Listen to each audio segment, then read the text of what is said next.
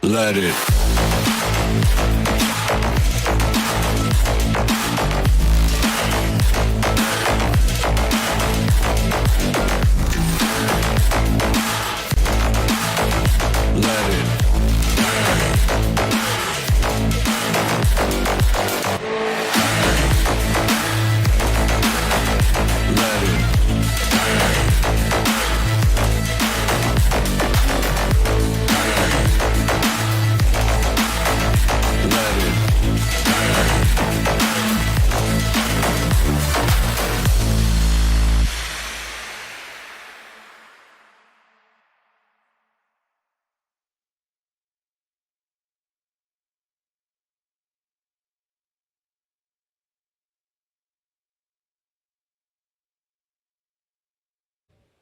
Welcome back to day 2 of the Berlin Major. We are ready for a lot more Siege today. I'm Mr. Pyrite, joined as ever by Des. It's time to wake up, mate. The games are starting soon. Did someone tell an A? I hope so after yesterday. I mean, wasn't that the Latam team that won yesterday as well? Yikes, it was a tough day. It was. Real talk, 1-7 for NA. Not the brightest start for them, but not everything has to start amazingly. There's still 2 days to recover. I've got a feeling there's a better day coming for NA, so all the NA fans out there, do not despair just yet. Don't panic. Don't There's panic. still time to be saved. But Fluke, bless her soul, did point out to me earlier on, the last time NA went 1-7 on the first day was back at the Sweden Major. It was. SSG got their only win. They were the only team to make it out of groups. Today is very important for NA as a region. Let's just hope it's not a repeat of the Sweden Major. But welcome back to day 2. Let's take a look at our groups. We've got some stuff to run through for you here in the pre-show. We'll start things off with A and give you guys a run-through of how yesterday went in case you didn't quite catch it all. Well, not only have we got a run-through of the group standings, Des, today we get an extra little treat after we've discussed these points. We'll go over that a bit more when we get there, but we've got some probabilities as well. But the group standings as they are at the minute after yesterday, we've got Rogue up there at the top, NIP in second, XSET and Damwot just struggling down there at the bottom. To be fair, A is probably one of the tightest groups at the minute, I think, with XSET getting that win. And then we've got our second graphic there, which starts telling us how we are looking based on results today for these teams going through. Absolutely. So Rogue, as you might expect, at the top of the table are far cozier. So basically, any kind of win today almost basically guarantees that they will have a spot going through into the playoffs. Whereas for teams like DWG KIA, even wins today will still put you in a pretty precarious position. So a lot of work to do for the Korean side. And of course, a shout out to Sprabuni and Wrath as well for putting together these wonderful stats for us. Let's take a look at Group B as well, Tim, because in every single group there has been spies from start to finish.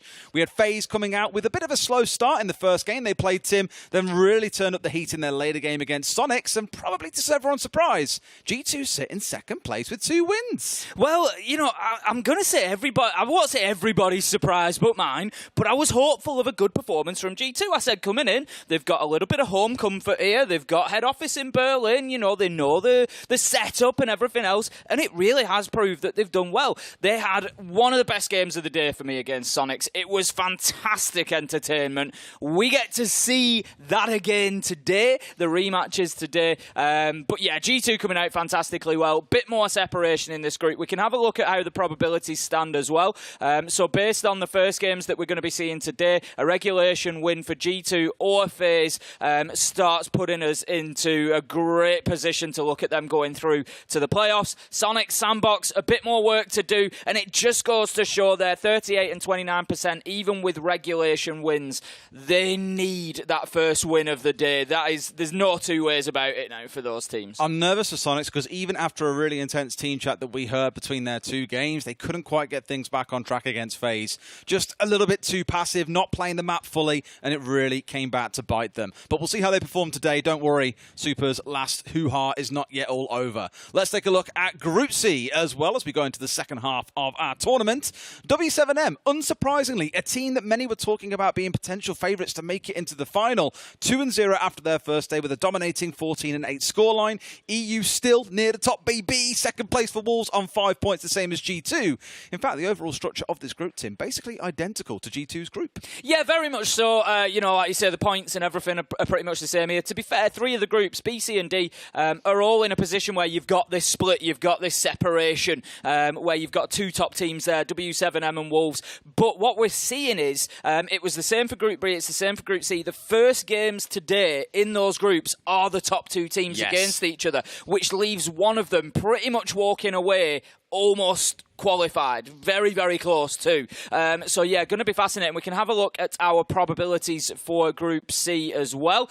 See how that's shaping up. They're going to be fairly similar to the last one, obviously, with the point standings being the same. But this explains my point a little bit better. W7M and Wolves, they play each other in the first game of this group. It's game 3 on the A stream today. And one of them, as you can see, is going to come away likely with a 95 or 90% chance of going through to those playoffs. And it's worth stressing around points exactly how we're talking about this works. We were saying yesterday, if you get to 9 points, you're basically in a spot where you're not guaranteed, but it's likely if you play well, you will get out of the group. And Wolves were kind of victim to this at the Charlotte Major. They were tied in second and third place on 9 points, and you get that awkward scrap. So 10 points is the kind of, you've now done it, you've beat 3 of the other teams, and you've got a point from another game.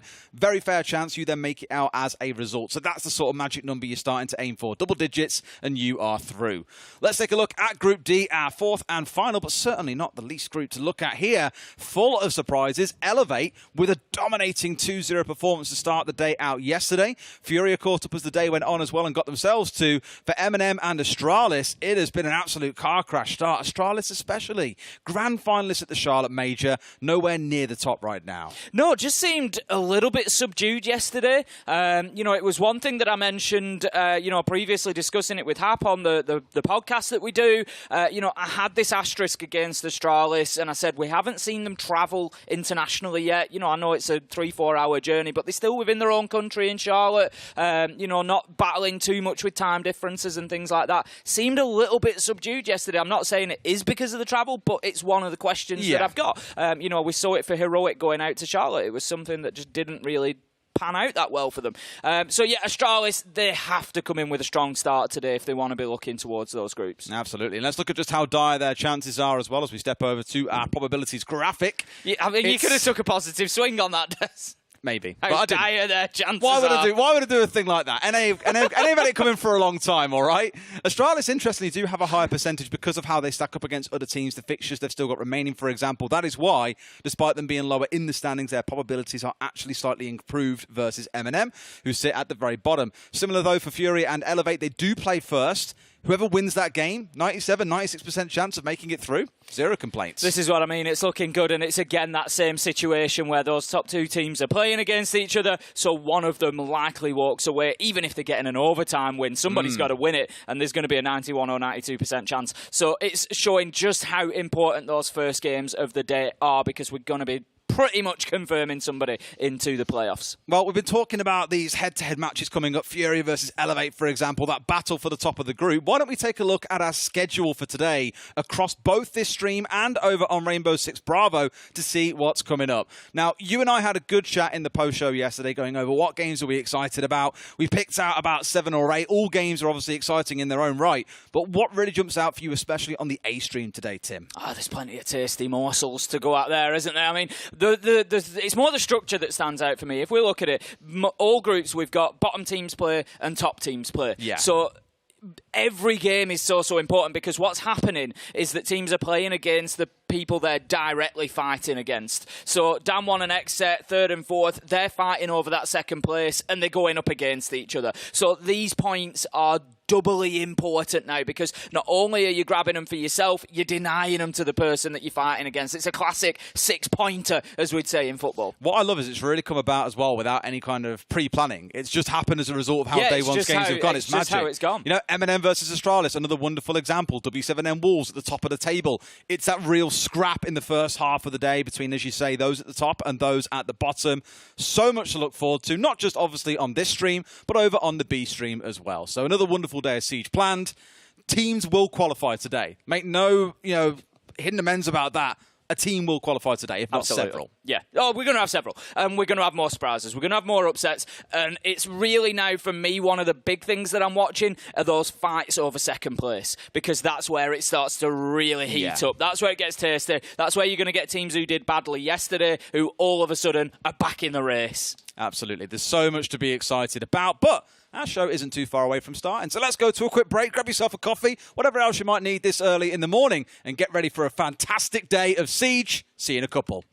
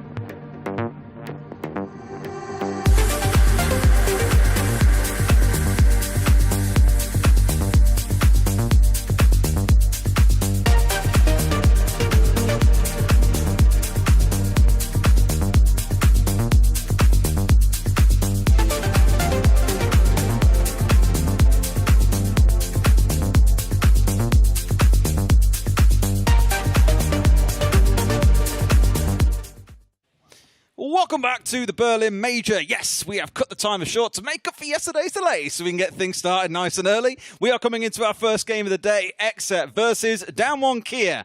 NA versus APAC, both with I don't want to say a terrible start for XSET. They did win a game. No, they've done all right. But for DWG KIA, it was terrible. Yeah, it really wasn't a good day for DWG KIA. Let's not lie and try and twist this nicely. It was terrible. At the point where I'm saying it was a bad day for DWG KIA and not trying to find the positive, you know it was a bad day for DWG KIA. The thing is, it's not just about the results. The performances just weren't good either. You know, they weren't up to scratch. They weren't what we expect from the Korean side. I'm hoping for a lot better today. I'm sure XSET are not. XSET managed to get a good win against NIP. If they can carry that momentum forward, if you're going to win either of your games, for me, winning the second one is the better one to win because it just carries forward into the next day. So XSET, yeah, hopefully, I think, you know, we're going to see a good performance out of them today. Well, let's see what map we're heading into. It could be a pretty spicy one. We did see a couple of games come out yesterday from both teams, of course. Bank was a map that DWG KIA played in their very first game of the day against Rogue and got spanked 7-2. Yeah, it wasn't a good one for them. No, it wasn't. You know, it's absolutely no surprise where XSET have got the choice at the end there between Club and Bank. The camera moved. Did you see that? It did. Can you guys move the camera in production? Do that again. That was cool. So, there we go. They're getting used to you, Des, doing your demands. I love this. Check that out. There's some stuff we can do with this. I'm going to have some fun with that later. No, carry on, by all means. I just saw that and we need to get the stretching going on. That's the next thing. I don't think they can make it go wide, no. We need Ace of Wide, right? Let's just get into the game. Production, let's go before this gets off track. We're going to be playing Bank. It's XSET versus DWG KIA. It's 3rd and 4th place in Group A. We'll keep you abreast of exactly what the result means as we go in, as we see the scores come in. You know, we'll be giving you an idea of how that's going to affect the group standings because, of course, as we've said today, Des, it's day 2. This is the day where teams can start going home, importantly, and more importantly, can start going through to those live playoff stages. So we'll keep on top of all of that for you, but I'm really looking forward to this one. I think we're going to have a hard-fought game. Let's play a quick game. I knew you were looking round for something. Get ready. What is this action I'm about to do to you? What did I just do to that pillow? Threw it at me. Yes. Let's throw into the game, because I hear our Matt Fly is ready. First game of the day. XSET versus DWG KIA. Let's go. Why am I getting things thrown at me? Well, I was trying to think of a creative way other than going production can we throw into the game. I'm just stood here casting siege. I really thought you were going to catch Getting it. tangled up as well. I thought you were going to catch it. And you just headbutted it instead. And I was like, Tim, what are you doing? I did not realise you were going for the catch. Right, here we go. We're going into Bank. It's XSET versus DWG KIA. Everybody at home, whether it's early, whether it's late, whatever it is to you, I want you to get excited because this is the start of a big day. The Berlin Major kicks off day number 2, and we're going to have teams going home. We're going to have teams going through, and we're going to have some sitting in the middle by the end of things with a lot to play for. Just stop laughing at your own jokes. No, I'm laughing at you for just like standing there and letting the pillow just full on hit you. I'm sure that's not going to get clipped. It was great. Error 404, brain not computing, it felt like at that time, Tim. Anyway, bans are coming through already, as you say. XSET taking away Flores, DWG KIA into the Nook. Pretty much expected there. Flores, maybe less so. Flores, we see a fewer bans for, but we do know the power of those Rotero drones to clear out utility, your shields, you know, clear the path ahead of you when you are on the attack. Mirror is going to go as well. Again, very powerful on Bank.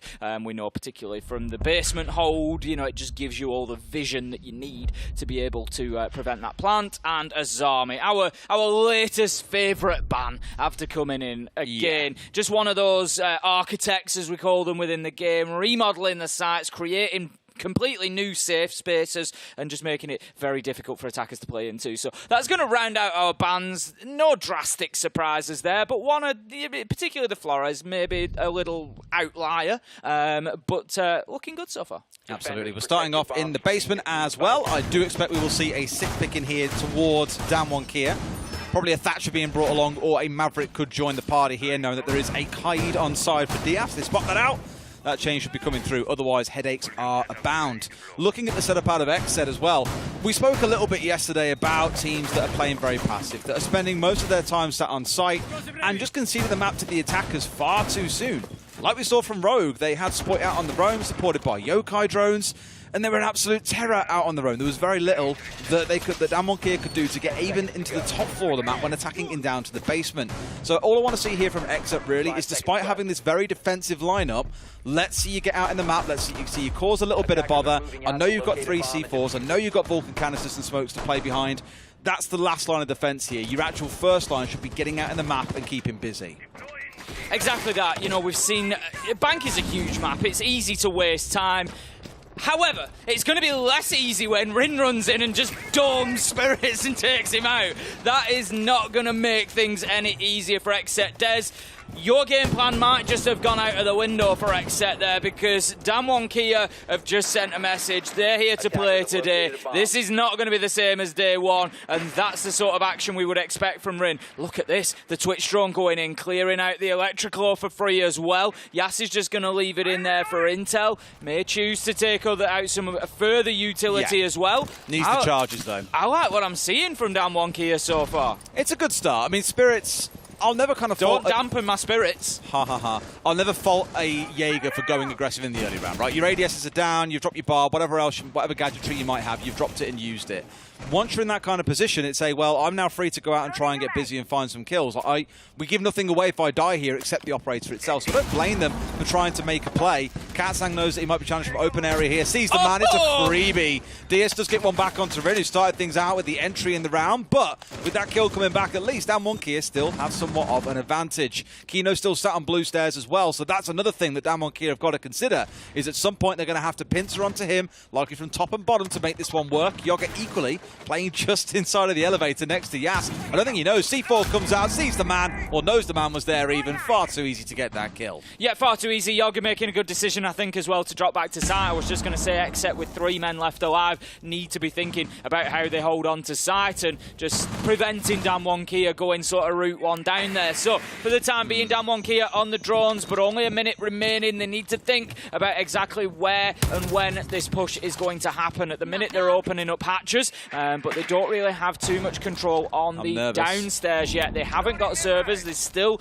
a man from XSET playing on the blue stairs. Opening the hatch may well force him away now, because you make a choice at that point. If you stay in position, you're going to be playing your entire life there, so Boogeyman has likely scared him away, but where's this final execute coming from? Looks like it's going to have to be through this lobby hatch. I don't blame them as well, because elevators are held down super well. Kino's still on blue stairs. They've just tried to ignore him and then push through. EMPing out the, I say he missed it actually, tried to get the bulletproof but completely missed it to let his march through continue. Not quite a Nokia, not quite as stealthy, but still going for the same outcome. Katsang down Marble, finds one. The thing he sees the man off towards his right-hand side here is in a spot of bother. A smoke comes through to clear the cross in towards the site, but they've got to find these kills before a plank can even think about going down, and Kino strikes big. Finds himself 2. Will he find the 3rd? Yes, he will! A massive 3K rotates him back over from servers, and this is the problem, Tim. You ignore those power positions, those players can rotate back freely and challenge you wherever you may be. Certainly can. Good recovery from XSET after the early loss of Spirits. Got themselves well back into the round. The Nitro on the elevators particularly doing it for me. 3v3 at that point, and able to fall back and, as you say, hold those power positions. DWG KIA, I will say, looking a little bit better than yesterday. I don't want to get carried away. We've only had 1 round, but they certainly looked more competitive than they did yesterday. Hopefully that can continue for them, and they will pick up a couple of rounds at least on the attacking side here. But XSET looking good, and again, a few sighs of relief maybe in NA that XSET are continuing to fly the flag. I think DWG KIA look more competitive in gunfights, but truthfully, strat-wise and the actual round play-out, I don't think was any more convincing than yesterday. I think they got into a spot where they were being forced around by XSET. They were putting up, okay, there's someone on blue, there's Yoga playing inside of elevators, and Damwon just looked a little bit unsure and lost and not really aware of what was going on. Their drone count was dwindled through incredibly quickly and got forced into what felt like a pretty hashed together marble push, everyone trying to make it work in one direction. It just didn't really have much control to it. So I think XSET there have really given them the runaround and said, look, go where we tell you to. There's been 2 or 3 lines of defense. You had Spirits as the first entry point out towards Electric. Then you had 2 or 3 players on the ground floor. Then you had the C4s on site still waiting for them. Even if things had gone better for Damwon KIA, XSET still had options in their back pocket. So Damwon KIA, for me, there's got to be more control being shown in the early rounds.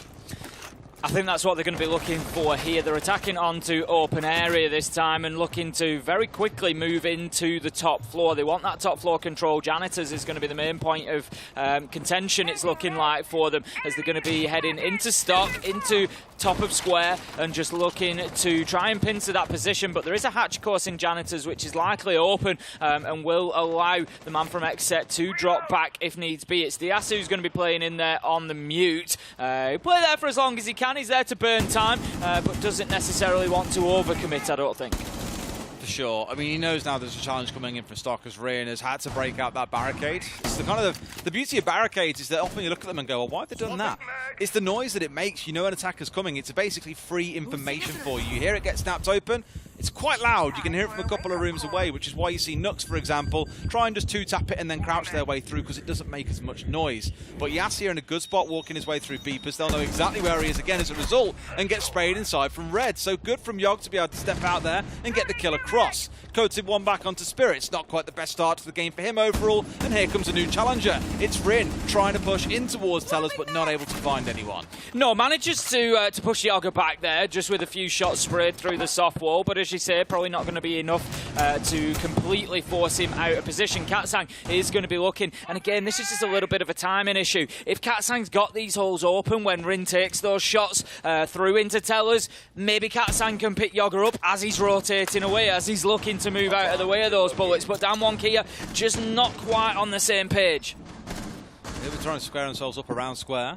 2 or 3 players gathering around, but Gomez just on an easy swing. Here's the drop, and it's like, hey, that sounds like a freebie to me if someone's stuck on the stairs. And Woogie didn't quite have the angle set up ready to take the trade. I don't think he's even aware that a man has now crossed to the other side. Still thinks that he's on the left here.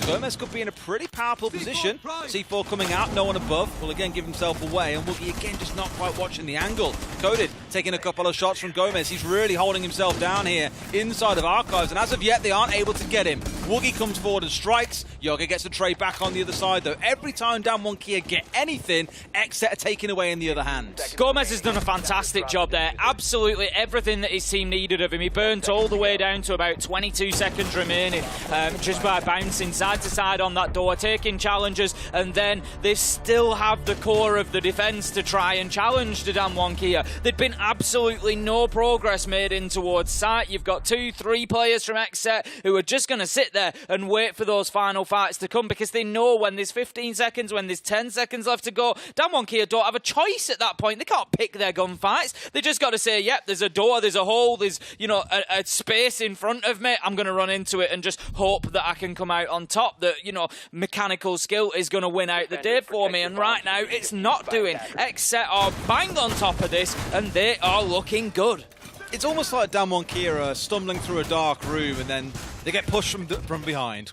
And they get tripped up from the side, then someone shouts in the face or something. Just, they don't seem to know what is coming at them. XSET are just catching them at every possible angle. Like I said, you see Damwon KIA find a kill, for example, in response to a kill that happened 30 seconds ago.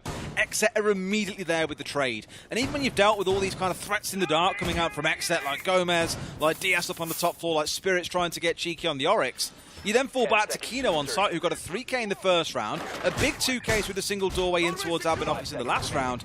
It's just, it's easy, effortless, almost dare I say, from XSET. They don't look challenged by Damwon KIA in those first 2 rounds. If this round goes against Damwon KIA, I'd like to see a timeout. I always say it, there are now I like talking about quarters in the game. You go through your 3-site rotation, that's when you have a timeout and try and say, right, we've got to go back through the same 3 again, or we've got to defend the same 3 again. What's going wrong here? What needs to be course corrected? And I really feel Damwon KIA, even though the game's only just started, need to get on track. Yes, with the opener though, onto Yoga.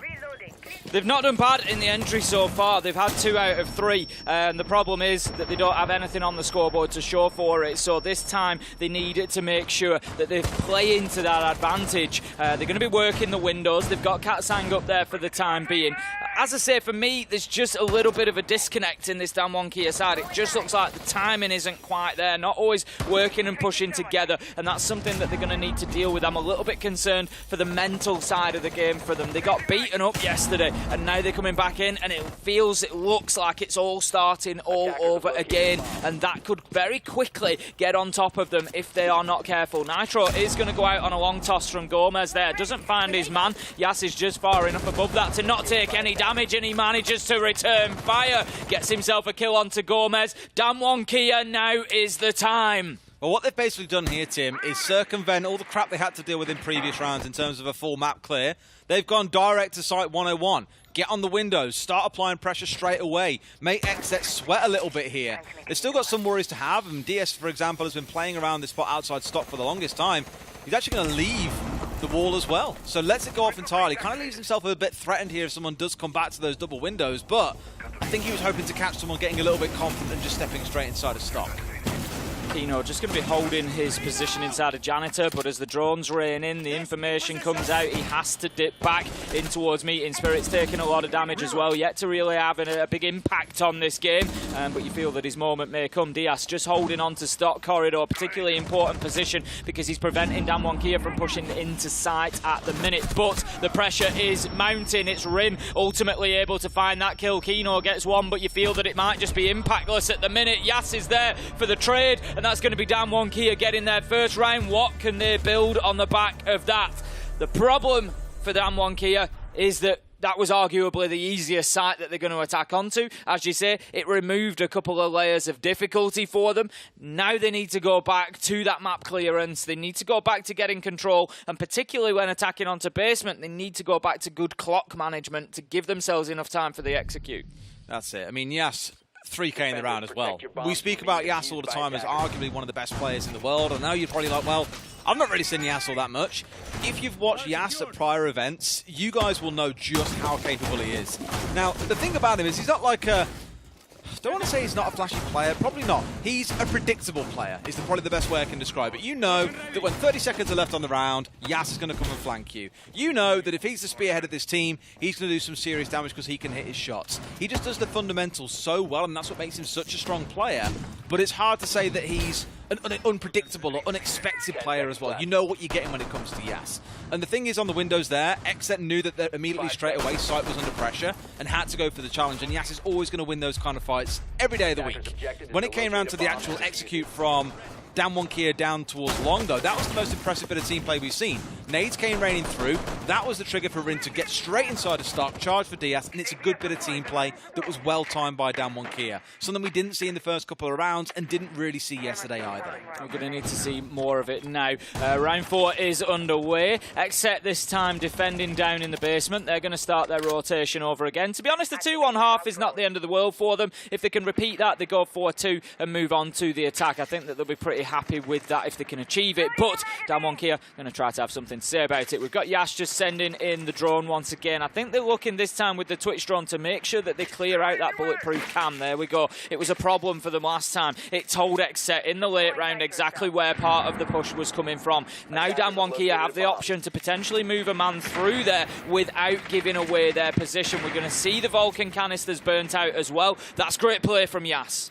A lot of value just from this one drone so far. A bulletproof to Vulcan canisters, 0 complaints. But what he was really looking for, the golden prize in a way, is the KIA. They've got the Thatcher as a backup, but that's what he was looking for. But DS has played it smart and kept one in back pocket. Look at Rin here, the pace at which he's come in. They had no idea, and this entire hold inside of blue, 3 ADSs and the Vulcan canister, gone.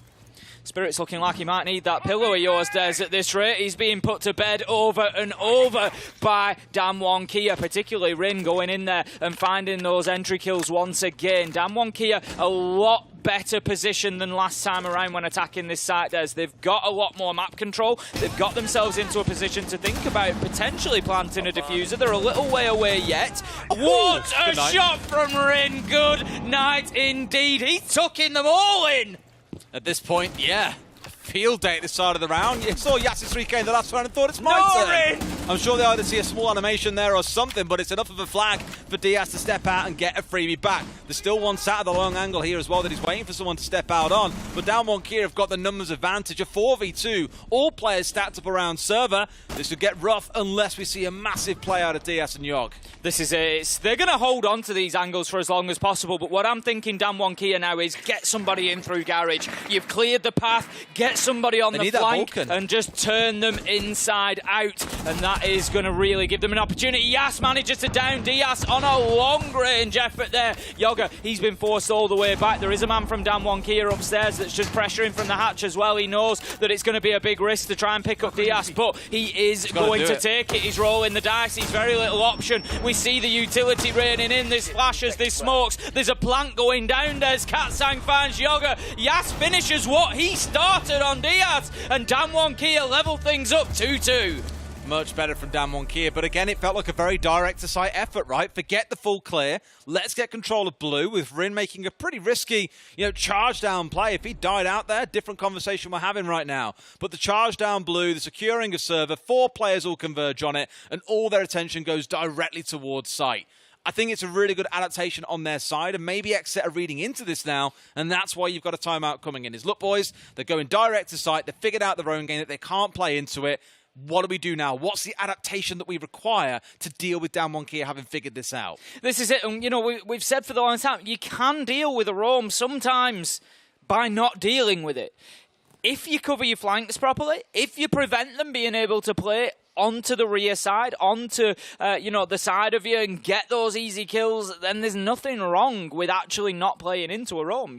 I agree. Okay, you have yourself out in the map. There's 3 of you on site. There's 5 of us that are going to push it. And then you've got a position whereby the defenders sometimes have to scramble back into site. And that is problematic because they're fighting their way back in. So XSET, as you say, just having a choice to make, really. If DWG KIA are going to continue playing like this, do XSET maintain the roam? Do they continue to play out there, or do they start to turtle up a little bit and say, you know what, we need to play into this, we need to lean into what DWG KIA are doing? They're going to be moving after that tactical timeout then to defend open area. They've decided that they will not go back to lockers this time. We saw them win open area back in round number 2. They didn't have a huge top floor presence, to be fair to them. They had one man, I think it was Diaz on the mute, who was playing up in Janitor. We're probably going to see that again, forced back.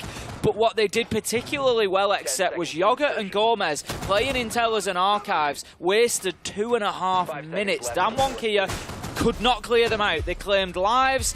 They did everything that XSET needed them to. DWG KIA did not pressure either of the core site rooms last time around, and they have to change that this time. Well, all 5 players have spawned on the east side of the map, Tim, which means they're forgetting about the whole Gomez, you cheeky bugger.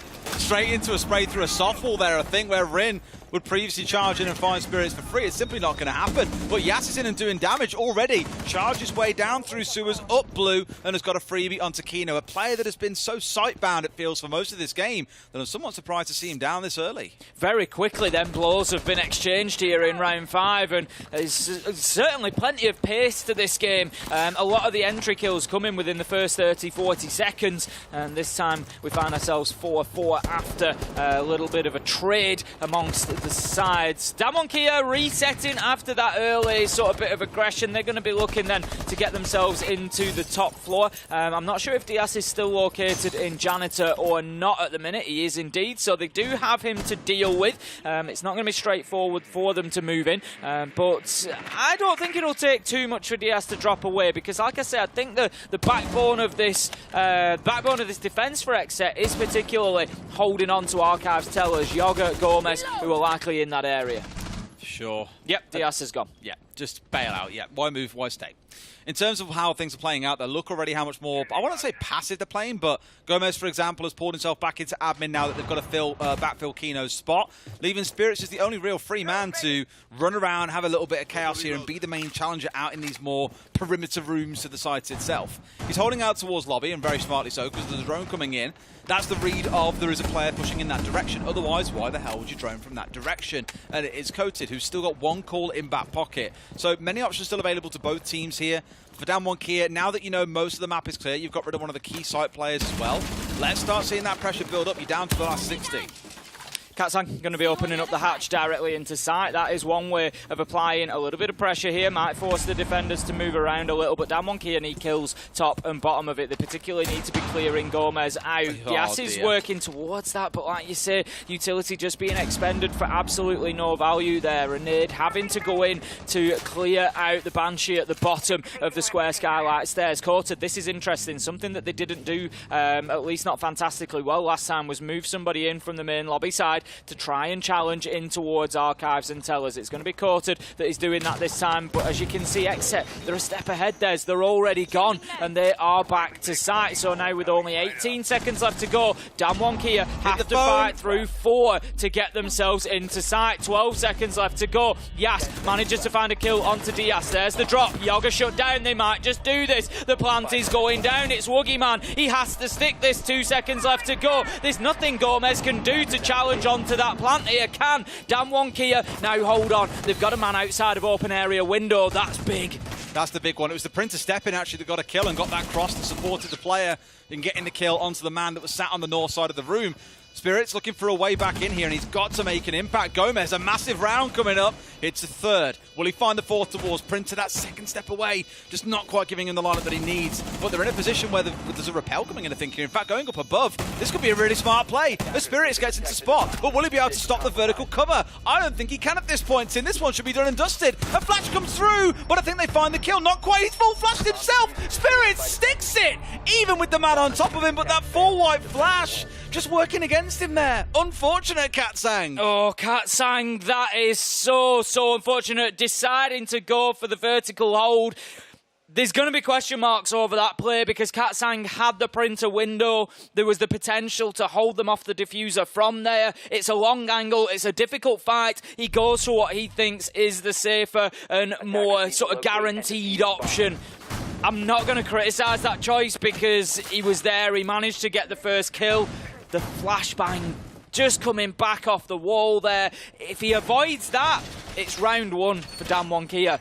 That is super unfortunate. It's a bit of timing on the flashbang. I tell you what, XSET holding their nerve and sticking that disable, absolutely beautiful. Welcome to the game, Spirits. We haven't really seen these. He was. It's been 4 rounds, so we haven't seen a whole lot of impact, but if you're winning your team around by being able to stick a disable, 0 complaints. And let's not forget as well, this is the defensive side of the map for XSET. On bank, generally a 3-3 split. Attackers will be happy with that. Maybe even feel they can get a 4-2. So looking at how XSET are trending so far, they get a 4-2 on the defense. They can come out and attack and just absolutely destroy Dan1 KIA. There's certainly the possibility, as you say, especially Spirit's waking up a little bit now, just getting himself into the game. That's going to do him the world of good. But yeah, absolutely, it took nerve to hold on to that, especially when the flashbang comes down. But really, you know there's no option. You got to see it through, and he did. Rin, once again, getting aggressive on the electrical door there. We've seen that a couple of times. Dan1 KIA getting in and getting very quick entry kills. They haven't been able to as much this time, but they're taking ground where it's being offered, Des. I like this from Dan1 KIA. They've droned in, they've recognised that server is free for them to walk into. So you know what? They're going to go and take it. And this is what worked for them last time. Not worrying too much about the roam, worrying more about the site. Direct to site, Tim, every single time. Why worry about Fafit? No way. Worry about that. Worry about that. That is ludicrous. Just a spray through the softball there on the off chance someone could be there and gets the headshot onto Rin, who had a wonderful time. Last time the 2 entry kills they got did then fall down. But those 2 entry kills set Dan1 KIA up for a very successful round. So sure, it's a chance spray.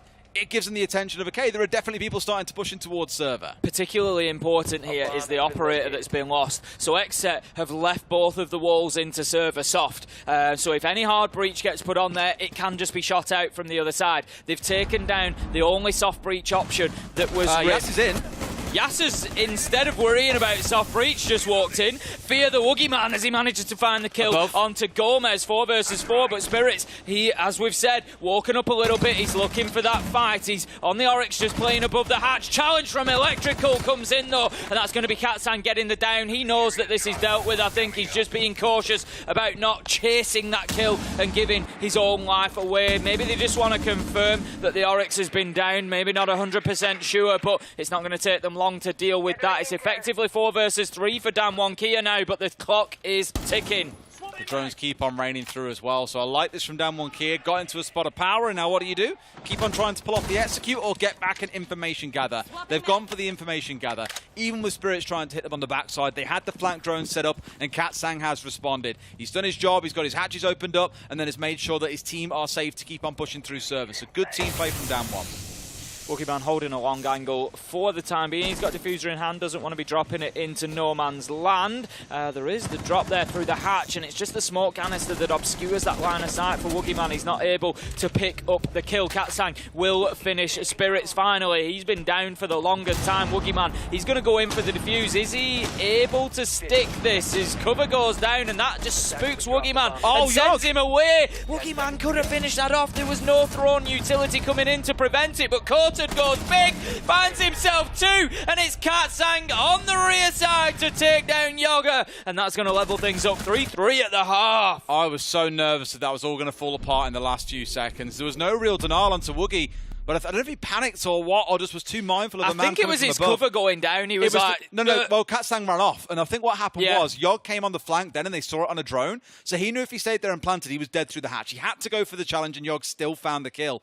And then with Katsang rotating off down Marble, I was like, this is like a bit of a dicey time to make you rotate away now, but thankfully it works out. It does come down to a closing 1v1, but they get that 3-3 half they're looking for. DWG KIA then move on to the defense. They're going to go down to the basement to kick things off. It's going to be another lockers round. We've got Coated on the Echo this time. Echo, not an unusual operator to see down here in the basement.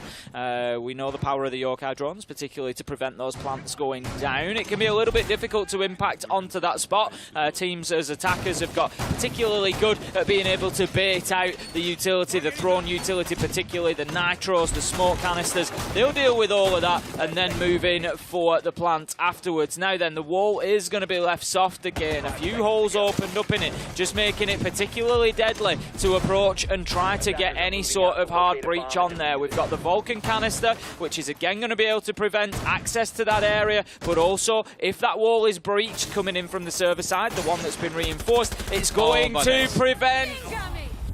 It's going to prevent them being able to rush into the plant spot. Yoga, he's well aware of the rush that came from Woogieman out of the window, and that is not a good start for DWG KIA. Just come back to exactly the same point I made about Spirits on the Jaeger in round 1. Once the Jaeger's got the gadgetry down, that's a free gun. If you want to try and make a Hail Mary play like that, I don't overly blame you. We saw XSET trying to do much the same with Spirits on his challenge out towards Spawn through Electric. So it's a similar thing from Woogie, just a bit more out the window, APAC style aggression. I understand it. However, it does put them down a gun for now, so it's a small loss, not one that you'll be crying over all that much. You've taken a gamble and it's not paid off. If it had paid off there were 2 kills waiting for Woogieman. Could have been that case again of, I drop out, oh god, there's 2 targets, who do I shoot first? And your brain kind of panics for a quick second.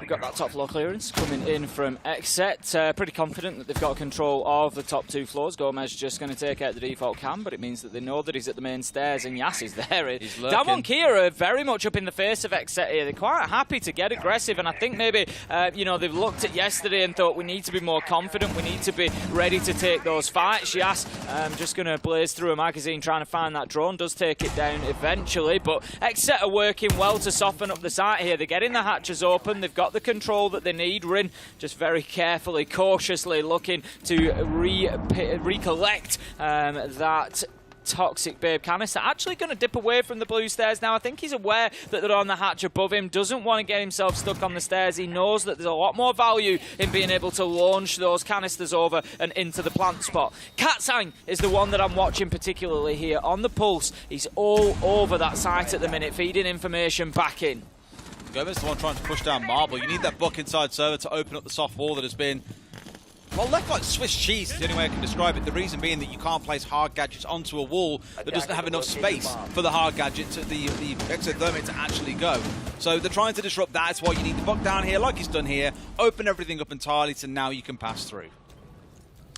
Spirits just holding his position inside a garage at the minute, and I like that. He's just keeping it cautious, keeping it quiet, and he's potentially going to be there for the backstab come the end. Gomez is getting aggressive, coming down, but Yas knows he's there and manages to find the spray down. Ring gets Spirits at the same time, so the garage side is clear. Kino's trying to get a plant down here, but Damwon KIA in a 4v3 might be able to prevent it. Yoga, no! He downs his own man, and that is going to prevent the plant going down, but Diaz, he manages to find Yas as Yoga finds Quarter to make up for that error. That leaves us now in a 3v2, but time is ticking. That could be the problem for XSET. It's effectively 1v2. Can Katsang do anything about this? He only needs to find the kill onto the planter. Diaz manages to get his man though. He's on the cover, and somehow XSET a little bit of a wobble in the last 30 seconds, but still managed to get the job done. It was a good flank, to be fair. I'll give it to Damwon KIA. There's full smokes coming through. You've got the red ping on where the planter is. So they send a man in through server door to get the side swipe onto Kino. It gets him down, but the cover on the planter was beautiful. Immediate flick onto that player.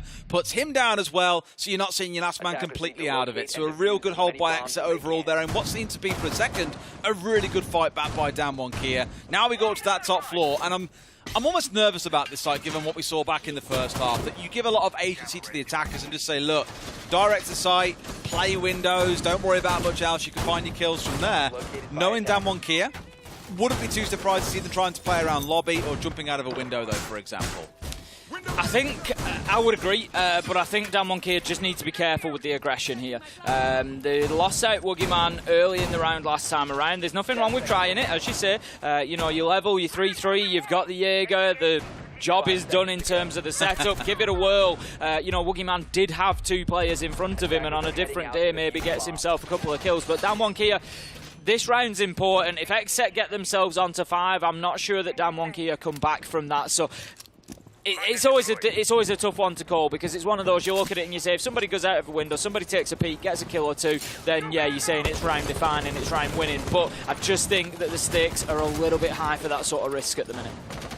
Well, here we go then. XSET up on the windows as expected. I think we had that flank drone sat inside a lobby for XSET as well, just in case there was anyone trying to play too cheeky around lobby. It was collected by Katsang, who then got himself out of dodge and back towards site.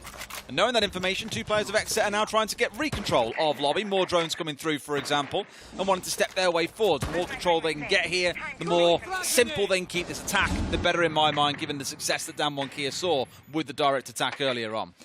Here we go then. We're going to be moving into the 2-minute mark here as the drones have done their job and XSET start to get moving on the attack, pushing in towards lobby, looking to pressure Woogie Man. We've got the nades going into the top of the elevators there. The wall's going to be opened up. That was to clear out any utility that may be preventing Mute Jammer, for example, from Quartered. That's just going to give them that long line of sight all the way down towards stock now. Make it difficult for Damwon KIA to rotate, to move, to be able to play in the sort of areas that they might want to, especially around stock. So XSET now can think about getting themselves into top square. They can think about pressuring Damwon KIA from the windows, trying to force them back out in towards that corridor. Well, they've got all these nades coming through to force Banana clear, for example. They have done a good job of forcing Damwon KIA back, and that's the important thing to note. The more you can kind of take away that control, the immediate challenge onto the windows, the more chance you've actually got of getting inside. And look at this, Tim. I love this Yokai as well. Stationed right up in the corner of lobby. There's going to be zero chance they spot that one out. Just feeds information all day long of when players are trying to come in through lobby, and also gives you a little bit on the outside in terms of windows itself. But in come the Candelas. I spoke about these executes where you just yeet everything in and go absolutely bananas, and bananas they are going. Gomez finds one already. Gomez straight up to Banana, gets a second almost. In fact, it's Yoga to convert onto Woogie Man. 2 kills fly through. Down goes the Yokai wielder as well. Makes it a third. The plant coming in from Kino. This could be a very quick round for XSET. It's too easy for XSET, as you say. Just dump that utility in and play behind it. Damwon KIA, no real answer to that. They've been forced back so deep off the side here, and you can see there's that sort of tentativeness about heading into the corridor because they know the elevator's wall is open. It's a potential problem for them. Yas moving into main lobby should tell them that that's not the case. He's not being challenged from the windows. Spirits manages to find that kill on the long angle though, so it's all up to Quartered. 1v4 needs to fight his way back into sight. Manages to find a man through the soft wall, but they know where he's coming from now, and you can see XSET just sprinting around, but Quartered, beautiful shot. Going to run out of time though. The SMG can't do the work for him, and Gomez ultimately picking up that final kill, and XSET, they take a step towards a full 3 points here. Problem is, Tim, as you say, they've now got that 5-3 scoreline. If they get to that point, it feels like a long way back for DWG KIA. That 3-3 split was acceptable, but again, for most teams, you're looking towards maybe 4-2.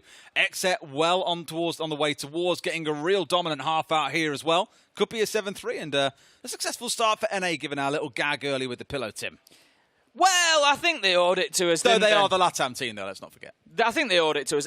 This is it. I think we need more than just XSET showing up at this point for NA, but to be able to really bite back at us just yet. This pillow's so soft. I realise I'm stepping all over your pillow here, Tim. I apologise. It's all right. It's not the one that I use. Yeah, it's reasonable. You do have like 4, to be fair. And I'm a one pillow kind of guy. See, me too. Yeah. I don't understand when I walk into someone's room and they've got like 3 pillows stacked up that's like nearly as tall as them. The neck breaker. Literally, yeah. Like, one is enough. Like, the thing is, I kind of rotate it sort of like 75, 90 degrees and kind of like half line it, half cuddle it as well. You want a cuddle, is what you're saying. I like a cuddle from a pillow, Tim. Cuddle to fall asleep. You won't cuddle me most nights, so I have to get something to do it. Most nights. Right, so we're heading into it now. This is it for DWG KIA. I think if XSET get round 6, that's going to be it. Production, I'll put you on the spot a little bit. Could we get the graphic up? We do have a little pop-up that will tell us, just remind us of the percentage chances based on the outcome of the game. We'll see if we can get it. If we can, it'll just remind us of exactly how XSET are looking based on a regulation win here for qualifying towards the playoffs based on the numbers that Sprabooni did. But basically, XSET take a big stride towards that fight for second place here. If they can get themselves a win, it puts them on 6 points, I think it is. Did they get the full win against NIP? Yes, they did. So it puts them on the 6 point mark. We're looking at 9 or 10 probably being your threshold for getting yourself into that spot in second place. So XSET, start making a big shout for being an NA team that can really challenge towards the playoffs. And let's not forget as well at Charlotte, they did really well. They were one of the top teams. They lost out to Astralis, who of course made it onto the grand final. So being semi-finalists is no small feat to ignore for a team that's still very much in its kind of infancy. The same for Astralis, you might wager. They made a couple of changes, Astralis especially, and obviously got to the point where they are now. But XSET is a much younger roster. Obviously got Bodega behind them in terms of leading on coaching side as well. So give them a bit of time and you may well see them turn into a real force. One thing I really enjoyed about XSET from watching NAL is the willingness to go for a gunfight, the fluidness of their play. I'm not going to say they're like a ranked team, but they are very confident in their own capabilities as individuals and have no issue taking gunfights anywhere around the map. And that kind of aggression really warrants itself well against a team like DWG KIA that many would say play a sort of like older, more casual, like controlled style. So for XSET, carry on. You're doing the right sort of stuff here. It's all down to whether or not DWG KIA can make these changes work. Key changes in this round is the Mute and the Mozzie coming along, by the way. Also leaning towards the Valkyrie for the information, so really looking towards intel denial whilst gaining as much information as they can themselves. Yoga straight into the top floor. They're going to be taking out the Mozzie Pest. That will allow the drone to continue ahead of him. Woogie Man likely to have heard the shot. He knows that the challenge is coming. Going to dip himself away. He's not overcommitting to holding on to that, but that's going to give XSET pretty much top floor control now. However, they've spotted out the Valkyrie cam behind them there. There you go. Picked it up on the side, and that is just going to deny even more information from the side of DWG KIA. There's a long time for them to hold on here with XSET being so busy above them. Yes, still got a player downstairs below, mind you. And I don't know if he's got a C4 in hand. 2 of those C4s have either been used or are pre-placed, and there is still one in the back pocket of the Woogie Man. Still a man also sat down inside of Archives, which proved to be a real sticking point for DWG KIA on their attacks, but Yoga dispatches a Yas without barely a second thought. Spirits into a second, much better from XSET compared to how DWG KIA attacked this site. Boogeyman forced all the way back down towards the basement here. 5 versus 3 now. XSET really applying the pressure. Katsang and Rin trying to hold on from inside the site, but the problem that they're going to find is that the pressure is all going to start mounting from that north side. As at the same time, Kino gets that hatch open and will be able to drop in and potentially put a diffuser down. He's got the cover from Yoga on the window, so XSET are now really in the position to be able to think about getting that diffuser down. They just need to deal with the evil eye camera that is in there, and they need to do it quickly before DWG KIA are able to do any more damage. Woogieman and Rin managing to get a couple of kills, bringing us to 3 versus 2. 20 seconds left to go, and Rin is ready for the drop here. The Finker boost comes in, which suggests it will be now, and it is, but Rin's there. That's diffuser down. 10 seconds left to go. DWG KIA, they just need to hold on, Des. They're throwing everything at this, but Spirits, he manages to get the kill onto Rin and pick up the diffuser. Spirits has gone big in the second half of this game. Gomez with the final final kill on the cover, and that is going to be map point now for XSET. Woo! Dicey for a second. They've done a great job in clearing out the west side of it, but the east side was left untouched. There was no backstab, for example, which is why you saw the last two members of DWG KIA looking so calm and composed, just landing a wonderful shot onto the drop, but couldn't hold off Spirits, who, as you say, transformed in this second half. He was like, what, 1-4 back in the first half, 0-4 at one point as well, but has really warmed into things. XSET make it 3 complete attacks in a row. DWG KIA unable to get a single defensive round here with their timeout already done and dusted. This looks like a 7-3 to beat him. We've got those probabilities down at the bottom. Thank you very much, production. So that shows us now with a regulation win, XSET rocket up to a 70% chance to make it through to the playoffs. Obviously, it's not going to be straightforward for them. They've got NIP and Rogue to try and fight past. And it's also going to, we'll be looking closely towards that next game and what happens between those two teams. But looking reasonably good to have an NA team going forward. The hard part for DWG KIA, they lose this round here. A 2% chance of making it through. They're pretty much done. They are at that point that we spoke about where they have the max they can get is 9 points from the next 3 games they have remaining. 9 points isn't enough to guarantee you it. 10 probably is, but 9 you're likely going to be tied with someone else and you're having a scrap, and you cannot make any more errors. And that is the issue. I think they need something from this game, otherwise you may as well start getting them plane tickets ready, because it'll be time to go home soon enough. Well, this is it. DWG KIA are not in a position now where they want to be having to fight for round difference. Are they going to come out and win the next 3 games, 7-1, 7-2, to really improve that round difference? It doesn't look like it at the minute. So, yeah, absolutely. I think if they lose this in regulation, I'd be with you. 2% chance. I'd have to say it looks like DWG KIA's race is run at that point. I'm sure they will keep fighting for it. They will believe, but it doesn't mean that it's going to happen. Now, Echo, that's a big pickup there. The Twitch drone taking the choice not to shoot out the Yokai drone, leaves it in action for the time being. Cortad's going to continue challenging towards the ramp there, but he's going to find 2 men looking for him, and it's not going to make life easy. He's going to step out to take the drone. Needs to be careful, though, because we've seen teams that use that as bait. They look for somebody to challenge onto the drone, and then they pick up the gunfight uncontested. Gomez lost his first shock drone when he was trying to charge from security in towards side to get rid of some canisters. Coated with the great little spray, but can't find the man. Spirits on the reverse. What a turnaround he's having in this half as well. A freebie juiced up a little bit by the Finker with the scan coming through for support. A 5v4, and you've also removed the threat of the Echo. Not the gun, really, to be taking that range of fight on for me from Cortad there, especially not against the attacker rifles. And Spirit's doing a great job to close him out, and that gives access into the garage here, and XSET can really start applying the pressure directing towards site, and it's early in the round. They're only at the halfway mark here, and they've got 2 established. They can start to really challenge onto Red Corridor. The only thing that they don't have at the minute, XSET, is that presence inside a server, but to be honest, they might not go for it at any point. Katsang manages to get Yoga. If he can find himself another, that would be huge, but he's going to be finding himself not down, but Rin and Yas will be in what is now essentially a 4 versus 2. They've got a bit of time they can play with here thanks to the Vulcans, but that means now trying to get a big heroic recovery effort on. They need those 2 players back on their feet if they're going to be able to hold off the final 4 of XSET. They do manage to recover 1.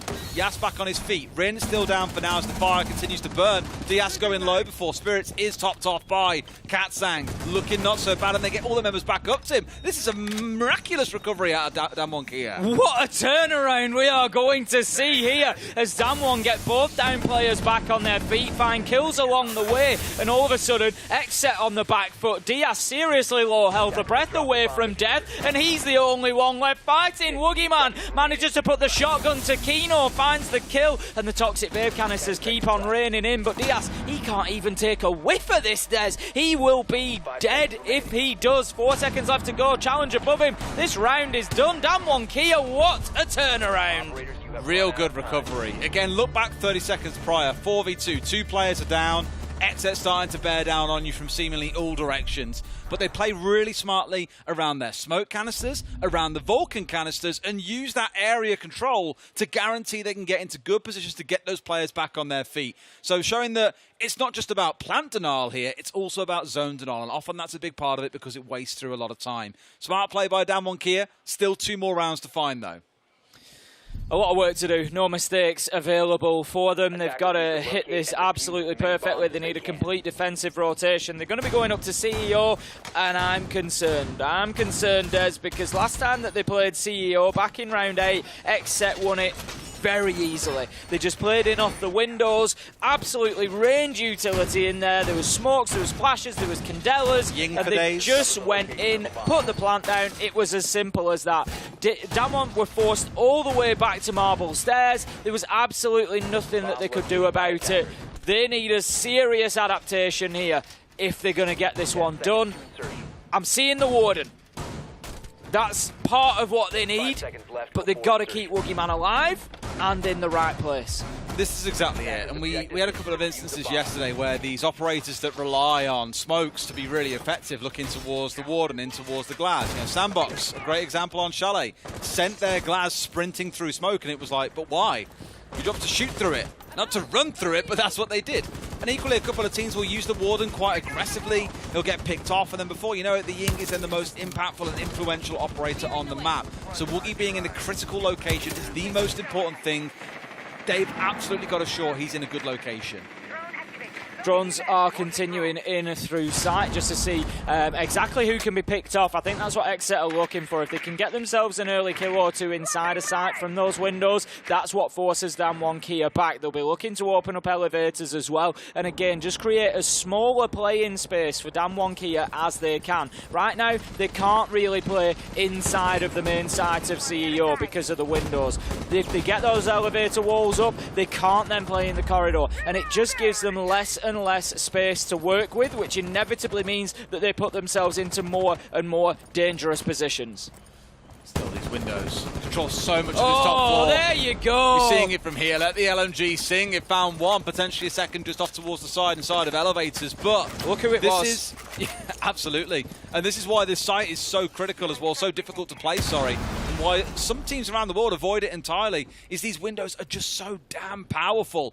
Looks like DWG KIA have learned a painful lesson because, as you say, Tim, that's the Warden gone. No answer to the Smoke-Ying combo that is likely to come later in the round. Now, I said at the very beginning, it is essential that they keep Woogieman alive and in the right position. They haven't been able to. Spirits gets away with one there. Just manages to hit his nanobots to give him that extra bit of juice that keeps him alive as Rin makes the challenge. But Rin just living to fight another day, and that's a problem for XSET now. They know that they've got Rin below, and Rin manages to find Jogger is causing a problem now, but here goes Gomez, knows that there's one just inside a meeting there, needs to move a little bit quicker, but will get the kill surely onto the Echo and the Castle. No, he doesn't know that the Echo's just around the corner, but finds him anyway. Gomez goes big with a double. XSET are inside a sight. Rin, where are you? The diffuser is going down. Bit of a wild jump out there, but a C4 from below onto Kino, just not in time. Literally half a second of difference would have meant the world for DWG KIA, but now they've got to pull off a 2 versus 2 retake. They've got to get the disable in, Tim, and Gomez, he's hitting shots this round. He really is, and time is working against him. About 23 seconds left to go. Diaz manages to find Kota. This is likely going to be the end here. It's a 1v2. We know that Rin is capable of this kind of turnaround, but with the time ticking, 12 seconds left to go, if they want the opportunity to disable that diffuser, cannot find the first as Gomez continues to hit those shots, and that is going to be XSET taking a full 3 points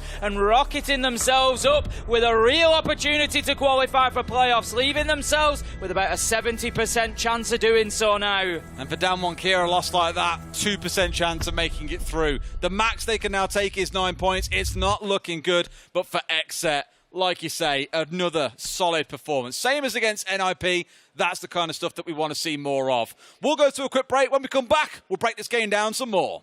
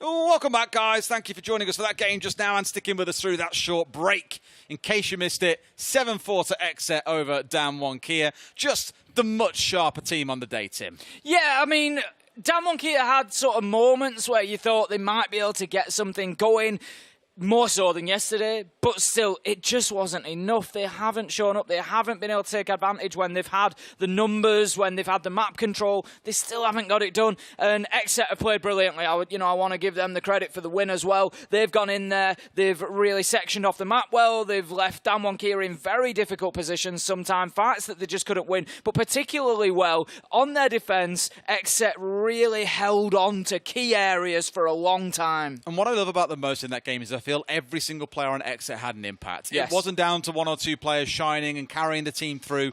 As a collective unit, they won. Now, look, Kino was quiet in the second half, but first half, 2 massive rounds to kick things off. A 3K and a 2K, really holding down the side for team. Spirits was 1 and 4 at a time, came back massively in the second half with a clutch disable. All these things really come together to give this a team win. It isn't on the back of 1 or 2 players. With that game done, though, let's take a look at Group A so you can see how things currently stand after that game has concluded. XSET, temporarily at least, jumping over NIP. They play next against Rogue. So, Tim, we could have 3 teams sat on 6 points. We certainly could do. That NIP Rogue game just got real interesting after the XSET result. Like I say, for me, this is the day. Day 2 is where you get all that jostling, you get the movement up and down. XSET are going to be looking towards that game, thinking if Rogue can get the win there, that's really big for them. Absolutely. And that's going to be such a thrilling game because, as you say, if Rogue win, you've basically all but guaranteed your spot into the playoffs. And then you start looking at NIP and XSET and saying, okay, now what happens next? How does the battle really start to shape up between those next 2 teams? Because touching on DWG KIA again, it feels like now it's too late. Too little, too late in a way. You started to show a little bit of fight back today, but you lose those 2 games on day 1. Your tournament's not done, but 1 more loss and you are basically done. That's what we've just seen. That is what we've seen, and there's plenty of other teams in that position today as well. So it really shows us the stakes for them. Absolutely. Well, still plenty of stakes in this group. And coming up in our next game is Rogue versus NIP. Feels like a real clash of titans given their performances yesterday, and I can't wait to see how it goes. Let's go to a break, and when we come back, that game will be waiting for you. See you soon.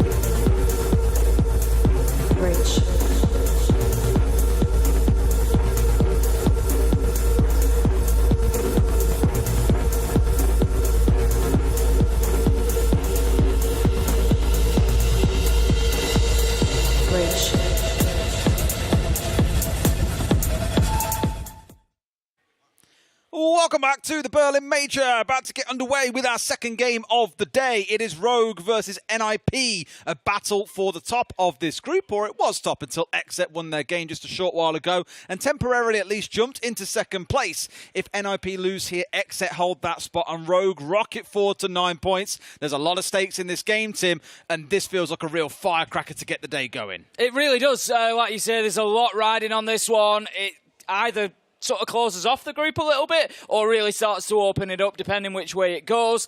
XSET are just going to be glad that they got that win against DWG KIA because it really keeps them in the fight no matter what happens. But I think we're on for a real fight between these two. It's going to be fantastic. Yes. I hear the game is basically ready, so let's take a look at the map, Vito, right now, and then we can look at getting into the game. It's bank. Everyone loves bank, Tim. It's all about the bank. Cash money. Rogue are all about it. That camera moved again, by the way. I saw it happen. I like this. So, bank, we saw Rogue play it yesterday. They destroyed DWG KIA. There is no short way of putting it. They absolutely dominated them on that map. It's one of Rogue's favourite maps. I feel in a way here, just seeing that alone, they're going to be in a dreamland right now. Yeah, I'd agree. I mean, I always expect a LATAM team to be capable on bank. You know, for the longest time, we've known that they are good there. So I'm sort of expecting good things from NIP as well. But like you say, they're going to have to bring their A game. Absolutely, they shall. Again, it's kind of the fate of this group is in the balance here. If NIP win, we have 3 teams sat on 6 points. If Rogue win, they catapult ahead to 9 points and have all but guaranteed themselves a spot in the playoffs. It's not absolutely mathematically locked in, but it is damn near close if they do get the win. Here we go, though, with our operator bans.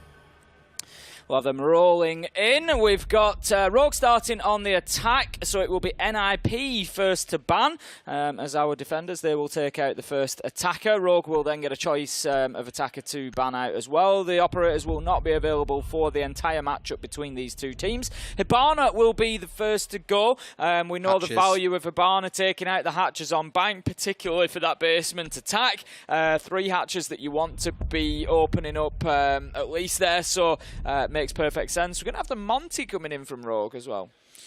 I don't hate it.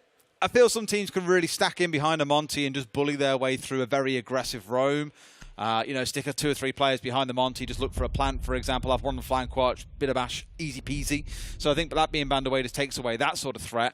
The Thatcher is still left open here, so this could turn to be a pretty quick attack in half, whoever is on the attacking side. Haven't got to worry about burning through Kite Electro Claws either, as that has also been taken away. And I did just do a quick reminder of the games that NIP played yesterday. It was Border and Club, so we haven't seen them on bank yet here at the Major. Now, part of me looks at that and says, NIP have had a few hours here. Now, there's a lot of turnaround, turnaround time between games, but NIP in the last 12 to 18 hours probably have had a few hours to sit down and look at how they played bank yesterday, Rogue this is, and get a few ideas up their sleeve to be able to bring out in this game. So quite keen to see what NIP bring to the table, how they can disrupt Rogue here, who yesterday weren't really challenged by DWG KIA at all. One thing I will say for NIP historically, and this is historically, obviously they've had changes with Wizard coming in, Julio moving on, but historically very good at preparing over a short space of time to face teams. So as you say, coming away from that, just being able to break down what Rogue did on bank yesterday, the fact that they can see that could be a big bonus for a team like NIP, who I say, you know, will have prepared very, very quickly for this. We're just going to jump out whilst we get, I think, a little bit of a sound issue for one of the players resolved. Yeah. That won't take too long at all. And we'll get you straight back into this one. But yeah, NIP, I'm expecting good things. One problem for NIP looking further into the tournament, if they do go further, we've seen 3 games and 3 different maps. I'm not saying that teams necessarily just want to keep hammering the same map through groups, but they need to be careful about how much they sort of reveal ahead of playoffs as well. They do, and I think this is the beauty for Rogue. If you can keep on going back to the same map, and you know you've played it so well, you've played it a lot in the stage. Look, any team coming here has probably watched Rogue playing on bank. They're used to seeing it. I've got absolutely no doubt about it. Given they played it a lot across stage 1, they played it a lot across stage 2. So to keep on playing this as much as you can, it kind of reminds me of Wolves back in stage 2. I feel they got a lot of their top 2, top 3 maps as well, and I was just like, this makes things far too easy for them to keep on getting the same maps. You show almost nothing coming into the Major. So Rogue here are getting exactly what they're looking for, I feel. Yeah, exactly that. I mean, you know, what they're going to be looking for ultimately is 3 points and 1 foot in the playoffs at that point. But yeah, I've not been surprised by Rogue. surprised isn't the word. What I'd say is that I'm happy that I feel they've shown up and really delivered their best so far. You know, we had a couple of games in EUL whereby they seemed to just drop off a little bit at the wrong time, whereas yesterday they really did deliver a couple of good performances. Look at Kanto, bless him. He's got his fan. That's so cute. Is that like a baby pink little fan that he I can't has? imagine that's going to get clipped. That's just like a flourishing, unbothered sort of thing there. I'm just moisturised. I'm in my lane. Lanto Ricchetti with his personal fan. Yeah. He had a wonderful game yesterday as well, as worth fan. mentioning. His second game was unbelievable. Yeah, he really did go I think off. he was like 15. MVP of the day. I didn't see the exact scoreline that he hit, but I think Dev was telling me it was like 15-4 or something ludicrous. And the thing is, I'll be dead honest, my longest concern for Rogue has been, you know, would Kanto fill the shoes that they need? You know, he comes in and I think they said at the time, you don't pick up Kanto and not put him in an entry kind of position, but that's exactly what Rogue have done. Sometimes he is playing second entry, but often it's Cryin and Spoit, which has put Kanto into kind of a flex position. On attack, sometimes you'll see him playing things like Ying. All the little odds and ends that the team need in their attacks, that's what you can see him stepping on. Whereas on defense, he'll play things like Jaeger and be the one that is getting out in the map and on the roam. At the start of Stage 1 when he first joined, my concern with Kanto was that he would over-roam. He would get droned out, he'd have nades come his way, and he would still stay in the same position, and inevitably, a few seconds later, get killed. As Stage 1 advanced and as we've seen Stage 2 progress, I feel he's got better at that. His performances is still a little bit up and down. It's not really consistent yet. That's what I need to see come online, because I say this all the time. Teams will go, well, it's okay that player ain't great because the other four are. I'm not saying Kanto's a bad player here in saying that, but each player is 20% of your team's capability. Everyone has got to be the very best if you are going to be winning majors, winning SI, topping your regional chart all the time as well. And I really want to see Kanto get to that peak and prime that we've seen. Maybe yesterday is a small flicker of what we'll start to see really come online during this tournament. Yeah, I mean, we can't ignore the impact of Spoit as well. You know, he's obviously been a name on a lot of conversations coming into the major and will continue to be throughout it.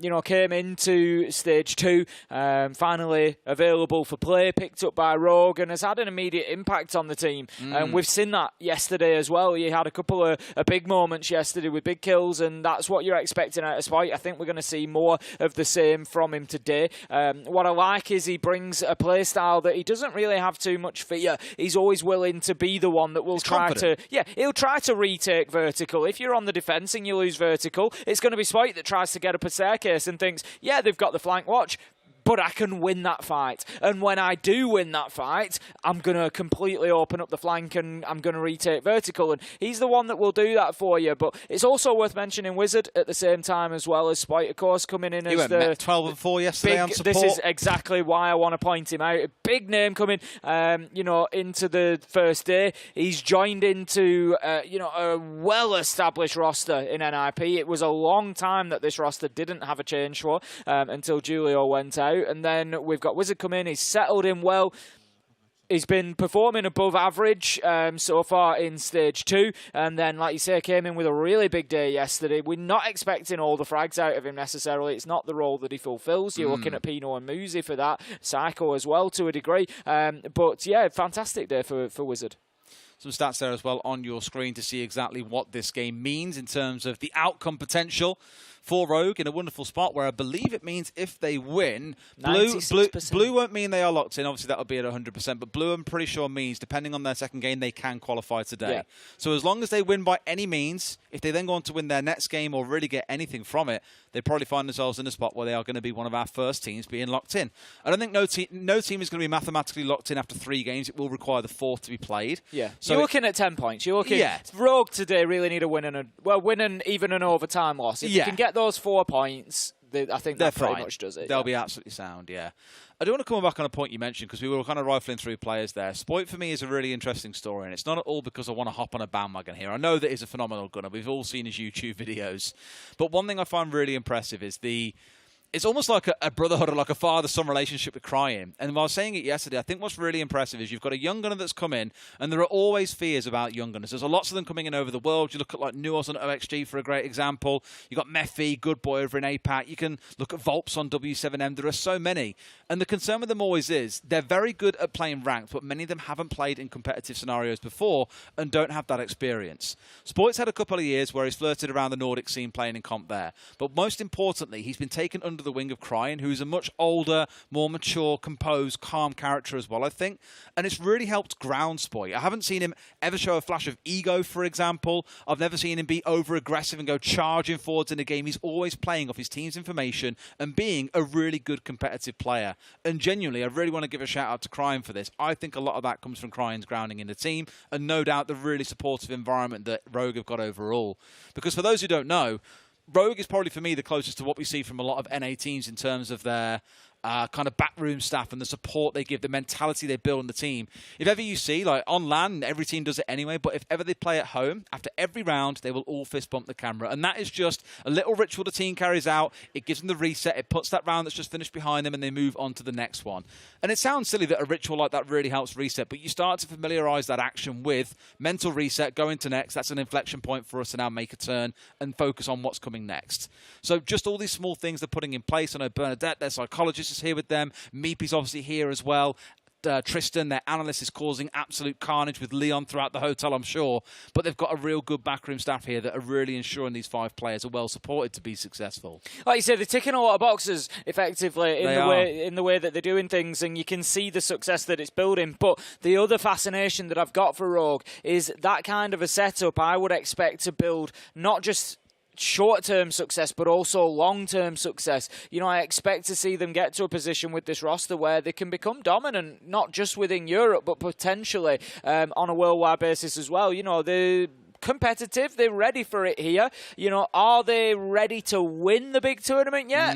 I think they could be, but I think, you know, looking further into the future, they're going to be even more in a position to do so. I'd love to see Rogue go on and win it. I said coming into it, they're probably my favourite European team to watch at the moment. I feel, and it's not at all a slight against Wolves, I kind of feel there's a little bit of erratic aggression on their side. It's very fun to watch, don't get me wrong, but Rogue feels like it has a bit more structure to it. I may be proven wrong. It might be Wolves that come through and shine in the quarterfinals, assuming, of course, they get there, which I'm confident they will. But I'd hate to see a matchup of, say, Rogue versus Wolves in the first quarter. I'd love to see that maybe as a semi or even a grand final would be absolutely incredible.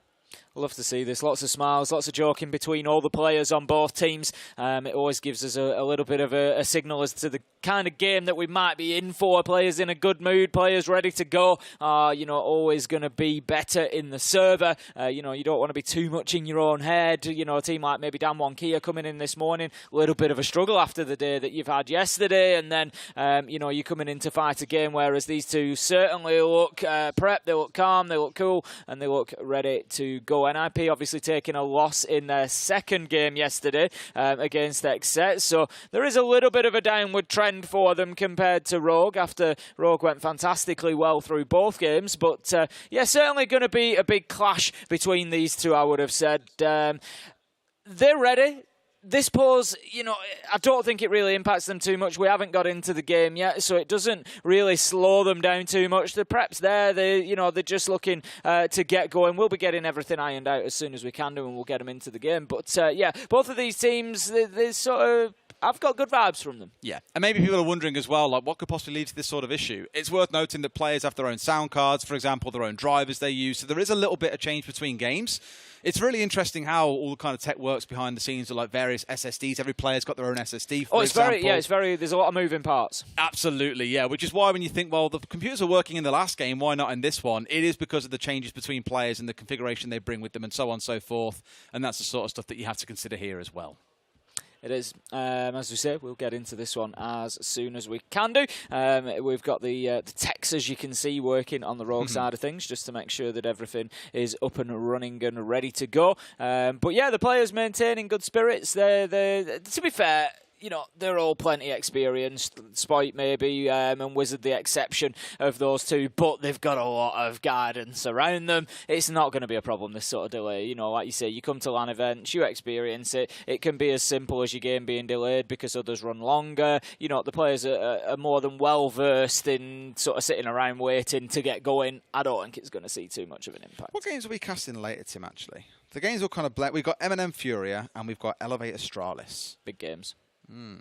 Especially after that Astralis result against M&M in the previous game. Yeah, it was a tight one, mind you. 8-6, wasn't it? 8-7, sorry. Plays perfectly into Elevate and Furia's hands, does that? I mean, yeah, if the two teams at the bottom are scrapping over 1 point here, 2 points there, and you're like, yeah, well, you guys carry on. Yep. We're very happy to take in 3 points continuously. It's no bother for us, then yeah. It is. It's perfect for worrisome Elevate and FURIA. I think that group, to a degree, could find itself a little upside down compared to the expectations when we get to the end of things. Well, headsets are being chucked back on, so I assume we should be good to go. Looks like we could be go. I think we've just got Deepak back into the lobby as well. Golden. So I think we are probably moments away. So make sure you've got your snacks, make sure you've got your drinks, because we are pretty ready to go. We'll just make sure everybody loads in okay, and then we will get things underway. We shall indeed. I love how Crying's like, right, fist bump, stretch, chill out, get it all stretched out again. Been sat there for a couple of minutes. Back into game we go, ladies and gents. Thanks for sticking with us through that delay again. It's not always as simple as it might seem at home, and again, I'm glad that the audio techs have got that one sorted in rapid time. Underway we go, we're back then. Round one, we're kicking things off down in the basement. NIP are on the defensive side. Our bans, if you missed it, oh please. Our bans, if you missed them earlier on with the Monty, the Kai, the Hib, and the Valk. And I think we may well have another pause coming through in just a second to sort it out for Kamikaze as well, who, I don't know how he wouldn't have found that out in the first case, but it's okay. We'll figure it out. We'll get it sorted, don't you worry.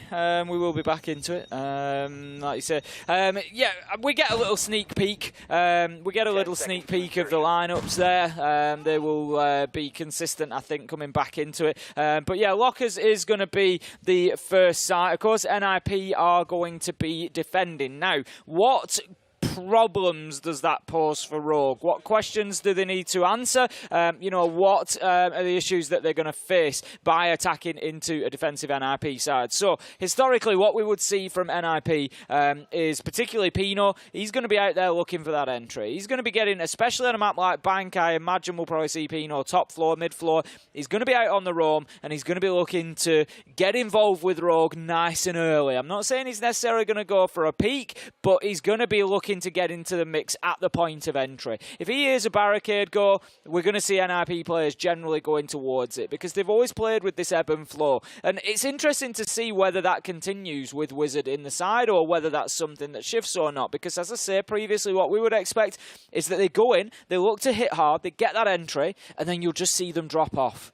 And that's how they manage the clock. They'll just drop back off, and they sort of almost stop taking engagements. They'll play back more towards site, and they'll let the other team play into them. If they can get a kill along the way, fantastic. But if not, what they're trying to do is force that team into a late execute. They want them down to that 20-second mark, and then NIP will spring forward again with energy. You think, where's this come from? They've been quiet all round, and then all of a sudden, bang, bang, bang, you'll get 2 or 3 kills together. And that's generally what we're looking for. So Rogue need to manage that. And one way to manage that is to deal with those roamers quickly. Just get them. Don't lose the entry battle, which is easier said than done against Pino, because he's an absolute nightmare on the entry. You know, don't lose those entry battles. Get in there. Make sure you get in that first blood, and then push on from there. Absolutely. And the thing is, Spoit versus Pino on the entry battle, probably, for my money, one of the best entry battles that you are going to see throughout this entire tournament. Well, as you see, the players have high-fived their fist bump once again. We are loading back in on our other screen, so we'll jump back in just 2 seconds. Fingers crossed. No more sound issues, and we can crack on. No more. Downstairs to the basement we go once again, Tim. And I imagine for the defenders, the lineup will look identical, but of course Rogue have the ability to flex around as much as they like, thanks to attacker repick. If you haven't seen what that is before, maybe you're tuning back into the major after a good while out of the game. Well, it means that you're in this whole prep phase as the attackers. You can still get your drones in the map, of course, and figure out what's going on, and use that information to change what attackers you're bringing to the field. This is it. So it means really, you know, in real terms, we shouldn't be seeing attacking lineups that don't have what they need.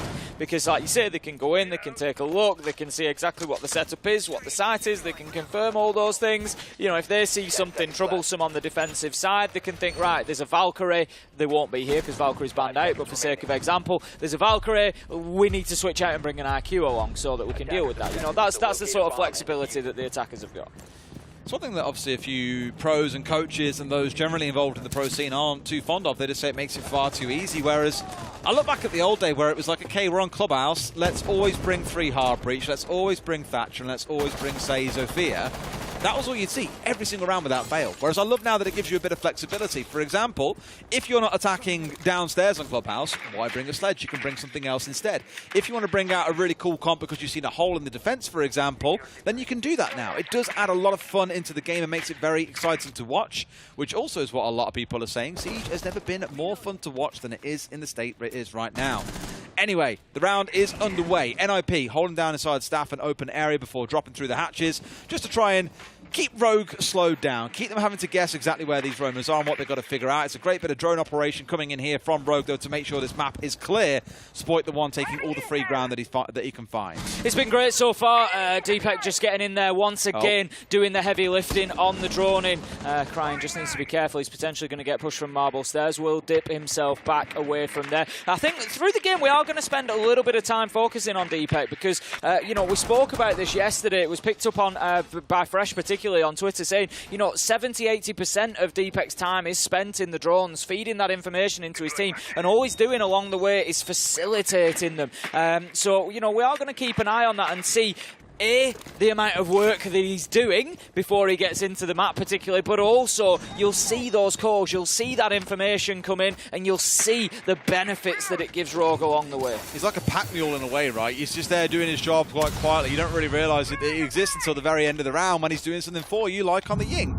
And interestingly here, Rogue have only brought along 2 hard breaches. They've only got the exothermics in Leon's back pocket, which have now been both deployed. So some hatches will have to remain closed here, and I think that's part of their plan, honestly. Either that or it's a small miscollection by a couple of players not to bring along the hard breach gadgets that got added not too long ago. Well, were added a while ago, but then recently got doubled up, so you now have 2 in back pocket instead. Spoit just absolutely itching to get himself down the staircase here. Pressure mounting from the south side for NIP. They need to be aware of that. And Pino's going to send out a Toxic Babe canister. That's his first deploy, but it is going to prevent Spoit being able to push down. Kanto is looking to get some nades in from there. They know that Pino's playing in and around that area, just holding down the main stairs. He's going to take a tickle of damage, but nothing too much. And right now, this is where the teeth of the push could come. That's unfortunate. It bounces back. Deepak just trying to put those candelas in deeper, but Pino stands up tall, takes down Spoit, Musi onto Leon, Kamikaze onto Kanto, and it's all falling apart for Rogue in the final 10 seconds. They haven't been able to get themselves properly into sight, and NIP, they stand tall and lock it down. A little bit shoehorn there, Rogue. Again, I understood the intent behind what they were going for with only having 2 hard breach gadgets, but I feel they really locked themselves into a predictable attack from NIP. Well, into a predictable attack against NIP. NIP knew they were coming down Marble. They know there was only 2 potential drops that could go through around Elevator and inside of Red. That was where the Ying was trying to put the focus in, but just couldn't quite pull it together. Well composed by NLP, really putting up a wall there in front of Rogue and saying, you may not pass, you may not enter. A great response, and we move now upstairs into CEO and Executive Lounge. Yeah, it was great. It was great from NIP, much less of a roam presence than I might have expected. We'll see how they go throughout the remainder of the sites. This one, we're not going to see too much of a roam, I wouldn't expect from NIP, given that they're on the top floor. You don't need to worry too much about the underneath. They're going to be looking more to hold on to this top floor, which they can do pretty much from sight. We'll likely see somebody set up towards stock, may see somebody playing in and around elevators. Wizard, keep an eye on his position as the Echo, and exactly where he's going to be playing. Obviously he's going to want to keep himself out of danger. You usually see them in and around that position that he's in now. Janitor meeting just back and forward between those 2 rooms. Attackers must locate and defuse. Let's see how the setup goes, and it is very architect heavy, as we like to call it. I mean, you referenced it before in our last game around Mirror, for example, around the Azami. Ubi kind of declared this class of operators they term architects, who are all focused on transforming the sites and how certain defenses are played. So things like Castle, Azami, Mirror all form into that lineup, and none at the minute are more potent than the Azami, purely on the basis that she keeps on putting these barricades up in various locations, very, very flexible as an operator, whereas Castle obviously is restricted more towards doorways. But the beauty of having both together is if an attacking team does blow out a Castle barricade, oh, there's now a Kiva barrier going down. You destroy that, oh, there's another Kiva barrier going down. You can just keep on placing it in, so unless the attackers have got tons of soft breach, which they have got a relatively good amount here, things like the Selmas if they need them, they've got the Zofia, they've got the Ash, they've got the Gon 6 on Spoit, they've got nades. They really have come armed, but it's going to be I don't want to say a battle. I was going to say a battle of utility, but it may well turn into that right now. It's turning into a battle of gunfights. Cryon finds one, and his younger brother in Sploit finds one elsewhere. I'm not sure about that positioning from Muzi there. He left himself in a dead end.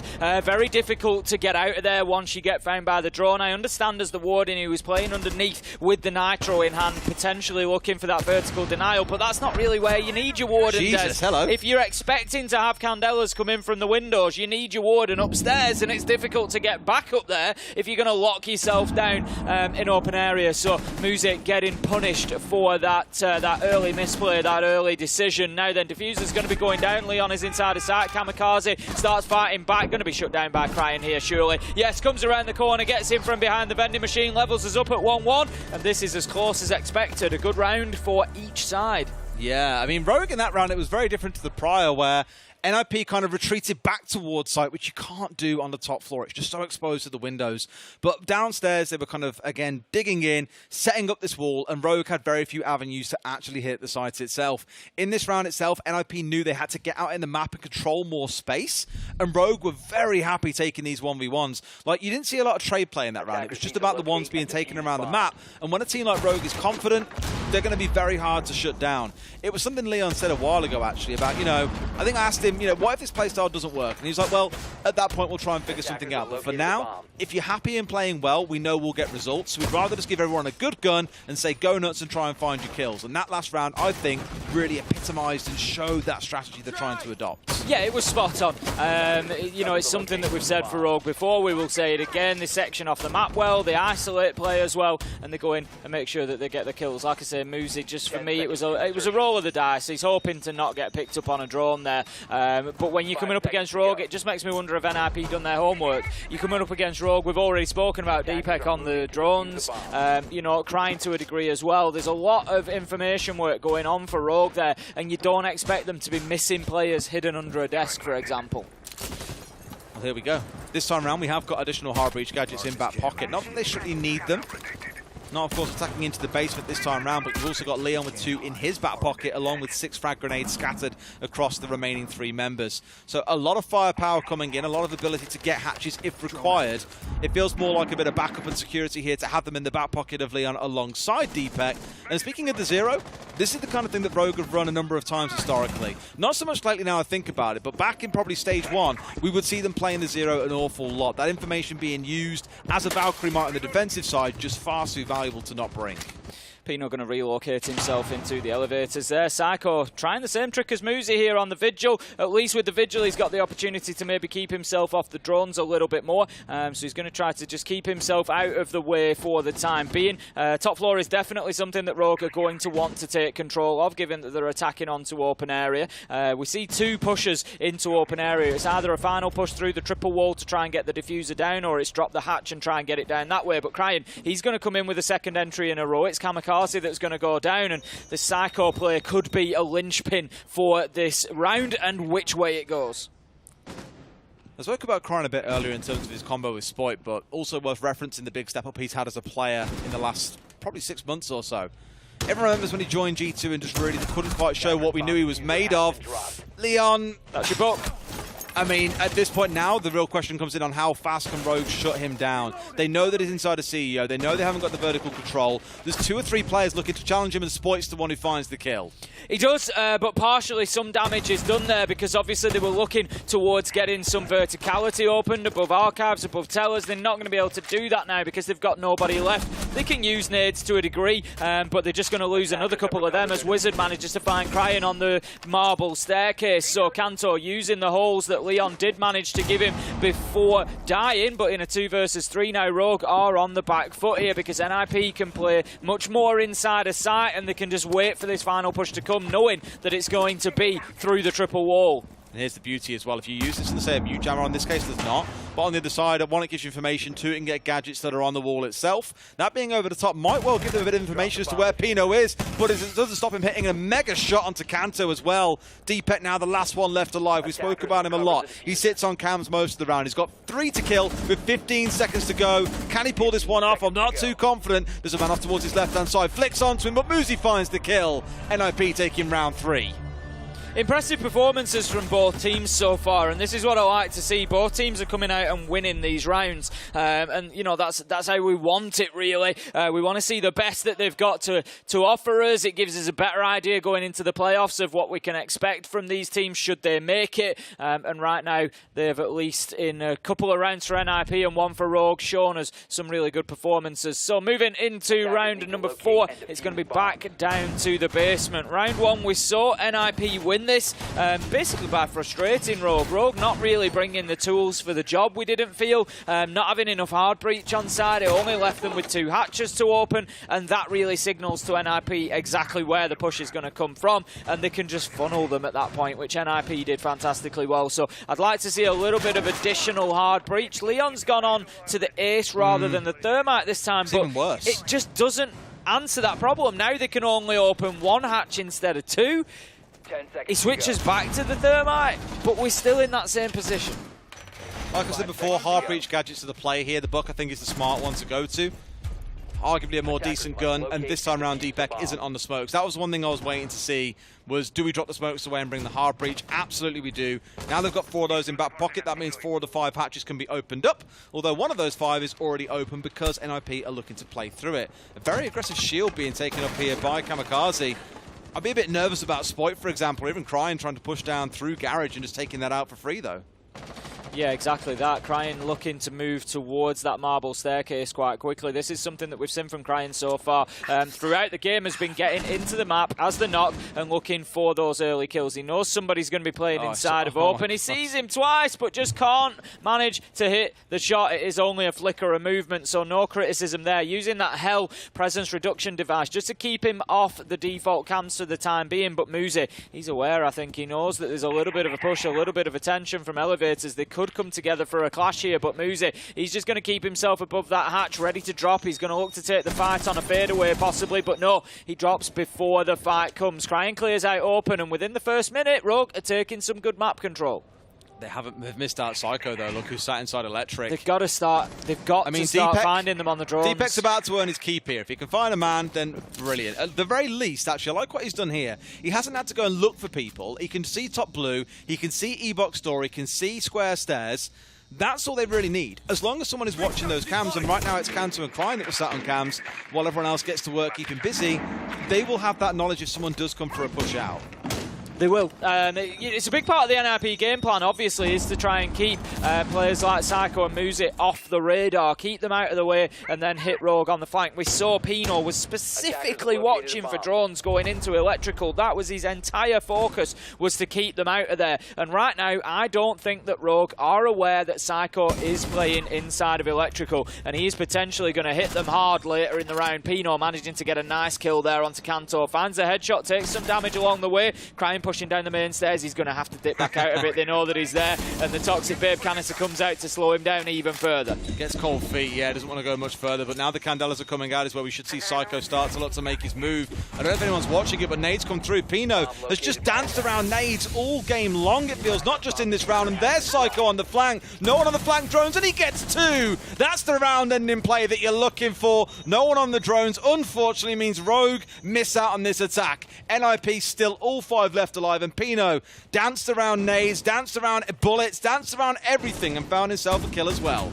Been perfectly played from NIP, and Rogue need to learn this lesson quickly. They're going to find themselves 3-1 down as Wizard finds the kill onto Spoit. It's all up to DPEC, 10 seconds left to go. There's a very little chance that there's anything he can do here. He's just going to spray down the wall, but that is going to be the end of the round. It's a bit of a courtesy on the way out that he takes Psycho down, but Psycho had long since done his damage. Rogue, you got to learn the lesson. You got to be drawn in every single corner. I know it's not as simple as that when Pino is sat specifically watching a doorway to keep drones out of that room, but that is twice now that Psycho has been able to keep himself off the radar and hit you hard, take out important operators and prevent you from functioning properly in the round. No surprise to see a Rogue timeout. Fear the Rogue timeout is all I'll say. They were down 3-1 yesterday. They called in the timeout, and they came back at breakneck pace. It was unbelievable to see the turnaround. Now, will they do the same against a team that looks very with it today? Because NIP genuinely looked fantastic. As I've mentioned, Pino has had nades come towards him probably 5 times so far this game, but hasn't been killed by any of them. We had 2 being dumped on towards the garage ramp, and we saw a couple in that round just now too. And he hit some wicked shots on the reverse with the SMG. It was Canto on the hatch, for example, here. And you can see why Pino, I think it was 2nd highest rated in the world for entry at the minute. He's unbelievable. Going well. We'll see exactly what impact can be found from that Rogue timeout as we head into round number 5. We're going to see CEO once again, so it's up to the top floor for NIP. They showed a real ability last time to be able to hold on to that site. Will they be able to repeat? Rogue have to start disrupting this NIP defense. That's the important word for me for Rogue is disruption. They haven't yet really stopped NIP doing anything that they wanted to do. They haven't really changed away too much either here. Like, I thought maybe we'd see a Yin come out once again, but they haven't bothered this time round. That's being kept in back pocket at least for now. What you are seeing still is the same things we've already seen before. The long-range soft breach, looking towards the Ashe and the Zofia, in towards the Gonzets coming out of Spoit. Then again, Cryin has been on this nook consistently across the whole half, with Leon pulling up back on the soft breach, mainly the exothermics of the Thermite, a little bit of Buck as well. This time round, it's going to be the Ace. The difference is really, we're not seeing a castle being picked out though by NIP, it's just the Azami. So all that soft breach is still valuable, the shields, for example, to go through, but nowhere near as much as there was last time round in this attack. No, and that might just give Rogue a little bit more time to work with, if nothing else. Look at this from Pino, though. He's just waiting for that repel, Des. It's not actually necessary to immediately repel onto the windows. It depends what you want him to do, basically. If you want to play the windows, obviously you need to repel onto them. With the recent changes that Bank saw, there is the alleyway to the side. If you're just looking to get up onto the roof, get up onto that square skylight, you don't necessarily need to expose yourself to that angle. So that's something they're going to be aware of. Right, they've seen him. They know that Pino's there. Rogue, do something with this information. You see Deepek going directly towards that target. You've got the Ashe as well. You've got Canto there ready to act. They're going to let him get away. Cryin had the opportunity, he had the information, but Pino, as I've said, just manages to find that entry kill so often. Was it Lycan who once said you haven't been to a LAN team and run over by Pino, or was it someone else? It was Nesk. It was Nesk, yeah, that's the one. Although it kind of applies to Pino when he's playing like this. More and more entries stacking up. A trade coming through between Psycho and Spoit. Spoit admittedly a little bit slower to get started in this game, it feels like so far. It feels cruel to say that when someone's 3 and 5, they're being slow to get started, but it's not the normal pace that we've seen coming out of him. Looks like another rough round coming in for Rogue, though, now currently in a 3v4. Pino looking to get aggressive. He's going to find his man. Easy as that. The thing is, now that Rogue are behind in terms of man count, they just don't have any handle on where these players are. And players like Pino, if they've got the freedom of the map, they're going to hurt you exactly like that. Clever from Pino. Just takes a punch out of that barricade. I don't think he's got any honest intention of jumping out of a window. But if you noticed on the silhouette that you could see outside, it just forced one of the players immediately away from the window because they needed to start watching for that jump out. It's just very smart, very experienced play. Deepek's had to deal with that all round, it feels like, as well. Pino has just been across from ATMs, all the way across the square, picking up kills on the way through. He is the CEO of Bank at this point. He's having an absolute field day, and Rogue yet to find an answer, even after that timeout to slow him down. Let's see if these last two can get anything done, though. We are in that last 45. I think Canto here going to recover the diffuser and then get themselves back on track. Sorry, Deepek, sorry, that is. And now get back on towards things. Canto looking for a swing on the janitor door. Kamikaze, ready and waiting, and it's so free. It is so free. Absolutely beautiful from Kamikaze there. Knew where the challenge was going to come. Once again, how many times have I said this, Des? It's all up to Deepek. He's in a 1 versus 4 this time, last alive. He's just going to spray down. He's got the gun to do it. He's got the Zafir LMG, so he's not going to likely need to reload. He's got about 120 bullets in the mag at the minute. Manages to find the first onto Kamikaze, but he's got 3 more to go and 10 seconds to do it. That's going to be the much bigger enemy. Is the clock ticking away? The sand running through the hourglass. He sees the one on Marble. The challenge continues to come in. Sprays through the soft wall. He's unfortunate, but it's not going to matter. The time ticks down, the round goes by, and that is NIP 4-1 up now against Rogue. And as I said, Pino is just running all over Rogue right now. They're unable to get a handle on him because look at that round. They saw him on a drone. Cryin came for the challenge, and Cryin is not a bad player. I only finished half a point about him earlier. But we talk about Spoit a lot. Cryin has been putting up some mega numbers himself as well. Some real strong games, hitting double digits, single digit kills, absolutely laughing his way to the bank. But even there, steps through, goes to the challenge, and Pino just flicks him in the first couple of shots straight to the head. There's very little you can do about a player that is hitting their shots like that on the day. Going to be the final defensive round then for NIP. We're going to be going down to open and staff once again. We've seen them win it back in round 3, and they will be looking for more of the same. Last time around, if you remember, it was Psycho playing up in CEO, kept himself under the desk and off the radar, was able to get himself an absolute freebie onto the Book of Leon. I'm sure that Rogue are going to have learnt that lesson. I don't think that NIP are going to be trying the same thing. They're not going to be sort of ratting anybody away this time. They're just going to be playing more of a standard defense. There will be a top floor presence. I'd expect somebody to be playing inside a janitor at least to begin with. The hatch is open, so that's your escape route, and they're just going to try to burn as much time as they can. It looks like we're going to have Kamikaze inside a stock as well, supported by a Kiba barricade. Saw this kind of play from Diaz in the last game from XSET against DWG KIA. I think they're looking direct towards site there for a second. I was a bit nervous. They were just about to go straight in through the door, with the Gon 6 being the sort of flag of, let's go boys, it's go time. But no, Leon rotating away up to the top floor, wants to get that vertical control, which means you will see this scrap taking place around stock. Crying once again, first inside of the map, inside 20-30 seconds, looking to get aggressive. He's done well on the entry so far. He did get shut down last time by Pino though, so needs a slightly better outcome. Deepek is on the windows. Kamikaze it is though that finds the opener onto Spoit. Crying does manage to get his revenge after the last round onto Pino, closing him out 4 versus 4. Kamikaze's in a particularly important position here. He's supported by Psycho, and the reason that position is so important is because it allows the hatch drop down into open area. That's something that often teams on attack will fight over, getting control of that hatch and opening it. NIP as the defenders have done it for them, but as long as Kamikaze's there, they can't use it. And right call as well by NIP. They got rid of the buck. That was the crucial operator they had to remove all the vertical destruction that Rogue had brought along. They see he's dead. What do? Instantly drop back down towards site. There is not really much point anymore holding onto that bit of land. You've got a 4 versus 3. You can afford to concede it. Kanto here just managed to get through that barricade. I spoke about this earlier on as well. Not breaking them out, not as much sound. You're still able to have an impact. I'm just going to be sending the nade into the elevator. It won't have any joy. Moosey's just found himself back inside of Tellers. He's roaming around. He's potentially going to come head-to-head. There you go. That's all the information he needs. He's just going to hold as tight an angle as he can now. And he's likely going to find himself a challenge coming in. But Kanto manages to hit him on a tight angle, taking down Moosey with a headshot. That just might give Rogue an opportunity here. 3 versus 3. I'm looking at the drone count here from Rogue as well. Like I saw the nade come out from Crying into elevator, and I thought, well, I mean, why? Have you got some information there? But I don't know if they did, but they've got a lot of drones out on the field that haven't been dealt with by NIP, despite their own coming through. So I don't know if Rogue aren't really using their drones as aggressively as other teams might. We saw teams like Soniqs yesterday, for example, burning through 8 of their drones inside 90 seconds more often than not. A little bit of a different story here, but Kanto's now getting a view inside of the site, knows there's a castle present, and now wants to carry on. Also sees a man on the quad wall.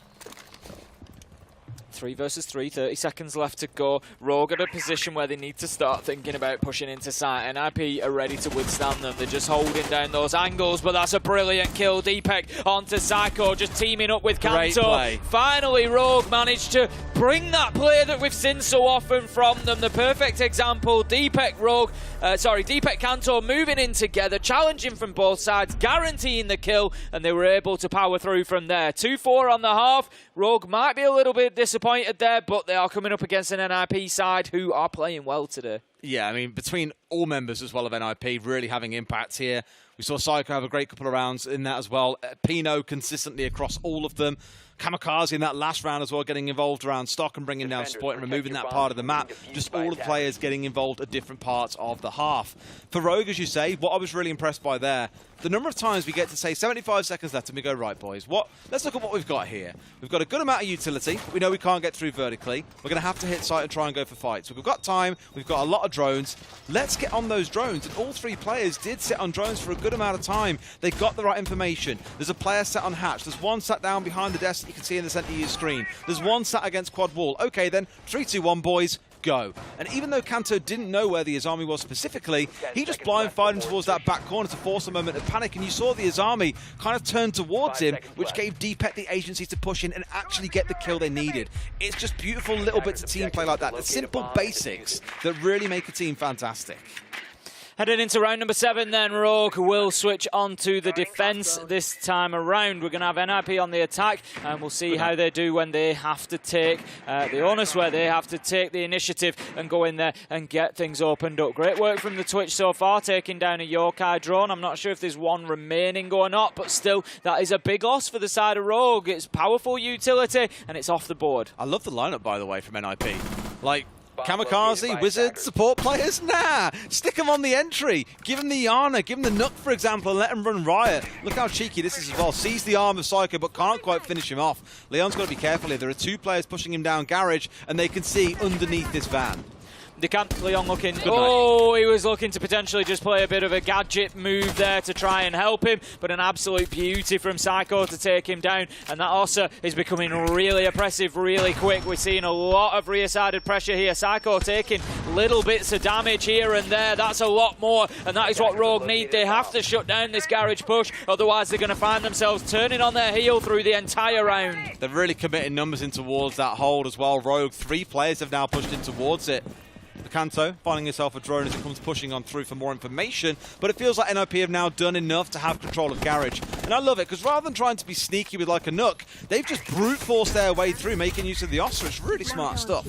Yep, she only got 1 shield left. One has been destroyed with an impact nade, so that is going to be now repositioned by the Cash Van just to give that long angle up into sight. We see another death coming in on either side, leaving us now in a 4 versus 3. 1 minute 15, and interestingly, NIP haven't played towards server at all just yet, which has basically taken Spite out of the game. But Wizard, he's going to be heading up there looking for this kill on the knock, and I'm not sure that Spite knows he's coming. I don't think he does, no. Like, he's expecting that push to come in from below. He got the trade after Pino found Crying, so that was where the initial scrap was, around Square itself.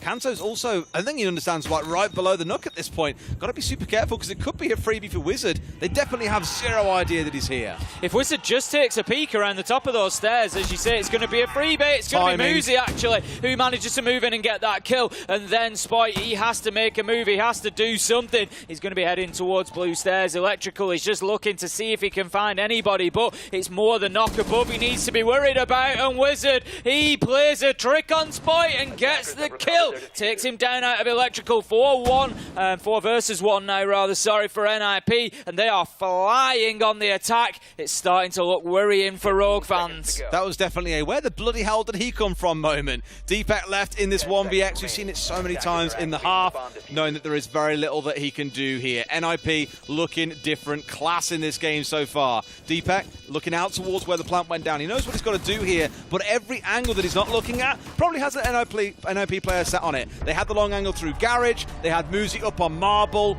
There's very little you're going to be able to do there. It's trying to like run a gauntlet back towards that diffuser for the disable. I can tell you as well, you probably can't quite hear in the background, but NIP are getting loud at this point. You know, as we quite often see from a lot of the LATAM teams, there's a lot of passion in there amongst the players. And when they are feeling comfortable, confident, and getting loud like that, you know that Rogue or anybody that they're playing against could be in trouble. 5-2 now, and they're starting to really run away with this. And I tell you what, an NIP win here really opens Group A up.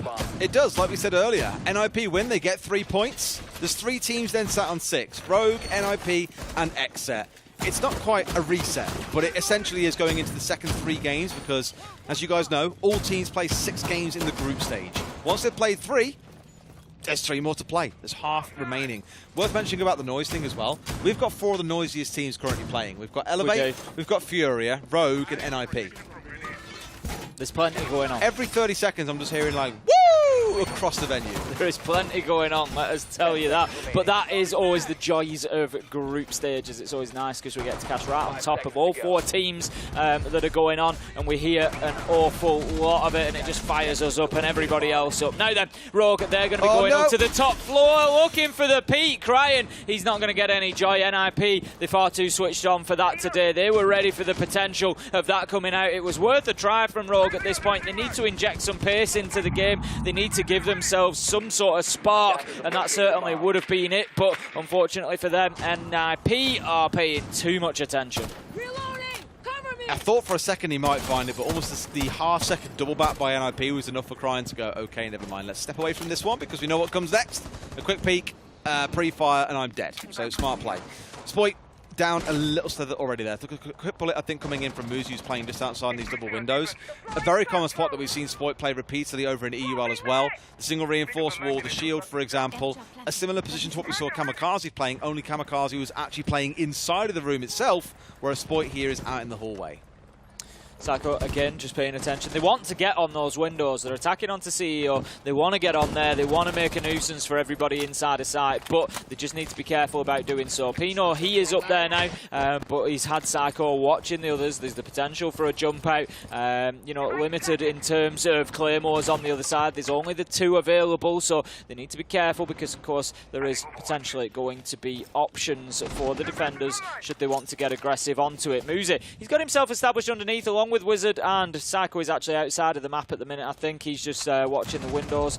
But it looks like Wizard's going to be heading up these square skylight stairs. Oops. Pino manages to find Leon from those windows, and NIP just once again getting themselves on top and starting to push Rogue around. A little bit overcooked there, Muzi with the nade. Not the kind of mistake you'd expect for a player like him either. Timings on that sort of thing should be easy. Second knowledge, unconscious or subconscious in terms of decisions. Spoit again though. I said it earlier, he's not having the best of games so far. You can't expect him to drop double digits every single game, but he has been manhandled by NIP, and maybe that's that experience piece starting to show through. I think it's probably just been a bit of a focus for NIP as well. They know that it's, you know, he's a player that they need to pick up on, that they need to deal with. They'll no doubt have studied where is he going to play. As you say, they've played Bank yesterday, so there's plenty of information there for NIP, and they'll have identified the areas that they particularly need to focus on, and that is going to be a big chunk of damage to Cryan as well. 5 versus 2 as NIP have got themselves set up wonderfully here. They've got the square skylight wall open, they've got control of the windows, they've got the smoke canisters out. It's time for that final execute. Kamikaze to get himself in and start putting that diffuser down. Rogue are just being left to hopeful spray downs. They've just got Kanto raining shots in through smoke. He's shut down by Pino on the rappel. It's a flawless round for NIP to take them on to 6. They are looking unbelievable. Who was it who said to us earlier that you might see NIP? No, it was Easy actually, our observer. Yep. So Easy came over and said, if NIP win this game, I feel they could go on to win it. And I was like, I don't know, I don't really... The tournament, that is. Yeah, I don't feel like they're that convincing. But seeing this game, what I think has really shone through the brightest is Rogue have had many opportunities where really it should be a free kill. But they get 1, maybe 2 shots off, and then NIP are firing back. And they do not miss. No. Like the number of times where they've had a shot line up, they've had a couple of shots, maybe they've hit the body of an NIP player, that player turns around and instantly bangs them off the map. It's just like, well, what do you do about that? You've got to be perfect as Rogue because NIP are playing it perfectly. Every single shot is being made to count. Well, this is, I mean, Pino 10 and 4, Muzi 8 and 2. Muzi's taken 2 deaths in 8 rounds. That's absolutely ludicrous. And, you know, they are players that you just can't play against when they're like that. We've seen a couple of shots, like you said, where you expect the Rogue player to win it. And all of a sudden it's bang, instant headshot coming in from Pino. And you just can't touch that sort of ability when it's firing like this. So NIP absolutely cruising so far on Bank. I think there could be an element here of, you know, the fact that Rogue have already played this map. NIP have had a real opportunity to go over that VOD, prepare for it, steer the map bands towards Bank. You know, and they are well prepped for this. They know where the Rogue players are going to be playing. They're going in challenging. They're already setting up the crossfires. You know, we saw that in the last round. It was so difficult for them to move anywhere around Janet or anywhere around Meeting. Every time they moved, somebody was dying. We've got that slow creeping Oscar coming back in once again. You can see Psycho working his way down towards the garage. Rogue, hopefully, they are definitely more prepared, Tim. I've just looked at their gadgetry. They've got 6 impacts versus the 2 that they had last time. They know what's coming, and they wanted to make sure they're definitely able to adapt because it was really impressive last time around. Having the Ossa dancing around with the shield and then having a player supporting him to try and pick up frags was ridiculous. The difference this time around, though, is that there's only the Ossa down there. So whether that's more of a distraction force, just kind of sending the Ossa in to put a little bit of pressure on, but not quite as deadly as they were last time around, could make a really big difference. Psycho then getting himself set up, as you say, not being directly challenged this time, so not going to have the opportunity to dome Leon like he did last time. Spoit out on Marble Staircase. they're just trying to hold Garage differently, effectively. Rogue here are just saying, okay, you can sort of come into Garage, we're going to hold it from main staircase, we're going to prevent you moving any further once you get yourself into Garage. So slightly different approach from them. Pino, he's going to be heading down the marble staircase, so he's looking to get aggressive. Wizard manages to find Kanto, and that is not the start that Rogue wanted. The NIP now in charge of the mid floor, the top floor. They've got 90% of this map under their control, and Rogue, they are backs to the wall. And Pino might do what Crime wouldn't earlier, because Crime was always flirting around marble, but not ever really able to commit to pushing down. There was a smoke there, for example. A couple of times he got cold feet and pulled back long before. So if we see him burst down here with a little bit of aggression supported by the team, it'll be wonderful. May even choose to rotate away, though, with a couple of claymores being paced down. Going to take a bit of time to bash his way through that castle barricade. Psycho still sat really deep, though, inside a Garage, not yet moving forwards. Working it from both sides there, just to get the job done quicker. As you say, Psycho quite happy to just hold his position for the time being. I think he's basically waiting for the right moment here. As soon as there's a lot of noise elsewhere, that's when he's going to push forward and get really aggressive. We can see there is a bit of a challenge coming in. There's a Yokai drawn ahead. I think given the opportunity, Psycho will look to take that out, which he does. 30 seconds left to go. The clock might just come to the rescue for Rogue here. Leon manages to get Pino, but not before Muzi takes down Spike. Candelas are going to go in here, and NIP are as well. They follow them and start getting that diffuser down. Is the cover going to be sufficient, though? 4 versus 2, 3 versus 2. Deepek gets himself a double, but he's now left in a 1v2. It looks like Wizard will be able to stick this plant. He's got Psycho on the cover as well, but Deepek could come in clutch with a Yokai blast. He can't see where it's going down, Des. Biggie T! Oh my word! That must have been an absolute fraction of a second. That's unreal. Unreal. That was close. He's been in 1vx's all game as well, Tim. That's the worst part. Like, consistently staring down the barrel of a 1v3, a 1v4, but this time he makes it count. He keeps Rogue in the game. Do I believe there's a comeback in Rogue here? I don't think so against NIP with the way they're playing that game, but that is a good motivator for Rogue, who have been slapped about for the vast majority of this game. What you say now for NIP, it feels like a matter of where rather than when. You know, it's just which site is it going to be that NIP managed to overrun. We're going back up to the top floor for Rogue here last time out. This was a very good round for NIP. There was very little that Rogue could actually do about this one. They got themselves on the windows, they got themselves the breach opened up, they played into Janitor very well, they just cut down Rogue every time, as I put it last time, every time they tried to move. So Rogue need to think about that, they need to think about those lines of sight. How can we maintain our mobility here? How can we maintain our ability to be able to push them from multiple angles, to be able to do things differently? And it's a difficult one to answer for me, for Rogue. Maybe stick somebody underneath, maybe look to have somebody who can play through open and staff and assault onto square skylight without going head-to-head onto it. A little bit nervous about the setup here, really, for NIP too. Looking at Rogue, we saw this this setup coming out of NIP back in the first half. The shields, the castle, the Izami, all of it stacking together for a lot of required soft destruction. And Rogue's response was things like the Ash and the Zofia and Gone 6s, whereas for NIP, it's a couple of Gone 6s. Sure, they've got the nades, but you've got to be able to get them through into those key locations to get rid of that gadgetry in the first place. So I'm a little bit nervous about whether or not they can clear out all the barricades and all the Izamis that no doubt Rogue will put up before them. We saw Psycho in this position previously, opening up windows and just looking to hold down any potential jump outs, any potential peaks. He's just going to allow likely Muzi or Pino, I would have thought, to get themselves onto the windows. It's been Pino previously on the Twitch, and then they will start to try and soften up sight. Wizard very quickly shutting down the potential for a basement rotate. They've got it down, Des. You know, I suggested Rogue maybe play somebody underneath, maybe look to push through open staff. And what's the first thing that Wizard does? He goes in and he air jabs off the staff door, so there's no way that they're coming through there. Deepek almost getting naded out from below. And now they've got the downstairs locked down with those air jabs, where more nades could potentially come in from below. No doubt Psycho should head himself down there in the not too distant future. For Muzi, he's more focused on going Route 101 here, getting himself inside a square. We've already seen the work that he did with this LMG just a couple of rounds ago. Absolutely bodied Rogue from this position. And Psycho finds a wonderful shot onto Leon at range. That's going to be kicking things off, and the problem for Rogue is that Deepek is also low health, so this is practically a 5 versus 3, and it's the Warden, you know, who they're going to be looking to see through that smoke to try and deny a plant. Drones going straight in from NIP. Des, they're not missing a beat here. Every second that comes along, they are taking a meaningful action towards winning the round. NIP have been super impressive. Cryan is in an important position. They need to deal with him next, I think. Spoit, again, playing this power spot that he's played so many times over before. They're just really trying to make sure that no one can come charging up behind them. I think you can still get the down the side there. It's the problem, Cryan, but at the very least, you know exactly where they're coming from if you do hear someone coming up on marble stairs. So small wins being taken in here. He did a similar sort of thing also on the main stairs. So they've really tried to keep NIP pushing on one side of things, knowing that they haven't got much range destruction.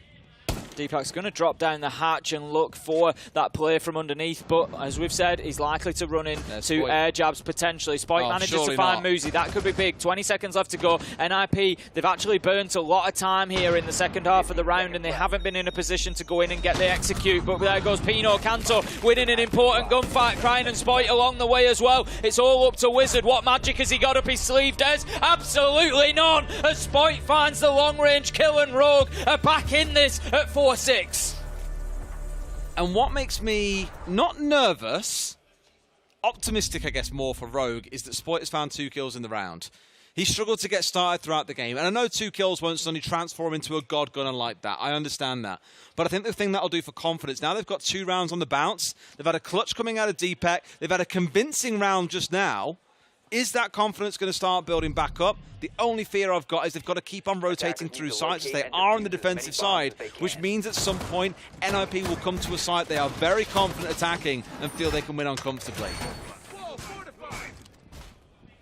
We see a reminder of the probabilities down at the bottom there. A regulation win puts NIP up to about 70%, which is very similar to the position that XSET were in, because guess what? They're going to be on about the same amount of points. They will be on 6 each, as will Rogue, and it becomes a real fight towards the end of the group for which 2 out of those 3 will go through. I think we can probably largely discount DWG KIA at that point in time with the 3 teams on 6 points each. It's unlikely that they come back. There is still 9 available for them, so it is possible.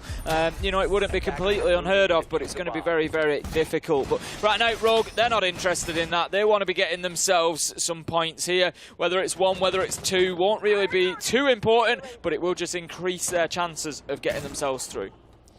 Exactly that. Cryan looking to be a little bit cheeky at the start. This top floor hole coming through once again. No support like we've maybe seen before from Rogue. When they played some sites, what they'll do is utilise a couple of roamers on the top floor with the support of yokai drones to feed them information and essentially use them as active drones for the roamers. So they can choose where to take engagements, where to go and push, for example. It is Cryan and Spoit up here, unsurprisingly. Curious about when they back away as well, because normally for some teams it's getting droned out that is the trigger to back away, but they might want to stay and try and go for a little bit extra.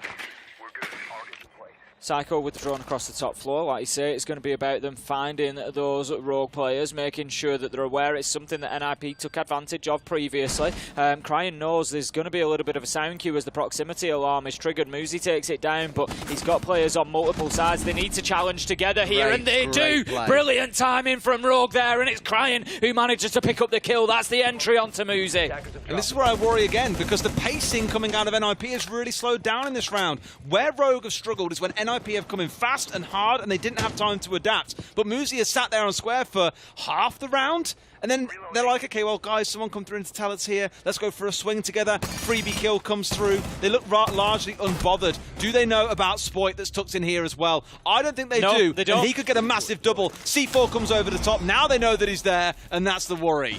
Spoit, you just feel like there was a better opportunity with the challenge onto the stairs directly with the gun there, but it's still not the end of the world. He's burning more time here. He's going to take down the clone. Can he find himself 1? Can he find himself 2? He's going to shut down Pino to begin with, but he's hungry for more, Des. Nade comes in. He's half health. He's going to try to keep fighting. No, shut down. Cannot keep himself far enough away from the explosives, but still a big job done for Rogue there. 3 versus 2 now, 50 seconds to go. Big response by NIP to crunch down onto him when they realise their mistake. Sure, he gets one, but they make sure he won't find anything else. Regardless, though, it's still that 2 versus 3. Rogue are in a good position, but you're coming up against Wizard. Had a wonderful couple of days so far. Psycho has sat at 9 and 7 on the Yana. A nade still in hand and a wonderful gun for big moments like these. There is every chance NIP can still win. Certainly could. It looks like they're going to be pushing in through the double door into staff area. Psycho, he's going to try to get aggressive, but he's going straight into the evil eye of a Maestro, and that tells Rogue everything they need to know. 3 versus 2. Psycho has adjusted, but spotted on a cam once again. Wizard, he manages to find Leon, but Kanto from underneath. Beautiful headshot onto Psycho. 8 seconds left to go. Kanto's just going to keep himself out of the way. The diffuser's down. There's absolutely nothing Wizard can do. Deepak with the final kill. The Alder sings out,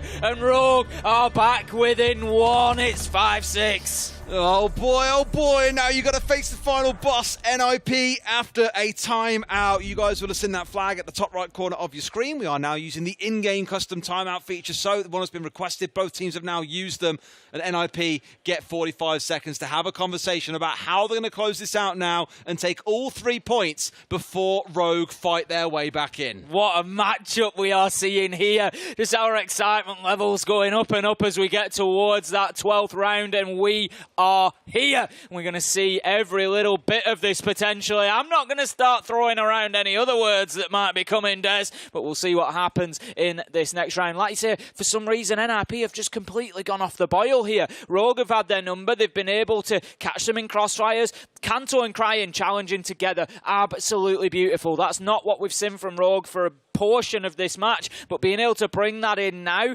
perfectly timed. I'll pull back to what I said in terms of reasoning. I really feel the last couple of rounds especially, NIP have slowed down.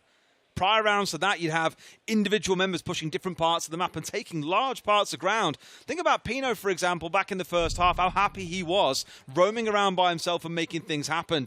That sort of energy carried over into the start of the second half when they were up 6 and 2, let's not forget. Rogue now have 3 rounds in a row and all the momentum is in their favour. NIP need to come up with something special. And it's now or never, because if they don't, it's going to be overtime. Simple as that. And more importantly for NIP, overtime means that they are dropping points that they sorely need. XSET getting their second win earlier on today here on the A stream means that NIP, if they don't get the full 3 here, they sit behind them in terms of the point standings, and it makes it more difficult for them to be stretching towards the playoffs. So NIP, this is and could be a big round for them in terms of the overall trajectory here at the Berlin Major. Now then, Kamikaze, he has spotted the Warden of Cryin in and around that square skylight, so they're going to know that he's playing around there. But the question is, how long can Rogue hold on to the map for? They've got Spoit on the Oryx on the top floor. They are looking to play this as a full map roam to burn as much time as possible. If they can get kills along the way, that's fantastic. But NIP, time has been an issue for them historically. We've seen it creep in over the last couple of rounds again. To be fair, so far, it's not been an issue for them until the last couple of rounds. So they need to work a little bit quicker here. They need to get that information from, one person to the next, and they need to go in together and find these roamers. No points for guessing where Psycho is likely pushing in here. I think it's down through Garage. I know he's got the shield in hand once again. There he is. So 3 rounds now we've seen this kind of play. No double up action this time again. So first round we saw 2 coming in together. Second round it was just Psycho. This round again it appears to be just Psycho. But he was causing enough bother by himself that I think NIP will say that's worth it. He was drawing the attention of 2 players. We had the Yokai drones coming through, players swinging trying to go for gunfights. So it is all good work being done by Psycho. Now you've got to look elsewhere around the map and ask, where's that aggression coming? Where is the play going to happen? And it feels like it's coming in towards server, given that's where a lot of drones are being focused. There's a lot of noise coming from that other game as well. Of course, 2 streams running throughout the group phases. We've got games going on all over the place and just chaos in terms of those group standings. But we are focusing on this one here and now. Rogue NIP 6-5. Don't go anywhere, because NIP, they've got their last opportunity to close this out in regulation time. Pino's going to get himself straight in to blue stairs through server. So NIP know that they are able to play on there, but they know that there is a big roam from Rogue here. Cryan's going to be holding on to that position. I think he knows there the bullets will be the telltale. He knows now that there's somebody on blue stairs. Psycho continuing to just creep his way forward, just shield by shield by shield, moving them and placing them in front of each other, creeping his way into Garage. He's really sat far back as well, and he was in the last round as well, purely because you don't want to get yourself impacted out constantly. Now, Leon knows he's got to drop this out. I think he's a little bit keen on that one, actually, because it hadn't been deployed. So 1 impact down, no shields destroyed. As you say, Leon will have ability to take one more out. Spoit's going to take a lot of damage there. Does manage to find the Twitch drone, but he's going to get really aggressive. He doesn't know about the man on his left, I don't think. If Spoit takes 1 step too far forward, Kamikaze is surely going to have him. Cryan's going to be down. This is NIP's time is now to get aggressive. If Kamikaze pushes forward here, he could find himself one onto the damaged Spoit. We are 5 versus 4.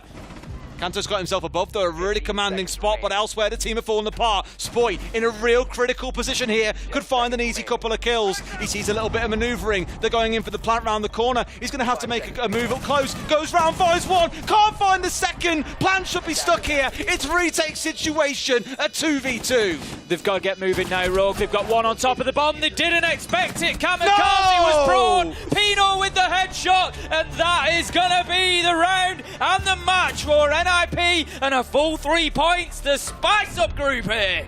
Whew.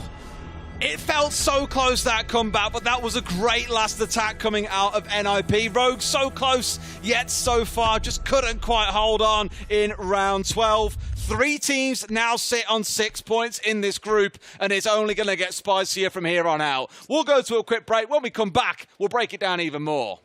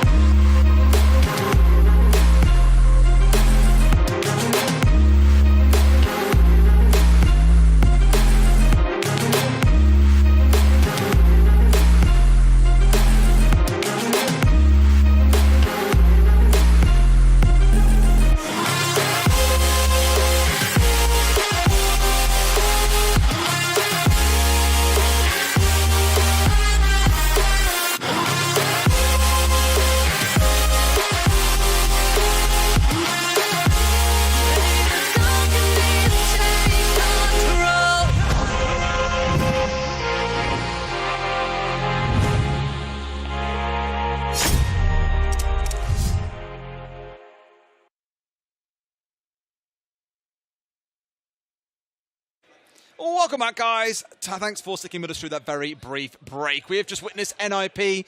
I don't want to say dismantling Rogue. They were up 6-2. They were destroying them. Rogue bounced back valiantly, but just couldn't quite hold on in round 12. Very unfortunate, but a great plan coming in from NIP to close things out comfortably there, Tim. Yeah, I mean, it was a great performance from Pino. We've got to highlight him. He was really on top of things. 75% cost. Psycho doing his bit as well. 92% cost. Absolutely fantastic play all round from NIP. Just that spell from round 9 to round 11 where they just really went off the boil. That's something they need to deal with. They can't let teams back in like that. It really probably should have been 7-2, 7-3. Yeah. Absolutely, but ultimately it wasn't. Let's take a look at the group standings as well to see how things now shape up after that game. We mentioned it throughout. You will have 3 teams now sat on 6 points after all teams have played 3 games. DWG KIA pretty much out the running. They drop a single point elsewhere, they are done for. Whereas the other 3 teams here still have a very good chance to make it into those top 2 spots. After yesterday, we thought Rogue might run away with it, but with XSET beating NIP, with Rogue losing to NIP, with Rogue beating XSET,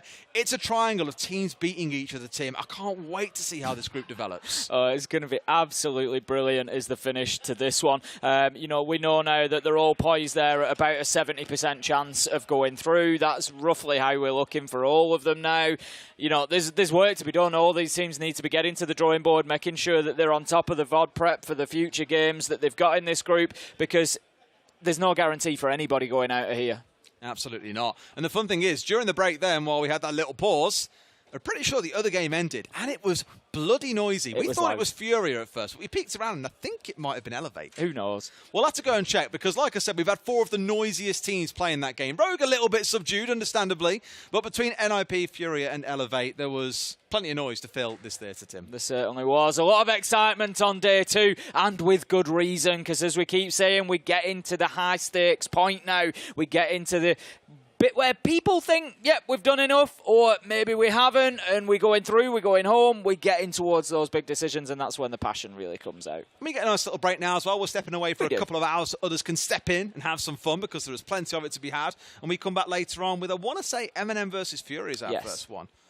Ooh, I mean, given FURIA just coming off the back of what I assume is a loss against Elevate. And M&M are struggling. Could be a real beatdown for FURIA. Certainly could be. That's the way that I see it going. What's your top takes away there? Big players to watch from that game. What was you excited about? For me, it was brilliant seeing like Pino and Psycho just rolling back the years and just looking absolutely fantastic again. Just clinical, particularly Pino. The shots he was hitting, I'd love to see his headshot percentage from that game, because there was so many where he was just on that reverse angle, pop, headshot, and it was just over. And Pino, he was terrifying. It was his entries on defense as well. Yeah, just like SMG, landing headshot after headshot. It was unreal. But with that said, first 2 games of the day are done, which means you've got 2 more waiting for you with another pair of casters very, very shortly. We'll throw to a break when we come back. Next game awaits. See you soon.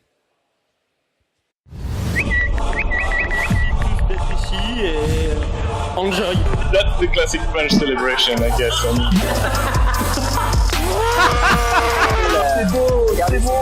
C'est beau, c'est l'image, c'est magnifique. Monstrueux qu'il vient de faire. And Vitality go down to Challenger League. L'équipe commence à s'écrouler en fait. Je pense que l'équipe ne fonctionnait juste plus. Vitality reclaim their rightful position amongst the top teams in Europe. Let's go, Bastien!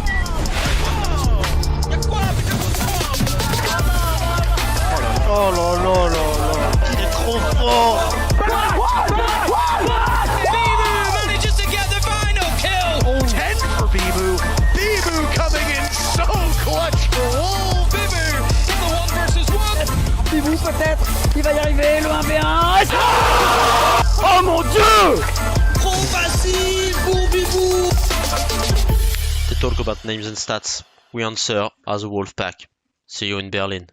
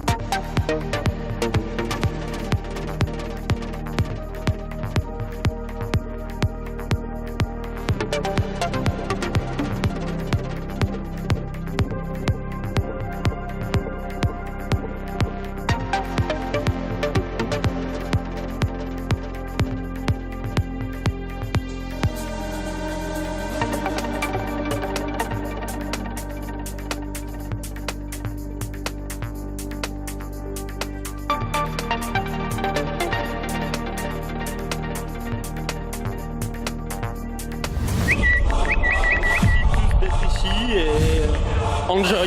That's the classic French celebration, I guess. I mean. C'est beau, c'est beau cette image, c'est magnifique. Monstrueux qu'il vient de faire. And Vitality go down to Challenger League. L'équipe commence à s'écrouler en fait. Je pense que l'équipe ne fonctionnait juste plus ensemble. Vitality reclaim their rightful position amongst the top teams in Europe. Let's go, Bastien!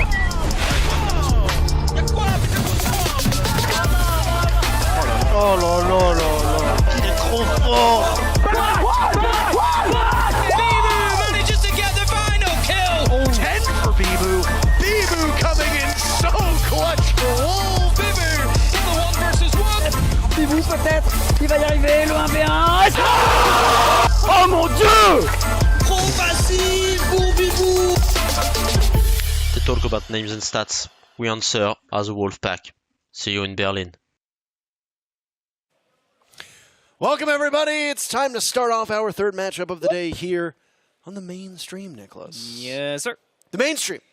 A-stream, baby. Better than the other stream, if I say so myself. Wolves versus W7M, the two teams that both have W in their name in this group. And both of them also sit on top of their group at the moment. Very close. Both are very close to clinching a spot to move out of the group as well, depending on what goes with the matchups today and how Gaimin, Gladiators, and Oxygen do, frankly. Currently, we got 6 points on W7M and 5 points on Wolves, and we got map bans right over there ready for you. I feel like the camera's staring right into my soul right now, and you're staring right into my soul. Where are we going? Chalet. It's cold there. It is cold. How nice that would be. It would be very nice. It's not very cold here, that's for sure. We got snow and whatnot. Is it even possible for France to have snow anymore? Probably not. Probably Probably not. not. All right, well, let's go there. It's hot here. Send it. It's hot here. Guess where it's not hot? Chalet. Chalet, that is correct. For but a fleeting second, I thought you said Charlotte. Charlotte. These community polls, they're really sleeping on W7M, Nick, I gotta say. Again, W7M on the wrong side of the community poll. Weird, that is man. a little bit, that's a little bit odd, but They'll here we learn. are. They'll learn one day. This game in particular could be a great opportunity for that to be the turning point for the fans, because this is a fan favorite in Wolves against, I guess, the non-favorite of W7M. First ban comes out, you got Wolves on attack, W7M on the defensive side, and Sledge actually going off the board first. A target ban specifically tailored for this matchup, as Sledge does not ever get banned on this map in pretty much any scenario. I like seeing the Sledge ban. Nomad also banned out. Okay, but interesting. Interesting. That's on the Reddit bingo, wasn't it? It was like when casters say interesting 3 times in one match or something Yeah, like that. that bingo was kind of good, though. I like that. There's a Yeah, it couple was. things. It's quite funny. I had a thing on there. It was like make a Twitter controversy or whatever about Yeah, Pengu says regions. Pengu tweets something stupid or something like that, and it creates a controversy. Haven't done that yet. Day 2, baby. Keeping it up. You've been very good. Yeah. You've been very good at managing not saying silly things on Twitter, I suppose. Yeah. Azami and Valkyrie, the other 2 bans. One of the things that we have ready for you at some point, it'll be popping up, I assume, on the lower portion of the monitor, will be probabilities of teams clinching their spots. I don't believe there is any team that is able to 100% clinch their spot yet. I don't think so, but I could be wrong. The closest would be Elevate. I think Elevate, yes. And they've, yeah. And they're 3-0 in regulation Yes, as well. yes. So if Elevate wins today, and there it is, look at that. If Elevate wins today, they might be able to clinch. So if W7M wins, they have a 95% chance in regulation. A regulation loss for Wolves gives them a 60% chance still. Okay. So, in easy terms, winning regulation is pretty good. Yeah. A regulation win for either of these teams. A regulation win for either of these teams means they basically clinch. The probability of the team that wins in regulation, or even in overtime, of not making it into the main event on Friday, very, very low. Statistically improbable. Statistically I think the blue bar around the numbers file under the obvious screen now is like basically it's like this game and the next game they have today. Like they can basically get that result today. Right. So because there's 2 games today. Yeah, because if W7M wins just this match, they're at 95%. Yes. But then they have 1 more game to go later. Correct. And then they'll probably skyrocket, you know? So. Correct. Yes. Because while you're at 95%, you win your next match. This is the toughest match for these teams on paper today. Yes. Right? Because they're playing the top 2 teams each. Then it'll be Gaimin, Gladiators, and Oxygen as their opponents coming up. So, obviously, you square off against a team of 6 points, which is W7M, who are in first place, versus Wolves, who are in second. Nice shot by GDN, by the way, to start things off. P4 gets one right back onto Herds. JV is trapped in the corner, and the fire will spread. Are you going to get hit? He's good. Oh my goodness, that is unlucky for Shinka. As JV manages to wait out the flames in the corner of Library upstairs, taking no damage from the Captain Arrow. So much time and utility wasted here from JV. And he can sit here again because he has to do nothing. And Shinka team kills P4 on this single Library window. I don't even know what the goal was there, but a sloppy start from Wolves. Now it's Bibu. The man who the content piece prior to this matchup going on was highlighting. Yeah. Lots of munition there for Rise. What a dilapidating start for Wolves. W7M clobbers them every single step of the way. Nicely played by JV in the corner, and it's round 1 going in favor of the Brazilian team. That's just a head scratcher of the round, right? Because like nothing really made a whole lot of sense. Nothing went the right way for Wolves, and well, W7M, they get a bit of a freebie on the board to open things up. And these first couple opening rounds is of course going to set the tone and the pace of the following things to come. And it's not looking too pretty right now if you're Wolves, but it is Shelly. And normally we do see attackers being the favorite side, but again, it all comes down to execution. If you have a nasty defense with good aggression and teamwork and coordination, you can get 3 to 4 defensive rounds, definitely. However, you are usually in a position where if you're starting on attack, you're expected to get at least 3 rounds on the board. Still possible, of course, but rough beginnings. Mirror being brought out by W7M on Volps. He's going to put those, or at least one of those mirror nodes upstairs. It seems as one is downstairs in the basement itself where the bomb set is currently located. It's going to be a roam game extension to the dining kitchen area to try and contain some of that map control so that the roamers can run around the map more freely and have like a safe area that can kind of be like the main hub. That dining hatch being opened up also indicates that this is the area where you can fall back to the bomb site safely if the roam would be under attack. Leave with his Twitch trolling, denying the default camera and getting down that main fireplace there to see if there's anything on it to stop them for a rush potentially. There is a Banshee, so it can't quite rush if we got 3 members outside the breach. This glass kind of indicates a possible direct attack. We'll see what they do. They have 4 smokes, 2 grenades, a wall gets opened up. Diffuser is, of course, there on Shinka as well. They're going to take it slow, drone it out. No rush is happening. A bit of a sluggish start now. 30 seconds off of the clock. Heading upstairs, clear out anybody who might be playing on the top floor. We know that there's somebody up there. It's KZ up there yet again. JV was up there before. KZ means that somebody from W7M will hold this part of the map. And look at that. KZ just had too many targets to go after. Mowgli on the hunt gets the very first kill. So aggressive as well. I mean, Mowgli does not stop, right? Had a drone on his feet, had a teammate to help him. C4 comes out, doesn't do any damage. Hurts alone here on the library side. Kind of cut off in his rotation by the member of Shinga. But no, it's GDN who finds Mowgli with that SMG-11. Low on HP, but he stays alive. Well, W7M at least got that answer back after losing KZ. KZ's going to be one of the top-rated performers for this team if all goes according to plan. Was it yesterday? Herds and KZ, I think, were the two that were competing for the top. But don't ever count out JV either. You also have both Shinga and Bibo tied first in clutches after the first 2 games. Both sitting on 2 apiece, and before this tournament in the EUL, they're also basically sitting at the top of the EUL standings in clutches too. So they just keep up that trend, both domestically and internationally. Good stat to be telling the viewers. Yeah, those are statistics. Those are ones that we have on hand to use and talk about. It's been a very quiet match so far. It has. This round in particular, very slow, 1 minute to go. Wolves dotting their I's, crossing their T's, getting themselves in a better position. Rise sitting at the breach as a glass. They got 6 smoke grenades actually they could use here. Here goes the first one. That's correct. Nitro cell in hand, Volps will get smoked out. If he peeks, he will be destroyed by the glass. That is an almost certainty. But look at this, P4 coming in from a separate angle. Bibu takes down GDN. This is where this bomb site begins to get a little bit claustrophobic, Nick. Rise in the midst of the bomb site. P4 taking some damage. Now it's Shinka to plant, but they haven't dislodged Volps yet. He is very easy to dispatch Shinka. Volps will swing again. Another 4 his name. Could he get a third? Oh my goodness, it's JV to get the final kill. Suddenly, Wolves are just standing there and they feed themselves 1 by 1 to W7M. Bit messy, and the one thing we can take away from that is that P4 on Ana was on the fireplace stairs, and Bibu on Twitch was on blue stairs. But Bibu had the smokes, not P4, and the glass, of course, is in the breach. So if you were to rotate P4 from the fireplace stairs to the blue stairs, and take Bibu from the blue stairs back to fireplace stairs, you get an extra set of smoke grenades to enable the glass player of Rise to get bomb site cover, especially against that mirror window, because Bibu did die with both smoke grenades in his pocket, and that's gonna cost him, and that's what they did. 2-0 now for W7M. They're going to go to master bedroom bomb site third, not going to go to kitchen.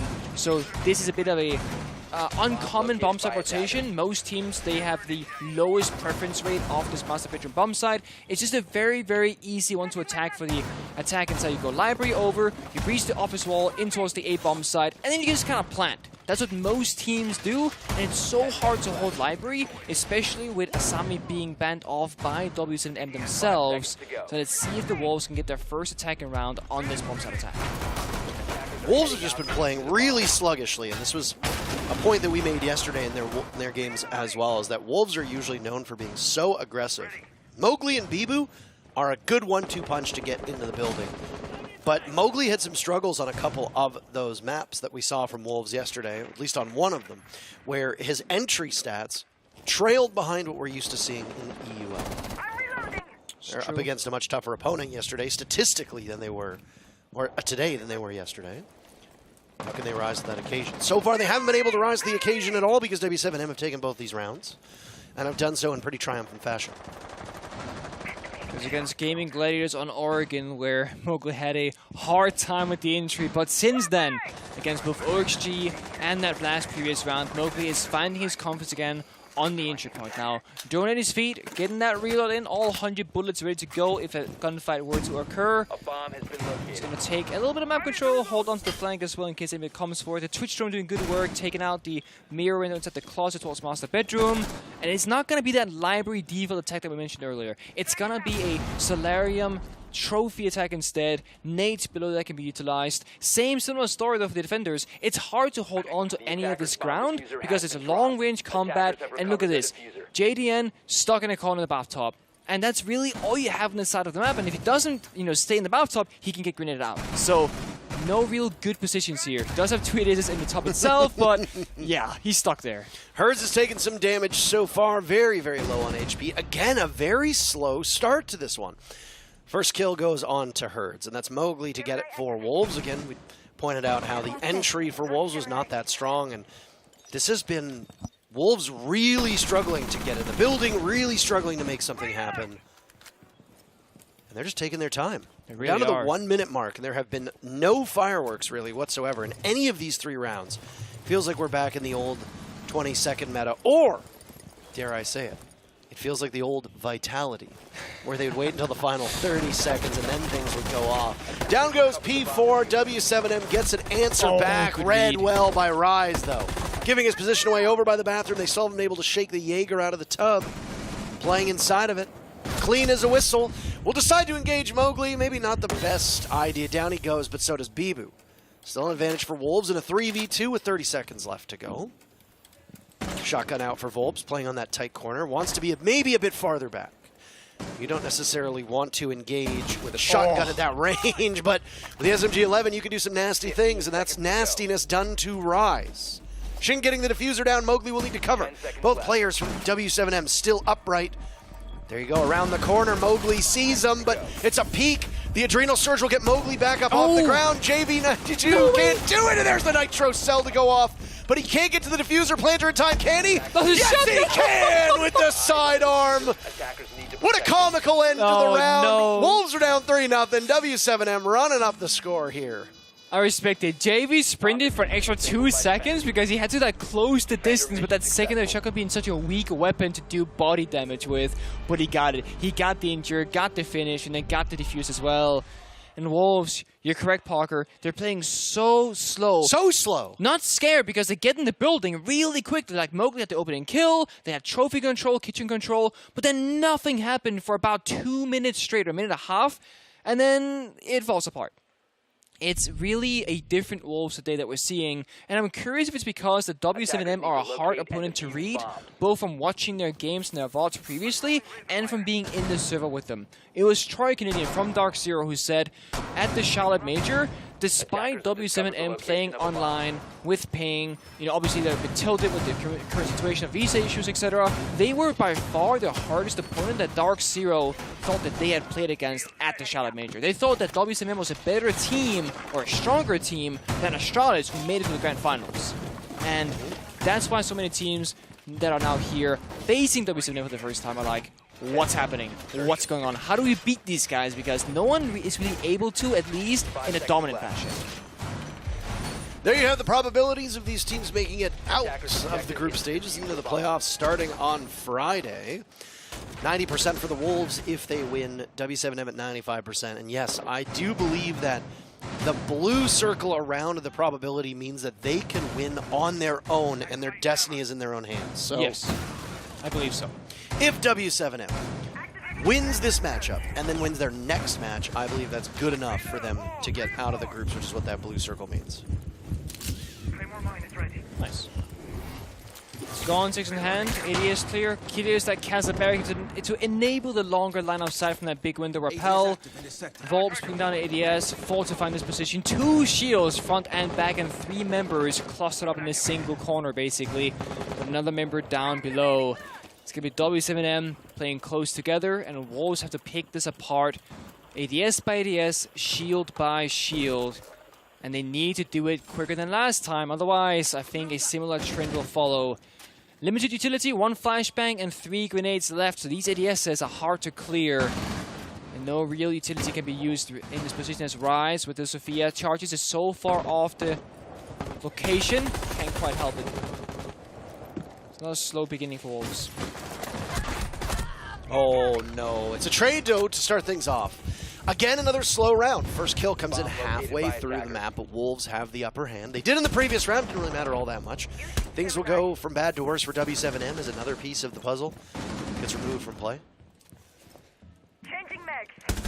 You play puzzle games, I guess? Nice shot from Volps, by the way. So, this is one of the areas where I'm like, Wolves got a 4 versus 2 and they're in a great position. They got actually a fair bit of time left. But then Mowgli, a little bit too aggressive, overextends and gets that 1 versus 1 unnecessarily. When you have a significant man advantage, like a 4 versus 2, you should expect your opponents, and I think Mowgli did expect it, he just lost the gunfight, but you gotta put yourself in a position where you can't just die like that for free, but it might not matter. Beeble storming to the side, no real help nearby, Wolves onto another. All right, Volps will just come up West Main right now, and like that, a nice pickup. And he's pretty much good to go. He can rotate back around, and he can indeed run. It's a 1v2. Look at the HPs on the board for Wolves. A couple bullets from the carbine of Volps. He could very easily win this one. Oh my goodness. He will need to ace clutch. 10 kills for Volps. Shinka's in a great spot to counter this, though. That's the real question. Volps doesn't really have a ton of intel. He's going to be playing blind. Spam pinged. They know where he is, but he doesn't know where they are. All he needs is a single shot. Can he control the recoil around it? He's got the injure. What an incredible ace from Volps and the diffuser to boot. Can anybody stop W7M? 11, 1, and 2 on the board. And Wolves, it's a tough position to be in because you are losing rounds, you should be winning. And I want to go back to when Mowgli died in that 4 versus 2, that made that a 3 versus 2 essentially for Wolves, because again, once you have the lead, you gotta put yourself in a safe position where either you get traded out or you gain something with either the information of where the enemy is or what you can do in that position. That wasn't really utilized. He fell for free. Mowgli was off the board, and that one member that they didn't have available all of a sudden, it mattered so much more. 20-second timeout left here as Wolves have to talk things through, and I'm sure this is going to be like an anti-tilt conversation to say, guys, what's going on? Get back into the game. This is not how we play normally. That we can do so much better, but we got to get in the server right now. Look at the scoreboard. 11, 1, and 2 for Wolves. Second top gunner JV on 5 and 2, 1, and 0 kills on Hertz. Essentially on the scoreboard, it's a 4 versus 5, but we're 4-0 in round score. Ridiculous numbers right now. I mean, something's gone wrong for Wolves here. Yes. And I mean, I'm not even trying to downplay W7M's success. We said this in the matchup against Gaimin Gladiators yesterday. Yeah. It's not that Gaimin Gladiators were suddenly the best team in their group. I mean, Gaimin Gladiators are no slouch at all, and they were not a bad team. But just, if you go back and you watch Wolves through most of EUL, and then you watch their matchup against Gaimin Gladiators yesterday, it's very clear that Wolves are not playing Siege up to their own standards, irrespective of their opponent. This matchup in particular, W7M is crushing them, absolutely crushing them. And I mean, it's not like Wolves are playing terrible. They're not playing good. This is not a good match for Wolves. But W7M looks so formidable. I mean, the kills tell the whole story. Look at that. 8 kills for somebody who's not named Volps in the server right now. 11 kills for Volps. Yep, that's true. I like to think of W7M as like kind of like the new FaZe clan, if you will, where they got the LATAM aggression and explosiveness when they need to, really good gunshots, etc., good players individually, but they have that structure of like European teams. They play together, they understand where the strongholds are, what corners are good, what shields are good to reinforce and play around. But again, with the LATAM aggression, that's the big difference. For example, KC, Volps, and Hertz. Those 3 members always so lethal on their individual rounds. Always have moments of brightness in every single matchup. And I mean, does JV win this one again? Good yes, again. He does. It's the FaZe. They're trying to get rid of him. I just caught it. No. That's terrible. Excellent setup from W7M here. Really excellent setup to keep him alive and waste a ton of time. And wasting time is really, frankly, the name of the game. P4 will have to vault in and engage in a duel against a DMR that will kill you in 2 hits. That's not where you want to be. Do they just ignore him for now? One thing I did want to note is that with W7M playing the way they are, Nick, they've done so on every single bomb site. Oh, that's there nice. Goes JV. P4 vaults in the window, and down he goes. Herds was not there to get the cross. Now it's Herds to duel with the Finka. Not exactly the gun that you want to have to battle against. It's a beautiful execute there. smoke the drone hole to block down something below, jumps in, baits the angle, gets the kill for free. Hurts, stuck between rock and a hard place, no backup here. That's an easy kill for Mowgli. And now Wolves again in a position of an advantage, but it gets traded back and forth. Mowgli finds another though. It's a 4v2. This is going to be a battle of the carries. Mowgli versus Wolves. Could it be? KZ now, next one in the line of fire, and he gets away with the fastest operator in the game. Repositioning, nearly beheading Rise, who will make his way out of office. KZ is found out, or GDN is found out, and is as good as dead. That leaves KZ last one. 3 kills for Mowgli. Wolves finally get on the board after their timeout. They need that. Need that so badly, because 4-1 starting attack, even going 4-2 if Wolves finds this final round and a half, is still not a good position to be in. That body language tells an awful lot. They win, yeah, and they're still fighting. It's a lot to go, you know? And those rounds that they lost earlier, crucial rounds that they had the advantage and they should have won, but then didn't. It's hard to mentally stay in the server and come back from this, but it is possible. And Wolves, they are a team that has veteran players on the roster. We always talk about it. Bibu and Rise should be in a position to take this team forward in a good mental position, even though they're down 1-4 on this 6th round. I want to remind you, while this matchup is going on, that there is another game currently being played. Mandy and Dev are casting it on the B stream, which is not the worst stream, as I joked earlier on. Just the lesser good stream. No. Yes. They're the same streams. Okay. Soniqs and SANDBOX are playing against one another. These are the two teams that are at the bottom of their group. Attackers are heading They desperately need to start putting up points in order to catch the front runners. Oh no. Okay. Oh, thank God. I blame Hurts for that, because he jumped out, then it happened. Ah, yes, of course. Yes. I saw some minor artifacting and was like, oh no, not border. Not border. Not the border symptom. The border accident. Yeah. Anyway, it's the final defense for W7M. They have made mincemeat of Wolves so far. Toothless Wolves, it looks like. Clawless Wolves, too. No claws, no teeth. Yeah, That's a household cat. That's actually not true. Household cats can be quite vicious. And they also have claws and teeth. So, yeah. Don't declaw your pets. There you go. There's my piece of advice for you. Nice kill from Mowgli. He's really warming up right now. KZ goes down on a roam, and this has been a very bad first half for KZ. A quiet first half for some of the players on this team. Both Herds and KZ they tend to be towards the top of the standings. Right now they have a combined single kill, but that's because Volps. He's taking them all. He's been hoarding them all. Absolutely. But yes. Also, Wolves actually getting opening kill or a fast trade in most of these rounds. So it's not like Wolves are playing from a disadvantage. Normally, they find themselves in an advantageous position, just like they are right now. That's going to force someone like Wolves to try and get that man count back by swinging out these doors and taking aggressive gunfights. And right now, that's not quite going in his favor because Mowgli has that LMG in hand and can just keep on shooting to deny that free fire. Well, you can see a fallback now from W7M. Wolves have really picked up the tempo in comparison to previous rounds with a minute and a half just passed in the round. Also that Nitro Cell ready to rip. There it goes. Mowgli's down. That's a single kill from it. That's more than enough. Disgusting. There could have been multiple. Instead, the breach gets opened up. But the hottest hand for Wolves is no more. Nope. Gino Surge is gone, Nate's gone, Gonzig's gone as well, which means a lot of utility lost here for the side of Wolves. Still got nades on P4. Gotta get the second wall open up. There it goes. EP comes out. That should do it. Impacts on the pocket of Hurts, but can't be used against a thermic charge, so that's not gonna make it any difference at all.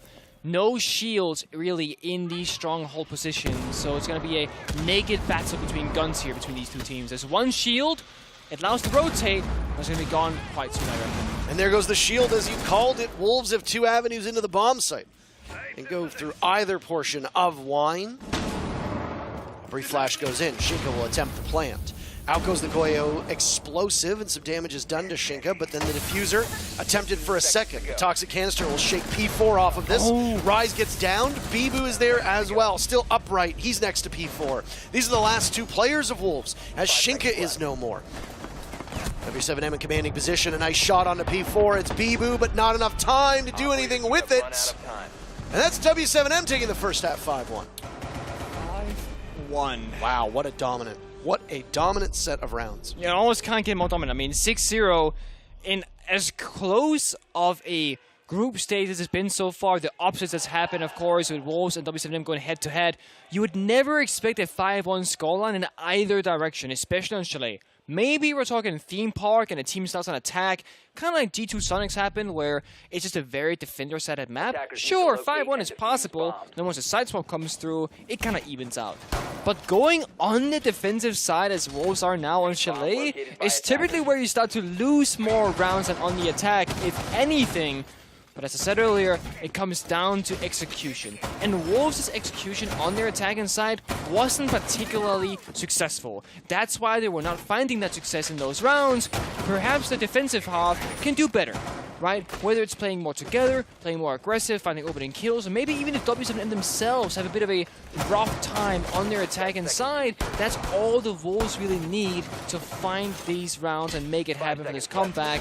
But there's a lot of rounds to go, and every single small mistake can be punished, and that's going to cost you match point if just one more round goes in favor of W7M. When you find two teams like this, every mistake will likely be punished in some capacity. The smallest of mistakes, and they will be punished over and over and over again. And I think that's what really does set a lot of these top teams and lower teams in the standings from each other. Absolutely. Is that you can see teams that are playing at a pro level, but are not the upper echelon of their region, they're going to make a whole heap of mistakes. Neither team is going to be able to capitalize off of that. And as casters, we tend to focus on the bad that happens because there can be a lot of it, and they can be really detrimental to the success of a team. Nice shot by Rise, by the way, as we're talking about that. Pre-fire from Herds, not good enough. He's 1-7. 1-7 on Herds to 1-5 on KZ. Thank God you've got Volps, because this could be a very different story. Let's not ignore JV, though. JV's had some very clutch moments for the team. Yes. There have also been times where both Herds and KZ have wasted a lot of time or wasted a lot of utility, and that's allowed the rest of the team to flourish. And even if KZ is dying, taking 2 minutes off of the clock, eating a lot of drones, and then ultimately going 1-5, yeah, that's not great, but you're still setting up the rest of your team for success. Yeah. Anyway, the point I was making just before we get into this, when you have a top team or two top teams battling each other, the smallest of mistakes will be punished, and that's what really sets them apart. Both Wolves and W7M are those teams to do that. They will punish you if you screw up. I like this. There's a defender opening up the door, but Wolves walks on in. 14 kills to his name. P4 reads it, sees it, walks away instead. Plays in this corner of Westman on that alibi prism in the window. Rise finds his second kill in the round onto JV, lying off the table. And Rise really just saying, I'm awake, man. I'm getting my kills right now. There's a nade from below. Is it going to connect onto Rise? No! KZ? You know what I bet happened? Oh. You know what I bet happened? Wolves. Think it hit the window Wolves frame? when they're around. I'm going to say I bet he probably botched where it was going on the window. Oh. And it hit him instead. That would be my speculation. Second round for the Wolves, on the board. Convincing round as well. Very convincing. Very convincing round. They've already used their timeout. They picked up 2 of the last 3 rounds since that. This could just be a very defender-sided Chalet. We'll see. One thing that I want to touch on is Wolves are actually winning the opening duel battle quite handily. Yes, they are. And yet they are still losing by a huge margin. So even though W7M are getting killed first, round after round after round, it matters not. Because W7M are still better through the mid-round, and that's where I think Wolves have the most problems. They dawdle, they dither, which is a word that we used yesterday, dithering. Dawdle and dithering. Double Ds. Everybody loves the double Ds, right? Dawdling and dithering. Dawdling and dithering, yep. There you go. Oh my god. 10 seconds remaining. Sounds like the B stream might have some action. SANDBOX versus Soniqs, it's occurring right now on the B stream. You guys can check it out as well. Get a multi-stream going, see both at the same time. Over here, we might see some fancy pants stuff because we got Sense on the board from Volps. Sense's play rate at the major, incredibly low. But on Chalet and Bank, 2 maps where we might see this upper being played out, if we're lucky, which we are right now. Nuke also being picked up from Hertz, so he can try and start lurking around. KZ, of course, still looking for his kills on the finger now. Trying to get more aggressive perhaps and find those. We'll see if DWG can trying to find a phone to hack here at some point in the round. Hurts right now could enable that deep inside the building right now inside a trophy. He has teammates, no enemies nearby, of course. Can walk up the staircase and take for the map control. No real droning going on right now from W7M. They're so far ahead of the pack right now, so they know all this is clear, which means Hurts can sprint on in and just secure this area. Mowgli, with a nice clean one-tap, takes focus off the board. Top Gunner and Sense is gone from the round. W7M probably not very happy about that. Another first blood for Wolves, add it to the tally on this bar defense on the main floor. It's where things must be getting very frustrating for W7M. You were tantalizingly close to match point. KZ gets a pick onto Mowgli as Mowgli decides to swing. That was a bit of an ego challenge. I also think it was a bit of a challenge for Intel, and I don't think he was expecting W7M to fire back as hard as they did, but I mean, hey. This is W7M you're talking about. It's true. So dominant in their own region, so dominant in CES. It is really a shame we didn't get to see their full potential at Charlotte, but now they're here in Berlin and they're making up for lost time. They are sending a message and a statement about their capabilities as a team and the individual players as well. We do have POC mats, aka Frost mats, on the board. I'm curious if W7M are aware of this situation. Flashbangs, nades come out. That's going to be the telltale sign for Rise to get out of there. Takes a bit of damage, but stays alive. 50 seconds left. It's 4v4. It is very close. Herd's taking some damage. That's about it. Rise is now lower as well. Herd's upstairs next to the Finca. There goes a logic bomb. It's the last one that's tossed out by the Dokkaebi. Brief window into the soul of Wolves, at least sound-wise, as to where they could be. P4 playing off of West Main. And there's an advance back. Those Banshees giving JV's position away. Oh. What a nice play on Nabibu. A second target is in the back, and KZ has 2 kills, but Shinka will have to fight for his life. How many can he drag down before he himself is silenced? Is a clutch possible? Yes, it is, but no, it doesn't happen.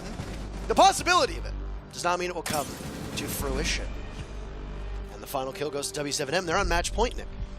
This is where things get very tough. Timeout already burned by Wolves. Match point as well.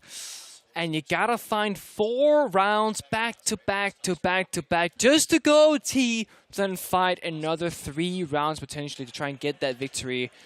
You need 2 of those 3 rounds to find the dub. Wolves say the potential final bombs that they get to defend is Master Bedroom. This is again a bomb site that is a bit tough to defend due to how it plays out. Vertically speaking, nades below can be quite lethal on the trophy side. Library side, it's hard to hold. No Asami on the table, no mirror on the table right now for Wolves. They have an Echo, which is great if the W7M are going to run low on time, but that hasn't really been how they've been approaching the map so far. They're rather fast to get into the building, and Wolves also aren't really spreading out all that far to slow them down any further. The round victories that Wolves has is when someone pops off and finds multiple kills. Normally right now, that's been Rise and it's been Mowgli. But if they don't find those killing sprees, normally W7M, they have no issue with time. By the way, the blue circles around the numbers means that they can qualify today. Yes. Yes, that's what it means. Yes. So, in case you're curious, the blue circle means that today they can accomplish it. Bibu runs out, takes a huge gamble. He gets Herds, but KZ with his 4th kill in the last round. Well, I guess round and a half at this point, technically. If we're being pedantic. Not a full round. Firing up. Herds is still having a bad match, 1-8. Not the scoreline that you want from him, but that's all right. The rest of the team is doing mighty fine. I was gonna say, if you trade Bibu for Hertz, technically that's worth it if you're W7M because you're trading 1 and 8 for 6 and 6. Just numbers speaking here. Either way, it's a tied up series, 4 versus 4. You can argue that Jaeger being dead means the AD is already down the ground, so that value is already there for the defenders, whereas Sophia's utility and the LMG is gone from the round. So on the other spectrum, you can argue that Bibu, he got the better half of it. Now, I know that these teams have traded out kills for this round, but right now it's 27-30 in terms of frags, Nick, which really is much closer than a 6-2 scoreline would suggest. 27 kills for Wolves, 30 kills for W7M. Usually we see a much larger gulf between these teams, but another part of it is that there's been a couple rounds that were won just based off of time. Kill the Diffuser, Planter, and You get enough time, there's still some people alive at the end of it. Right. WSM going for that default library attack, wall open up, but Mowgli finds another onto Wolves. So Mowgli and Bibu, both were mentioned in the prep phase, both showing up so far, finding those sprees of kills that they need. But WSM, they still got tools in their pocket, still got the nades and the smokes, they can go on in, try and plant the bomb down. Diffuser being shepherded in by GDN, a grenade goes off. Adrenal Surge is there too. GDN takes so much damage from the smoke. That's ill-timed. KZ and JV, the last two upright, but they're wiped out by P4. That's a third round for Wolves as they need to claw their way back into this match. Yep. Rounds are slowly building up for Wolves, but again, one mistake and it's all over. 3 more rounds needed to go to OT. There is plenty of opportunities for WSM to find what they need. But of course, they gotta act accordingly and find those, create them themselves. And I do want to say that Wolves are doing a good job at just making it hard for WSM to get that 5 versus 5 executed they so desire. Because every single round in the first 20 seconds, someone's going crazy on Wolves. Bibu jumping out a window, Rise swinging a window with a pre-fire. They're just taking every single early engagement, really playing for that opening kill aggressively, and then they play backwards. They play on those defensive shield setups, and they played nice and slow and played nice and tight as well. And it's a really good way to make WSM struggle because they get early pressure in the first minute. Then they gotta slow down, check every single corner, drone it out. They gotta fear this aggression from Wolves because they keep getting punished from it. That buys Wolves so much time on the board while they're just sitting on side laughing and waiting for something to happen with all these shields. In this round, 2 again. P4 on Alibi and Rise on the Thorn. They get 1 each a pop. Gonna get impacts on Bibu and Shinga to do either some vertical destruction and of course gonna do player damage if you're to throw that Pokeball towards the opponent's body. W7M with a similar lineup. Twitch right now being the one differentiating factor. Wolves kind of 6-picking or tagger-picking round by round. Well, we have a second here. Nick, if you were a Pokemon, what Pokemon would you be? The penguin one, whatever that one's called. Empoleon? Or Piplup? I think Piplup is the one, Piplup right? is the little one. You'd be the first stage of the evolution. You wouldn't be the better, like, third stage. Well, don't say better. I'm the younger. That's all. Okay. It's age back. Levels are age. That's how I see it. Ah, yes. You'd be like a 100, like level 100 dragon or something. And the green dragon from the red game. I don't know what it's called. The green dragon from the red game. Yeah. Do you know? Green dragon is Rayquaza. Are you talking about Dragonite from the original game? I don't know. Yeah. Anyway. Pokemon talks for another time. We've got a match to talk about here, and Ruby, again, that's the one. Okay. Ruby. It is Rayquaza. Oh, okay. You're correct. Nice. Again, slow entry, but it's not Wolves who are doing it this time. It's W7M taking their sweet time, realizing that the next 3 rounds must be won by Wolves to toss them into overtime. You saw the stakes. They've been shown on the screen a number of times. It's a good nade. Force the position. It's a really nice nade. Both kills to start off the round come from W7M. Just when you need them to get first blood, they start to put some tallies and kills on the board. Another nade will go in from Herds. The nade goes down below him. I don't know exactly where that nade was supposed to go, but who knows? GDN takes out Mowgli. There goes JV, but KZ takes down Shinka, leaving Rise in a 1v4. That's not looking good for Wolves. They're going to have a hard reset after this matchup because W7M are a single kill away from all 3 points, and they get it. On to Rise. W7M makes quick work of the top team out of Europe. 7-3 the scoreline for W7M. They're now 3-0 on the day, and within striking distance of being one of the first teams to qualify for the playoffs on Friday. That they are in a great position here. 3-0. Wolves at the board, and GG. That's all I can say. Brazil has really showed up at this event, as have some of the APAC teams. Some of EU, I suppose, as well. But W7M really leading the way for their region. And as I said, making up for lost time. That's it for this matchup. We're going to toss to an ad break, and then we'll come back and talk about what exactly went down between Wolves and W7M. Sit tight.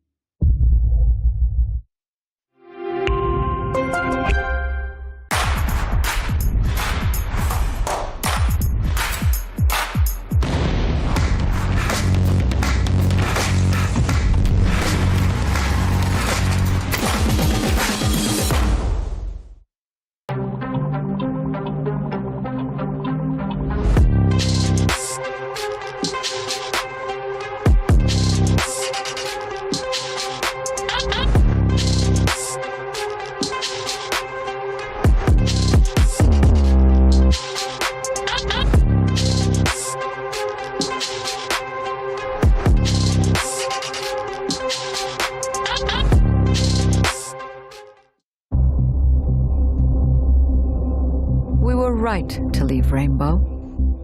We are stronger than we've ever been, and our new recruits legitimize us in the eyes of many skeptics. What is a high price tag when success is guaranteed? Our results speak for themselves and give us leeway to operate as we wish. The world is not designed to foster talent. Fall in line. Do what is expected of you. In my life, I've often found that the great rarely fit traditional standards. When you confine excellence, it suffocates. Ace, wall down in 5. Selma, Finka, prepare for a rush. Adriana! In removing these restraints, I have redefined what an operational unit can be. Forward, now! Go, go, go, go! Some might see us as selfish and opportunistic. Let them. Nighthaven will leave them in the dust as we saw.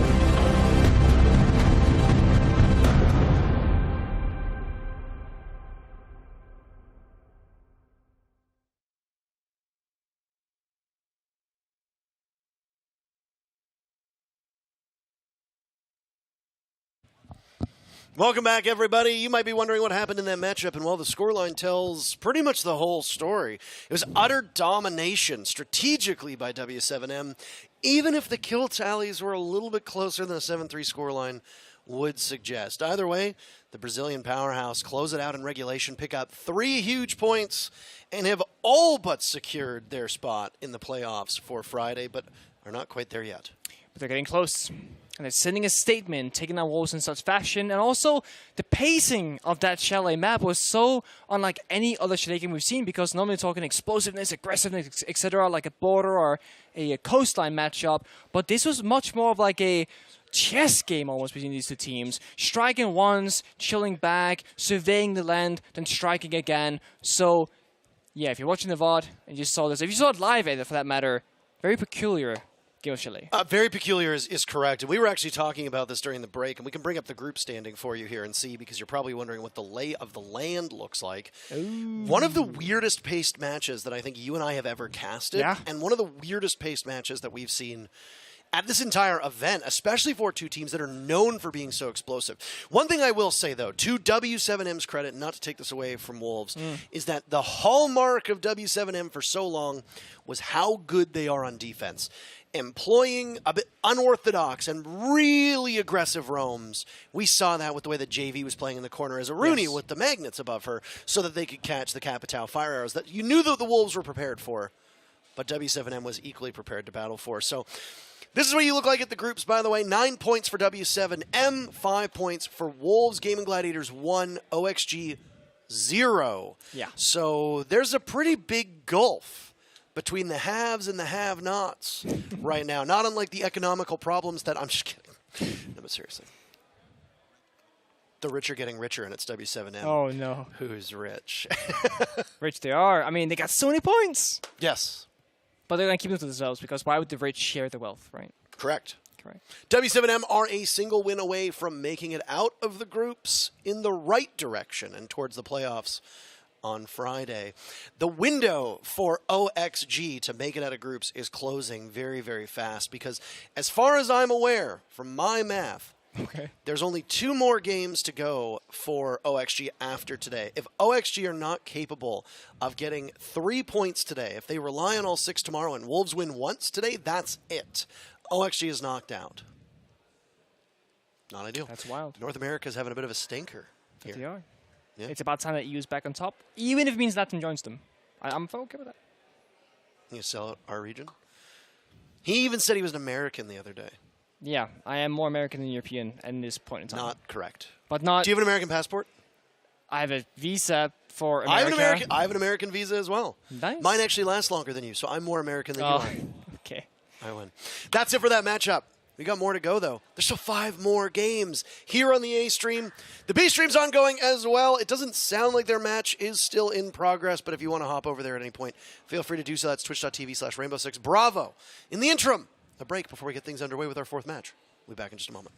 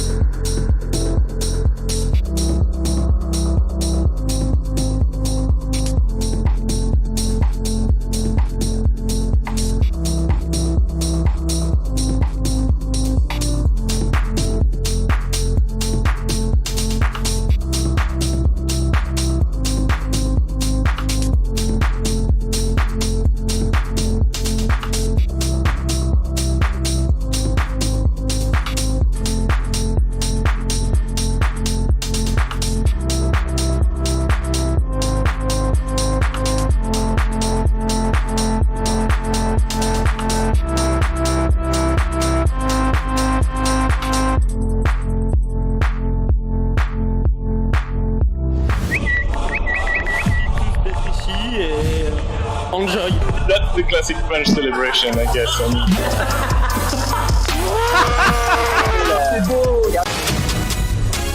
Fox though, getting that one shot onto easy peasy, dropping him through the smoke grenade. Oh, ball bang, another one from Fox.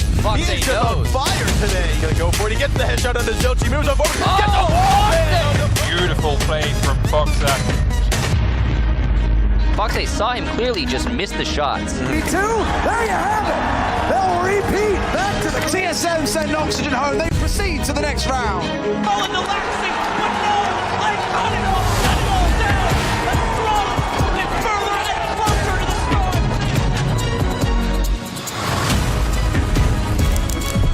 Stuck away from him as Fox will take away at least the cause for an ace, and it'll be a double kill for him. A flawless round for Oxygen. Fox, oh my god, let's go! The damage has already been done.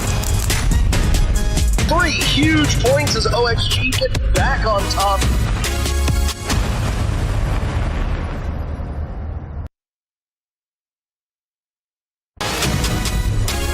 Fox though, getting that one shot onto easy peasy, dropping him through the smoke grenade. Oh, ball bang, another one from Fox. All right, that's a bit of content piece that's so nice. We played it twice. Group C continues to roll on as Gaimin Gladiators from APAC take on Oxygen from North America. North America in general has been kind of mid. Not great. Not mid. Not great. Not mid. A little bit Not mid. great. I do find the gamer lingo funny, just as a side note, for 1 second here. Somebody was like, oh, don't go to this restaurant. The food is very mid. Yeah. And I was like, please speak like a normal person. The food was not great. Yeah. It's how it goes. It's like, thank you for everything, Twitch. You have irreparably damaged my ability to communicate with people. I'll be front and center dead again. Map videos are up on your screen. We're going to go to Villa, a map that has actually not really seen a lot of play so far here in Berlin, Nicholas. It has not. And between Gaimin Gladiators and OXG, this could be a barn burner on both fronts. It could be either victory, really, at this stage, because OXG, they have 0 points. Gaimin Gladiators, they got 1. They took Wolves to overtime in day 1. Both teams in the bottom of the barrel. Both teams desperately need these points, and either team could honestly beat the other. W7M sits atop the group at 9 points. Wolves are second with 5. Gaimin Gladiators have a single point. OXG, pointless. It's not pointless, this match. This match is actually very important. Very important. We're going to go to Villa and get things underway with our 4th matchup of the day. Here is what the stakes are for these teams, Nicholas. Is that if OXG does not win this matchup, they will be 0-3. Okay. They will still have 9 points on the table, which if they go perfect for the rest of today and in their 2 matches tomorrow, they would tie with W7M. That would mean that Gaimin Gladiators would presumably not have enough points to go forward, and maybe even Wolves. There would be a path there for OXG. Okay. But as we have been doing so far today, statistics will be popping up on your screen, showing you what the likelihood is of a team making it out of the groups and into the playoffs, or making it out of the groups and onto a plane to go home. Oh, man. They'll be leaving early, just like me. Maybe I will be leading the way for North America. Maybe I'll be taking them with me. Who knows? Operator bans are coming in. Gaimin Gladiators starting on defense first. OXG on attack. Twitch being banned out against Oxygen. Bit of a target ban. Saw one earlier between W7M and Wolves. That was Sledge on Chalet. Twitch now on Villa instead. Valkyrie follows along as well as the first defender.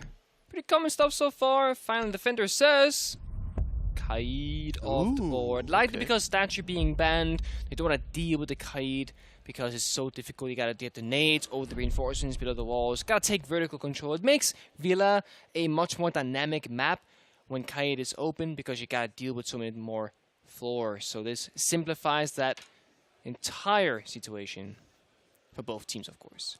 It's going to be Gaimin Gladiators on the defense starting and OXG on the attack. And FaZe already showing off that Nuke operator that is so often played on Villa. Why? Get an entire basement free for your disposal to sneak around. You got 3 different staircases essentially you can use. And really, it's a big map, Villa. So when you can walk around basically silently as Nook and no one can see you on those default cameras, it just means you can sneak up a staircase as a surprise, get a free kill, and just vanish away again, rinse, repeat. And it's just a mentally frustrating thing to worry about. But Gaimin Gladiators, they gotta do just that because they did not ban this operator out. They got the Legion instead from Tolji that maybe can put those goo mines on the staircases to give them a bit of a heads up if Nook were to sneak about. 5 seconds left. Finka escaping the operator ban, by the way, so that means that Newers will be running that operator for most, if not every single round on attack. When Finka was banned against Oxygen yesterday, Newers was on Nook and Yana, if I remember correctly. Yes. People are saying that North America is on Fraud Watch, the Mickey region, or whatever poisoned brain worms language that the subreddit likes to use every single time. You ever go to a post-thread comment, post-match thread, and it's like, the Mickey region, Fraud Watch. Please speak English, I beg you. I do like that the Mickey region, to be fair. Demo used that as term Demo as well. used it, and then the subreddit took it and just ran with it. So, anywho, whether they're on Fraud Watch or not, OXG will be running Finka every single round, as will most of every region for that matter. Yeah. It's not just a uniquely North American thing. No, it's not. Actually, nades already flying out of the pockets right now, trying to do some damage. Not a whole lot has been done, and up. Oben says goodnight. Newers, the Finka's off the board, and no one from OXG nearby to trade it back. In fact, the closest member is Vertical, who's on a drone. So Newers, you can sit on flank duty right now on those cameras. You are no longer on this server with us. Of course, he did spend his grenades first at the very least. 2 in the pocket of Vert, 2 more nades in the pocket of FaZe. They gotta start doing something because half the round is over and no one has really moved further in than the first room of the entry point. Rix finds a second, and OXG in for a really, really rough start. Not exactly what they need, especially given that if you fail to win this, you are at 0-3 so far for the groups. A great tweet from Caliber Jacob came out saying that of all the majors that we've seen now, as Dream picks up the very first kill for OXG, of all of the majors that we've seen, the likelihood of a team coming back from 0-3 is basically 0. The only team that he could recall that did it was Team 1 in Mexico, and that was under the most bizarre circumstances that we have seen. This round at this point is just a technicality unless FaZe can start to string a couple of these together, and hell, maybe the dream is not dead just yet. That's 2 kills for FaZe very quickly. Both Ape and Tolji, the same position. They know FaZe's whereabouts as they'll shoot away on the magnets. Keep in mind that when that hell is activated, FaZe can make very limited noise. Steps in a goo mine though, so his position on those stairs is known, and Tolji will pivot. A good control study, good control of 90. Both areas that will need to be held by Gaimin Gladiators as FaZe creeps up. If he can isolate these players, he could win a 1v2 quite effectively here, but he's only got 20 seconds to go and he's got no information. Diffuser is down. Goo mines could litter his way towards his opponents. He's got a good idea of where they are. Finds the Legion, cannot defeat Tolji. The 1v2, not to be had for Oxygen. Very close and a good spirited effort. But FaZe just can't get it done. And the very passive, very patient defense from Gaimin Gladiators is just too strong. Pays off. And I had to check my watch just now because it seems like both Wolves in our previous matchup and now OXG in our current matchup, it feels like it's 9 a.m. first game of the day kind of vibe because they're asleep at the wheel, no offense, but nothing's really happening on the attacking side. We're walking around, waiting, droning, holding angles, and then we realize, oh snap, the round's over. There's no time left. And then we run up a staircase and we just all die. 1 versus 1 versus 1. Hoven found 2. It was 1 from Rix, 1 from Tolji, and 1 from Ape. So more needs to happen in the first minute and a half, and we need to be much more proactive and even more importantly, trade off each other in those gunfights so that if Newers is main door and he gets swung, someone is nearby, close enough and ready to take that gunfight, make that 1 versus 1 a 2v1 and trade it back so at the very least you're equal at 4 members apiece. See if they can do it differently here on the trophy stat. Cherry Bums says that is a second place. We will go with Gaimin Gladiators extending down below with 3 members quite aggressively, even putting down a couple of Mute Jammers and Alibi Prismas, really spreading out their utility across both floors. I don't know if we talked enough in that previous matchup when we were addressing things like pacing. Yeah. We touched on it just a tiny bit at the end, but the fact that oftentimes you want to dictate that pacing, but you're at the mercy of your opponents here. What a shot. Hoven, 2 in a row with these opening picks. And an exact repeat of the previous round. OXG forfeits that very first pick. Gaimin Gladiators first blood. Vert knows Hoven is here, though. There's a ping on the floor. Nobody for backup. Oh, my. Hoven looks the wrong way. Did not expect OXG to be so forward. A minute off the clock. Vertical's already in. Laxing not too far away. Laxing dry peeking a lot of angles on that entry. What, do you not have drones? Do you have them? Rogue didn't have them in their match against Nip. I don't know if you saw Sport. I saw that. Yeah, Sport was not happy. It's like, they're hiding in corners. It's okay. It's his first LAN. He has to piss off an entire fan base somehow. You're not wrong about that. Now he's a real Rainbow Six gamer. Halfway point of this round. Newer's down. Hoven down. Hoven, the first blood in both of the rounds, and then a kill through the mid-round of last game. Or last round. Star performer for Gaimin Gladiators. Again, very slow. Much slower pace than what we saw out of these teams yesterday. Yes. Much slower pace than what we've seen out of actually a lot of the matches today. Yeah.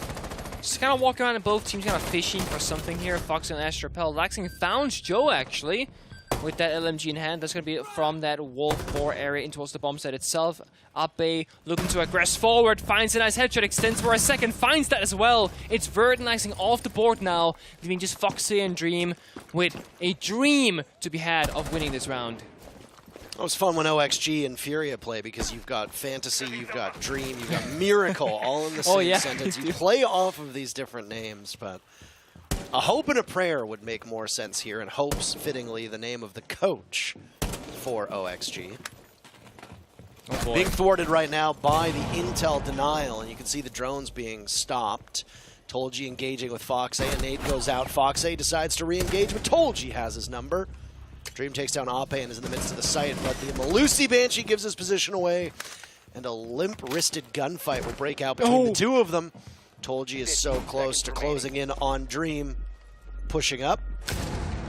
The ambulances have been called. I don't know if you can hear it, but they're looking in the wrong direction. How did they not know Dream was coming from that angle? Rix has to play this pixel perfect. The time getting towards 0, and he sees Dream quite easily and looking up towards the sky. Words of a prayer? I'm not exactly certain. Gaimin Gladiators in the clutch. The final moments of the round take it yet again. Denying oxygen was the last second heroics. It's an awfully weird 1 versus 2 because it looked like Rix was trying to pretend to be a fake alibi Prisma standing still in Astro, and then Dream shot towards him, but he didn't realize, so he was looking the wrong way, and then Dream gets to 1v1, and there's no time, and I don't know. It's so puzzling. Was it Ape who was just standing against the wall looking the wrong direction, or Tolji? One of the two that was picked off inside of Statuary? Yeah. I was like... You know he's in Beth. He just shot at you. Where are you looking? I don't know. What are you doing? I don't know. It's protect your bombs from being an odd one. An odd one is absolutely correct.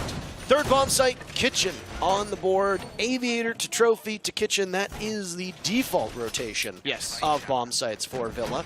The other bomb site, Library and Living Room, or Library, depending on where you live in North America. Library and Living Room seldom seen, but can be brought out as a pocket pick. Similar to what we talked about bar and stock yesterday on the clubhouse matches that we've seen. Villa's not a map where every single bomb site is used heavily in rotation, unlike the map like Chalet, which we just watched in the previous matchup. So, okay, what about Library and Living Room makes it all that accessible or not, or inaccessible? It's that it's very hard for you to hold on to as the defenders, especially when you lose those two panels next to the armoire. Down at the bottom of your screen is the probability of either of these teams making it out of the groups. Neither can clinch a spot today. Yeah. The gray means that it relies on the results of the next couple matches.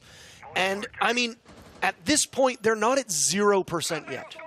But if OXG loses in regulation, fail to pick up a single point, that means they have just a 6% chance of making it into the playoffs.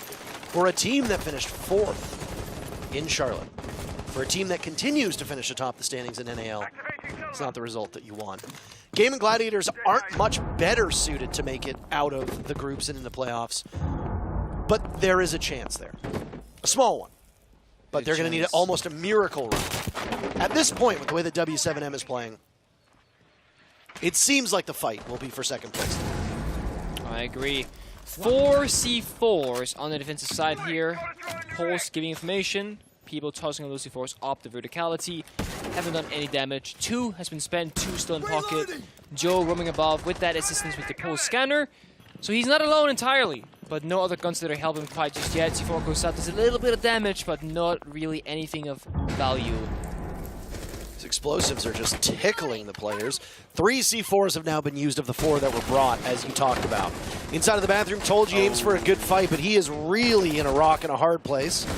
It requires Oppe to come on up, but guess what? You've got a bullet hose on the other side of that, and Newers can just hold down that trigger and never stop firing. Oppe had come to the rescue, and he does bail out his teammate, but dies in the process. He saves him, technically speaking. I guess, yeah, that's correct. Tolji's the next one to go to Fox, eh? The Flores coming in, only 1 Rotero drone used with the firepower from the weapon instead, being what's most important. OXG with the big lead. Their first blood. Funny thing to say. 5v3 becomes a 5v2 now as Rix is down as well. Joe, not a ton of ammunition in that Roni, but just enough to dispatch a Fox inside of the bomb site. Hoven is up top, and I don't know if they were aware that Vertical was there. Either way, he gets the kill. Joe is down, finished off by Newers. A second kill for the Finka main. Hoven will watch as the diffuser gets planted. Now realize he has 45 seconds to get down into the bomb site and get to that same diffuser. But the most perilously hard part of this is going to be to drop. And, well, he had an opportunity to line up and kill Newers. Almost missed out on it. His position is known. One player from OXG's gone towards the top. Dream standing and waiting. But Hoven putting a nice bit together. All he's got to do is take care of Laxing, but Laxing will play keep away. Use those avenues that were created in the floor. Watch the diffuser. There is Laxing over top of it. He sees Hoven running out of time. Hoven has only 3 seconds to go, but that's Laxing to clutch out. No real opportunity when you look at how little time was left on the clock for Hoven to make that clutch happen. And OXG gets on the board. I really want to praise Laxing there because whenever you get the bomb down on a floor with soft ceiling above it, just going above like you did, put yourself in such it's like a 90 to 10% win rate scenario where it's so hard to, be Hoven in that position. You gotta fight a vertical angle, it's a tiny one. Laxing can hear the sound cue of the diffuse, etc. So if all things went wrong, like it basically did, Laxing going above ensures a safety mechanism and says, you know what, you guys can throw on side, I'll just go upstairs and figure it out on my own. And it's something that every single team should try and keep. One person on that verticality can make such a big difference. Of course, Vert was up there, but was Hoven himself flanked the upper area and took down that member of OXG. Laxing, we took it back where we started in AVG. Gaimin Gladiators finding a lot of kills in these rounds. Is it just me, by the way, that when I hear AVG, the first thing I think of is the antivirus software? Oh, yeah. Not what I had in mind because I played too much Siege, but yeah, actually. I remember when we first started casting Villa, we were trying to figure out ways to quickly call things. It was Kix who came up with AVG. And I was like, I said to him afterwards, that's an antivirus software. And he's like, no. He said no? He didn't know. Oh, wow. And then I realized it was at that exact moment that I had heavily dated myself because AVG was like an antivirus software back in early days. Mid-2000s, late 2000s. And I'm like, Kix would have been 7 years old. So he probably didn't have the best knowledge at that point of antivirus software. Anyway. That's fair. That's funny, actually. I didn't know that. And I was like, so we'll just call it Aviator Games. But then AVG stopped. So. Here we are. And you're correct. That is where things began. Gaimin Gladiators getting the first 2 picks in rounds 1 and 2. Diffusers going down in rounds 2 and 3 for Oxygen. They failed in the post-plant round 2. Did significantly better in round 3. First pick's going to go to Laxing on the Tolji. What was the Malusi doing? Laxing, honestly, in most of the games here at the Buildup Major has been finding opening kills, clutches, aces, top performer for his team. Also, again, he's playing smart in that post-plant last round as well. So, Laxing having a phenomenal performance so far. Also being given more freedom on OXG as a team where he can play the attacker repick. He plays multiple operators, and lately it's been Ash and Sophia. But also Fox with that flank in 90. Vert nades below. This is OXG doing everything correctly. Map control, verticality, opening kill, and no one is exposing themselves to those 1v1s. It really is incredible to see Laxing perform towards the top of this team, but I would argue that most of OXG is showing up here in this matchup. Hoven's the last man standing now, as all of his teammates have died, and that's the Assassin's Creed, but it's a failed attempt. No knife there to be had. Flawless round for Oxygen as they tie up the game. Rounds going really, really one-sided besides the kitchen one, where the first 2 rounds, Gaming Gladiators convincingly gets the man advantage. Of course, then they're having some shenanigans where they're peeking too much, and like Foxy almost clutches, Dream almost clutches, etc. But it's been like 1v3s, and then all of a sudden, we get a 1v1 super close kitchen defense, then we get a flawless round. Second time out on AVG. So really a back and forth scenario right now. 5th round on the way. Back to trophy we go. Not going to go AVG again because, you know what? We're not going to go back. We just lost. It doesn't make any sense. We're going to change things up as much as we can. You see what's going to work instead. Ape really playing a fair bit of Oryx in most maps of Gaming Gladiators. They played Oregon so far. They've played Cafe. Now they're playing Villa. Whereas OXG also have played Clubhouse. Twice, in fact. For the first time, they find themselves on a different map. Right here on Villa. 10 seconds to go. These teams are both fairly evenly matched, which I do find a little interesting because the praise that we heaped on Gaming Gladiators in their matches yesterday, and you and I actually casted all of Group C yesterday. Yes. And now we're back here with Group C again. We're just Group C casters, Nick. That's all we are. Actually, that is what we are. That is correct. That's all we are. We're Group C casters. But either way, we heaped a lot of praise on the Gaming Gladiators because I feel like the expectations for them were so low coming into this match. And this matchup against Wolves to start things off. A relatively unknown APAC South team. Outside of those who watch APAC South. Yeah. Not exactly a big name globally, playing their first international tournament. A team that didn't even exist, what, 4 months ago or something along those lines. Just showing up. Even in APAC South, people did not expect them to qualify because it was like on the final play day, they basically stole Knight's spot, and now they're here instead. So even domestically, not that many teams rate them that highly.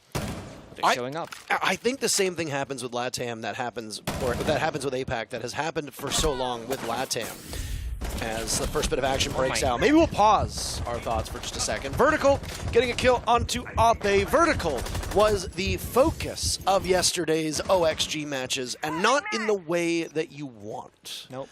He was a bottom tier performer on the team for his role and really did not stack up well when compared to his colleagues playing on other teams in that same role. You're right. Had a rough start, but looking a little better so far right now. Evened up on that 3 for 3 currently. And the 1 assist, of course. Lax with a stun, the soft breeze to clear off this piece of utility. Got a stun, told you, force him back into deeper into the bomb side of trophy. Gaming Gladiators don't really have much to stand on right now. Sure, they got 2 C4s, but there's no smoke, no toxic babes, no shields. It's all gunfights right now with this wall being opened up by OXG. That means that all these positions are going to get weaker and weaker and more vulnerable as time goes on. They're the footprints that Fox A sees. We'll go for the scan as well after a brief engagement occurs. Just a tiny bit of bullet fire over towards 90. That's about it. This is a trophy statuary defense. Again, not much engagement. Outside of Ape being picked off early, that's really it. Joe will now follow. A relatively early grave, and snap your fingers. They're all dead. That's a Thanos moment. Half the server gone. Hoven the only real hope. These could be impactless kills. Starts off with Fox A. How close can Hoven get? Spotted by Newers, but no real damage being taken. Hoven still in the top spot of landing, but it's Newers to hold, and there are very few who can tussle with the rookie from North America. 3 in a row for Oxygen. They've now grabbed the lead in the match. That they have. Round 2, they got a plant but lost the round. Round 3, they got a plant and the round victory. Same goes in round 2, they got a flawless, and then now, in round 4, and then now they just saw round 5, another plant. So in the last 4 rounds, they got 3 plants and a flawless, and they've gotten 3 of those 4 opening kills. It's a completely different story than the first 2 rounds. There's Gaming Gladiators getting opening kills and round victories and retakes. Looking a lot better now for the North American team. They might even get some points on the board if they can keep this up. No longer be down there at the 0 mark. Dead last in their group. If we go back just 2 days before this group stage started, really, people would not have every match they predicted that OXG would be in the position that they are in currently. There's still a very low chance they can get out of it. And it has to start right here, because if OXG would lose this matchup, it is damn near impossible for them to get any further. 5 seconds remaining. I mean, I don't think anybody would have expected North America to perform this way, right? No. NA has been a very consistent region this year, and I know that it's very easy to clown on them, as a lot of people are doing on social media, and a lot of people are doing on Reddit, as is wont to happen. You boost yourself up as being one of the best regions, one of the most dominant regions, etc., and when you fall from grace, the fall for so many is going to be very sweet, and it's easy to fixate on that, but North America had a dominant performance at the 6 Invitational in Sweden. Yep. NA didn't have the best result at all in Mexico. They flat out stunk. In Yavla, NA flat out stunk. SI turned it around. Yeah. Half of the final 8 teams, 4 were North American or something along those lines. Yep. They ended up winning the 6 Invitational. In Charlotte, 3 of the final 4 were North American teams. So you have NA being a very dominant region for 2 lands in a row, and now they just do not look that good. But OXG is looking mighty fine. They got 3 kills so far. Yeah, I mean, this one is over there. Onside, the planning, 3 members did of GG. It's a rough one. It's Hoven and Ape to try and clutch out. Hoven being put in this position so many times. Timer running against Gaimin Gladiators. They have not used a timeout. Ape gets spotted as he tries to ascend towards the top of red stairs. It's a 3rd kill for Fox. A 4th could be here, depending on what happens with Hoven down below. Waiting. Nade goes down. Newers. Another flawless round, by the way. That's 2 flawless rounds for OXG. Things did not look good for Oxygen in rounds 1 or 2. Gaimin Gladiators, quite triumphant in round number 1. Round number 2, Diffuser goes down for OXG. Gaimin Gladiators win again. But, as I say that, if you remember what happened in round number 1, it was almost a 1v2 victory for Fox. They came close. Yes. Close. It was a 1v4. He got 2 kills. Fell short. The final 20 seconds, could not find those last 2 kills with no intel. Gets killed. Round number 2, Dream gets the Diffuser down. A bit of a misplay from Gaimin Gladiators, but then it's a 1v1 and Dream loses it right as he's vulnerable, getting off of the Diffuse plant. OXG still gets good objective play. After that, unstoppable from Oxygen. Absolutely. 4 opening picks, 4 rounds in a row, 2 of which are flawless, 2 Diffusers down in that time frame. Yeah. That is very impressive. Statistically speaking, very impressive. And also, in that final round that we just saw on that 2nd in a row trophy defense, FaZe really portrayed why the Nuke is such an annoying operator to deal with. Just got the opening kill, walked into the bomb site, found 2 more kills on the site itself, and it was just over from there. Then you gotta play retake for Gaimin Gladiators. We all saw how that went. It's a flawless round. It didn't even come close, and it's why Ape himself is also choosing to opt for the Nuke as well, because on Villa, you pretty much always have to play this operator. At the very least, you're losing a bit of value if you're not. Joe is bringing out the Flores, which I love personally. You can clear out shields, strong positions, etc., corners with those with Terror drones, even gain pieces of information. The one issue here is that FaZe has brought out the Mutant Nose Jammers. It's one of the few direct counters to the Flores. It's going to make it a little bit more difficult to get all the destruction that you want. That's where these grenades will come substitute, and they get almost 2 kills with a single grenade as Newers goes down again, but Dream also takes a ton of damage. So OXG's defense not quite stacking up so far through round 1 of their defensive hold. That would be round 7 in the actual matchup. So far. So far. But it's the Azami down too. Newers on his roll is going to be often first to die on his team, so don't be too bewildered or too heartbroken if you're a fan of OXG. Newers obviously staying alive gives the team a lot of strength, and if he can't drop 2 to 3 kills around, a lot of people have less faith in Oxygen to be able to hang in there. It's true. Not going to be able to do much here now. Be some poor timing for Ape as he does a bunch of damage towards Vault. He'll re-engage and finish off Fox. A suppressor. It's a headshot. Nicely played. Fox was on the ground, technically. He was breakdancing, was what he was doing. Was he breakdancing? He was indeed breakdancing. But not as Rook. But not as Rook. The King George soundbite, the he's breakdancing. He's old subset. Good old Georgie boy. Dream holding on stairs right now, limited HP, and he's used all of his smoke. So he's just going to be playing to die at this point. That's a pre-fire. Not much else. And I mean, he's playing to die, but he's living and flourishing. Dream and Laxing, 2 kills, immediately refragged by Gaimin Gladiators. And when it's a 5v3, you can do that. You can take those chances. Vertical is on the other side of the map. Gaimin Gladiators, if they look at this, will be able to get into the bomb site very quickly. What can Vert accomplish? Not much. Not anything at all. Hoven shuts him down in the very first attack. 4 Gaimin Gladiators is successful. You can kind of tell that Gaimin Gladiators mean business now, because in that 1v3 that we just saw, they're playing super cautious, right? No one's swinging, no one's rushing the bombs, so they were droning out Vert. Then they swung when they had the yellow ping. But in the first couple of their defensive rounds, in those 1v3s, in those 1v2s, they're playing very loose, swinging, taking gunfights, and almost losing those rounds because of it. So I think the pressure is now on. We kind of see a shift in gameplay performance now, at the very least in playstyle from Gaimin Gladiators. Those opening kills really proving to be lethal, and also kind of telling the story of who wins the rounds, because in the first 2 rounds where Gaimin Gladiators won, they had the opening kill. In the one we just saw, they had the opening kill, also won the round. So opening kill so far actually has a 100% win rate for the outcome of the round in that case. So let's just look at who gets the opening kill and take it from there. Attacker repicks. Nomad onto Nomad. Interesting. Hibana onto Ace, and then the nuke onto Jackal. So not gonna have that nuke to sneak around, but do have the Jackal. They can do the same similar story, of course.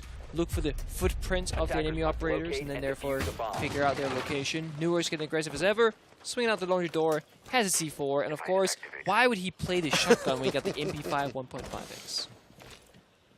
2 SMGs for your choosing. Very true. Stow on Mute Jammer in his pocket. That means that Newers can roam, by the way, and he can drop that Mute Jammer wherever he so chooses, if he wants to, playing downstairs. But it looks like he's fallen off of that position. I wonder if FaZe is going to be able to grab one of these drones with all 3 pests now in action and give even more valuable utility to the defenders. Some information here. Hoven doing some self-destruct on the wall. Gonna force FaZe back. Vert sticks around for now, but usually when one member peels off, the second one kind of has to follow. You escort each other back towards the bombs out of safety at least. And there it is. Vert also making his way backwards.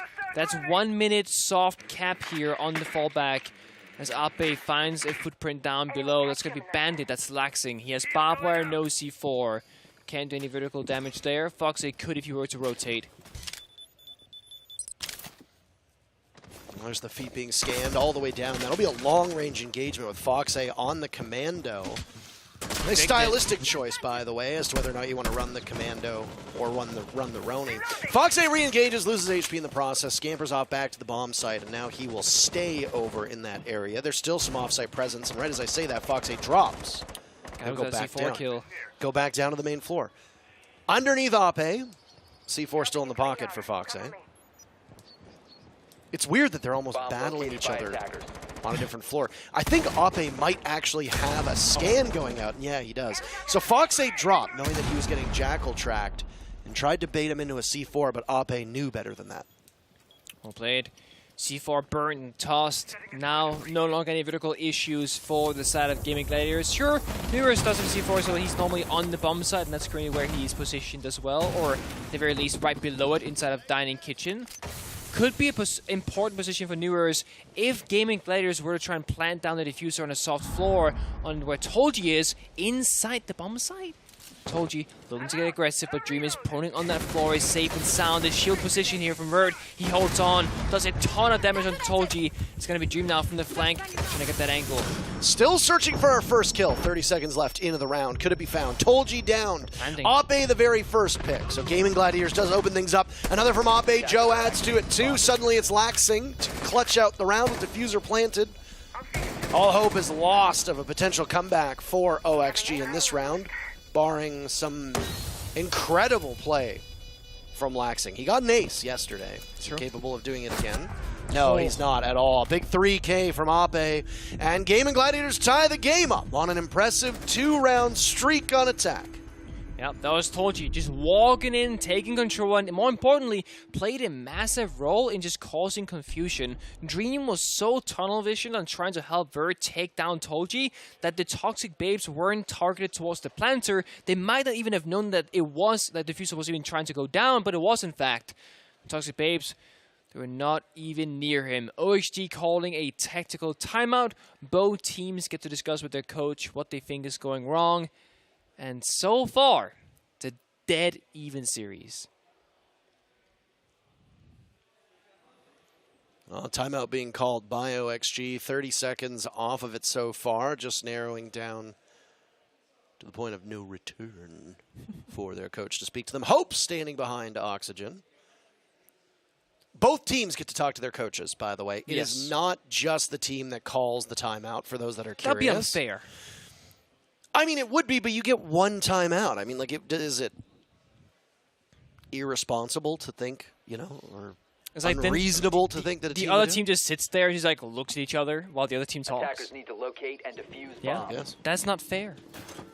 I also feel like if you were to do that, you would often see if one team held the tactical timeout, the other team would just match it, right? Because you'd want to probably, in a lot of scenarios, in that case, you want to talk at the same time to figure out like what they think might be changing and what you think might be changing, etc. Just keep yourself on the same page. But OXG, they burn that timeout first. No more safety net for them. Whereas Gaming Gladiators, they still have that kind of parachute, if you will, if things go desperately wrong for them in these rounds to come. It's going to be kitchen dining for OXG. And Newers is off the C4, off that vertical, and onto a, I would argue, stronger weapon in the Alibi. What's the weapon name again? The Storm? It's the Storm. That's what Alibi it is. MX4 Storm? There it is. It's the Storm. You should know this. You're a former pro. But not an Alibi player by any means. When I played NA Challenger League qualifiers last week, I did play Alibi only, and oh my god, it was like playing easy mode compared to SMG11 Mute for Smoke, I'm telling you. You played in Challenger League quals, we get it. And I played Alibi, it was a great time. I felt like I was 20 years old again. Oh my goodness. It's fantastic. You are such a gunner. Have I ever told you that? No, you have never told me that. You are such a gunner. Such a gunner. Oh my god, you are such a gunner. I might be gunning for this. It's Foxy locking down the study area, does a bit of damage. Joe earlier got spawn peaked, almost down to 1 HP. And Vert, he covers Foxy 6 and gets a freebie onto Hoven. Now he's shut down on the entry. To regain some of that momentum that they had, closing out the first half of this matchup. The team who gets the first blood wins the round 100% of the time. So, true. In this, at least in this matchup. Yes. Given the fact that OXG has opened things up, and you look at the HP of Gaming Gladiators, what on earth could potentially be done to get them back in this? Well, not that kind of play from Ape, who misses out on an opportunity to kill Vertical. The realm from above of the Bandits, a little bit too strong, and could this be a third flawless round for OXG? They were flawless twice in the first half. Lost some of their luster as they switched sides, but with the timeout, seems like they're back to where they were. Or so we think. So far for this round at least. And yeah, opening kill, unless Joe and Rakes go absolutely nuclear, will stay with a 100% success rate. Opening kill equals round victory. So far for every single one of these rounds. Rakes gonna walk into the side door, try and look for a freebie. He might even find one, but he's gotta fight crossfires, multiple angles, multiple enemies, but no, it's the shotgun from Dream. A flawless round for OXG, the third so far in this matchup. That is a statistical success. It is indeed.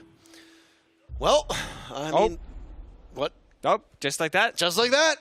Gaming Gladiators calls a timeout after that drubbing. And I do say drubbing because, again, a third flawless round. 3 of the 5 rounds won by OXG have been done without a single kill coming on behalf of Gaming Gladiators. That's a very defiant and definitive result. I said gunner, by the way. I actually think it's kind of funny that there's a gunner sponsorship on the jerseys of OXG. I actually didn't really... That's true. I didn't notice that. Didn't plan that one? Amateur. Either way, both of these teams are at the bottom of their group. 1 point between the two of them. That's correct. 1 point. You are hearing that. W7M sits atop the group with 9 points. 5 points for Wolves. OXG, if they lose this match, their path to the playoffs on the weekend basically evaporates. It's the same with Gaimin Gladiators, but the difference is that Gaimin Gladiators' single point puts them in better position to actually catch up to Wolves and to catch up to OXG. But as you can see on the bottom of your screen, a regulation loss, pretty deflating for both of these teams. Both need every single point they can get. And they would prefer to be in regulation because then one team gets 3 whole points. It's very nice. I don't know how many people need to hear this, by the way, but this is kind of like an moment. The Gaimin Gladiators logo is 2 G's side by side that make the Centurions helmet. Yep. Nice. Good find. A lot of people don't recognize that. Do you just recognize it just now, or? No, I've known it for a while. Oh, okay. I actually think I talked about it. I didn't play in Challenger League, but there was one time where I couldn't travel. I think it was because I had visa issues. I can't remember what it was. But anyway, I was an analyst for yeah. Challenger League. That's true, yeah. Yeah. I was an analyst for Challenger League, and I pointed out the Gaimin Gladiators had the GG as the logo for the Centurion. I'm assuming it's a Centurion. Vertical starts things off in 30 seconds with an opening pick. Again, we would like to remind you, the team that gets the opening pick in this matchup has then gone on to win the round 100% of the time. If you are Oxygen, after Gaimin Gladiators just burn their time out, you're smiling. You're happy about that because it means that you will likely move to match point and be in even better position to close this out in regulation. After losing Tolji, the star of Gaimin Gladiators so far has been Hoven. Even though a lot of those kills have been impactless. He'll engage with Newers, or Vertical rather, even though Newers was there originally, and silence Vertical, but Ape off-site gets taken out by Dream. So the advantage still in favor of OXG as we almost hit the halfway point of round number 10. Also, a fair bit of map control. Foxy has a steady side control, laxing up above, and of course 2 members on bomb site itself. So we're finding ourselves, from OXG's side, in a good tradable position. Dream laxing playing Astro side, Newers in master bedroom. As mentioned before, Foxy on study. And Gaimin Gladiators still gotta make a decision where to go and when to do it, because right now they're spread very thin. Joe down below, 1 person master bedroom balcony, that's gonna be Rix with Diffuser, and it's Ace. Can't quite get these walls because the jammers are put there from Newers. Nate goes out, but no one is quite nearby, so this nade doesn't really do much. If possible, try and clean out those jammers, get the wall opened up, apply a bit of pressure. That's going to get you started, but you still need to find the multiple kills with a minute to go. And unless OXG expose themselves unnecessarily to those poor angles, they should be in a comfortable position to just drive home this round by not really doing a whole lot, just sitting back and waiting for GG to reach the bomb side. Yeah, you can be really patient here, right? All you've lost is Vertical at this point. Time is not necessarily on the side of the attackers as it continues to get towards the point of no return. So Gaimin Gladiators have very limited windows to get to this bomb site. And as I say windows, I mean quite literally. Laxing engaged by Hoven. We said that a lot of these kills were impactless, but not the case in this round. So far, 2 huge picks for the Nook. Dream in a tough spot as he's the next one to be pressured. All of Gaimin Gladiators coming from Astro's side. Rix denies Hoven a 3rd kill, but the Nook will still lead the charge into the bomb site, leaving Newers and Foxy to hold off. Newers with 1, another over, and he gets it, a huge play. It leaves OXG in the driver's seat. With Joe in the midst of the bomb site and only a second left, Foxy will shut the door on a Gaimin Gladiators comeback and move OXG to match point. 6 rounds on the board for OXG. 4 inside of Gaimin Gladiators, and it's looking like OXG has really woken up since round 3. They're in much stronger positions, making better decisions, and not sacrificing that early man lead anymore. Because more often than not, OXG, they find the opening kill. So far, in 6 rounds, it's been OXG finding it, where Gaimin Gladiators, only 4. This last final round, potentially, is again statistically heavily defined by the opening kill. So, very first kill is going to be very important. Not just important, it's going to be crucial. That is indeed. Laxing choosing to play a bunch of bandit here, I imagine it's because that he plays Kite normally when OXG played Clubhouse, both against W7M and against Wolves yesterday. Flaxing was in the Kite every single round. There's also the Obby they got an ace with on Clubhouse as well. Because it was opted to be banned out by Gaimin Gladiators, he's playing Bandit instead, which honestly is going quite well for him too. He has more freedom, can put down those Bandit batteries in the barbed wire, and the walls, etc. And just run around with the MP7, a high fire rate gun, great for aiming for the headshots, and great at finding those kills. 4 members of GG on the study balcony side. Clearly gonna go to that lobby area and study balcony to try and take control of office. It's gonna be Rix, the lone heartbeat spawning all by himself across 90. He has to run over and help his teammates. He has the flashbangs and he also has the drones. Get the first kill. Win the round. Easy. Win the match. That's Oxygen's strategy moving forward. Oh, what a time it would be for that to break. Oh, what a time it would be for Gaimin Gladiators to get the first pick, or Oxygen to get the first pick and then lose. Or Gaimin Gladiators get the first pick and then Oxygen to win. In terms of those first bloods right now, it's 6-4. Duh. Duh. FaZe narrowly losing his life. Stays alive for a time being. Viewers will tackle the assault that will come towards Study. Attackers have located a bomb. Gaimin Gladiators is quite waiting here. Just waiting. Droning out library. Tossing a few grenades out, but nothing really concrete so far. Not really signifying a push anywhere just yet, but with these Retera drones, you could do a bait and switch. Send a drone up, follow its trail, try and get this kill on main stairs. That opens up the entire round because top main stairs is your #1 priority right now. And that Azami sitting on that position with the Kiba barrier where it is, it cuts off 2 of the most lethal angles to punish the Azami. Over towards Art and over towards Hallway. Now, as the Azami of Newers sits there, you only have to focus on a single area. That said, Newers has fallen off, and with a minute to go is granted Gaimin Gladiators that part of the map. It's free. Foxay taken down by Ape. First pick for Gaimin Gladiators, you know what that means. Bomb has been located. Oh boy. Gotta take all the way. Rix has a second as well, just solidifying the fact that opening kill is everything right now between these two teams. It's 5v3 in OXG. It's Dream, Vert, and Lax, and gotta make a miracle happen here. Try and get this round.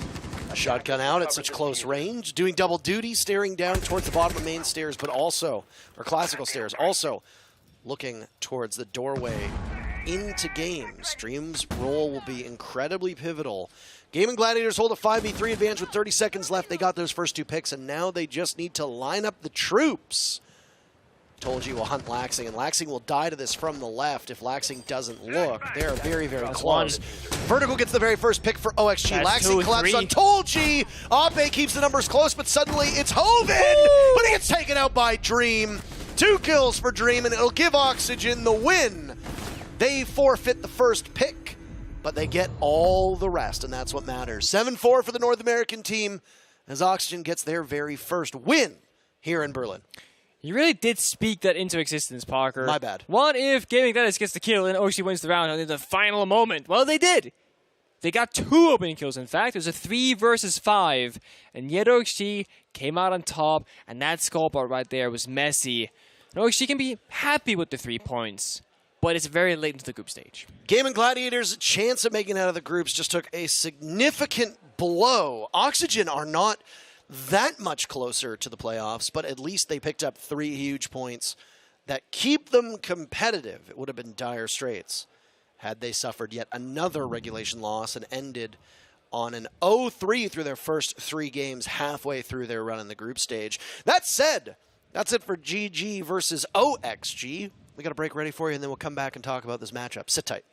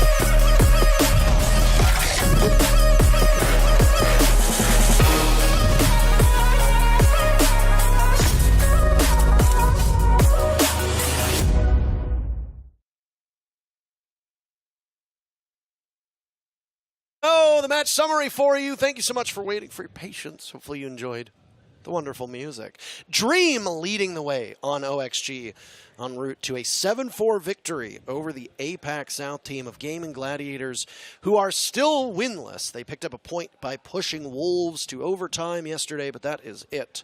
Got half a win. They got, a third of a win. Third of a win, I guess. Half of a win, a third of the points.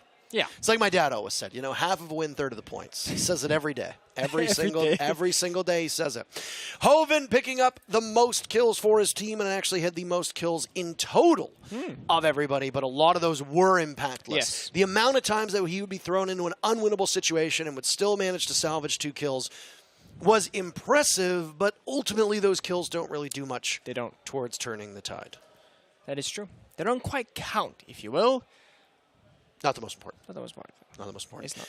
We are halfway through the day, so it's a good time to talk about the groups. Nick, we can bring up groups A through D. We saw Rogue in action earlier, and look at this. That's close, with one exception, of course. 6 points and 0, I believe, if my eyes see correctly. That's correct. DWG KIA having a tough time in group so far. Meanwhile, the entirety of the group besides them is extremely close. Yep. A 3-way tie for first. The thing is that these teams have only played half of their matches. So every single one of these teams on your screen will be in action one more time today. And that could provide us a big difference in the standings. Certainly. We'll go to Group B as Rogue, Nip, and XSET sit tied atop Group A. This is the playoff chance. Never mind. So, based on the strength of schedule, DWG KIA's chances, if they win, are still only 4%. Yeah. Let's start with the bottom there. Outside of that, all of these teams are razor thin. Rogue leading the way in the group with the highest percentage. But they do. Due to round plus score differential, I believe, as well. But long story short, regulation win for any of the top 3 teams is, of course, going to put you in a great position. But a regulation loss, again, half the odds all of a sudden. So whether you win or lose, big impact because of how close it is. Let's take a look at Group B now and look at the standings and visualize where Group B is. FaZe Clan just defeating G2 Esports in the matchup. That transpired, 10 minutes ago, I think was the end of it, give or take. LATAM is having one incredible performance here in Berlin, looking very comfortable. G2 still in a good spot to make it out of their groups. The real loser here is another North American team, the Soniqs. Yeah, so spoiler in case you guys didn't already just figure it out, SANDBOX Gaming beat Soniqs 7-5 earlier today, and that is quite an upset given how much Soniqs have been hyped up and spoken of and how their expectations of themselves are very high. But look at this. I want to start at the top this time because a regulation win for FaZe is a 99.9 and overtime win is a 98. So FaZe is in a really great position here. At the bottom, opposite story, of course. A regulation loss gives us a 0.1% chance of SANDBOX Gaming. Very dire straits. So this is not fully accurate, so we're just going to move past it. That makes sense. Ignore that. Ignore that it. screen. Now we're going to look at Group C. This is the group that you and I have been casting. All 6 of the matches that we've casted now so far have all come from Group C. W7M leading the way. They are undefeated, as is FaZe Clan, going with that LATAM domination. Nip in a spot to make it out of their group in A. FaZe Clan almost certainly going to make it out of the group in Group B. And W7M in the same spots. Here, Wolves close, OXG and Gaimin Gladiators. That matchup just wrapped up. Yes. Gaimin Gladiators in really bad shape. OXG are in not much better shape, but it really depends on the next matchup. And I honestly think it really depends on what Wolves do in their next game. I think it's up to Wolves whether they want to, so to speak. Want to. Yeah. How bad do you want it? That's the question. We'll look at Group D now as well for you. And this might be a bit of a surprise for people. Don't think anybody saw this happening. I did not. At all. I didn't either. I actually had Elevate Astralis make it into playoffs, but not with Elevate being at 9 points in that case. So it's a very impressive showcase they've had so far. They upset earlier by beating FURIA, I believe 7-5 as well. So APAC really showing up on day 1 as well as day 2 so far. Astralis are in terrible shape as well. And I don't say terrible shape, but I mean, they're not in great shape. The likelihood of them and M&M making it out of this group is very, very small because the only victory that Astralis was able to get was over M&M, the other bottom tier team in this group, and it was done in overtime.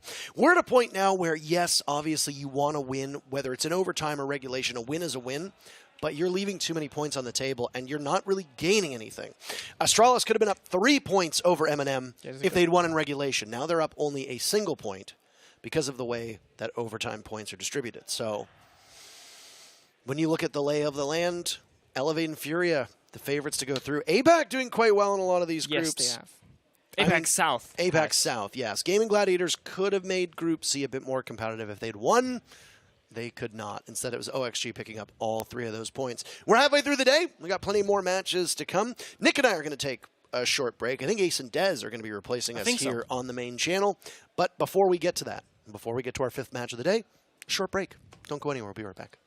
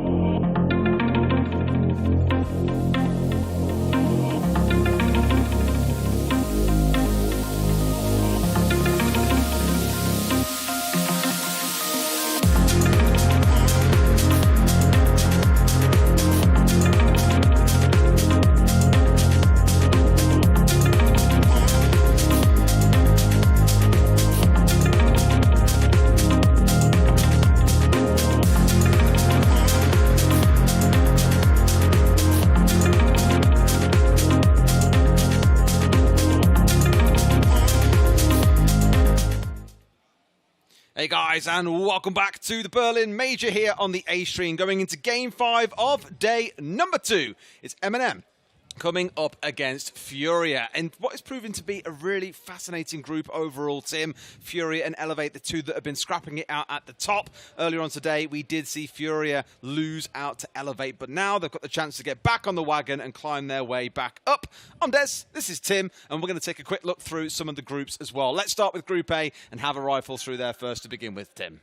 Yeah, I mean, this is one that we cast earlier on. We saw the Rogue and NIP game. We saw XSET versus DWG KIA. As you can see, we've got the top 3 teams all joint on 6 points apiece. They've got a couple of games each left to go, so that's going to all get sorted out tomorrow when they start playing, a few more of those and we start seeing those results coming in. We'll know exactly who is where. There's a couple more games today as well, a little bit later on, but we can have a look as well at the percentage chances. They're all very similar because, of course, they've all got the same amount of points. Rogue just topping things there at 93, but 79 up to 93%. Not a huge difference between all of them, and it's going to be a fight right to the end between those 3.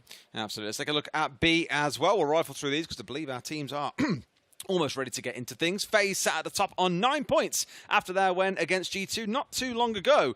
SANDBOX did get some points as well, got themselves on the board. Soniqs sat in dead last. It's looking a little bit dicey for the NA team, but at least for G2 and FaZe, things not looking so bad. Probability, let's pull that up and take a look as well. FaZe basically all but guaranteed to lock themselves in with just one more win. Even losing, they are very likely to be there because it requires SANDBOX to pull off a real big feat to be able to take them out the standings there, Tim. It does. Let's have a look at Group C then. We'll see how we stand over there. W7M just finishing up a game against Wolves and Oxygen and Gaimin Gladiators. So again, a similar story. W7M, one of our unbeaten teams so far, right up there at the top, and things getting a little bit heated around second place now. As we can see, Wolves still with a serious advantage if they can pull off that win in the next game. That really does rocket them towards success out of Group C. W7M, they, much like FaZe, are looking pretty solid at the top. Absolutely. Group D for Dez, of course, got to come round to that one last and first and foremost. Elevate, FURIA, Astralis, and M&M. This is the group that we are about to see take place on this stream as well. Elevate may be surprising many by going flawless and beating every team in their group so far. Astralis at least finally getting on the board, Tim, with an overtime win. But right now we're looking towards teams like FURIA and Elevate to really take the top 2 spots in this group. If Elevate go on to win their next fixture, which we cast after this next game on this stream, which I believe is Elevate versus Astralis, well, we could well have one of our teams already locked in. Elevate could be the first team to get locked in, Tim. They could. I mean, we see how difficult it is for M&M, to bring it to the game that we're going to see now. M&M versus FURIA. Even with a regulation win and a full 3 points against FURIA, they're at 18% chance. It is still, they need to rely on a lot of other results at this point. Absolutely. We'll take a look at our map veto in just a second as well, so we can see where the showdown is going to take place. And there it is. Theme Park, which we have seen twice so far in this group. And actually earlier today, I believe FURIA played that against Elevate, lost it 7-5, so a very close matchup. And M&M played it in their first match of the group stage yesterday. Yeah, FURIA taking the choice to go back there again. I get the feeling that Theme Park for some of these teams is maybe being used just to keep, things under wraps. They're looking towards playoffs, especially FURIA with the points they've got at the minute. They've already played there. They're going back again. Why not? If you look like you're going through to the final stages, keep them maps under wraps. I think I told you this earlier, but you remind me of a bartender. Somebody said, I've had a few different things, to be fair. I think it's this whole thing. It's just like you're going to serve me a drink at the start of a D&D campaign. I might if you're lucky. And Han Solo, that as well. I've had that as well, yeah. I'll take that for a win. Well, one team's got to take this map for a win. It is Theme Park between M&M and FURIA. FURIA with a win, all but guaranteed themselves a top 2 spot. M&M, they lose this one, they're done for. They're out, and there'll be questions to ask around what can get improved for next time around. Let's get into it now and see who can walk away with the lion's share of these 3 points. What can we expect to see out of Theme Park then? I commented on it the other day. There's a limited verticality available. It depends which area of the map that you're playing in. Over in sort of bunk, daycare, cafe, there's a little bit of destruction available, so you might see 1 or 2 vertical nades in that area, but we don't tend to have too many defenders playing over there, so there's not too much of an opportunity for it. A lot of the game revolves around initiation, office, and then armory and throne on the lower levels, and there is very little destructible floor in there, so not too much opportunity. What you tend to find is the attackers for a downstairs site, for example, they're going to want to go in and clear out top floor so that they're not having to worry too much about the flanks, but a lot of the round is going to be spent based around access into site. How do you get in there? Where's your method? Where are you breaching? Where are you pushing from? We saw FaZe do it the other day, breaching into armory from maintenance and just trying to push through that breach. It's often not enough. You got to have multiple routes of entry. The big one for me, looking at this team for FURIA, that we have spoke about several times, is the highest point I think I've seen from FURIA is when they had Highs, when they had Miracle and Fantasy all in the roster. Highs has since moved on. They've, of course, brought in some new players that are still gelling a little bit here as well. Now, had a couple of stages, and we are seeing that start to build. But that has really reigned throughout this event as well. In fact, in their last game, Fantasy and Miracle were the two big standout players. So I'm looking to those two here to bring something really special into the field. Hopefully, STK can stand up and make himself count as well. And on the other side, a player that I said back in stage 2 itself wasn't playing super well in the form of Tyrant, had a wonderful day yesterday. 13 and something I think he dropped in one of his games, so it has warmed back up, but they aren't firing on all cylinders. Solotov hasn't been maybe as strong as he should have been, and it's still trying to find that front three really getting online and working as a unit for Eminem to be able to take some big games. Round number 1 gets underway without any further ado then. It's going to be Armory and Throne, the site that I was pretty much referencing, or partly referencing in my vertical discussion just a few minutes ago. There's not going to be much opportunity for the attack of FURIA to get anything going vertically here. They're going to want to clear that top floor. They're going to want to make sure there's no roamers to hit them on the flanks, but they won't want to spend too much time doing it because there's not that much value in doing so. You have to think about the site, you have to think about your access to it and how and where you're getting in, where the diffuser's going down. But obviously, you can't do those things whilst you've still got problems around the map. So it is a really difficult sort of balancing act with the time as well. Well, this is interesting with the Ossa coming in here. Now, most pro teams will just start off with a push on towards maintenance side of things. Very rarely ever see a yellow push. But the thing with the Ossa here is they could just go straight into sight. They've ignored everything, Tim. They're straight in Route 101. No one's in sight. Eminem, where are you? Nello's elsewhere upstairs, but they're in sight and able to put the plant down. Fantasy a little bit panicked here, expecting that he might get swung on at any time. And the thing is, I'd love to just see him hold down F. Let the boys do the fighting for you, and you guys can worry about getting this plant down. A good trade coming in here as Tyrant saves his teammate. The plant is down, but it's a 1v5. Great idea, but not quite the best execution from FURIA. Not at all. Now in a 1 versus 4, Ossa just trying to play in behind those shields, but Eminem just need to push at the same time here, and they should be able to secure the kill. But here goes Fantasy. We know how good he is. Surely not a first round ace. He's gone in. He's done this all alone and finds the final kill. Eminem, you cannot allow that to happen. He goes in. He puts the shield down. He gets the plant. He gets the kills. Fantasy 1, Eminem 0. That is ridiculous. How has that been allowed to happen? I mean, in the first place, that they get 3 players on site when there's no Eminem player to be seen, and then they lose 4 players, and then a 1v5? What? I love group stage so much. So much. For me there, Eminem panicked a little bit. Eminem panicked a little bit because they had time to play with. They were down to 1v4 with about, I think, 37 seconds on the timer, somewhere around there. As I said, they just need to push at the same time, separately, and secure the kill. That's all they needed to do, except every single one of them came from Dragon Door.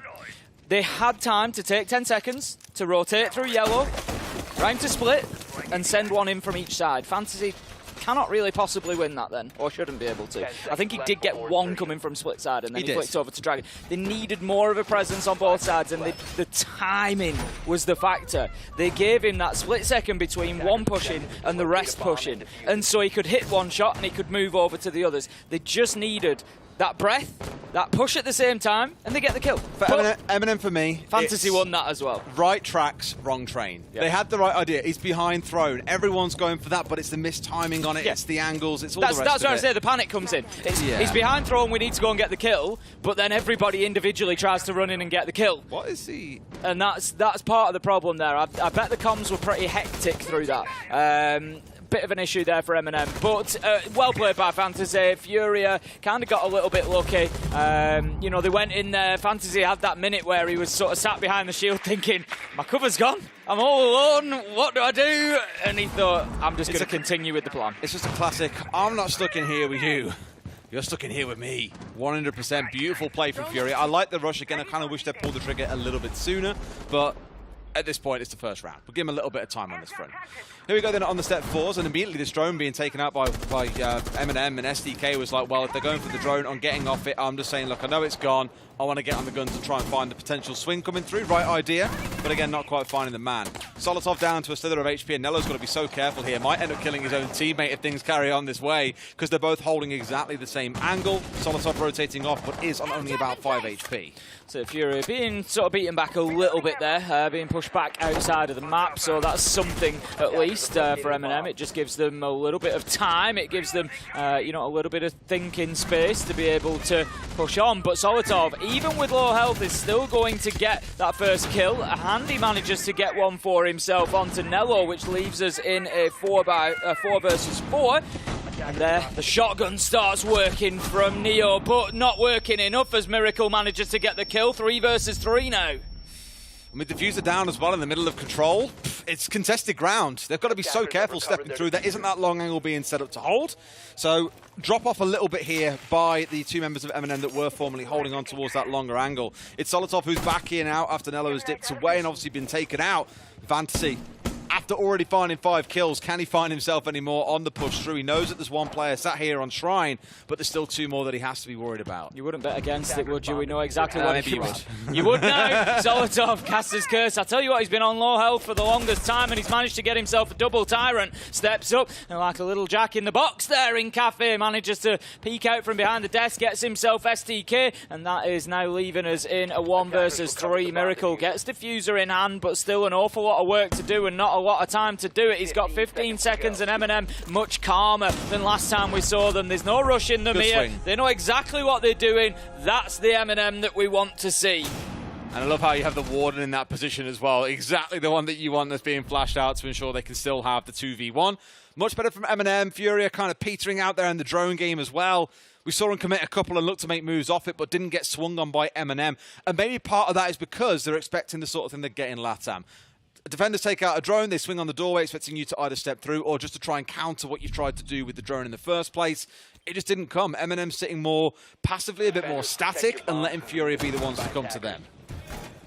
See our reminder of the probabilities at the bottom, depending on the outcome of this game. If FURIA get the win, 95% likely that they get sorted. The blue ring around us telling us that it can be confirmed today. And I can tell you how it can be confirmed today. If FURIA get the regulation win and Elevate beat Astralis, that will be not only FURIA confirmed, but also Elevate. It will be this group wrapped up. Des, Astralis will be done, M&M will be out, and it will be FURIA and Elevate going through. We could have that in 2 short games' time. Keep it nice and short, right? They're saying forget about day 3. Can we just take the day off, go and jump in the pool, for example, escape the heat? I don't think we're casting them tomorrow either. No, we're not covering this group tomorrow, but hey, maybe there'll still be some spice yet to come, because as much as we've said about NA yesterday having a terrible day, EU have had a terrible day today. I don't think we've yet won a game. No, it's been rough, and we've got to call it. You know, we had our little fun with NA yesterday. We've got to be honest about EU, and that is things seeming to return to a little bit of a status quo today. As you say, a little bit of craziness on the first day, and then we see maybe those expectations that people had coming into the tournament being lived out a little bit more today. NA and EU are too busy kind of like crapping on each other and being like, you guys suck, and then LATAM's there just like, and what? Yeah. Hoovering up all the points for themselves and just laughing the way to the bank.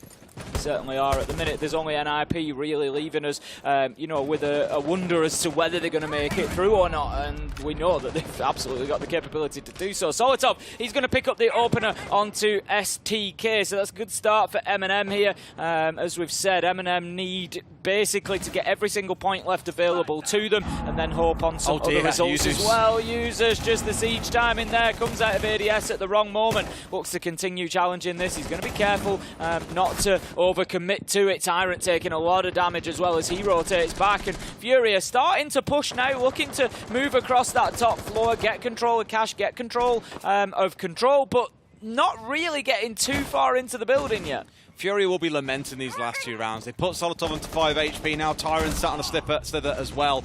They should have been confirmed kills at the time that may well have changed the outcome of the last round and may yet have an impact on this one. 4v4, still over half the round to go, so although it's felt a bit bottlenecky at points, there's still a lot to be fought for by FURIA. Fantasy going down, one of those 2 big impact players that I mentioned earlier, so now a lot of eyes will turn towards Miracle and seeing what he can do on the Nomad. Handit going to be trying to move into control and not going to be allowed to, as Solotov manages to find a nice long angle onto his head, and that is going to claim another FURIA alive. Things looking a little bit more difficult for them at the minute. You got to remember, this is an armory attack. They haven't even got anywhere near site yet. This is all being taken up with top floor control that doesn't actually gain them too much. It doesn't give them any access in towards site. They still have all that to do. They're literally playing ring around the roses, Tim. Finally, they clash a little bit here, with Miracle almost having a free shot onto Solotov. C4 comes out, but Miracle is long gone. It's been well played so far by M&M, like you say, just left FURIA chasing shadows most of the time. They've not been able to pin them down. They've not been able to get, a clear opportunity to find those kills. And with only 20 seconds left to go, the 2 members of FURIA, Miracle and Rare, have got a little opportunity, little option other than to just push on into sight through that single door. Nello's going to take a chunk of damage, but it doesn't matter because Neo is there to shut him down. And then it's all up to Miracle, taking battles left, right, centre. It doesn't matter. The bullets are raining in from everywhere. 3 seconds left to go. It's likely that he just maybe gets himself an exit kill, and that is going to. It's all for the KD. That is all that he is able to find on that one, and FURIA just wasting too much time upstairs. A little bit, and also being bottlenecked again. I spoke about it before. Outside of the round 1 madness that we had, this has settled into a groove that feels like M&M just have the control. And FURIA lacking a bit of the bite. It's something I've always been nervous about with a couple of LATAM teams, to be fair. FaZe, another one that I think of on this map when you and I cast them yesterday. A little bit one-dimensional. It really took Cyber to come for the backstab up yellow stairs, to push in solo from Cafe to make anything happen. But the damage here is that M&M are watching those side angles. They're being a lot more considerate. But what they are doing is taking a gunfight, and then win or lose, they're stepping away from it and going to a different angle. If they're looking to get away with 5 HP, so be it. They'd rather repurpose that 5 HP somewhere else and keep the player alive than really hard commit towards the angle. And FURIA just seem to kind of freeze up when they get the smallest bit of resistance right now. So it's well played by M&M, but for FURIA, I want to see more bite out of these boys. A little bit more bite and a little bit more, I think, creativeness is the key here. Pushing from multiple directions, winning those gunfights that allow them onto the flank, allow them to control those danger areas, because right now they're just not having much opportunity to do so. So we head into the action phase of round number 4. M&M, to be honest, I won't say having their best game yet, but they certainly look competitive against FURIA, at least at the minute, which is fantastic for them. It's been a tough tournament so far for the EU side, and I know that they're capable of more, and so do they, and I'm sure they're keen to show it as here. But for the time being, we'll see how they are able to hold FURIA out of the building again. That was one thing that they did well last time. It was almost half of the round passing before FURIA were really able to establish themselves inside the map. It's interesting how we're at that halfway point in the tournament really here. It's why we had our little groups run through just before we started this game is, as of this game, or just the start of it, we have just passed over the halfway mark of the group stage across both streams. So this is now the reset where all teams still have 3 games to play. This is the first of those second lot of 3, or the 4th game for M&M and for FURIA. If we see a total flip in fortunes for M&M, this group could still stay pretty spicy. Only if Fantasy doesn't hit wicked shots like that, though. Tyrant, I think, sprayed there through the soft wall. A pretty creepy kill coming out there. It is straight inside of Office. A good start to at least shut down some of the resistance being put up by M&M.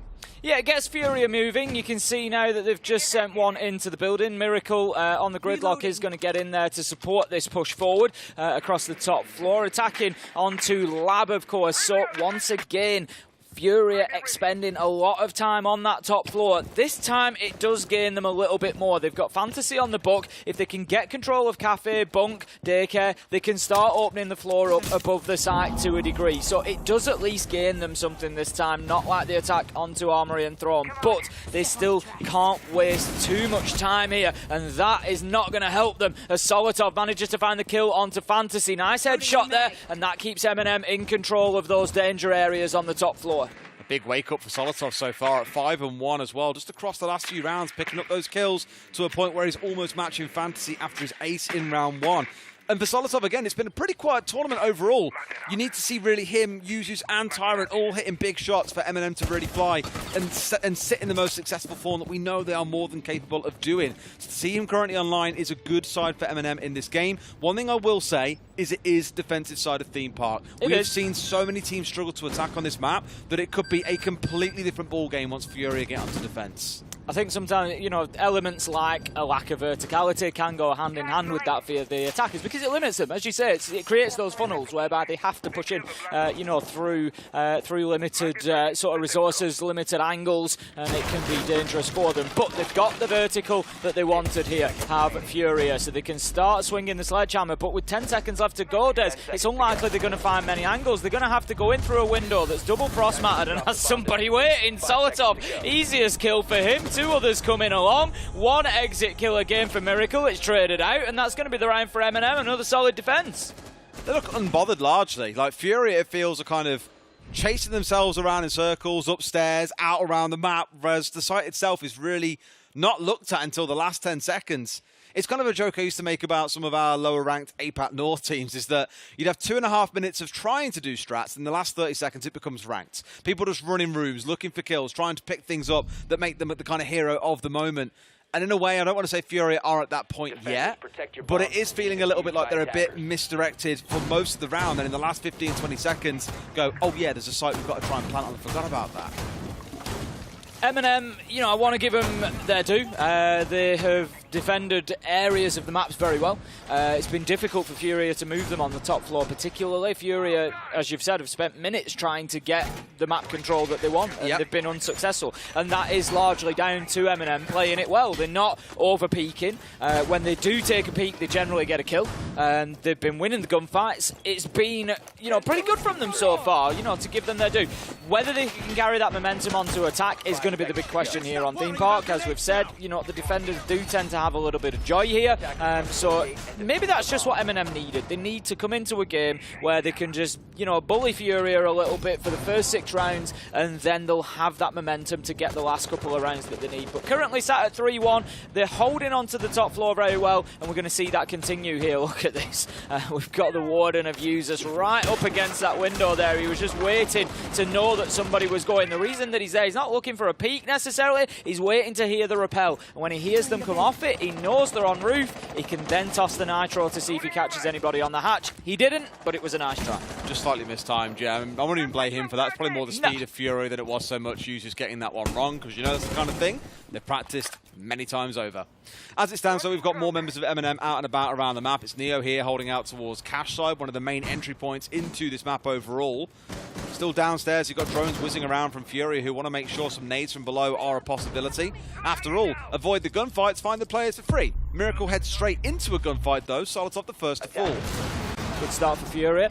They've not had too much joy in the opening battles consistently. That is the 3rd out of 5, so it puts them back on top. But can they? The real point is they've not been able to get those rounds won, even when they've been getting those opening kills. It's not been something that they've been able to make pay. So the pressure underneath continues. We have them getting in there. They know that the site is a little bit accessible from underneath. So, like you said, looking to potentially pick up a free kill or 2 underneath with the nades. STK only has 1 more in hand, so only 1 more opportunity, and now FURIA are going to push in behind that E1D scan and look to get themselves established in office. They're basically pushing forward, set the line up again, push forward again, set the line up, and they're just taking territory like that. At this point, they've pushed all the way to office. The next bit of territory is site. I do want to come back to what I said at the very start of the game about the players on FURIA as well, when we had the kind of core 3 of Miracle, Highs and Fantasy historically, who were really big players, whereas now it's just Miracle and Fantasy. SDK was their top-rated player during the Copa Elite 6, but bearing in mind that it's coming to this quite fresh, it's his first big LAN as well. I know Copa Elite 6 was on LAN, but a big international one like this, you might not see them at their full form at this event, and certainly in this game, that's exactly what you're seeing. Handy and SDK 1-4 and 0-4 between the pair of them. So for Miracle and Fantasy, it's good that you're dragging your team through a couple of rounds in this, but we've got to see more. Tyrant was ratted out and didn't even realise that someone had dropped down behind him at first. It's a good trade back though, so only minimal damage before Nello steps up to have another trade coming in. And once again, we're just seeing the members of FURIA completely cleaned up, except for Miracle, who sits there as the last man left alive. 18 seconds left to go. Miracle finds Users, and he's looking for more. 14 seconds, picks up the diffuser, so has the opportunity to put it down, but he needs to find at least another kill, I think, before he's going to be able to. Does he know the man's here? Oh, he does. He's going hunting, but will not find him. Nello playing that perfectly. I've long said that Nello is one of the best site players that we've had in the game, and he proves exactly why there. Waiting until the perfect moment, dips himself out, knows where the challenge is coming from. He knows those defensive sites inside and out. He has done for the longest time, and another round is won because of it. I dread to think how many rounds have been won by Nello insight on the defense over the years that he's played this game. It's 4-1 M&M. Far too many to count, I'm very, very sure, Tim. It is 4-1. I'd be shocked if it's not 5-1 with the way this has been going, because again, that theme we've seen throughout the half, FURIA just trying to find little holes in the defense, ways they can poke through, but then keep on running into these players playing rat corners, like Tyrant is a wonderful example on Yellow Stairs, or meeting resistance inside a cache from players like Neo. There's just always someone else there to slow them down and force them to get back on drones, to coordinate as a team, and before you know it, that clock is running low. So really well played by M&M to control as much of Theme Park as possible, but FURIA still lack that pace. Bit of noise going on from our other stream as well, so it sounds like we've got some interesting thrills and spills over there on the B stream as well. We'll maybe get you a little update as we go. For the time being, as there's XSET versus Rogue. Ooh, that'll be a good game. Especially with Group A looking like it is. 3 teams on 6 points. The outcome of that is extremely important. M&M moving into round 6. It's their final defense here, and they're going to be looking to lock this down with a 5-1 half, and that is going to be against the grain, I think it's fair to say, Des. Given the performances that we've had out of FURIA so far, this will be pretty much wildly unexpected. I don't know what's on the other side of that barricade. We see the silhouettes sometimes, but it's difficult to judge with the distance whether they're behind that solid object or not. In that case, I think Users was just insane.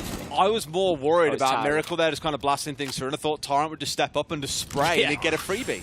Obviously, remembering that if you're on Repel, you don't get a down state, you are just immediately killed off. So it's like shooting ducks there in a sense for Tyrant. However, Miracle gets away. I think Tyrant a little bit worried about more bullets following through after the initial burst, so opts to dip himself away. But again, M&M are meeting them at the entry point into the building. Fantasy here's got a good chance to make an impact with this... I've got a name. I was thinking Azami, but it's not. Or Aruni. A lot of people Amaru, that's Amaru. it. I was going to say Amaru, Azami, Aruni.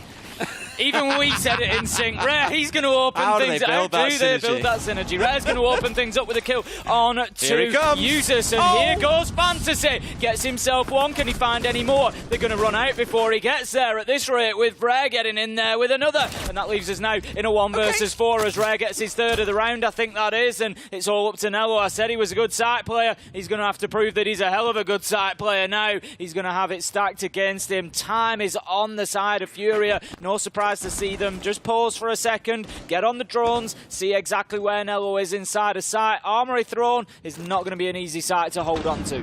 It's not, and he's got to chew through 4 of them, as you say. Admittedly, Rare's on fire this round. 3 Ks picked up by himself on the Maverick, and Fantasy still stands. STK looking for his first still on this Iana. A couple of body shots, and he probably finds himself with a kill here, but needs to get himself in a spot where he's got the team around him. Let's not see FURIA make the same mistake that M&M made in the retake. There we go. Nice and easy for Fantasy. Steps out, gets the kill onto Nello, and gets the job done. That's going to bring us to a 4-2 half. I don't think that FURIA may mind that too much. I don't think so. Now that they're moving on to the defense, I think they'll be reasonably happy with that. As we've said, the attack of Theme Park is not an easy thing. 5-1 would... that would have been a difficulty, potentially, but I think FURIA are more than happy with that. They're going to take us to initiation to begin with, and there's one thing jumping off the screen to me straight away, Des, and that is the clash of STK. If you feel maybe you want to get more control than you would otherwise have with just one operator, clash is never going to be a bad one. And not at all to pile on STK, when you're getting no kills as well, there are other ways that you can be valuable to your team other than firing a gun, and Clash is most definitely going to be one of those operators. Keen to see where he plays. I'd imagine that there is some expectation from FURIA that the push will come in from Cache side. It's the most common entry point for this site and for the building in general. Normally Arcade and Cafe, for example, you get 1, maybe 2 players there, but it's not where the main force of the enemy team is going to come pushing in from. So he should be inside of Cache. They've got the support inside along with shields and ADSs and all the rest of it. They've got a lot of utility scattered around there to make this work. Thank you very much, Medics, for pointing it out. as you say, all stacking up towards preventing access to that cache side of things. It's really about just preventing M&M even getting inside of the building here. I've commented before, when you're defending Initiation and Office, if the attackers are going to come from cache and control side, they don't actually have very much room to play in. It's literally one room, site, that's it. You know, so they've got to be careful with that, because you can collapse on top of them quite quickly. Fantasy's just waiting for this. He knows that the man is coming. He wants to take the challenge. If he takes the drone, that was, again, maybe if M&M are a little bit more aggressive on that, as Fantasy challenges the drone, they look at making the challenge onto him, but they just weren't quite hot enough for that. Shoot and move, Tim. Shoot and move. Fantasy relocating off towards that lovely angle you can see from the stairs. Here's the man on rappel, literally flying through the air, and Fantasy can't find him. But Yuzus down to 5 HP. Chalk that up as another time a M&M player has been left on sub 5 HP. It's ludicrous how often it's happened. We saw Solotov managing to do some real work, even though that was the case earlier, so Yuzus will be hopeful that he can emulate that. Tyrant has got in underneath. He's still chasing Fantasy at this point. I think they know that somebody was down there, but as you say, can't get shocked, he'll die. Exactly that. He's sort of just slid away, and they haven't been able to pin him down, and it's wasting time for Tyrant here, but he's maybe going to move his way up these dragon stairs. This could be a huge flank coming in from Tyrant. He's got to take his opportunity, but no, he gets spotted out by the clash. Solotov loses his life along the way. We're in a 5 versus 4, and FURIA are looking good on the defense. Super aggressive hold, and again, this is why this map can be seen as so obnoxious. Really what I think it needs is a double doorway up here around Dragon to make the entry into the building a little bit easier, so things aren't so bottleneck. But we can talk map changes all day long. Essentially here, this is being really well played by FURIA. M&M tried to disable the shield to give Solotov the ability to get up, or sorry, Yuzus the ability to get up on the balcony, but that just didn't work. He was slightly out of range. I spoke about SDK not having the best start to the game. Here, if you can just waste time though on the clash, that's absolutely perfect. We're 2 minutes in, and M&M are not inside the building. That's the big problem. It was better from M&M to get that kill from the outside and start to work towards getting inside, but they need to push forward on it. And how about that? Tyrant's just walked into sight. Knock, knock. There he is. And that's going to be 2 kills. Handy manages to get back onto Nello, leaving us now in a 3 versus 2. But FURIA are up against it here. Backs against the wall, and an early attacking success for M&M could be massive in terms of the outcome here. They've got Diffuser in the hands of Neo and need to think about a potential opportunity to put it down on the ground, and that's exactly what they're going to do. Move in behind the bomb chassis. The cover here is critical. Rare somehow manages to turn on Tyrant, gets himself a headshot, and that is going to force Neo off that plant whilst they reassess the situation. 2 versus 2, he's going to go for it again, but he's got cover from Yuzus this time, who is seriously low health and cannot take too strong a challenge. He manages to get it done, but here comes the flank from Rare. He's managed to get in behind them, Des. And he's managed to shoot one of the decoys as well, which gives his spot away. It's Neo in the clutch, the 1v2 finding one. It's him versus Handy, who's got to make up for previous mistakes, and he finds the shot. That'll be round 7 going to the side of FURIA. Off the back of what was initially a Handy mistake, not watching the yellow stairs, pays it back by getting the disable in the 1v2. Well, it's not just a FURIA win, it's a FURIA practically out of their seats celebrating. I can hear them from here, and that is not a good thing for M&M, because it's just really going to put the energy back into that team who were beaten up a little bit in the first half. But as you say, FURIA reacting fantastically well to that Tyrant flank. He got his kills, and he really did drive a stake into the heart of the team to really look like they might just be finished and out of that round, but somehow they just clung on, they got the kills, they fought their way back in, and it was good stuff from FURIA. It was a bit of timing issue for Candy, really. I don't blame him for it. He was also trying to watch Arcade and towards Cafe, so when this player that you know is on the other team comes crouched walking up yellow stairs, if you're not watching it at that exact time, you've got no way of stopping what just happened. And I'll give full credit to Tyrant as well. He was poking around, trying to find angles at Dragon Stairs. He backed away, rotated off towards yellow, pulled out the same thing again. So really punishing FURIA for not shutting him down once they knew he was inside the building, and does open the round up. Just as I said, Handy comes up with a massive 1v2, exactly what they needed to ensure their defensive side can really start with a bang. Really well played there from FURIA. They move on then. I'm going to be heading into round 8. It's going to be Armory and Throne that they look to hold down. They've got a little bit of a top 4 presence, much as M&M did against them. Obviously, the direct contrast here is, can M&M clear out that top floor quicker than FURIA did? That's where M&M's real success came in on the defense, was holding FURIA at bay for 2.5 minutes. Now, that's not going to help him, Des, as Rare manages to step up. He's having a real game so far. Headshot onto Neo, takes him down and gives FURIA the early advantage. M&M puts so much focus on getting gong control as well. They really want to be below, and it feels like FURIA know this because they've kept on positioning players around here so many times over now, just for the early challenge to ensure M&M are being slowed down.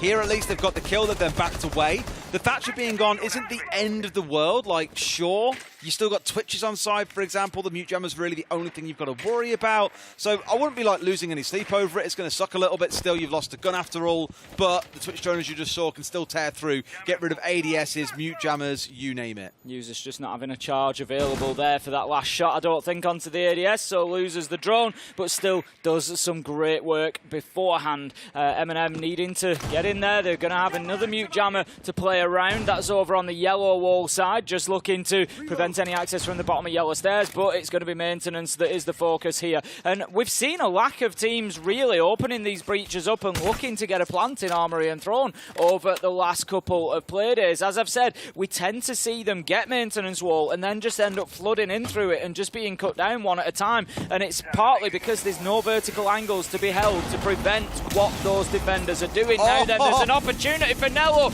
but he just can't find the man behind the throne. Probably a moment of panic there, just like, the hell, there's someone there? Sure enough there was, but nothing to be found. Shotgun on the door, getting ready, smoking still in through the breach here. Flash is being caught out, which means frag grenade should surely come following. Shotgun comes out, 2 quick kills, both to Miracle as well. One through the breach onto Nello, the second onto the Dragon Door with a shotgun. Things looking good for FURIA once again. Miracle just playing in and around that throne, proving he's the king of the castle. Rare's going to take down Solotov. Miracle down but not out, and will be surviving the round because STK gets the final kill before M&M can do anything else, and that is going to be a flawless round for FURIA to level things up 4-4. And I suggested, Des, they might just be happy enough with the 4-2 scoreline, getting themselves onto defense, and they look to be cruising right now. M&M out of ideas in those first 2 attacking rounds. I was going to say, if not a timeout now, then it has to come in the next round for M&M. That quarter will have elapsed, will have seen 3 sites. They've got to get things course corrected a little bit here. But this is the fear I had back in the first half. Even though M&M looked to be really convincing at that 4-1 scoreline, this is Theme Park. Defenders still tend to have the run of the roost here, and that's exactly what you're seeing. FURIA playing without fear for the most part, being even more aggressive than M&M were. I was really commending M&M and saying, hey, these guys are holding up towards Top Dragon super well. Cash is their turf, and FURIA are struggling to make any kind of movement. They're being held up everywhere. And FURIA have kind of said, well, we can do even better than that. We can keep you outside the building for 2 minutes. We can make it so you've only got 1 point of ingress, and when you're pushing in through there, you're coming up against smoke canisters, you've got Vulcan canisters, ADS is strapped up, a shotgun next to it as well. Like, good luck, essentially, is what they're saying to M&M. Have fun, because it is not going to be a fun experience for them in any of these next few rounds. Absolutely not. We've got, again, look at this aggression coming out of FURIA. It just feels like they've tasted blood in the water, Des. You know, they know that this game is there for the taking, and they're going to start just bringing that aggression level up now, putting the foot down on the accelerator and looking to take themselves 1 big step towards qualifying for Friday's playoffs, and they will just be looking then towards that Elevate game. We're going to have the window shot out. I think Rare just aware that somebody was playing on the opposite side there. The defensive side here is Bunk and Daycare. M&M, I'm sure, are going to be focusing towards Cash, control, initiation, getting in there, getting control of those areas, but there is an opportunity if they work underneath to potentially use some vertical nades as well, but obviously they need to be careful because I think there's 1 or 2 FURIA players just down there. Not quite into the world here as well. Sure, one Selma goes off and does give a lovely line of sight straight through, but not fully open enough that they can't have a player sat behind it. So the Blitz can keep on tricking here, just the rest of FURIA need to be aware about the angle that is now exposed. A big focus coming in through the break room here with the Thatcher EMPs now doubling up, but Fantasy finds Tyrant, that's the nut going down, and 2 players injured. Nello and Neo hit the deck, it's a 1v4 at this point as well. Solotov finds Fantasy, but he's got to find 4 more all by himself, as SDK goes, well, I think I've been quiet for long enough. Time for me to get some kills. Absolutely, we know that Solotov is capable of doing it. Miracle could be on for an ace here, though, as Solotov gets STK, finds himself in a very winnable 1v2 now. Miracle and Handy are the ones that are left. They're just going to be dropping back and trying to hold their angles. They don't want to over-push this, but equally, they've got to be careful about not leaving themselves in a situation whereby they can be in a 1v1. Solotov sees one, he knows he's on the rotate, so he's going to look to take the challenge on the second if he can see him through in break room, but I don't think he's going to get the angle onto him. We can see that the Bandit is just going to keep himself out of dodge there. Miracle, he knows there's an ace on the cards as well. He's going to take every opportunity he can to get it now then. Picked up on the camera, surely. Solotov moves out onto the mezzanine. He needs to get himself all the way into break, but it's not going to be an easy one to crack. Got to try and push his way in towards break really here, I feel, if he wants to try and find these kills. Take the long angle first, then look for the short. And I think that's what he's going for, but the feet holes, I just saw him then and thought he can't push through there now. He's got to step his way through, but with no idea what's really going on. This is a good idea, but might get himself challenged here if he's not too careful. There it is as well. It's Miracle on the swing, with the other player Handy ready to step out there. But look, it opens up behind him, and he has no idea the wall has opened up. Doesn't have to worry, though, as Solotov did rotate away. Well played by FURIA, nice and passive. Didn't go looking for the kill, just let the him come to them because they had the diffuser. Second ace for FURIA in this game. Fantasy round 1, Miracle round 9. They are having one heck of a performance right now. M&M were able to get some ground on the defence, but they just haven't been able to continue with it. You discussed that tactical timeout coming in, Des. That's exactly what we're going to have from M&M now. The players just looking, a little bit downcast at this point. Not much of a surprise, given the situation. It's been a tough couple of days for them, and it just seems to keep getting tougher. I mean, 2 more rounds and M&M are done. They're going home on Simple Thursday. as that. If they lose in regulation, that's it, they're out. And I think that would make them the first team to go home as well. I don't think we've had anybody else, correct me if I'm wrong, but I don't think we've had anybody confirmed eliminated just yet. Well, it's not coming home, but at least they'll be coming home. There's a few teams that are pretty close to it, but I don't think anybody's actually confirmed. Because of Group A being 6 points apiece, DWG KIA aren't quite confirmed yet, but it's more than likely at this point. But yeah, M&M, they could be in the unenviable spot of going home first. Attackers have located a bomb. Not at all to par on the boys, but even coming in, we were talking about the teams from EU that were coming in. M&M was the team that we had the, dare I say, lowest expectations of, the ones that we thought might fall short here. It has been an interesting stage for them where we've had a lot of ups and downs, whereas I mentioned before, Tyrant hasn't quite been at his best. We've seen Solotov have a wonderful stage. Usus as well, I believe, was one of our top-rated players coming out of EU. But I keep on saying it, you need that front three to all be online. If they can't build that consistency, they will struggle to deliver at big events like this. 100%. 100%. Now then, we're going to move into round 10. FURIA looking very solid on the defence so far. 3 rounds in a row. Tactical timeout for M&M. We have seen in the past them have a big impact, but it's going to need to be a huge impact here. It's not going to be enough just for a round or 2 to be turned over. They need to be getting themselves all the way to 7 from here on in if they don't want to drop any points. They're going to be attacking onto lab and storage this time. So again, cafe, bunk, daycare is going to be an important area to try and keep track of, try and take control of. It's something that I think FURIA have done fantastically well so far, is spread themselves out in the map and get kills everywhere. Everywhere they are challenged within the map, they are coming away with some sort of bonus, some sort of benefit from those fights. I'm really keen to see how M&M approach this side, because on FURIA's attacking sides, they just had to kind of jump in the window at the last 10 seconds, if you recall, into double frost mats. Didn't even get a chance to touch the floor before the player that was stood there with a shotgun found a kill. It was just one of those ones where they ran the clock all the way down, and FURIA were completely without any idea of what to do. Solotov finding STK is a good start. They got rid of the shield that was also inside of sight. So they are slowly unpeeling the layers of this defense from FURIA here, just weakening it in certain areas, but they've still got to deal with roamers like Handy that are playing on the upstairs. Yeah, getting themselves into cafe is going to be a big start. Solotov's going to do exactly that. He'll push on in now, and that starts to put pressure on these other roamers. It may well force their decision to move back to site, which is exactly what M&M are looking for. They want to get in and start working that vertical destruction with the sledge of Solotov quicker than FURIA were able to on their attack. That may give them the opportunity then to find another kill or 2, or to at least push the defenders into unfavourable situations exactly like that. Handy having to try and go over the handrail, gets shut down as Tyrant finds him 5 versus versus 3. M&M using the map control that they've got so far and putting it to good use. Now they can start thinking about those verticals, but they need to be careful of the flank, Des, because FURIA, they're trying something bold. They know that it's coming as well. There's 2 of them pushing up here together, just constantly trying to disrupt M&M. And I get it. Rare getting swung on. Solotov into another, gets both at the same time. Finds a 3K as he goes on to 12 and 6. Miracle. I don't think you get a second one in a row, buddy. It's a flawless round for M&M. I said I was curious to see how they'd attack the site, Tim. Turns out swamping everyone into that top floor through Cafe was the answer. Yeah, they dealt with it very, very well. They won the fights. I've joked before about the M&M tactical timeout. We've seen them use it against BDS and give them the reverse sweep. We've seen them use it against Rogue and give them the reverse sweep. And right now, they've just brought it out against a FURIA side that they were struggling to take a round of on the attack. And they've got themselves around. It could be a platform for them. It could be a springboard into the rest of this game. FURIA then are going to move back downstairs into Armory and Throne. This is probably one of the most difficult sites that we've seen for the attackers yet. We saw FURIA win this one by just rushing in with an Ossa and being able to plant behind the shield, largely invited by the number of players that M&M had invested in the top floor.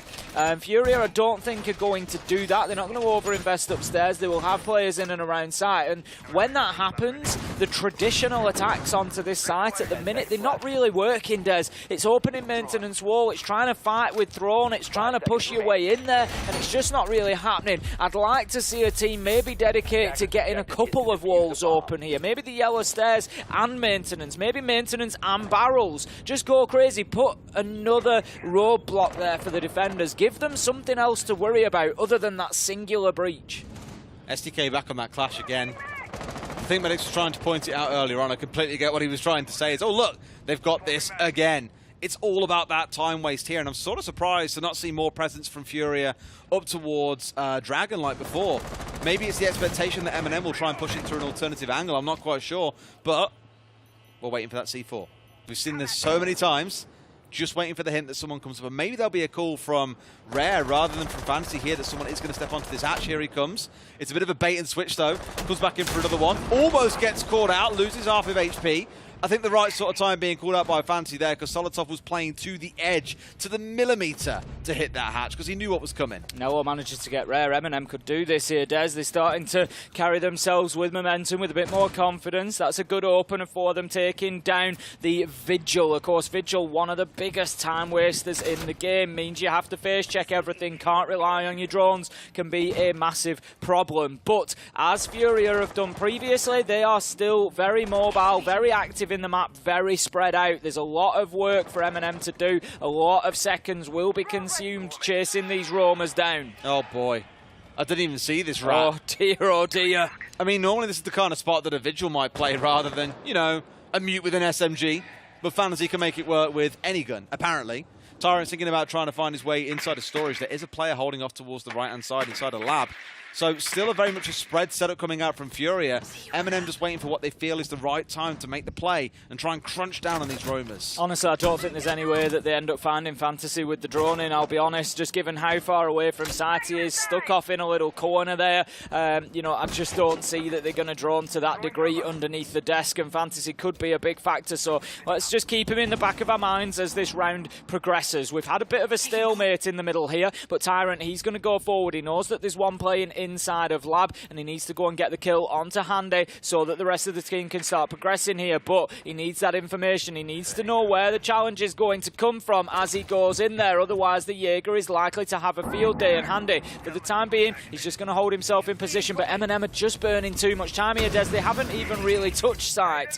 They're looking in through yellow by the looks of things here, and Handy waiting for the man to come through. Is he looking the right way? No, he's not. Almost misses the shot, but finds the man. There is a second there waiting as well and knows the challenge is coming through. But this is the last thing you need in the closing 20 seconds. A good nade coming through, but still being held up in this 1 versus 1 as Fantasy finds Yuzus. Just not enough time for M&M here. As I've said previously, FURIA doing a fantastic job out in and around the map, able to just burn those seconds away, one after another. Final kill for Handy is going to put them in the lead once again. FURIA 6-5 now, and they have the map point opportunity. You can see them bouncing in their seats. They know what this means. It could mean that they secure their place in the knockout stages of the Berlin Major as early as today, depending on the result of the next match between Elevate and Astralis. But that was, again, it was a nice defense from FURIA. You had Fantasy, you had Handy. Neither of them were overly aggressive. Neither of them were itching to get into gunfights. They were just waiting for the moment.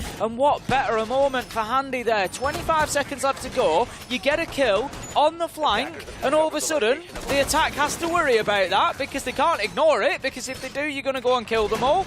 Absolutely nothing M&M could do there, and it was just too little too late.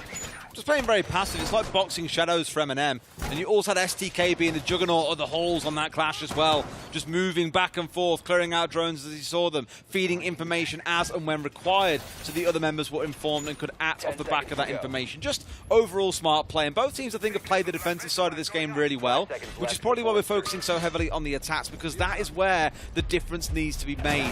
M&M need to get this round on the board now to take us through to overtime at the very least. But even that will massively dent their chances at making it out of this group.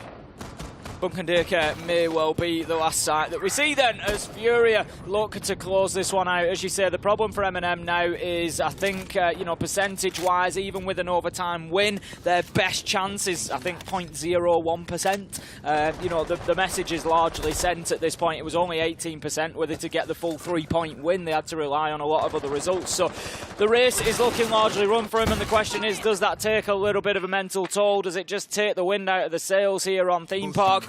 Will we see M&M limp out of the tournament with a loss to FURIA here? They're looking to get themselves into the east side. Once again, it's going to be through Cash and CCTV. They are, sorry, not CCTV, Cash and Control. They are pushing towards Bunk and Daycare. So again, it's get yourself across the top, but FURIA, again, nice and spread out. 4 different fights to take there. 5 as one moves up the arcade stairs. They're happy to lock this one down. Last time we saw them play 2 underneath. This time, they're happy to just get themselves sat on site, hold their angles. There's no need for them to overly peak or get overly aggressive. Yeah, it's interesting they're playing so heavily on site, where prior rounds they've known about map control, but they've conceded the entirety of the east side of the map to M&M, which means M&M have 2.5, well, 2 minutes we'll call it. They've had 2 minutes to focus on trying to get this opened up. 2 EMPs coming through to stack those up. This wall will definitely be open, and no miracle, you cannot recover that Electro Claw. Instead, he's going to dip himself in behind the couch, looking for the long angle through into initiation. This is largely just going to come down to gunfights now, Des. As you say, there's nobody in a position for FURIA to be able to move onto the flank. They can't get themselves up the Dragon Stairs. They can't get themselves up the Yellow Stairs. Tyrant's underneath to prevent that happening anyway. But it is going to be all about those gunfights. And Solotov, he comes in with a critical one, manages to find a headshot onto Miracle. 5 versus 4, M&M are rolling. This is it as well. Their chance to still keep their dreams alive here in Berlin, all rest in this round. And that's just about getting us to overtime. Everything else after that we can talk about later. Tyrant, been a real backstab on this Nook a couple of times in the half, working his way through. The Wee Woo gives his position away, but no one's around to be able to take a fight because FURIA are down on numbers. They've had to back away here. Tyrant almost being challenged, but Solotov, the man who's been getting the kills for his team, is shut down by Fantasy.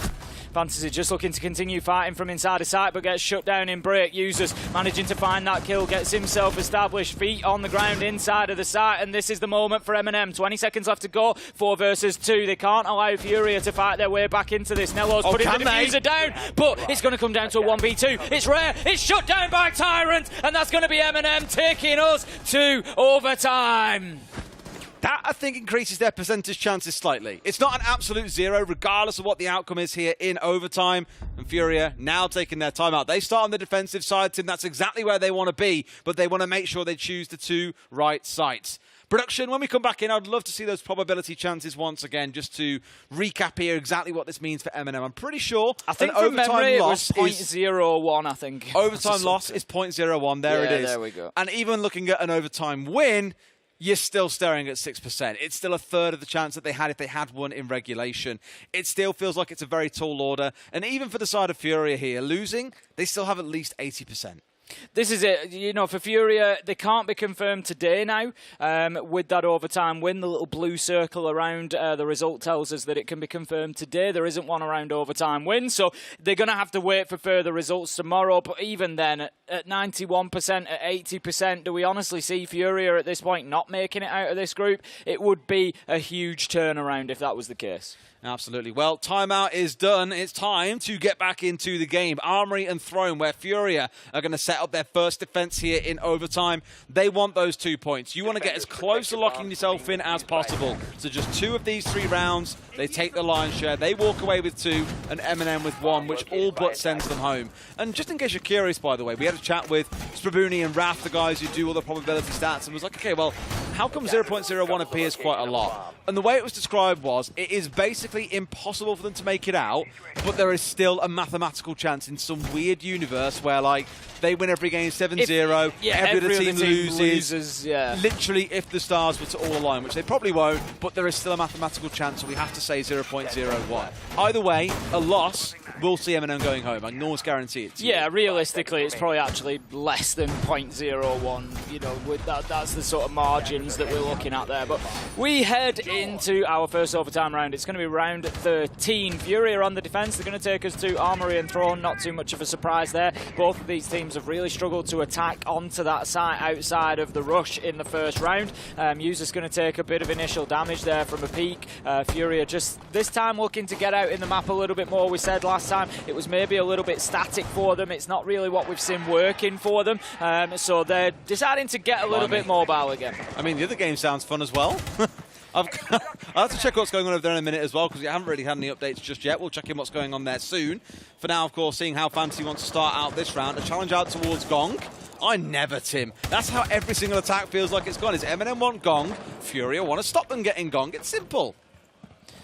Fantasy just on the Dragon Stairs for the time being, looking to keep himself a tight angle down towards the east-sided lower entrance near Gong. Could be a problem if M&M try to push themselves in, but again, FURIA just so spread out around the map. They've gone back to what has worked for them previously. They're not going to allow M&M to just continue attacking onto them. Users manages to get an opener onto Fantasy though. That could be big. Solitov onto Rare, really starting to push forward. M&M now 5 versus 2 as Tyrant finds Handy, and all of a sudden FURIA massively on the back foot. This could be a first standard attacking win without a rush onto Armory and Throne. And that becomes alarming. We almost saw the same thing out of the G2 game earlier on as well, where, well, not earlier, it was actually yesterday, but on the attacking side, they managed to walk away with that one attacking win in overtime. That was what really sealed the deal for them in an 8-6 victory. STK has barely had a kill to his name all game. He's found 1 in the round, but has 4 more to pick up. Nello's getting that diffuser down. Almost certainly going to stick it here as STK having to be careful. Bro. Try again. There we go. That's unlucky. Manages to... That's why he's not getting kills, mate. We didn't have to do him like that. He manages to get the edge up eventually. As he pushes forwards, he's likely going to get shot in the back. Here, there we go. Neo has the angle. That's going to be M&M closing it out, continuing to fight here. They managed to get themselves the first attacking round and now move on to the defence. There's every possibility here that M&M managed to get that overtime win. And what looked like FURIA coming in here with the potential of even qualifying today does drop down to an 80% likelihood. Still very likely they go through, but it's not the outcome they will have wanted. All I'm going to say is G2 qualified for this major. Stranger things have happened. G2 qualified for this major on a 4% probability. Yep. And look at who they're up against. Astralis are going to be the team that are going to be fighting for that position more than likely. Are they a team that could win every remaining game? In my mind, they are. So FURIA, if they bounce back. Yeah, they need to bounce. Have they got the ability? Have they got the quality on the team? Yes, I think they have. You know, so FURIA, you don't want to be rolling those dice. You don't want to be testing those odds. You know, you want to get it done, and right now it's looking like they might walk away leaving the door open. And Astralis are warming into today as well. I was catching up with Fluke earlier. She gave me a wonderful rundown of how things have been going in this group, because her and Hap have covered every single game up to this point. We've now stepped in and gone, cheers for doing the starting bit, we're taking the rest out.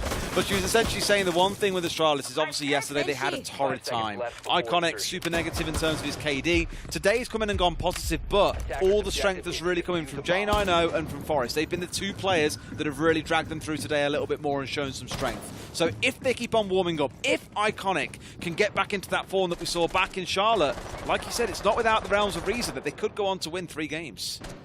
Handy's going to be getting down there, putting out the claymores. They don't want any jump outs coming along from M&M. It's that sort of action that could well win or lose around here, but I don't think M&M are going to be going for anything quite so wild. Handy is on the upside down rappel, looking to pressure that top floor again. Something that we've said previously that FURIA have struggled with, Des, is taking top floor control even when going onto Armory. Solitov, he knows that there's one on the long range. Does he know that there's one on the upside down rappel? He's certainly thinking about this, but he's going to dip himself away to safety for the time being. Fantasy has gone down along the way. That's absolutely not what FURIA needs. 16 and 11, Des. The majority of the kills coming from him and Rare, and that is a big takedown as an opener for M&M.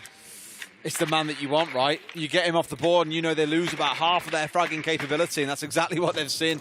Sees the man here on the arcade stairs, looking for him as he runs down. In fact, a challenge coming directly in here, and Tyrant wins it out on the reverse. A wonderful gunfight, and M&M with that kill may have just wrapped this up, Tim. Very possibly. 5 versus 3 now. Miracle working from the hatch. I don't think he's going to get much joy, though, because M&M, right now, they don't need to overcommit. They don't need to peek. Solitov, he's just keeping himself in position. Sees the man, but he's just going to dip himself away, and this is it. He can just be slippery now. Users manages to find a headshot onto Miracle. 5 versus 2, 1 minute 30 left to go. FURIA have got time on their side. That's about all they've got right now, because M&M are well and truly in control, not just of the round but of the game. Users gets STK, and it looks for all the world like this one might be finished. It's FURIA struggling on Theme Park, very little to go on, and Solitov, he finishes it off in style with a flawless round for M&M as they take their first win at the Berlin Major.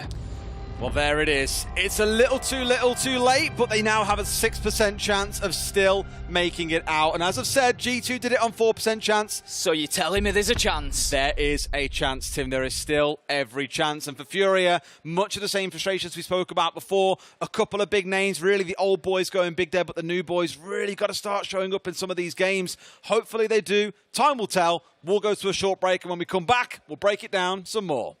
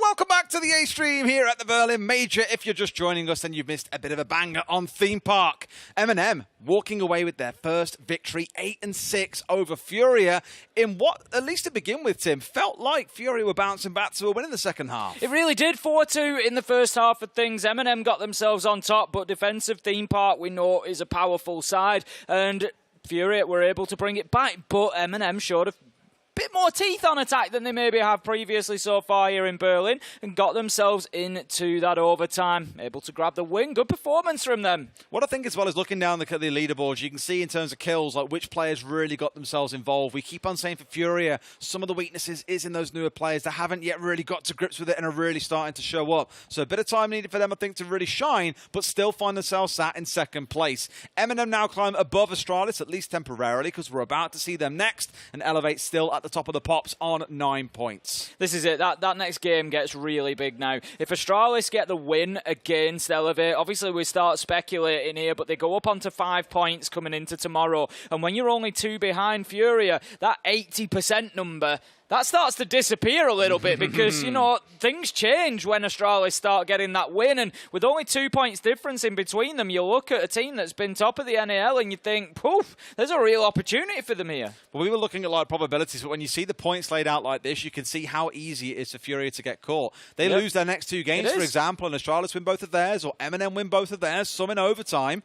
Before you know it, FURIA being knocked down the table. Well, this is it. I don't know the fixtures, the matchups off the top of my head for tomorrow, but if Astralis do play FURIA again, then one of the games that FURIA needs to lose is directly against the opponent that's going to be chasing them. That is absolutely huge in terms of this group, and it really could be a deciding factor. So our games tomorrow are Elevate M&M and Elevate FURIA. And then Astralis M&M and Astralis there you FURIA. Go, Astralis FURIA. Astralis FURIA could be the decider for this group. Elevate FURIA as well. Can you see Elevate not beating FURIA at the minute? I'm not saying they will definitely beat them, but Elevate beat FURIA, Astralis beat FURIA, and Astralis are through if they've beaten Elevate today.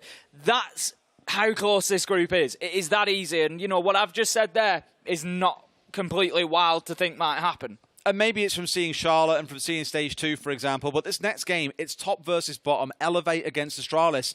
I don't feel coming into it it's going to be that clear-cut. I really don't. It's going to be very, very exciting for sure. Now, I'm going to ask production a real direct question because I haven't got a pillow for this one. Are we allowed to throw to a break, production? We are allowed to throw to a break, Tim. I asked permission. I don't have to catch anything this time. No, last time I threw a pillow at him. Prano did throw a ball at me earlier when we were running, and I caught that. So you can catch a ball, just not a pillow? Yeah.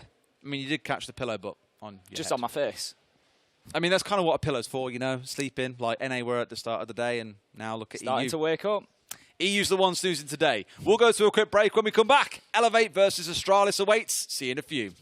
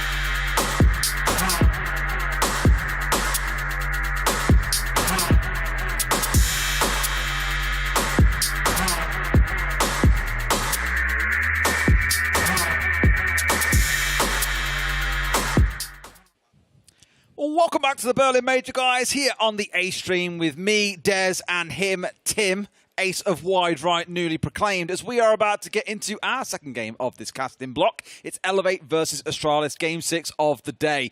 Elevate, currently top of the pops, have not lost a single game. Astralis at the very bottom with just 2, Tim. This is their chance to bounce back. It feels like a now or never kind of thing. If you don't get anything from this game, suddenly you're starting to feel very out of the conversation. Yeah, you're pretty much done at that point. You know, not completely, but it's certainly you're on that road. Yeah. I love a little bit of chaos. I'm going to back Astralis in this one. I'd love to see, Move, Tim. Greatness comes from chaos. Thank you. There we go. I'd honestly quite like to see an Astralis win now. We've made the jokes about NA. They've had a slightly better performance today. If Astralis get this win, don't get me wrong, I want to see a good performance from APAC as well for the whole tournament, Europe or APAC. Let's mix it up. Let's have a new region. But Astralis winning here really throws a spanner in the works of this group, and that I am living for coming into day 3. For what looks so locked at the start of the day and convincing, I'd say, as well, for teams like Elevate. But let's take a look at what map we're going to. A Villa to start things off, and the camera did the little movie thing as well. I love it. Going into Villa. Have we done Villa so far here? Not in Berlin. When in Berlin, go to Villa. Go to Villa. When in Berlin, go to Tuscany. Why not? Don't. Berlin's quite nice. It is nice. We're in nice. a really nice area as well. I've enjoyed it. Zero complaints at all about that. We will be going into game in just a second straight away, as we've said, the players are pretty much ready to go. So, how about we get started with Villa, Tim, and see how this one shakes down. Can Astralis battle their way back, or will Elevate, quite literally, elevate themselves to a spot in our playoffs? This win will guarantee them a place in Friday's quarterfinals, whereas for Astralis, it's all but a death sentence. Oh boy, let's have some chaos. I'm ready for it. Like I said, coming in, it looked, coming into the M&M FURIA game, it looked like this was, going to be sewn up potentially at the end of this. M&M have mixed that up to begin with, and then you've got Astralis coming in here who could, again, just double down on that, and all of a sudden those percentages that we've been looking at will change drastically. We're going to get the bands coming in now. Astralis take out Montagna to begin with. Not too much of a surprise. We know just how much the APAC region like their Monte. They like to play in behind those shields. So Astralis thinking, nope, we're not going to have any of that. Finka being taken away. I feel this is a ban against every team because every team can play Finka. Every team knows how strong she is, and they'd rather to see her taken off the board and removed from the field. Does bring so much to the attacking side. Azami also being taken off the board here. We spoke about her a lot in our games earlier on today. One of those architects on the site that can transform an awful lot. Things like Mirror, like Castle, all the rest of it as well also in there. Nice on production. Thank you very much. Last ban coming through. Probably going to be something like a Valkyrie, I imagine. Maybe a Mirror creeps in, but it is indeed that Valkyrie from Astralis. So nothing overly unexpected or surprising there, Tim. Just really looking towards the Azami for me because I've seen her in a number of cases on this map used for things like getting the keeper barriers down around 90 to lock down 90 corridor, or inside the site itself in Aviator to have an angle to be able to challenge up towards top red without having to bring a shield. So you do lose a lot of options there by not having the Azami on side. Right, completely the opposite of what I said on Theme Park in the last game. We're going to have Villa here where verticality is king. Almost the entirety of the floor on Villa can be opened up. And that's what we're going to see. So Astralis on the defense, you would expect them to, that's the strong starting side, but they're going to have to make sure when they're on these top floor sites, Aviator Games, Trophy Statue area, they're going to have to make sure that they are paying attention to the underneath as well. The Finka has gone, which will help, but you will still likely to see operators like Iana being brought in for those nades, playing underneath, get a cheap kill or two. That's what a lot of teams are going to look to do on Villa. It's going to be no different here, I wouldn't expect. So Astralis need to be aware of that. Absolutely. And of course we are still going through this tech pause. I imagine we can jump back to player cams in a second. No, let's not do Hayas, please, Onigiri. I know what he's calling for. He's calling for chaos because greatness comes from chaos and all that good stuff. We mentioned it several times already, but we can see the players from where we are now. And if I peek down, I can see where the little troublemakers are. Onigiri, I see you down there. Little nightmare. And he is a nightmare both in and out the server. Very happy guy, though. Very positive. I mean, we know the power that he's got inside of the server. We saw that in, in previous events where he's put down big numbers of kills. And, Elevate have been doing fantastically well so far. Absolutely flying here in Berlin. They've looked unstoppable. I think and so, not just down to Onigiri, No. It's a real team effort. A lot of it's coming from the new boys as well. We spoke about like Mark, Mr. Punch as well. I started calling him Punch. I was like, look, it just feels far more easy just to say Punch. And Dev was like, no, it's Mr. Punch. It's Mr. Punch you must call him Mr. Punch. Maybe after this game I'll call him Lord Punch. I don't know. It depends how well he's going to play. But those two between them have brought an awful lot to this team and really put Elevate onto a new level. There's so many jokes about their name you can use here, about elevating into the quarters. All these new players have elevated this roster, and I'm just like, please, don't make it so easy. I mean, you've just come in and you've burnt those bridges now. I know. If I do it now... What are we going to say for the rest of the cast? The thing is, it's so obvious that I don't like using it. So that's why I'm trying to get it out now. If I say it now, then I won't say it later. I'll repeat it. You can do it all 4 or 5 times. That's also fine. If I know that you don't like it. At least I'm not... No, because I don't want to do it myself. That's why. I'd be disappointed in myself. I'm allowed to be disappointed in you. You constantly are. Not in myself. Ridiculous. We're going to get into I'm never disappointed in you, Tim. I don't believe that for a second. We're going to What would I ever be disappointed in you for? We're not getting back into anything, Tim. Don't try and do the caster thing. Let's have a little podcast for a minute again. Because we've done pretty well today on tech issues and tech pauses. We actually are on schedule. It's been fantastic today. I've got to say, production, hats off to them. They've done a fantastic job today. And it's been a pleasure. It's been fantastic. And it's also not been hot today. Well, it's been less hot. It's still hot in Berlin, but it's been less hot. Yeah, Parker was like a patron saint earlier. He came into the talent room and was like, open the windows. And the thing is, we didn't open the windows yesterday. It sounds like a really obvious thing, like you didn't open the windows, but we did try. God, these Brits not opening windows. We did try. We didn't open them because it was like 34 Well, we degrees. did open them. We did open them and hot air came in. Yeah, we opened them and about 2 seconds later immediately regretted that decision and then closed them and then closed the curtains and did not look at them again all day. But then Parker came in earlier like, why are the windows closed? I was like, I don't know. They've been closed ever since I came into the room. And he was like, well, I opened them earlier. It was really nice. He's like, just open it. So we opened the windows, and I was like, oh, my God. Transformational. We've done several things in our talent room. Here's the evolution of the green room, as they're called. They're called the green room. It's where talent sit when they're not in game. We had 2 massive TVs in there, one for A stream and one for B stream. We got rid of one because the room is quite small and it was far too hot. All the heat coming off the TV was too heavy. And the screen was that big that with both streams up, it's absolutely fine. Exactly, yeah. We've got like multi-Twitch going. In case you didn't know about it, you can use multi-Twitch to watch both the A stream and the B stream at the same time. It's very convenient, which is what we've got in the talent room. So you can be like us if you really want to be like us. And then we had 2 fans in there originally. Now we've got 3. Turns out our corridor is one of the only ones where the aircon is turned on at the minute as well, which is quite fun. Yeah, it's like you said, we've evolved as we've gone over the day or two. I haven't yet sweated today, which is great. We've adapted, and today, yeah, absolutely, much more comfortable. So we are just working through a little bit of a tech issue for one of the players. I think everybody is still inside of the lobby, so hopefully that will be production's like, no, it's quick. not a tech issue, it's tech issues. Tech issues, okay. Plural, come on. We will get those ironed out quickly. We had this at the beginning of one of the games earlier today, and it was dealt with pretty quick. So we'll get that done and we'll get in. For me, this just builds the tension on this game. Like I say, you can see there at the bottom. So now, with a regulation win for Astralis, they go up to a 31% chance. But I'm not saying the numbers are wrong, because I don't doubt for a second that they are absolutely right. But what I am saying is, with an Astralis straight win, regulation time, it puts them 2 points behind FURIA. And whilst that will still be a 30% chance of them going through to the playoffs, they've still got games to win.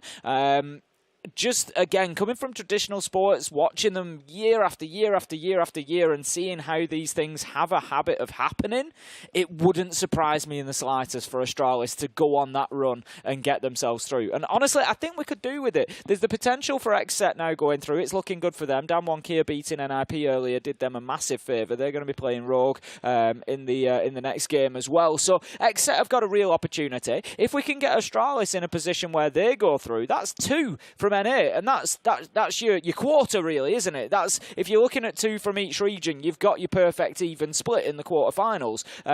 So if we can get 2 NA teams through, then they haven't underperformed. Tim, I really admire your professionalism. I'm really embodying greatness comes from chaos. You just want to dunk on NA. No, I don't want to dunk on NA. No. I was going to talk some more crap about other things, like breaking the fourth wall that I really enjoy doing.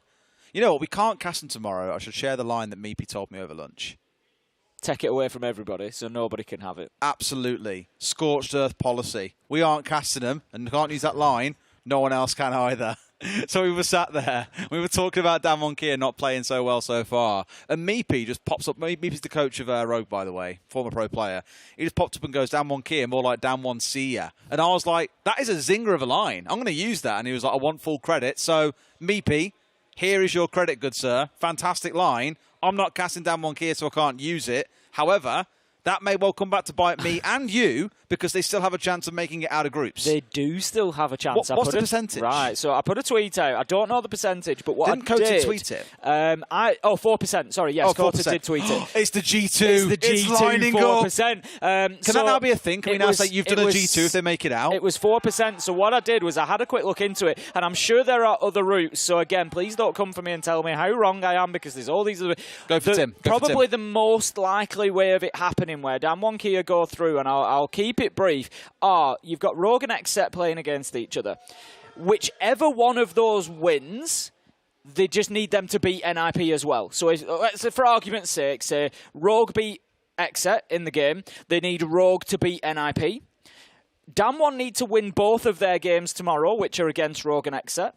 And then whoever loses in Rogue and XSET, so in my scenario, XSET, would then need to go to overtime with NIP. So what happens then is Rogue top the group, DWG KIA finish on 9 points, but XSET, being now on 6 and losing the game today, losing the game against DWG KIA, would only be able to get a maximum of 8 because of the overtime with NIP, and NIP would be limited to 7 or 8 points because of that overtime and being beaten by Rogue. So DWG KIA could go through on 9 points by winning both of their games tomorrow if the winner of Rogue versus XSET beats NIP and the loser goes to overtime. You are definitely that. There you go. The meme of the guy like pointing at the wall looking crazy, like Yeah. this happens and that happens and this and that and that and this team loses here and that goes to overtime and this scoreline happens over there. Trying to support my DWG KIA. Tim. There's a lot of hopium. There's a lot of hopium in that body right now. There is a lot going on. But it could showing. It is. Well, Tim, I've derailed a little mini podcast for long enough. Thanks for sticking with us on that one, guys. Hope we didn't bore you too much. Team 1 did it in Mexico. They didn't lose the first 3 games as badly as DWG KIA. They had one go to overtime. DWG KIA got battered. Yeah, well, it's more they had one go to an overtime loss. Tim, can we please stop being professional? So they about had the game 1 point now, more, please? did Team 1. Yeah, this is so unprofessional. And they fought back. I can't believe you're derailing the cast. Very siege There is a related. game on the stream right now. Cast it then. Go ahead. All yours. That's what you paid for. Are you not? Yeah, I think. Right. I'll tell you in about 30 days' time. Let's get into it then. Here we go. Thanks for sticking with us through those tech pauses. We are now underway with round 1. Astralis on the defensive side. Mute, Mozzie, I'm looking at straight away, along with a Jaeger Wamai. Like peas in a pod, those two operator pairings. Really good for shutting down information and also catching out thrown utility or fired utility, such as Sophia's gadget. So I like the defensive lineup we're seeing coming out of Astralis. On the attacking side for Elevate, we saw 3 players coming on study side and 2 starting out towards the west. So you're not going to see much action around the bedroom side. Everything here should be starting on the south. Bit of a mistake from DCH with his Twitch drone there, just driving straight into the radius of the mute jammer. I think he thought that he was probably far enough away, but given now that the mute drones have got the jump ability as well, not really an excuse. If you run out at the edge of the circle, as long as you jump, you'll pretty much clear it anyway. You may lose a little bit of functionality whilst it goes through the range, but as long as it comes out of the other side, you should be fine. So yeah, a little bit of a giveaway there from him, but Elevate working their way in underneath as I suggested. There we go. I did talk about those vertical nades, and as if by magic, the first kill of the entire game is a vertical nade. Mr. Punch taking down Shuttle. What you're going to be mindful of here, though, is Forest is the one charging down into the basement and looking to cause trouble. And worth referencing the players that I mentioned in our game earlier. Jane I know and Forest are the 2 players that Fluke was saying to me has had a really good game already today. So keep an eye on those 2. We'll see if the others also step up around them, of course. But knowing how those 2 have played so far today, I'd be shocked if they don't have a good performance here too. Mark almost getting the chance at Forest there, but he just turns around last second and dips out of dodge. Astralis need to be thinking about that lower level here. As I've said, 1 vertical nade has already found a kill, and that's just going to continue for the next 6 rounds if they allow it to. So they need to be thinking about that lower floor, but that's far too easy. Mr. Punch just walking into the fire there as DP Fire manages to find his first kill and a second. Great defense of the main stairs there. J9O getting involved on Onagiri, and it's falling apart very quickly for Elevate here. Astralis showing us the power that they can bring into the server with kill after kill after kill, and they find themselves now 3v1. DP Fire barely had to move his feet there as well, just sat on those main stairs, making it look easy. The thing is, you saw members of Elevate looking kind of beyond him and looking up the stairs, and you might be wondering, well, why? He had a player off towards his left-hand side they were aiming for that they maybe droned or saw on a drone sat at the top of 90, for example. This player sat at the top. They didn't know DP Fire was only sat halfway up, so we got a couple of freebies off that basis alone, but Elevate have tried to push their way up main stairs in a bit of a messy fashion, so it's a good shutdown coming out of Astralis. Into those last 10 seconds, Sapper, who's had a phenomenal tournament so far and phenomenal stage for them back in Stage 2 in APAC South, not going to be able to get anything done. They take the time here to have a quick conversation and reset for round 2. That's going to be Astralis taking the first round on defence. We would expect them to get a few defensive rounds on Villa. It would be a problem if they didn't, but the fashion in which they did it, I was a little bit surprised by Elevate. You know, as you said, there were reasons why they were peering around, why they weren't really looking at DP Fire particularly, but it's not unusual to be challenged from that position on the main stairs. You got to be aware of it. You can't ignore it like that, especially not two of them. Bit of a problem there for Elevate. They're going to need to sharpen up quickly if they don't want to get too far behind in this one, because Astralis will just keep going. Interestingly, Astralis, rather than go to Trophy Statuary as the secondary site, they're going to head down to Dining and Kitchen, one that we normally see as the tertiary, but it could well be just leaning into that point that I've mentioned and that was proven in the last round. You don't have to worry so much about those vertical nades here in Dining and Kitchen. You don't need to worry about the lower floor. Yes, they're going to have to pay attention upstairs and prevent the verticality coming down from above, but at least it stops those explosions beneath their feet. I'm perplexed. If this is the lineup that we're going to see Elevate roll out with, I was going to say surely the Carly doesn't stick. Carly by herself is seen weird when Thatcher is open. To then see Mr. Punch go over towards Thatcher and see a Carly still on side, I was like, yeah, something is definitely not quite right here. There's no Bandit, there's no Kaid, for example. So Onigiri moving away, this makes far more sense. Quite a common pairing that we are seeing these days is that Thatcher with the Twitch. It gives you the backup call just in case you do lose the Thatcher or the Twitch. You've then got one other operator capable of helping you remove critical gadgets. So between the pair of them here, DCH and Mr. Punch, nothing really should be impeding them, whether that looks like the potential goo mines, whether it's going to be the mute jammers coming out. Potentially even the razor booms can be found early and ahead of time. Mark, once again spraying in through the windows. We saw him working at that angle last time around, didn't get any joy from it. Now then, Forest is in underneath in the basement, and I'm not sure that Elevate are aware of that. Sapper's going to be able to get one onto Iconic and then drop back down and trade it out. Shuttle manages to get him, but if it wasn't Shuttle, I think it was going to be Forest who was coming along through the basement. But without him getting the kill, it may well just leave him off the radar for longer here, Des. I've not seen more focus inside the basement on this map in probably forever. You know, 2 or 3 players were dancing around down here for the longest time. Forest is still holding, so we challenge on towards the pantry window. But outside of that, it was Snapper getting straight inside and looking to cause a little bit of carnage from below up onto the top of red stairs that simply wasn't done. It's the sledge that they've lost as well. A lot of the time we'll see teams try to get established in Master, Trophy, Statuary, Astro, get those angles opened up into sight. It's just not something that Elevate are really looking to work with too much at the minute. They do manage to find another kill though, this time onto Shuttle, leaving them in a 4 versus 3. DCH taking a lot of damage there. I'm not sure exactly where from, but ultimately Mr. Punch is able to close down Forest down in the basement. So Elevate looking pretty good for this attack. It's a little bit non-standard, it's a little bit unorthodox, but it's working for them. Whatever they are doing, the horizontal push particularly, they're now looking to pressure J9 or above, because of course he could still play a spoiler from up there when they try and get the diffuser down, but that's going to be a freebie. DP Fire with a big double. Fire's big. That's the kind of kills you want to find as well. Now, it's only brought it down to a 2 versus 2. When Elevate were in such a commanding position before, they can still look to press on. Onigiri missed the punch, the last 2 left standing. Onigiri yet to get involved in this game, but Mr. Punch has already found a couple of members of Astralis across these first 2 rounds. With 50 seconds still on the clock as well, there's still plenty of opportunity for Elevate to make this work. There really is. Mr. Punch gets in there, he's going to get that diffuser picked up, just working away from where the vertical holes are being opened above by defenders. Going to have an opportunity to put the diffuser down. I don't think that there's much that Astralis are going to be able to do about this. They're going to have to focus on the retake. Mr. Punch is able to do that. He's going to stand right on top of that diffuser, which can be a bit of a risk sometimes, but it's Onigiri to get the first. Mr. Punch with the second, and a nice easy close out for Elevate. Better round from them. I feel it was a bit of an overcommit maybe to the top floor there in the 2 versus 2 from Astralis. I think their assumption was, and you saw the timing of it, that they knew where the diffuser was. If they get the vertical control, Elevate would not be able to recover it. They'd be forced to go upstairs and fight them, and that's what they were hoping to bait. But Mr. Punch was a little bit too quick to the, dare I say, punch Tim. Got the diffuser, gave them plenty of time to play around, and the vertical angles simply were not there for Astralis. Really good comeback from Elevate after DP Fire almost put them in the mud. Going to be round number 3 then. This time we see maybe the more expected site from Astralis. It's going to be Trophy and Statuary. They've already got 1 win up in Aviator Games. This is largely a mirrored defence. You know, you worry about the push coming in from maps, from 90 Corridor. Sometimes a little bit of pressure from Master. We've seen less and less of that. But I would expect to see that quad wall potentially being opened up, given that Mark has picked up the ace. And I'm sure that Astralis are going to have a plan in place to be able to clear that out. Elevate. Now, interesting, they've left the third panel of the 3 as a soft wall at the minute. I'm not sure if that angle is going to be opened up to allow them to fire on into the closet or not. To anybody who tries to come in through that window, you can get an angle through the 2 soft walls there. It looks like it is being cleared out now.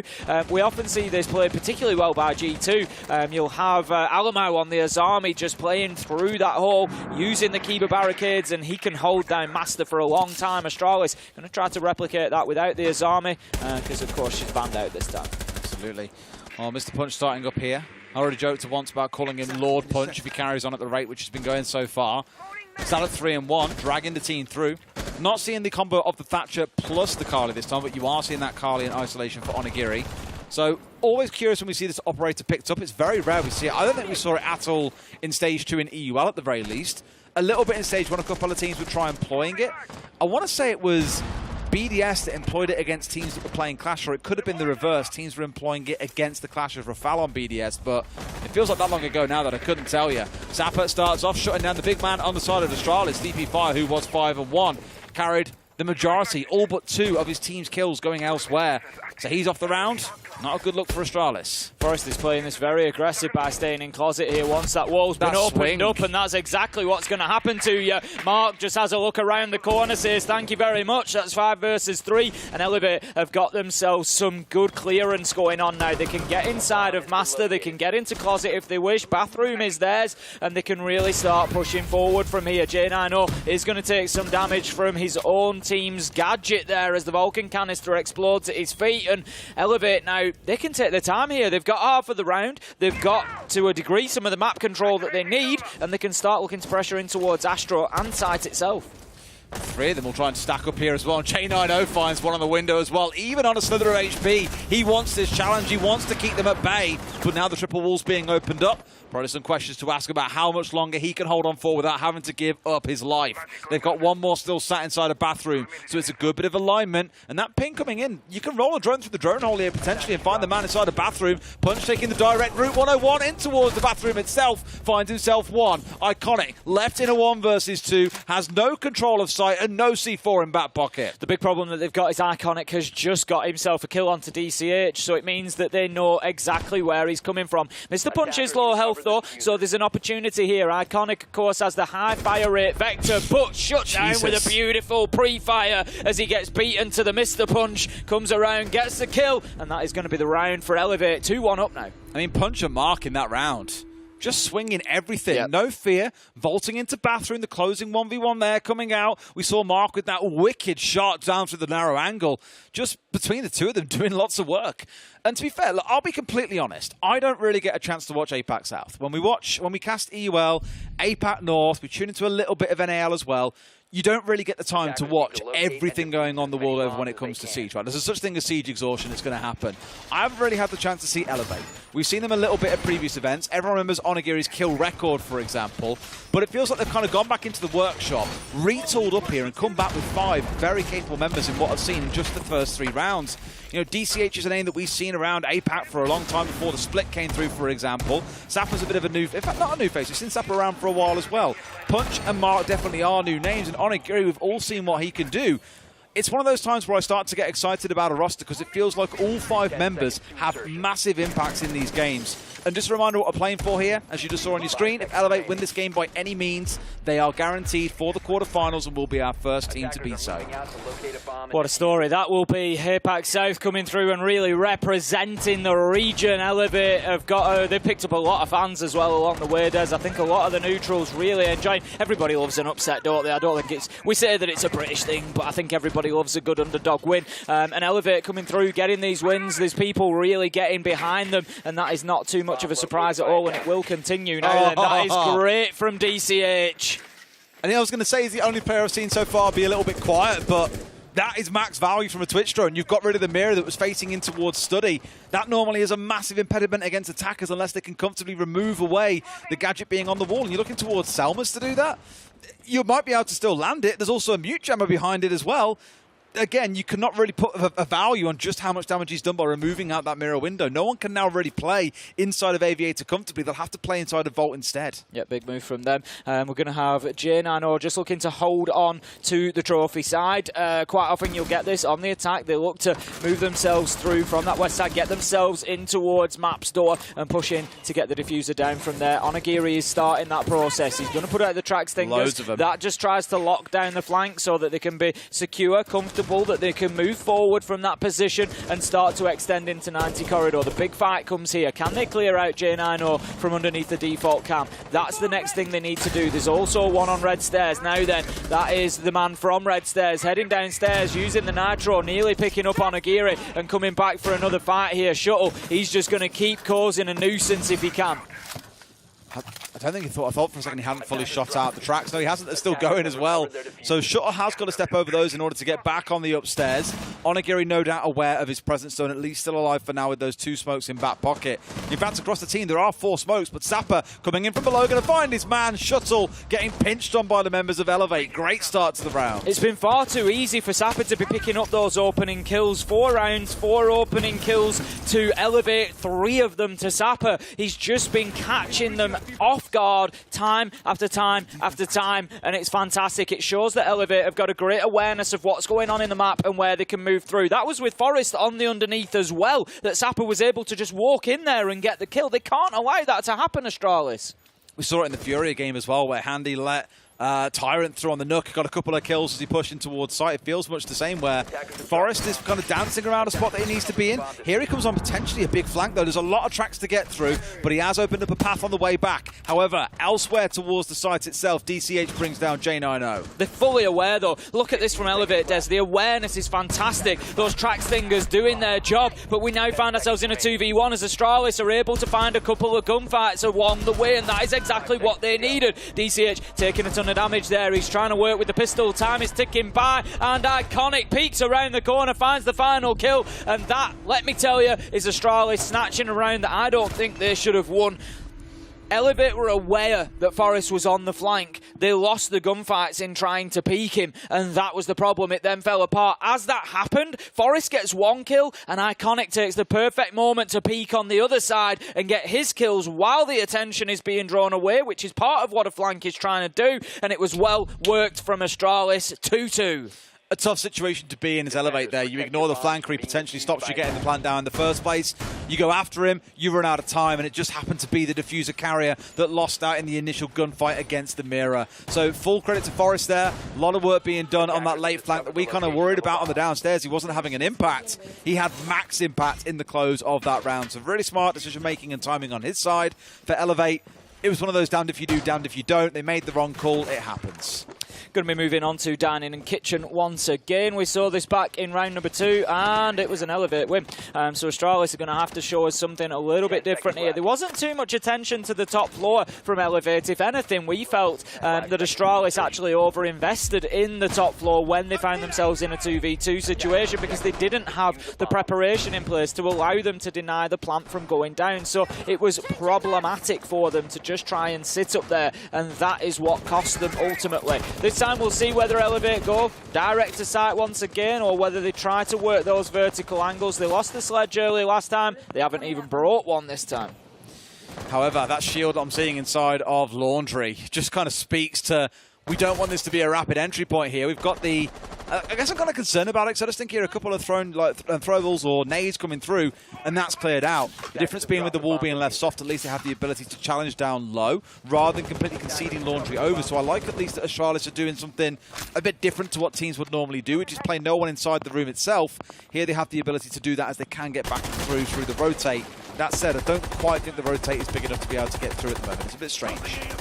There's a little bit. The Thatcher EMP is going to go in, just try to not clear out some electronics, but it's going to at least disable them. Very close there. Nitro comes out, going to be shot out on the floor without doing any damage. Shuttle still roaming around with the pulse. Astralis making that adaptation, deciding that they need a little bit more information here. So, of course, he's going to be picking up anybody on that heartbeat sensor that he can, feeding that information back into his team. As you can see, he's playing in and around that pantry area. He knows that's where a lot of the pressure came in last time. Now then, Elevate have have gone for the top floor control this time. They have got it, but they're limited in how much vertical destruction they can do. They've used a couple of explosives from Zofia. They do have the Rotero drones. Yep. They can potentially use those as well, but not quite as free as you would be with the sledge.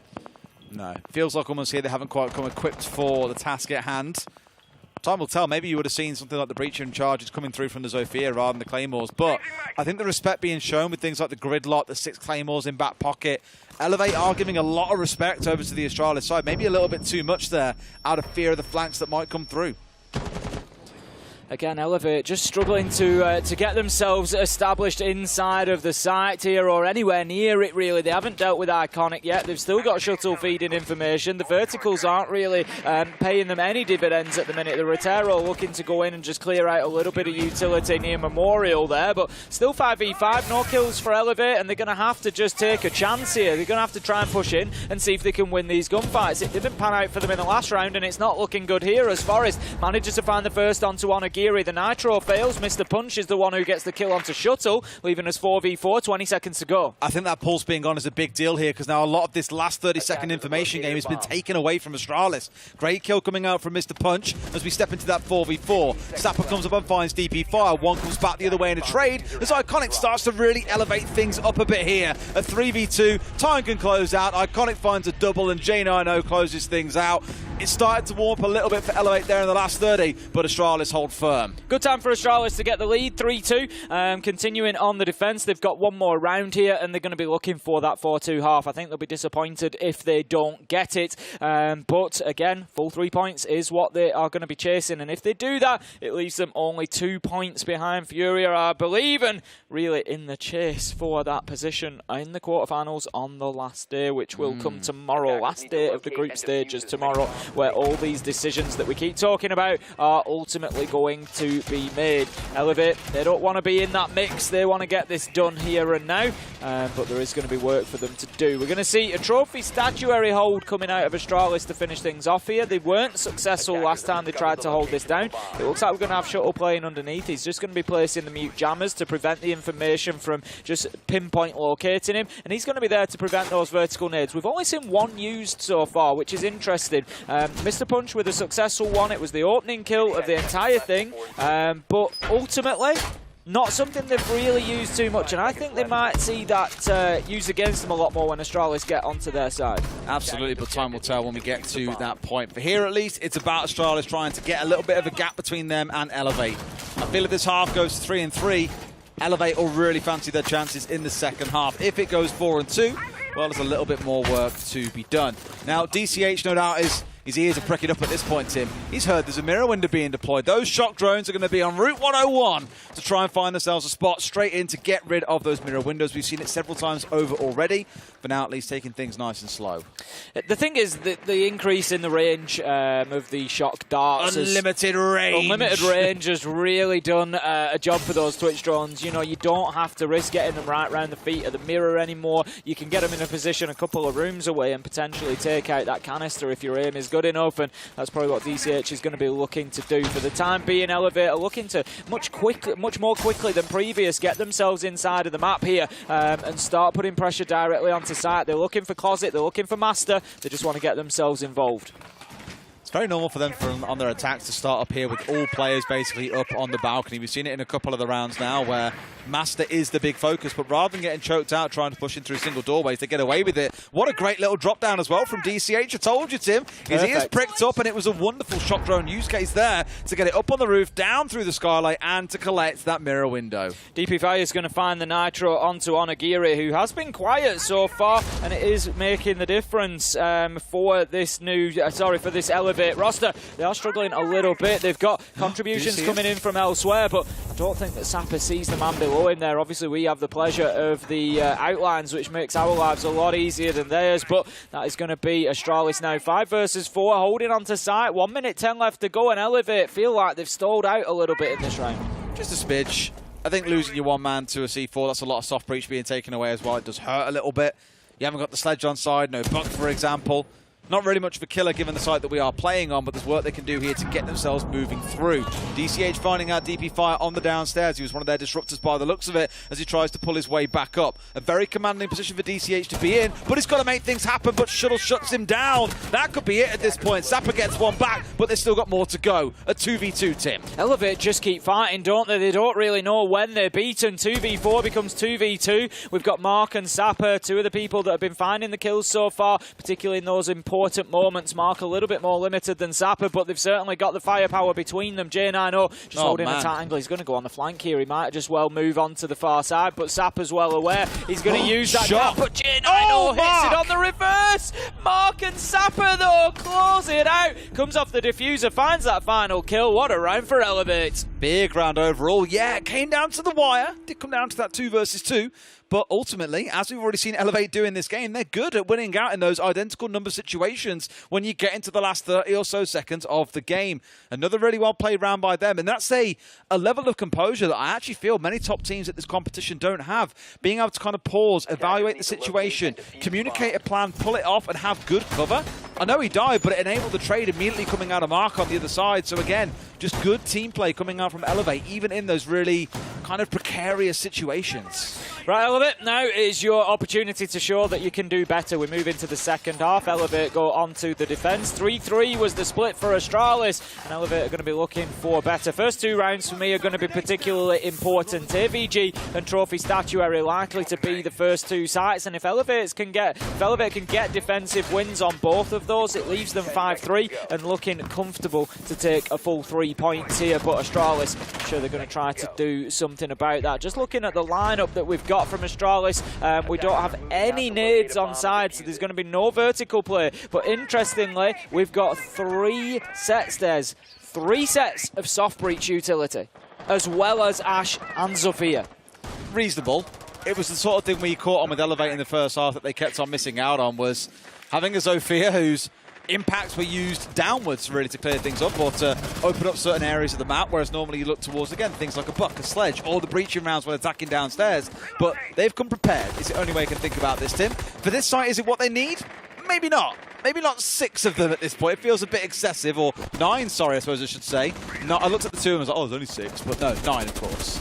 This is it. I don't know where all that utility is going to be used. But it's not going to matter when Forrest goes in and keeps doming people like that. A nice double from him. Sapper does manage to get J90 and keeps Elevate in this. How many times am I going to say that about Sapper? It's 4 versus 3. Astralis within the first minute here are moving well. Forrest, he's got the clearance underneath and can look to start pressuring main stairs. So at this point, it's balanced out in Astralis' favour. A little bit of madness in the first 60. I really thought he was going to fall off the roof then for a second when he cancelled that rappel. But back on it again now and moving his way downwards. So a good split coming out from Astralis. It's the kind of thing I've seen from a few teams, and it makes me a little bit nervous. Oxygen were very similar on this map as well, where they had such confidence in the individuals that they were like, hey, we can all just go and push completely separate here. We haven't got to worry about trying to play for trades. I'm just nervous that Sapper, for example, will dome 2 or 3 of you in 1v1s, and you'll be kicking yourselves. DCH still holding on to the main stairs. I don't think that Astralis are going to make the same mistake that Elevate did when attacking that area. And they're not going to give him free kills, as DP Fire managed to get a double when he was in that position. But right now, Elevate are pretty comfortable inside a site. Astralis not really moving them around here. To say that they've got the man advantage, they're not disrupting what Elevate want to do. They're not forcing anybody out of position. Come on, you know that DCH is playing there. He manages to get one, but is shut down in a trade as Forrest pushes in. It's all up to Mr. Punch in a 1v2. 55 seconds left to go. He's going to go hunting into Study here. Now he knows there's one out on the balcony. There's been the red ping, but Iconic is long gone. Forrest, he's going to seek and search and see if he can find Mr. Punch inside the site. But for the time being, he just needs to let Iconic relocate. He needs to get him on board, and this could be a problem with constant red pings coming out. Mr. Punch has got an opportunity for 1, for 2, and that is the knockout punch as Elevate find their first successful defense. Well, now we can call him Lord Punch, Tim. What a play! I was going to say, that's the kind of guy that you want in that situation. Him or Sapper or even Mark. Given how they've played this whole map, those are the players you want in a big clutch situation. And once again, you've got Elevate players showing when it comes down to the last 30 seconds and all things are equal or your backs are against the wall, they can stand up firm. Astralis will kick themselves a little bit. They'll say that should be a round that we should have had done. We had the numbers advantage. It was all going in our favour, but just couldn't quite close it out. I feel like it was a little bit weak from Astralis there. Both pushing into 90 corridor together is a little bit of a problem for a number of reasons, because Mr. Punch, as you see, he has the feet holes that look into the corridor at the bottom of the wall. He can play at a distance from that whereby he can get a little bit of information. He can see the pixels of the feet, he can see the shoes, he's got the red pings coming in. Astralis were playing completely blind into that. That's why you play those feet holes. If you see somebody opening them up in ranked and you wonder what's going on, why are they doing it, why are they leaving the wall soft, it's because from inside of the corridor, the angle is such that unless somebody stood right on that wall, you can't see them. You can't see through those holes. So it was a real advantageous position for Mr. Punch there, and he used it fantastically well. Astralis, it's difficult to criticise because lots of things can happen.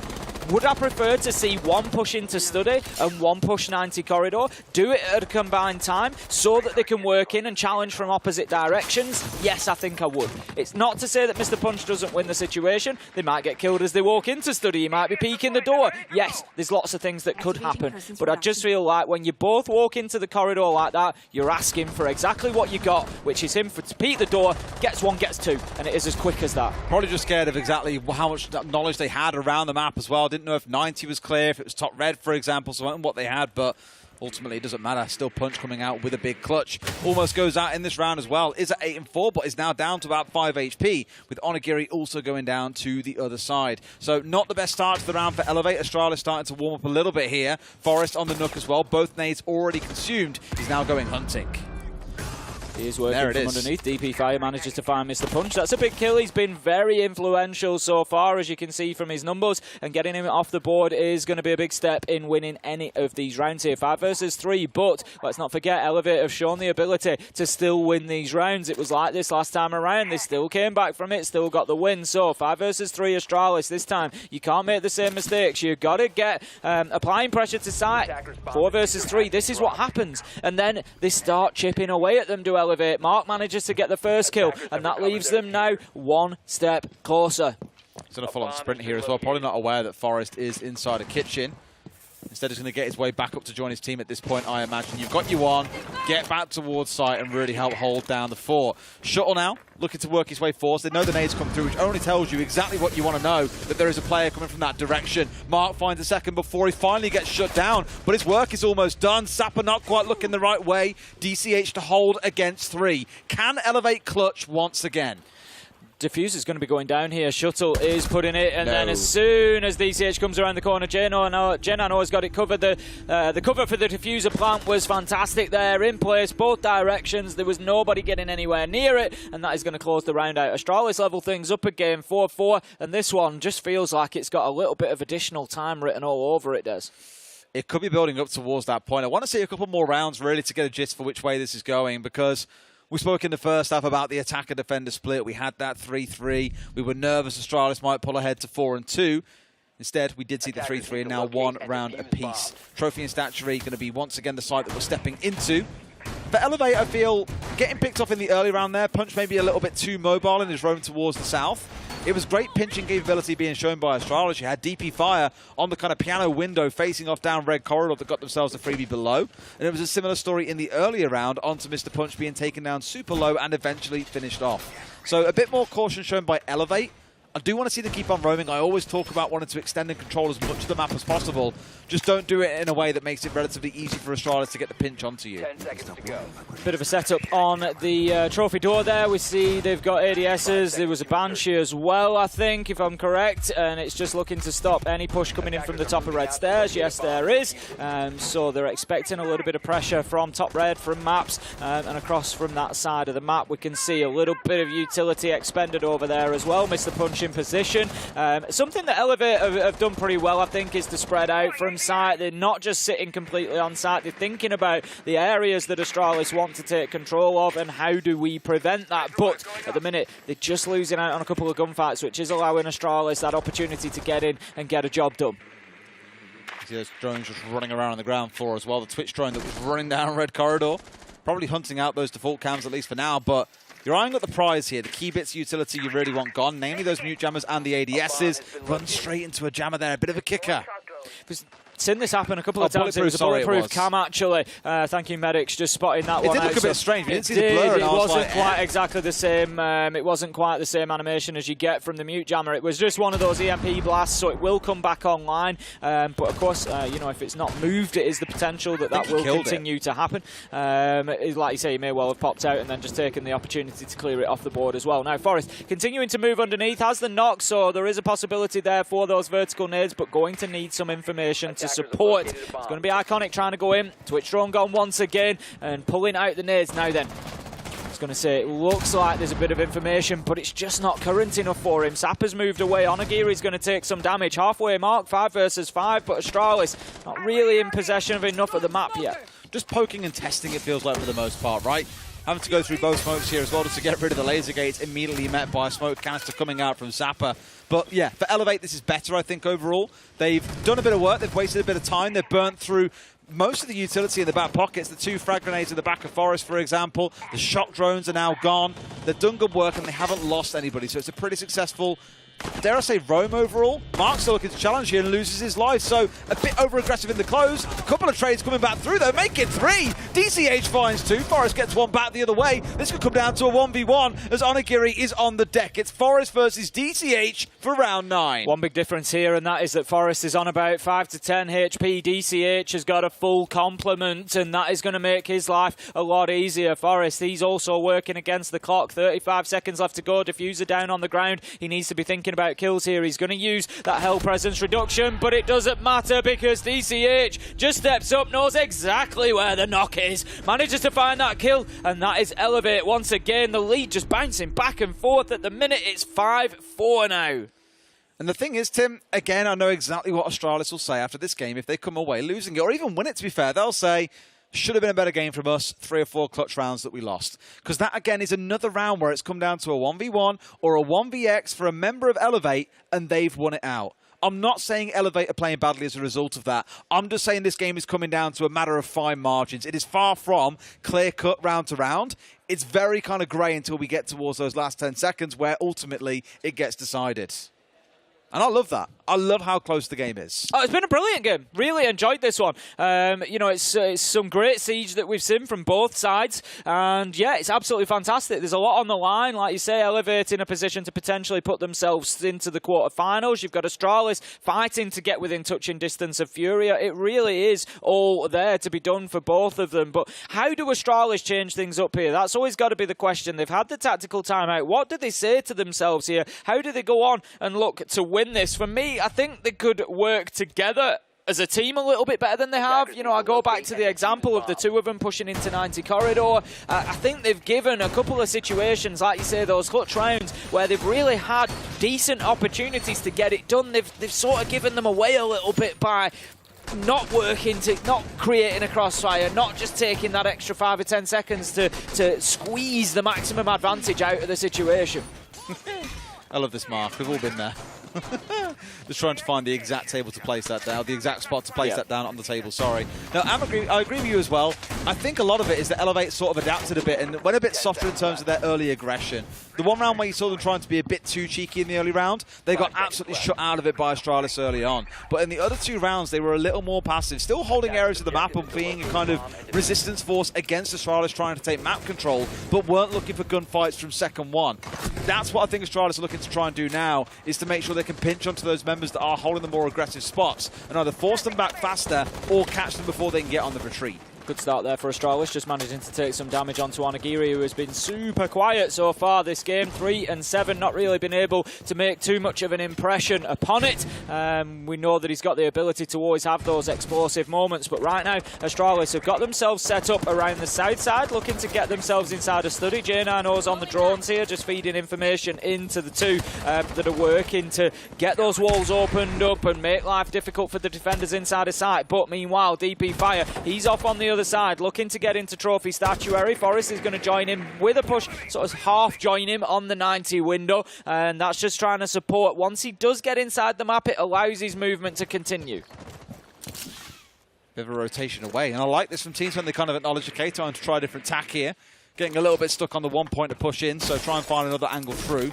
It's Shuttle rotating all the way up towards the top side. And these vertical nades that we saw Mr. Punch shooting in the first half are now going to start coming back the other way. Return to sender. Sapper gets chipped out. Iconic also droning him out there and saying, yep, that was well placed, but not quite finding your man. J9O still has one in back pocket, and I imagine wants to square up to find another, but it's him versus DCH here on the main stairs. Now then, they've got to deal with DCH better than they have done previously. I commented on this, they knew exactly where he was playing. That's what we needed from Astralis. J9O goes in, gets aggressive, gets the kill, clears off main stairs, and that now allows them to start building something. They can get into study days, they can start pressuring this site.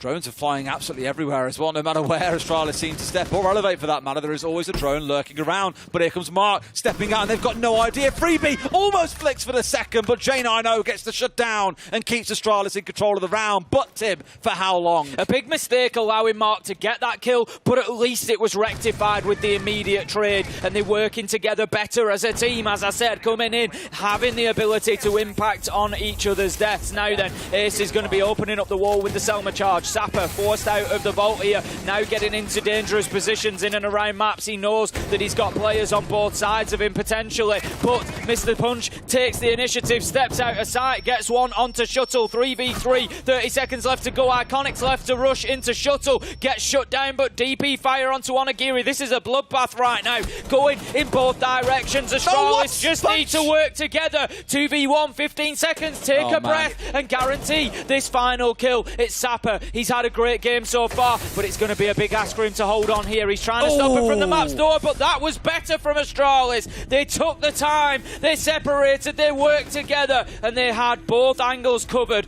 They were looking in towards Bomb Chassis and looking into study. There was nowhere that Sapper could go. And they'll be happy, Tim, because they won one of those clutch situations. It was another 2v2, but this time they're the ones who walk away with the match point. Well, not the match point, the round point. We're still sat at 5-5. We're guaranteed to see all 12 rounds of regulation at the very least, but I get a real sense that this one is going to overtime. It certainly feels that way. Neither of them able to win 2 consecutive rounds for a little while. It was back in round... Then, sorry? It's like a pigeon. Did I sound like a pigeon? Don't tell Rogue. I'm a man of many talents. They've been running around in the hotel just going... Just, I don't know why they do it. Rogue, like Tristan and Leon especially, absolute nightmares for it. Who knows? You can join in the pigeon gang. We'll have to ask them. I'll just start running around the hotel. Round 6 and 7 were the last time that we saw either of these two teams able to get back-to-back rounds, but it was at a position where Elevate still didn't really get themselves more than one round of an advantage. It went from 3-2 down to 4-3 up, so it's always within touching distance between the two of them, and then it's been back and forward ever since. That pattern would suggest that Elevate have potentially got a round win in them here, but it is going to be back to Aviator Games, which we would consider as being the primary site choice, so that really does play into the wheelhouse. They lost it in the last round. Can they get it over the line this time? Astralis seem to have a better handle on the attack. Everyone's probably looking at that cat cam just thinking, what the strange thing to do to place one explosive on either side of the door. Almost like you assume they'll clear out one and then the second one will catch them out. And I forget which player it was yesterday that ran head first into, I think it was from FaZe. Cyber ran into a double Capcan trap on Theme Park and died to it. We're like, oh, well, there's the exact proof point of why you want to bring a Capcan. If players aren't paying attention, if they aren't droning out fully and giving extra detail to every single doorway, you can get caught out by those Capcan traps. Mr. Punch is just keeping himself really tight on that wall. Nitro goes out, not going to do any damage, but gets does Forest manage anyway. to get the kill onto Forest. Iconic does get DCH though, so the damage is done, but it's limited at least. J9O DP fire going big. Astralis pushing in, but getting over aggressive as Mr. Punch steps up onto the door, gets one, but shut down in a trade, and Astralis are really putting their foot down here as they power through into a 6-5 lead and get that opportunity. Iconic bringing the energy that Astralis need. We've said that they've been a little bit subdued. That's not what we're used to with this side, and there is what we like to see. Smiles, energy, passion coming out of Astralis as they've got an opportunity to take the win here, Des. This could be the most important round of the Berlin Major for this side. I think with the shenanigans put to one side, the clutch opportunities we've seen throughout the game, Astralis now have warmed into it. They look like the stronger, more convincing team, whereas Elevate, you're seeing players like Punch there. I've got to commend him for what was a wonderful play around 90. He threw the C4 at the window and pulled the trigger, and Forrest made the perfect call. I'll swing him whilst he's still recovering from throwing the C4, whilst the animation's still coming out. But Punch read that perfectly, turns towards top 90 and kills Forrest as he's coming round the corner. That read and that situational awareness is absolutely incredible. Got the probability just reminding us there at the bottom. And the thing is, mentally, the players aren't going to be thinking about this too much. Elevate, they just want to win every game. They're here to prove a point, so it's irrelevant to them. But a regulation loss still leaves them at 90%. It's not the end of the world. But I tell you what, for Astralis, 31% looks a lot better than 8%, doesn't it? The difference between a regulation loss and win.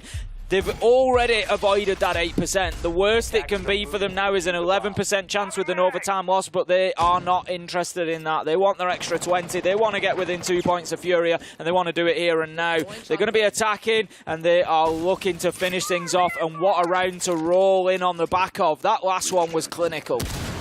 Alrighty, let's see how things progress from this point. Zappa's on that pulse, and we saw Shuttle playing that back in the first half. It was a kill that wasn't picked up until the last 30 seconds or so, the pulse that is. Before that point, tons of information being fed back and forth, and it's going to be much the same here. A freebie onto the drone for Zappa as he backs away, expecting someone to chase him up. Right idea, as on that pantry window, someone was waiting. Forrest straight up the pantry stairs there. EMP grenade going in ahead of him to allow the Selma to detonate. Pace, and what? Look at the over-aggression coming in as Zappa is able to peek around from the back of the bomb chassis. Gets a kill, but not only that, he drops the diffuser, and they know that they've got it there. They're going to start playing aggressively now. He can get that heartbeat scanner out and know if anybody is coming to collect the case. I wonder if Zappa's got UMP or if he's playing with the shotgun here as well, because I'm not sure. He's sat with the pistol for the range, so it must be the shotgun to play up close. I'll take it, I guess. If you want to play up close as they come trying to push their way up those stairs, then sure, it's a fantastic gun to have at that range. But you've just seen the ping come through. They've got those wonderful yellow pings coming in to show exactly where he is. There he is. It is going to be the shotgun in hand. So they want the close range fights, ideally. Shuttle just reacting now as he comes around the corner. Maybe, nerves kicking in here. It's getting close to a result that they really need. Takes the shot at the alibi decoy, and that's going to give his away his position briefly. But the droning is continuing from Iconic. He's spent a lot of time in those Twitch drones this round, just trying to give the positions to his team. He's giving them to himself as he manages to find DCH. Mr. Punch continuing the challenges from Astro. He really needs to find himself a kill or get himself back to site here. He doesn't want to overstay his welcome, but Astralis, with a minute left to go, are taking damage. J90, he is getting shots into him. Iconic taken down, Shuttle low health. They've got a problem here, Astralis. It's the timing as well, right? I know you're down a man. You've got 50 seconds to play with it. Feels like a lot of time, but that will move away unless someone pulls off something special. And really, eyes turn towards J90. Playing on this Nook can move through relatively undetected and come for the backstab. But the thing is, Tim, we've still got that operator on the field that is the ultimate counter to the Nook. It's the pulse, that information that can be fed back and forth. Unless he stays off of the cardiac sensor, he'll know this is coming. They've played this entire round based on that opening kill where they've put the case down on the ground. No! And it just gets worse and worse as the team kill comes in. Iconic was just running into the nade there. J90, DP fire taken down.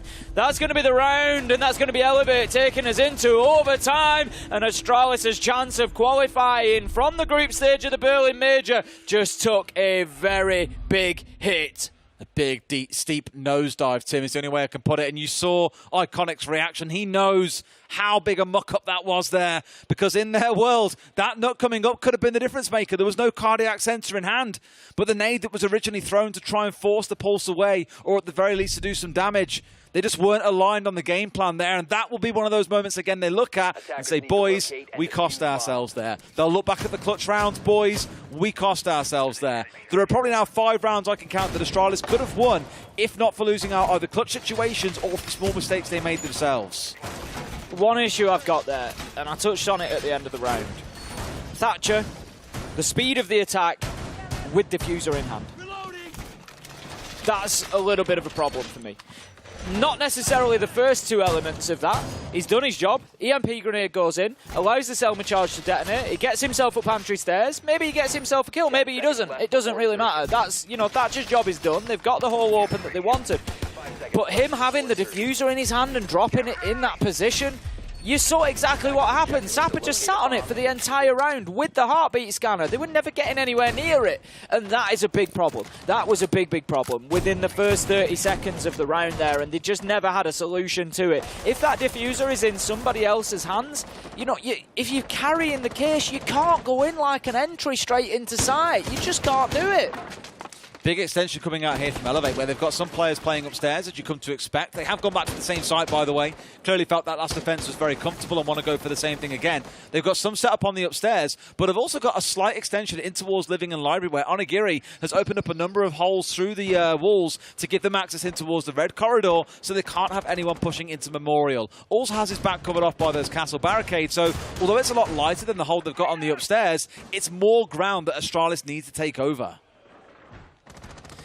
Going to have Forrest working into the basement potentially there. He's opened up the wine barrel to give him access. He's on the book, and there's not going to be much that he can do from underneath in terms of verticality. He's going to have to move up the stairs at some point. What a kill from J9 Odo, taking down Onigiri immediately. And that is a big start for Astralis here. They've got to be aiming now, Des, for that overtime win. If they want any hopes, it puts them 3 points behind FURIA, if my memory serves, and that's not the end of the world coming in tomorrow. It's definitely doable. 4 points behind, you're then reliant on other results. It starts becoming really difficult, so Astralis need to find 2 rounds. They're doing Punch here, playing for the ultimate rat underneath the window ledge, daring someone to come vaulting in.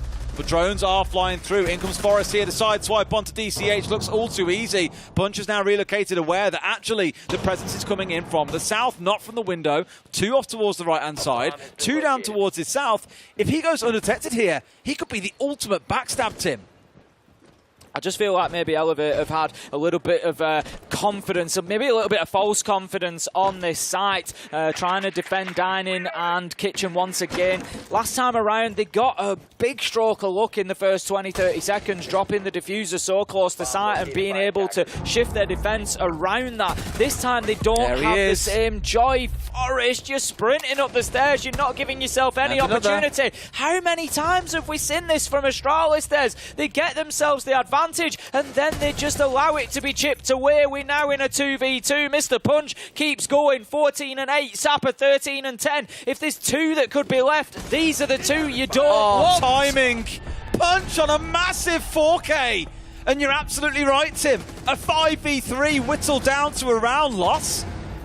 Can make it 6 rounds in my books now, Tim. The Astralis will say we could have won that. The thing is, boys, coulda, woulda, shoulda, but you have not. Elevate in the driving seat. They win this round, they take it in overtime, and Astralis' chances, they're thrown at the wall. They're out the window at that point for me. You know, I think it will just be too big of an ask for them. Elevate, any win, let's remember that as well. Let's look on the positive side of things for Elevate. Any win will qualify them to the quarterfinals. So an overtime win here will do the job. They will be going through to the playoffs on Friday, to the live shows, and they will be the first representative, and they will be the first APAC representative. And it's, you know, it's looking tricky for others to join them, but still possible. But the APAC region will have at least 1 team present. And I know exactly who's going to want to cast that one, Tim. I can't imagine. Dev will be gagging. Oh, he will be all over. And I'm not a man to try and deny a man from casting an APAC team playing in a quarterfinal either, if it comes down to that. But they're talking about it as well. Mr. Punch, fast from this one single game I've cast, one of the most impressive first-time performances I think I've seen of a player. For some, it takes a bit of time to warm in, but I think from Punch, the movements that he's made, the patience that he's shown, I referenced that play around 90 that for me was just chef's kiss, absolutely beautiful. That last round there as well, the movement across the top floor, the rotation downstairs, keeping Astralis guessing. All of it was just absolutely wonderful. And it's easy to like a player when they've gone 16-8, but I think it's the smarts and the patience and everything else that you're seeing that you would want to see in a true professional player. Mr. Punch has shown it in this game. What a player to watch. Going to have the door opened up at range by the book of Onigiri there. Elevate were pretty solid on the attack, generally speaking. It was 3-3 on their attacking half, so they're certainly not going to be scared of going in here and looking for kills. J9 getting aggressive on the Astro window, looking to just prevent that push from the north side. We know that Elevate are going to try and get themselves established inside of there. He's going to have Shuttle just rotating up to actually bolster that defense on that side. Now the information has come in to say, look, this is where the push is coming from. They've thrown numbers at it. I think there's 3 players for Astralis over that side now. They've got Forest supporting underneath as well on the pulse. You know, there's a lot going on for Astralis on the north side of the map. They've got to make it pay. There's a Nitro here, but it's not outside. You got to know your map a bit better, Forest. He'll be kicking himself a bit there. Really kicking himself. Like you said, you should know your maps. You should know there's a bat there. You should know there's a wall there. You should know to double check a couple of different angles with that pulse scanner. Go slightly to the left, slightly to the right. Gauge, is he in or out? That's the kind of thing that can cost you. And right now, it's costing him hard. Sapper finds another kill for his team. Another 4 versus 3 for Elevate. Making a 4v2 as he almost lined up for the Jaeger coming as well. But relocated ever so slightly. Forest and DP Fire to keep Astralis' hopes alive. It feels like Astralis might know that this is over. Beautiful from Forest. Just making up for previous mistakes there. Getting a nice headshot onto DCH through the floor. But taking a lot of damage as well. On a geary low health. But still the advantage sits with Elevate. DP Fire all alone in sight, and I tell you what, if they move quickly here, Elevate could get themselves in a real position. They could hold down this site, get the kill, and have full control of it. That's it. Forest is moving back up. He's surely been spotted on the drone there. They must be aware of it and watching. In fact, so much so that he's actually rotated back underneath. He doesn't have a Nitro. His ability to do anything in the fights here is limited to just shooting through the soft floor. Not too sure about this one. They get this kill onto DP Fire. This is done and dusted. Holding in behind bar, it's like holding off the hordes of a zombie invasion. 1 from the left, 2 from the right, as 1 steps into the room behind the pool table. Ducks down low, waiting for the fight to come through, but Sapper finds a massive 3K. What a round to make yourself heard. Forest, all that stands between Elevate and 2 points. They find it, and Elevate secure themselves a spot in the playoffs. What a performance from Elevate. They took us all the way down to the wire. They didn't do it easily. Astralis kept fighting. They did everything they could to keep themselves in it. They're not out of things yet, but it just got a lot harder for them to think about playoffs, whereas Elevate, they are secured. They will be here on Friday. They will be playing in those live games. Sapper and Punch both on 16 kills. What a performance. So much excitement around this Elevate roster, and now we're starting to see why. We'll go to a quick break. When we come back, some more chat about that game.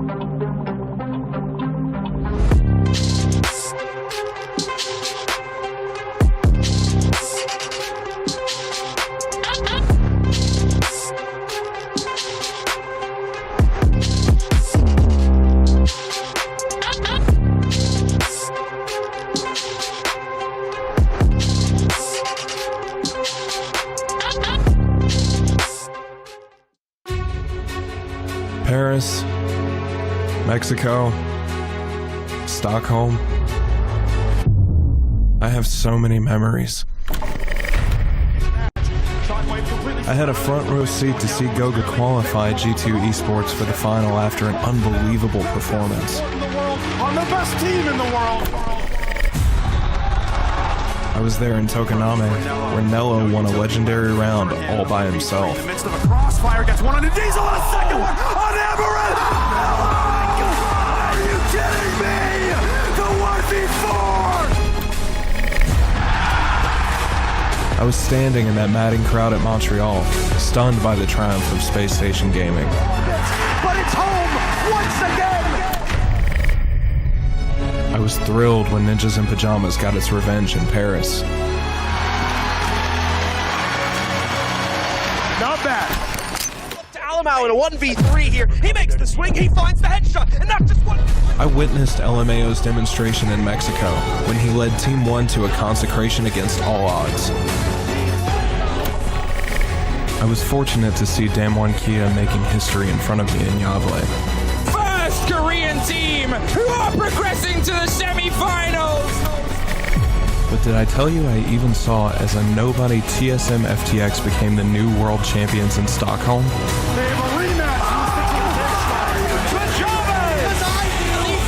This is it. This is my major story. And as an official hardware partner of Rainbow Six Esports, I feel blessed to witness them for such a long time.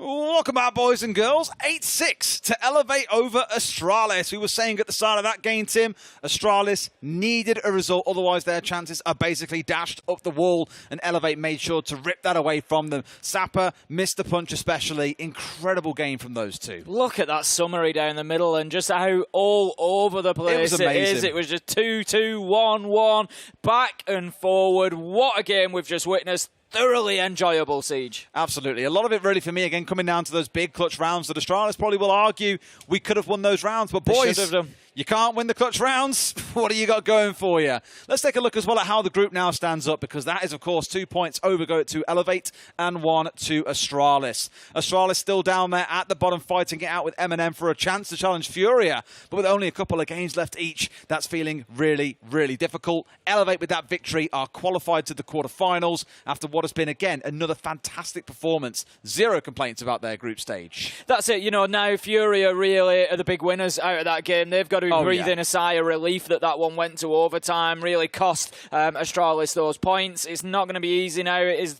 physically doable, yes, but unlikely, I think. Well, they've got to get a win. They've got to get 4 points to even be able to contest. I think Astralis tomorrow play M&M and FURIA, so basically they've got to win both to have any hopes, but then they've got to rely on FURIA losing elsewhere as well. 5 points to guarantee it, but like you say, anything for FURIA, and they basically cement it in. Either way, it's looking very unlikely for the British side and the North American side. Again, bizarre that a Charlotte Major finalist team might not be here for even the playoffs. Yep, absolutely crazy stuff, but that's what we've seen in the group stage so far.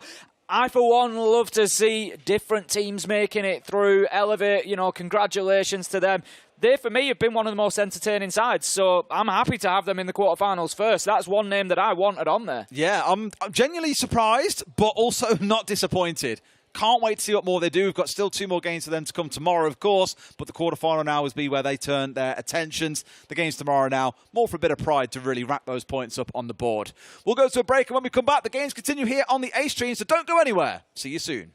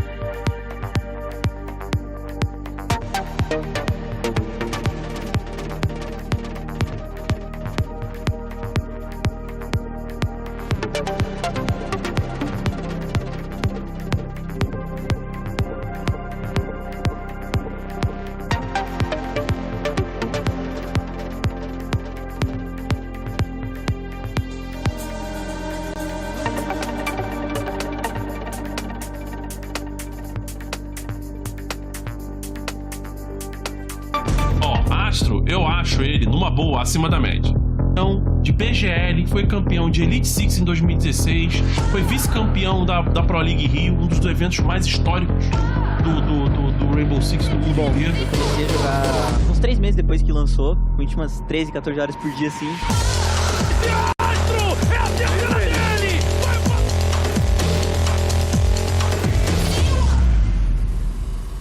Tiltar, não bitolar e manter a cabeça no foco, cara, porque isso de...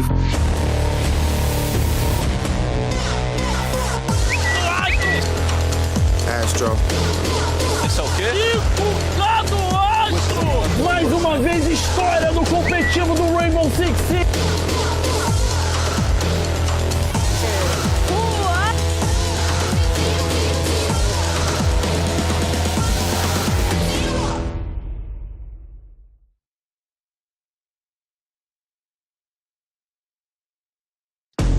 Astro, eu acho ele numa boa acima da média. Hello, everybody. Thank you for watching the FaZe trailer. Almost a second time. We're back with FaZe Clan versus SANDBOX Gaming. We should have a graphic at some point to go up here to show you the two teams. For those of you that haven't been following along, FaZe Clan doing exceptionally well at the top of their group. SANDBOX still fighting for their lives, but they're in a tough group with Soniqs and G2 also trying to make it out of the group. FaZe is a team that we have yet to cast in SANDBOX, so we haven't seen these in action from our own eyes, casting at the same time. But yes, FaZe are on fire this tournament, as we also expected. But Cyber in particular, as an individual player, is outstandingly good so far during group stage. Cyber's been disgusting. Yes. Let's use that word. Yeah. Disgusting. Disgustingly good in a good way. We had that Envy Taylor clutch earlier on that Dev Marta got to cast. It's nice to see an APAC caster actually cast an APAC clutch. And, of course, spoilers inbound. The first team to make it out of the groups and into the playoffs is Elevate. An APAC team is the first to qualify. I feel like that's almost as much of a shock as BDS being the first team to be eliminated back at SI, if you recall. But on your screen, the maps where we're going to go. And we haven't casted this map yet for you and I, and we've only seen it a couple times here so far at the major. We're going to Skyscraper. Japan. Skyscraper, Japan. Japan. True. And correct. An APAC map, and even though the APAC team that's playing is from Korea, it's still an APAC team playing on an APAC map. Not that that actually makes a difference, by the way. It might, we'll see actually. Doesn't change a damn imagine thing. FaZe's first loss would be to an APAC team, an APAC map, then it would matter. Would play a factor. True. Home very, very buff, true. Very true. It's like when Empire used to play on Cafe. Yeah. Or when... The American teams don't get that buff on the American maps, though. Merrick's don't have any buffs, period. So wasting time, by the way. We've only got 2 more matchups to go. Following FaZe versus SANDBOX, we have G2 versus Soniqs, the exciting rematch. Yep. But we're going to go to Skyscraper right now. FaZe SANDBOX first. Boom. FaZe SANDBOX, starting things off. SANDBOX Gaming coming all the way over from Korea. FaZe Clan all the way over from Brazil. And 75% of you think that FaZe are going to get it done. 25% of you have hope that the Koreans will do it. SANDBOX Gaming got a big victory earlier today over the former Susquehanna Soniqs, now just called the Soniqs. They dropped the Susquehanna branding, as far as I'm aware.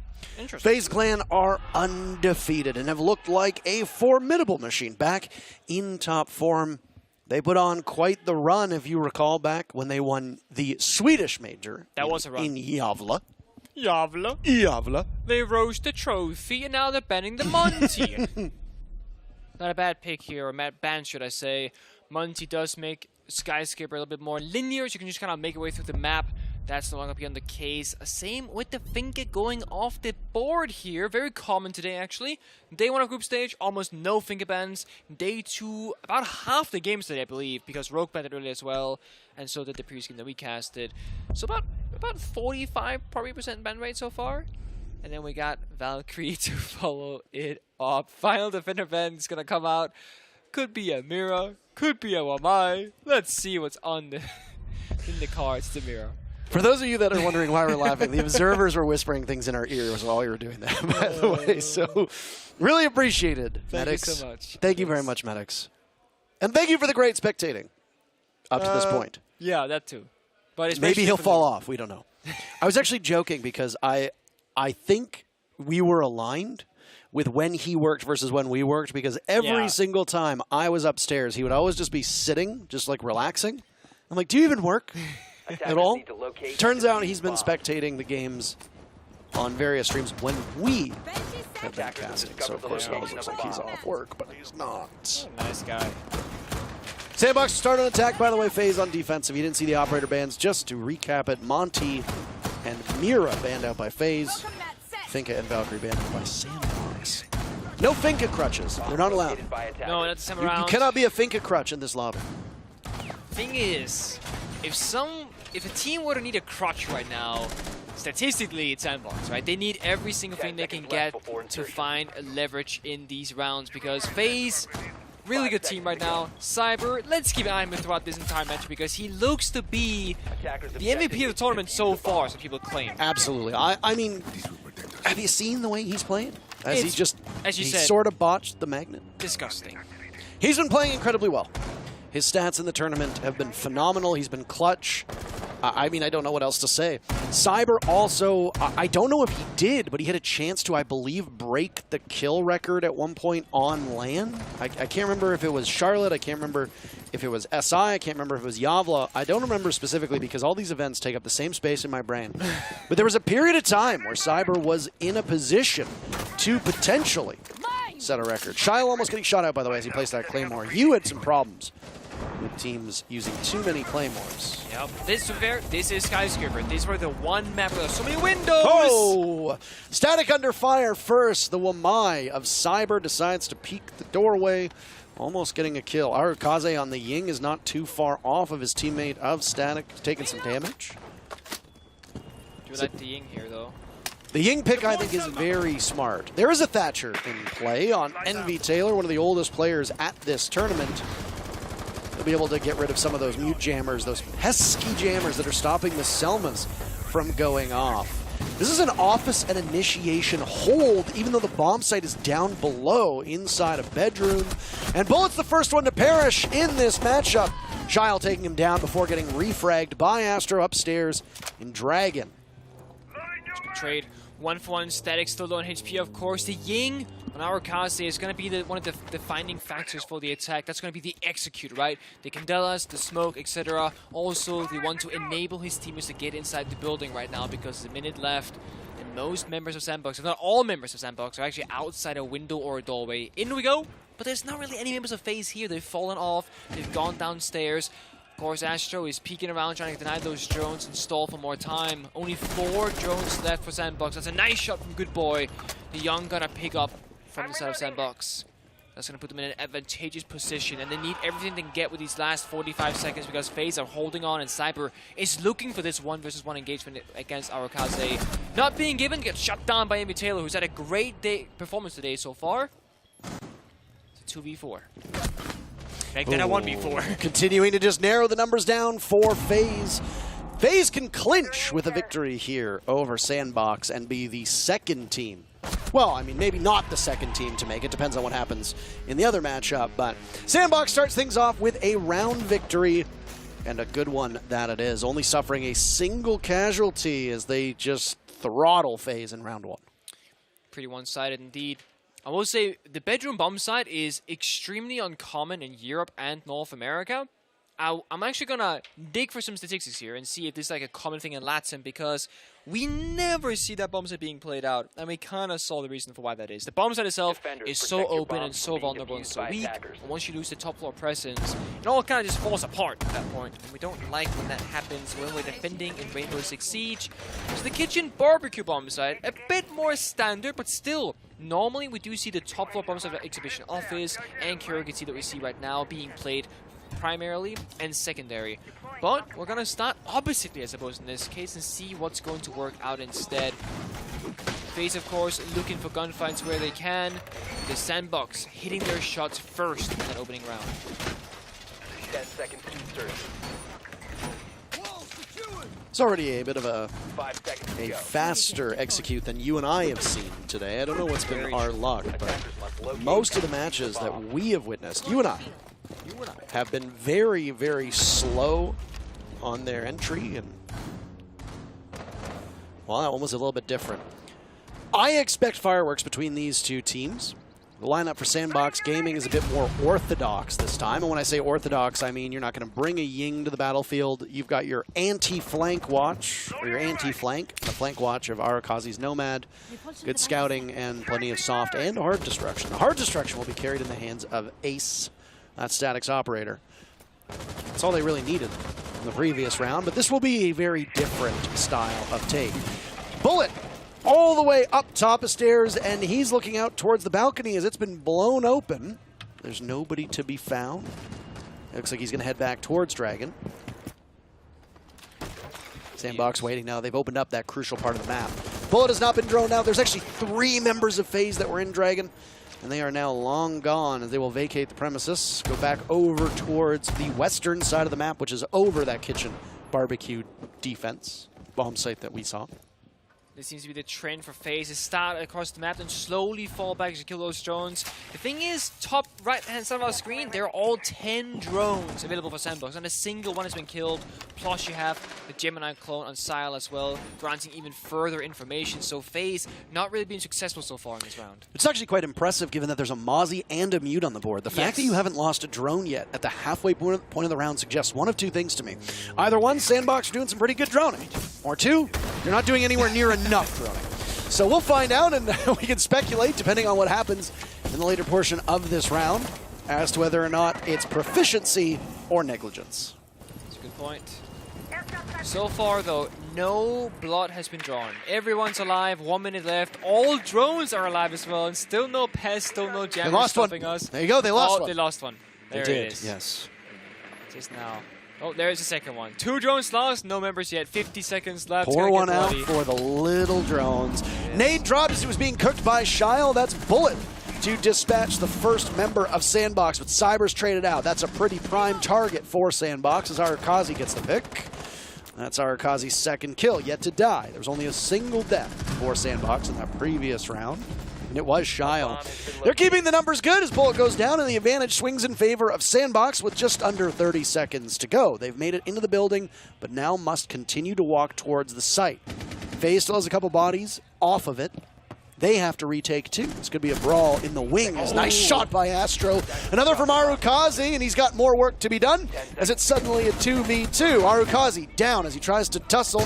Cannot do it. Envy Taylor will need to clutch out how close he is. He looks to the right, but he needed to look, or he looks to the left, needs to look to the right. It's the secondary shotgun. Yet another ITA sidearm kill as FaZe answers back with a successful barbecue kitchen defense. Looks a lot better for that bomb site. I did go in and check the statistics, and yes, in fact, it turns out In LATAM, the Master Bedroom bomb site is played as a secondary/tertiary bomb site option, and not only that, it has a 100% win rate in 6 rounds in the CES best of 3 matchup in LATAM. So this is very abnormal compared to the other regions. That's likely why FaZe opted for it first, but it does not work out that one time around. And FaZe might not go back to it either. They're gonna go through their rotations of the bedroom, kitchen, or the bedroom one rather, into kitchen, into exhibition offense instead, where they're currently finding themselves. Of course, me being brought out every single round here, deny those walls, and what should be denying the Jones, but last round didn't find a single one, of course, that happens. But it's a very stable pick on Skyscraper, as there are so many 90-degree corners, triple walls you can jam, and of course, we're trying to take advantage of the entirety of the map, so those jammers are likely getting a lot of value, as you can spread them out in any sort of fashion that you would like. It's a matter of choosing exactly where to put them down. Aggressive approach here from FaZe as Oryx of Cyber has opened up the wall to the exterior balcony on both Geisha's side and near the bomb site itself. Thunderblade being brought out too from Astro can heal people right back up. Cyber back on full HP just by ramming down a bunch of walls. Not a bad combination here. With a healing operator, then Oryx takes damage upon using his gadget. Still no drones to be lost yet, as far as we can tell. Nope. There's no mute on the board, or there's no Mozzie on the board, just a mute to deal with, but still some jamming that can be done. Deny that very critical information that is so necessary. Worth noting that that round that we just saw transpire was a 1v1, Nick, at the very final seconds. And I mean, NB Taylor looked left, he needed to look right. That's called the Kansas City Shuffle. Sure. You keep making these things up, I feel like. I don't know. Now, the Kansas City Shuffle is from Lucky Number 11. I don't know what that means. I'm sure there are probably dozens of people who've watched that who are going to be overjoyed at that reference. First kill of the round goes to Astro. Good boy, he says. I could make another Lucky Number 11 joke about Good Cat, Mr. Good Cat. This is Good Boy, though, but they're just making these jokes so easy for me. A reinforcement over by Geisha will keep the attackers at bay should they take that part of the map. FaZe still in good position as we've reached the halfway point. And there seems to be some reluctance on side of SANDBOX to get into the actual map, as many remain on the outside, struggling to get map control away from FaZe. Yeah, I mean, this right here is the hardest part. The map is split dead in half. Half of this map is owned by FaZe, other half is owned by SANDBOX. The thing is, FaZe owns the bomb site, and they have Shrine control here in Dragon, and this line right here that Sophie's about to cross is the most difficult line to successfully get past. The crossfires, the soft walls, the lines of sight, clearing out the striker position, all of it is so difficult. The Terror Drone goes out, Sophia stun, etc. Heart breach on the wall behind him, that's going to help them significantly, and because Astro is concussed, he doesn't heal to the very last second, but he gets out live. It's 5v4 still with 40 seconds left. In goes the Rotero drones to clear out some of the debris that might have been left by the defenders. NV Taylor, the first kill for SANDBOX, comes with 30 seconds to go in the round. Very similar timing to what we saw in the previous round. There's more work to be done. Bullet off the board. Cyber yet to find a kill, and just as I say that, he picks up one on Narukaze. NV Taylor will follow. Into the grave you go. Shile and Static, the only two that are left against the armada of FaZe who lost Bullet earlier in the round. FaZe not moving an inch, and it's SANDBOX to walk into their Bullet. Says Shile does and gets it down, but cannot get the confirm at all. Say goodbye. FaZe take that round, and it's their second in a row.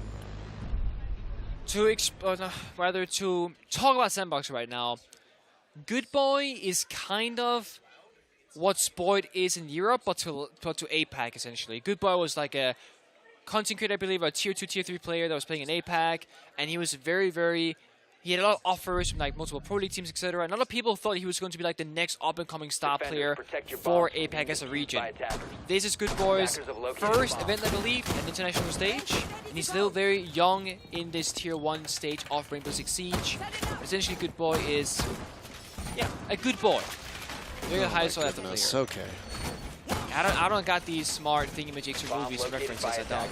I'm working. You need to be cultured in the ways of the pop culture, Nick. As you saw at the bottom there on your screen, if FaZe Clan wins, and there you go, it's right back. If FaZe Clan wins, they are in the playoffs. They will join Elevate.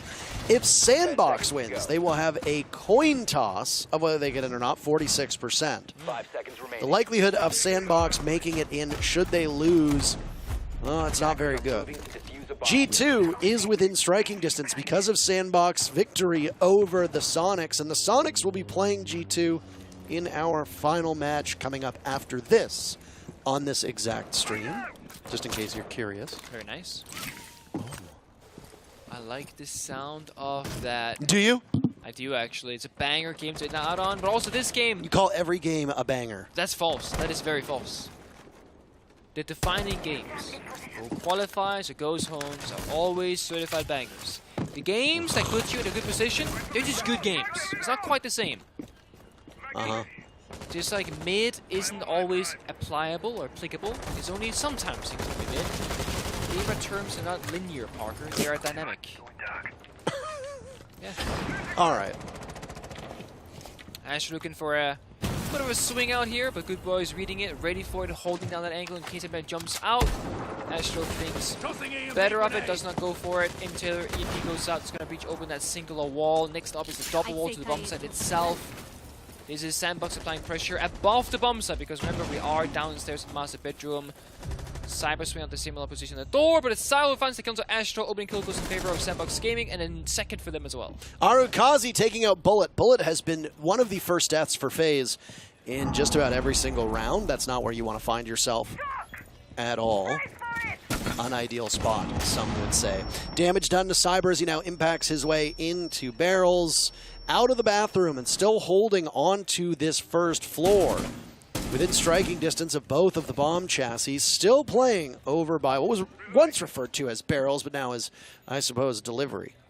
FaZe with a number of players off-site, as SANDBOX are still waiting quite a while to take map control. This has been the story for SANDBOX. They've been very wary of pushing a bit too aggressively, and it allows FaZe to get quite comfortable and prepare for where the advances of SANDBOX come. That is true, but at the same time, once you got the advantage, holding on right now for SANDBOX is the right approach, because if you start losing members by being too quick, well, you have time on the clock. You need to utilize this, otherwise it's time wasted. Good Boy might meet his end right here as Cyber is out to swing his doorway, but no, Good Boy, he wins it. The RX is too strong. It's a bad game so far for Cyber if you look at the way that he's played up till this point. Soul's long considered the best support in the world by a number of different commentators. Is in a 1v5, and he can't get anything done. Good Boy, those 2 kills from the same spot gives SANDBOX their second round, and it's a flawless one at that. That's huge. I mean, SANDBOX sending a statement that the LATAM bomb site of bedroom does not work at the international level, because that has been both the times they've won, but also a flawless run as well. Just makes it so much more proven that that bomb site is not quite the strongest. And FaZe are probably not going to go back there. They're going to go to Barbecue Kitchen instead, following their similar rotations before, where they went bedroom, kitchen, into exhibition.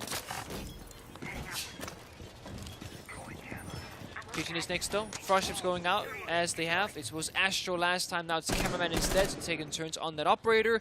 Cyber trying to figure out how to get comfortable in Zero right now. Playing a couple of different operators. Wamai most commonly right now on the Aruni. 2 C4s. Now that was used last time. Did not need it from side of FaZe, as they won all their gunfights instead. Single shield from the pocket of Cameraman can be put upstairs if they want it. On bomb site itself, we'll see. He puts it down later on, because right now it's in his pocket. He is still making rotations on the side itself. On Skyscraper, we're seeing Cyber right now extending out across the map. You should pretty much always extend out on this map. It's kind of like Villa or Chalet, where, sure, the bomb site might be on the west-hand side, but if you can start on the east side, kill some drones, stall for time, go for a cheeky spawn peek like Cyber is right now, apply a bit of map pressure across the board. That is ideally what you want to be aiming for.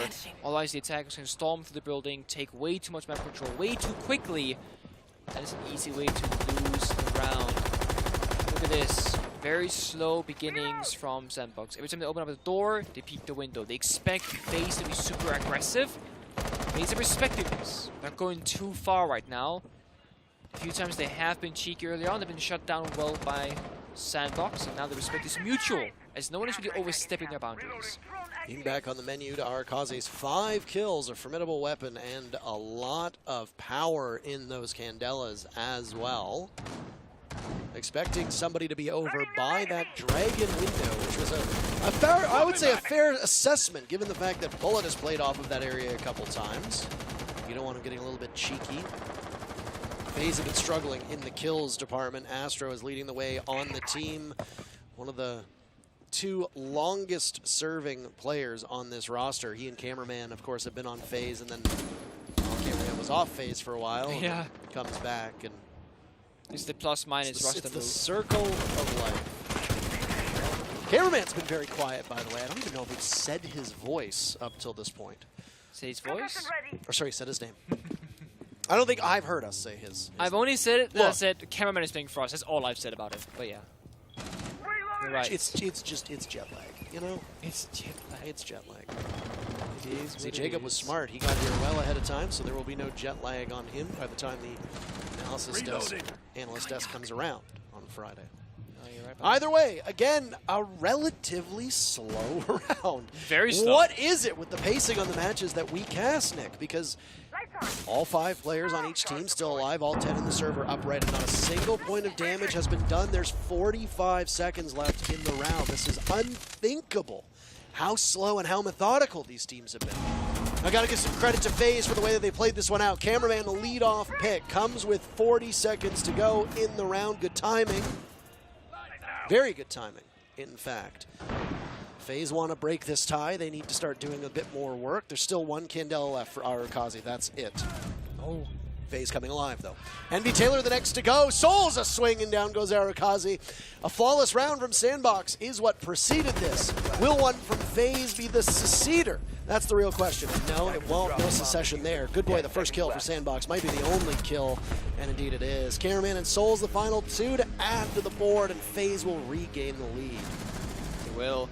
Only by a round, though, as no one is getting a clear lead yet in this matchup so far. SANDBOX got the first, FaZe got the second, and then, sure, the third round also went to FaZe. But then after that, it's been back and forth, round by round. Of course, both teams still got their tactical timeout. We still got one final round where FaZe will be defending and SANDBOX on the attack.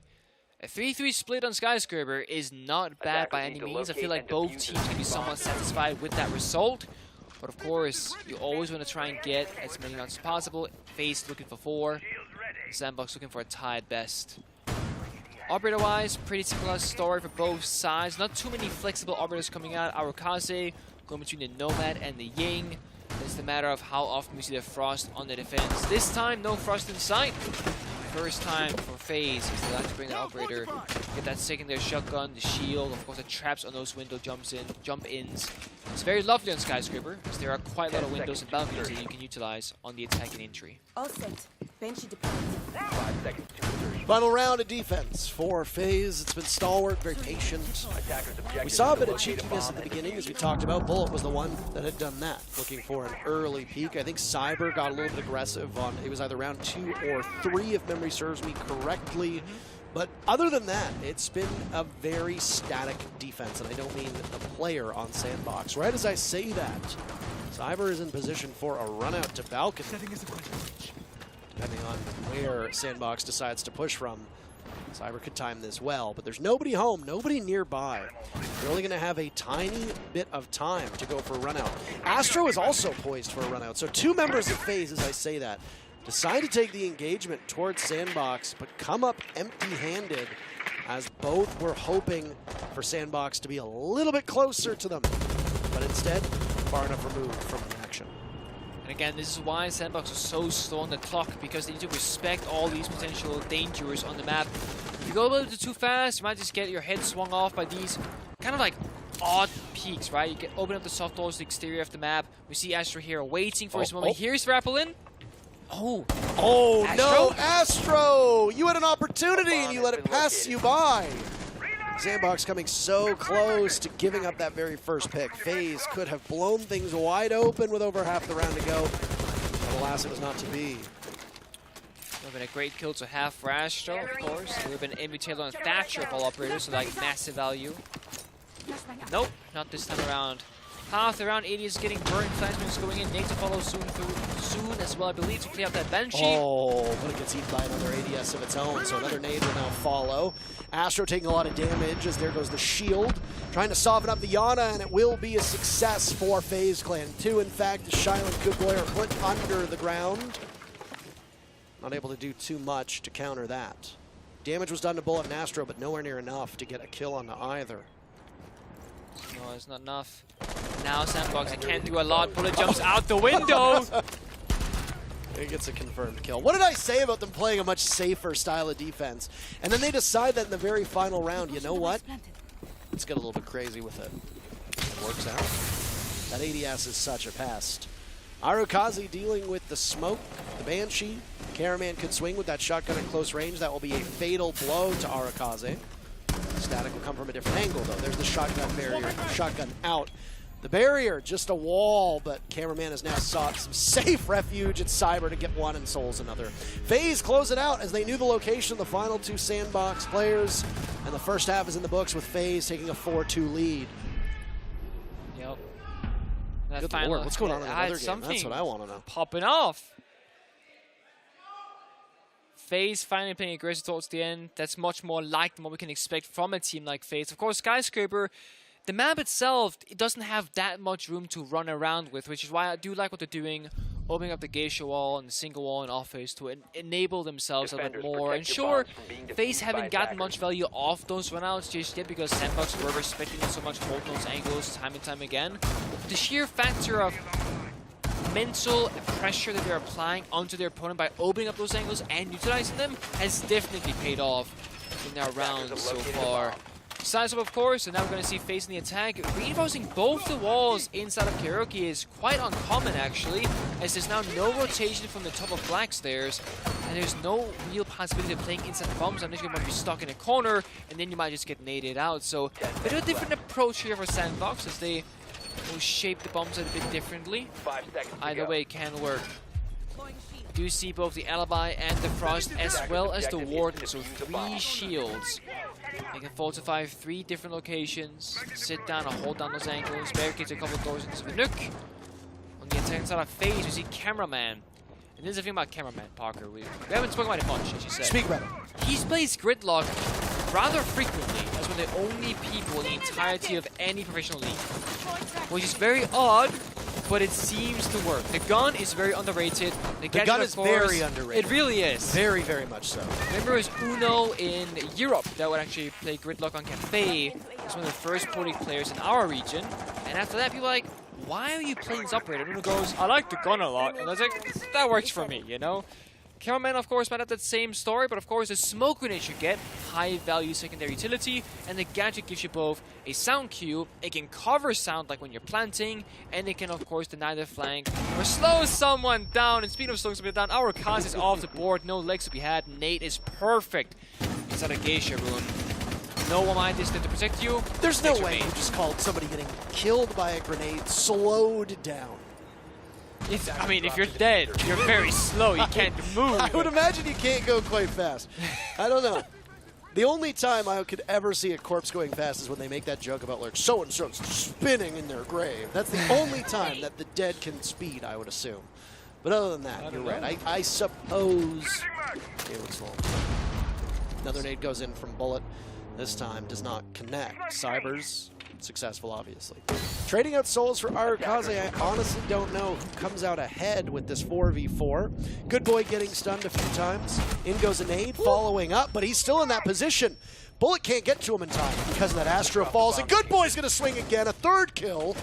SANDBOX coming out in the 4v2 with a minute to go. Good Boy looking for the ace potentially here, maybe, but it's the 4K. Has the fuse inside the Geisha room as well. Great position to be in. Can't get flashed, can't get smoked off. Static gets a kill as well. No ace will be had this round. Denied. But a 3 kills so far is also quite good. Who's going to find the final kill on the Cameraman, or will we see a clutch? There's already been a 1v5 clutch so far. It's a 1v4 would be almost as impressive. That good gun that you talked about has decent rate of fire, good damage, but target prioritization is going to be important. Starting with 1 on the Good Boy. Cameraman has 3 more to be found, but as a 3 armor of Gridlock, he's going to continue to be softened up, surviving way longer than most operators would. But look at all these Swiss cheese holes, all this setup that's been designed by SANDBOX to give cameraman pause as he walks forward. He'll try to tussle with a shield, but Shyle just pops up and like a reverse game of whack-a-mole wins it out for SANDBOX Gaming, who are 1 round away from tying it up. This is why those deployable shields are so strong, and SANDBOX had 3 of them in that round. And sure, that opening nade kill did clear both a player and a shield, but when there's 2 further shields to be dealt with, well, you need a lot more grenades than just a single or 2 pairs of that. And FaZe going to change up their operator lineup, and so is SANDBOX, because they are actually going to show us a clash. Now, we have seen a clash earlier, yesterday, in the first day of group stage. But Clash is typically picked in a scenario where you're going to counter a Monty or really try and mess with your opponents in the map dynamics here. Skyscraper, again, a lot of windows, a lot of angles. Clash is actually rather difficult to play correctly on Skyscraper because of it. Your back can be exposed so frequently from all those windows, etc. So Static opting for it is a surprise to me, and I'm sure it will be to FaZe as well. Let's see what they do with the attacker repick in case you see her in this drone phase. So far, we've gone from Nuke, or from Buck rather to Nuke, from Cyber, and Ace to Thermite for Cameraman. The Thermite makes a lot of sense because of this double wall that we're seeing being reinforced right now. You want a big open entry point for when you want to get inside the building, not just a tiny crouch hole from the Ace. That's why the Thermite is in play. There is no Thatcher being played out. Twitch of Souls will have to do some work. Also grenades from down below from Cyber or Bullet. So 4 grenades, 2 Twitch drones, but Static on the Clash here might make your life a bit more difficult than you'd like. Clash is walking out onto the balcony. That'll be something for us to continue to look back on. If the Clash takes some damage but can reposition her shield and get away, that is the benefit of having a Thunderbird. Nade goes out, and there's that damage that's done to Static. But look at who's coming out from behind. It's Shyle. And down goes Cameraman, but only before the exothermic charge goes off and allows a way in to Office. Well done. So, a fun fact actually, you know when you Sophia stun Clash, she kind of like extends her shield since she becomes vulnerable? It used to be that when you Twitch zap a Clash, that same effect happens, but with the Twitch drone rework, that no longer works. FaZe tried to do it, and then realized it didn't work anymore, and that's why the Clash is so strong here. Good boy has been downed by the nade, and maybe get baited out. Trail of Blood behind him. Give his position away. Shotgun up for Arukazi, but that's just a decoy. Gemini, not the real deal. An imposter, a bullet. Nade down below. Can he get anything with it? No, look at that. Repositioning from SANDBOX is mighty good. Good boy back from the dead, and because of those Kona stations spread around by Envy Taylor's Thunderbird, Good boy is able to get back up to almost full HP, and in fact will do so once he finishes that lap around. Swapping Megs! T-Bird and Clash, also a great combination because Clash will take damage from grenades, Sophia stuns, etc. But with the T-Bird, you can just walk backwards and get healed back up, and all of a sudden Astralis in a dire position. It's the kill.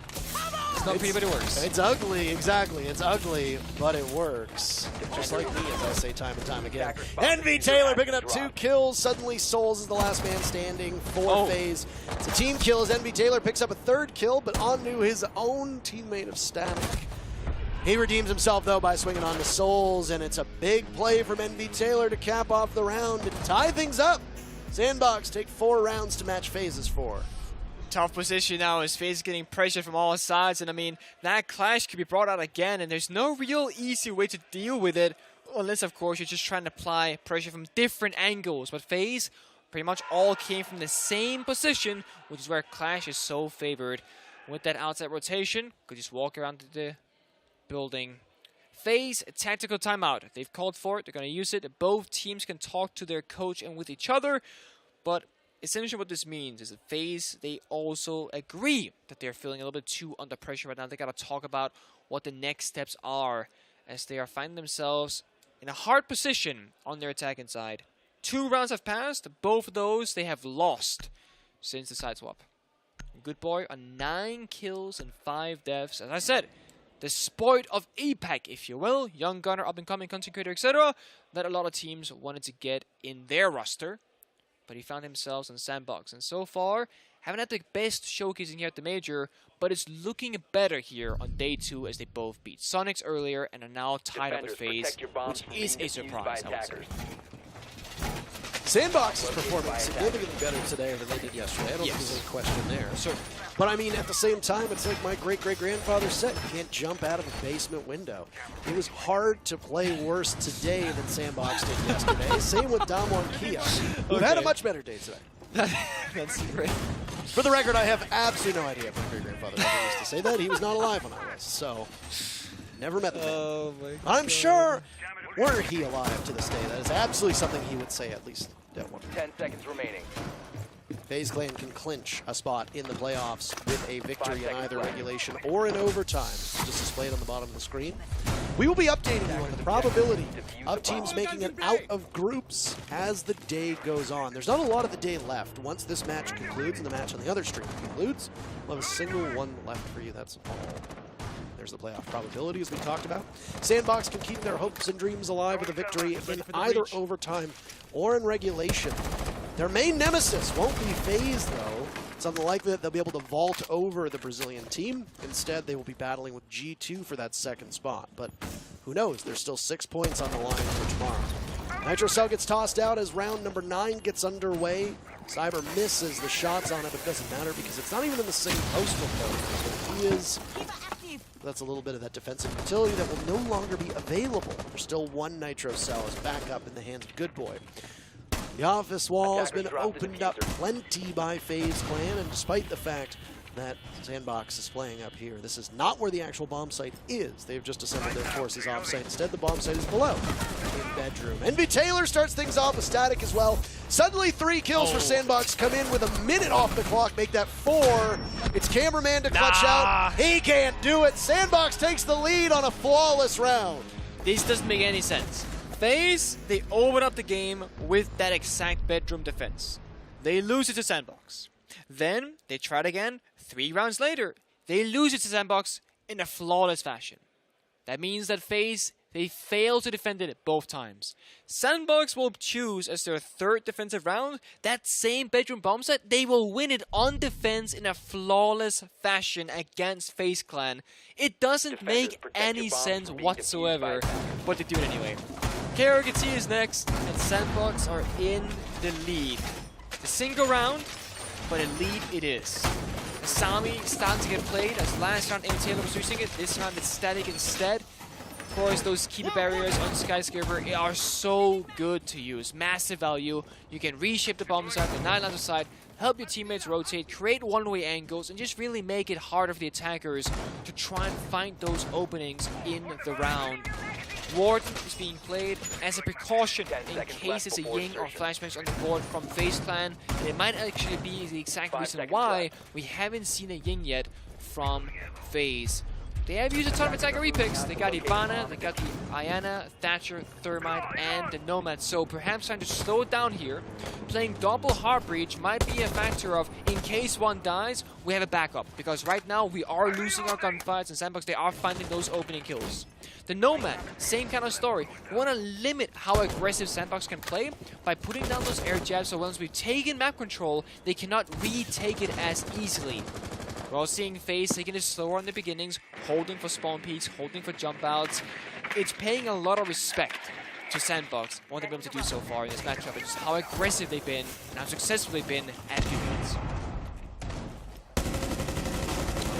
What a twist this would be. Yes. SANDBOX wins in regulation.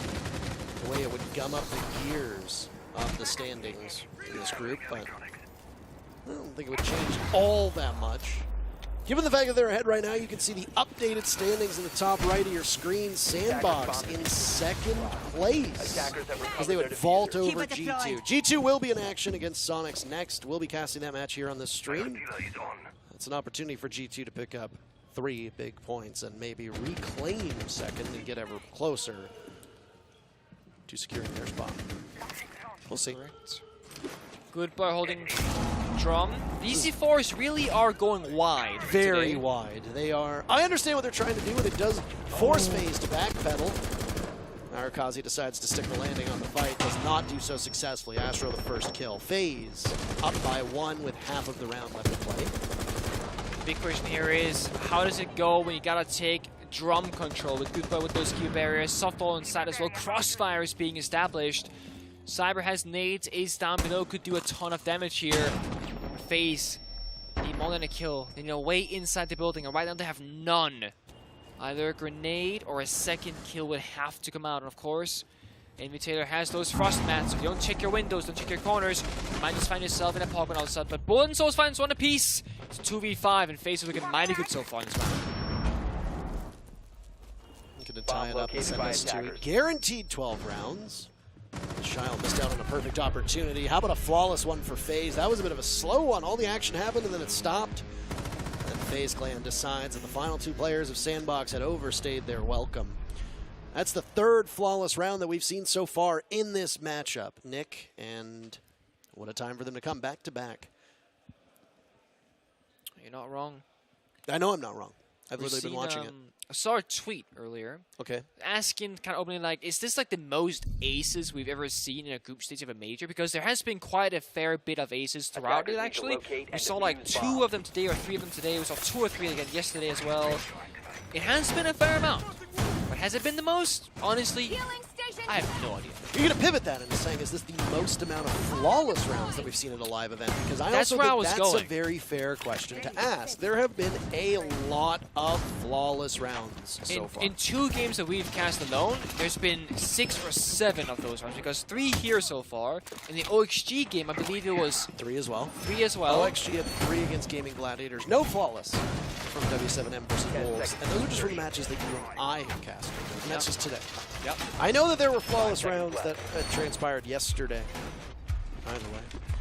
Utter dominance from some of these rounds. And I want to give a bit of a tip of the hat to SANDBOX, because they played Skyscraper 4 times in Tier 1 competition as a full team, and they have been unsuccessful on every attempt. So interesting that they would go back to this map given that result. It is a bit of a curious one, but they have either way secured all 12 rounds. Entirely possible that FaZe win rounds 11 and 12 and take home a regulation victory 7-5. That is still in the cards for FaZe, should they play those cards right.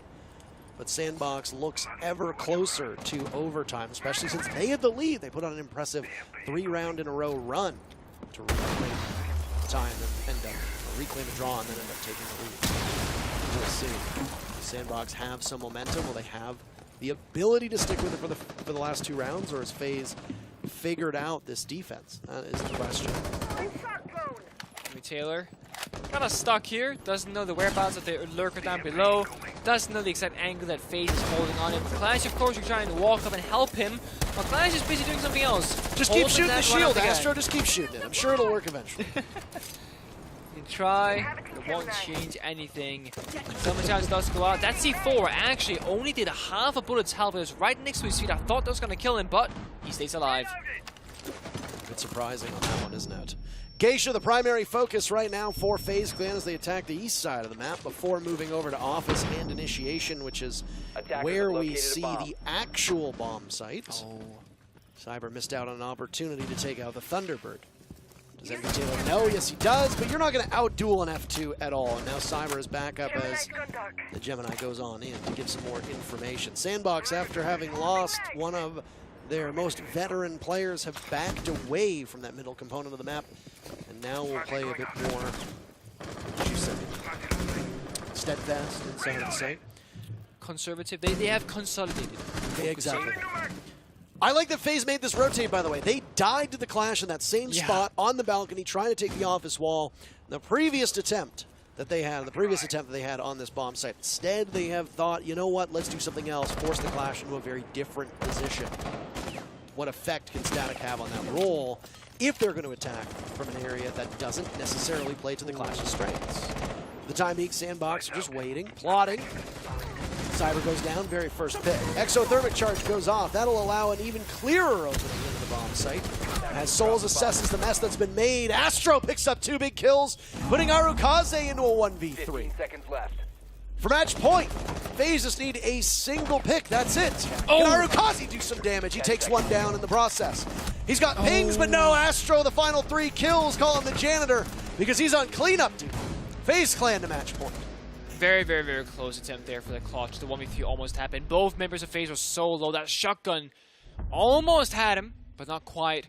No C4 in pocket, couldn't toss it out. They had good information. They had that diffuser case down on the breach as well. But SANDBOX, ultimately, on this match point position, will call their tactical timeout to try and force themselves into overtime, and at the very least secure one guaranteed point. Of course, FaZe Clan can also talk to their team, and their coach rather, during this time. With 25 seconds left, look at the scoreboard here. I can tell you about it, rather. Souls top gunning for FaZe. We're talking about Astro, both on 9 kills. Good Boy and Arakase, same story, both on 9 kills. This scoreboard is almost dead even, as is the game.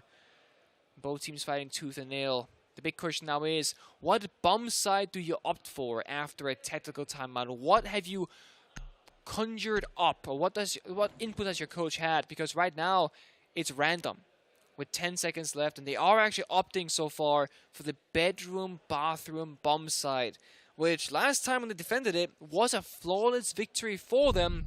But of course, a flawless round means everything possible went wrong for FaZe. Didn't win a single gunfight. That's not gonna draw the picture that we can expect this time around again. I find it really interesting and fascinating the way that these regions go after different bomb sites. Yeah. There was no karaoke T defense when LATAM was on defense. Now that APAC is on defense, there's no kitchen barbecue defense whatsoever. Feel free to correct me if I'm wrong. I have FaZe playing karaoke T as their last defense. But other than that, you're correct. Was it? I thought it was an office team. I could be wrong. I might have just simply miswritten or wrote it down, because karaoke was the very first defense for SANDBOX. 5 seconds left. Yes, it was. The folly of us trying to keep track of all of it ourselves. Anyway, stand to reason that I can be corrected.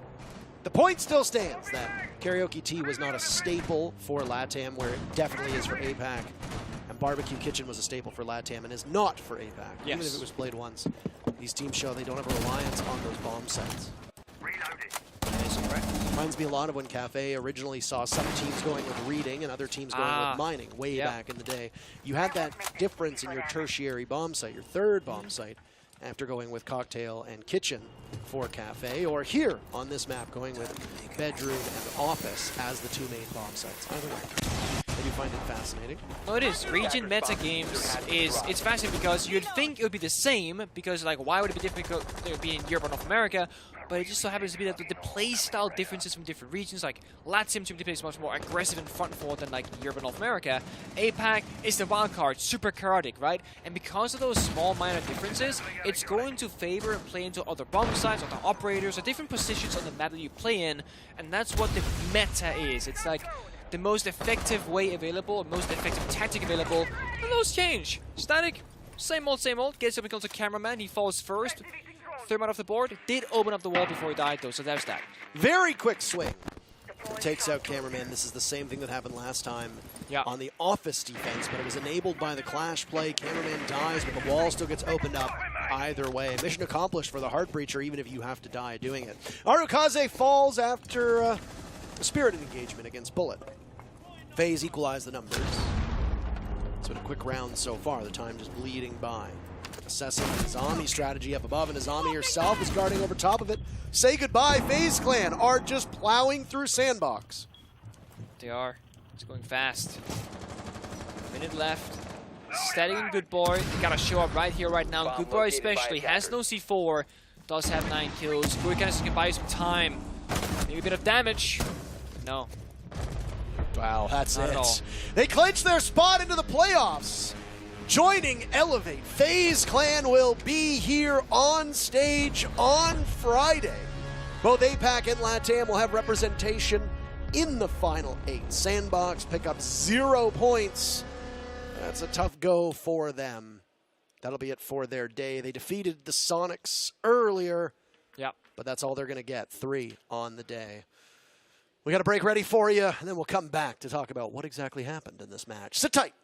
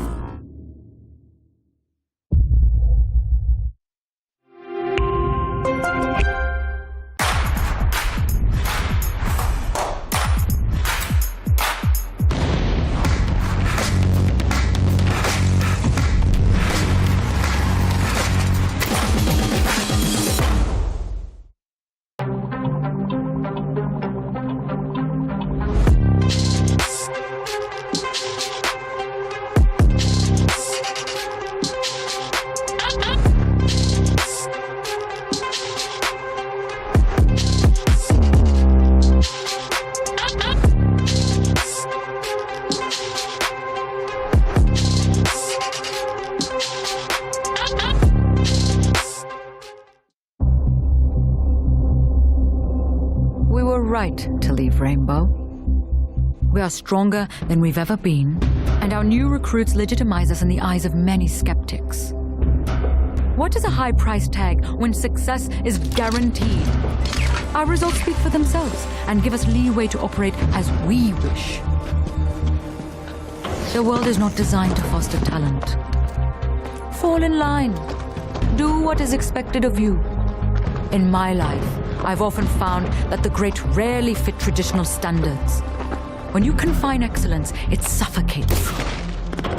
Ace, wall down in 5. Tell them out. Finka, prepare for a rush. Atlanta! In removing these restraints, I have redefined what an operational unit can be. Forward, now! Go, go, go, go! Some might see us as selfish and opportunistic. Let them. Nighthaven will leave them in the dust as we soar.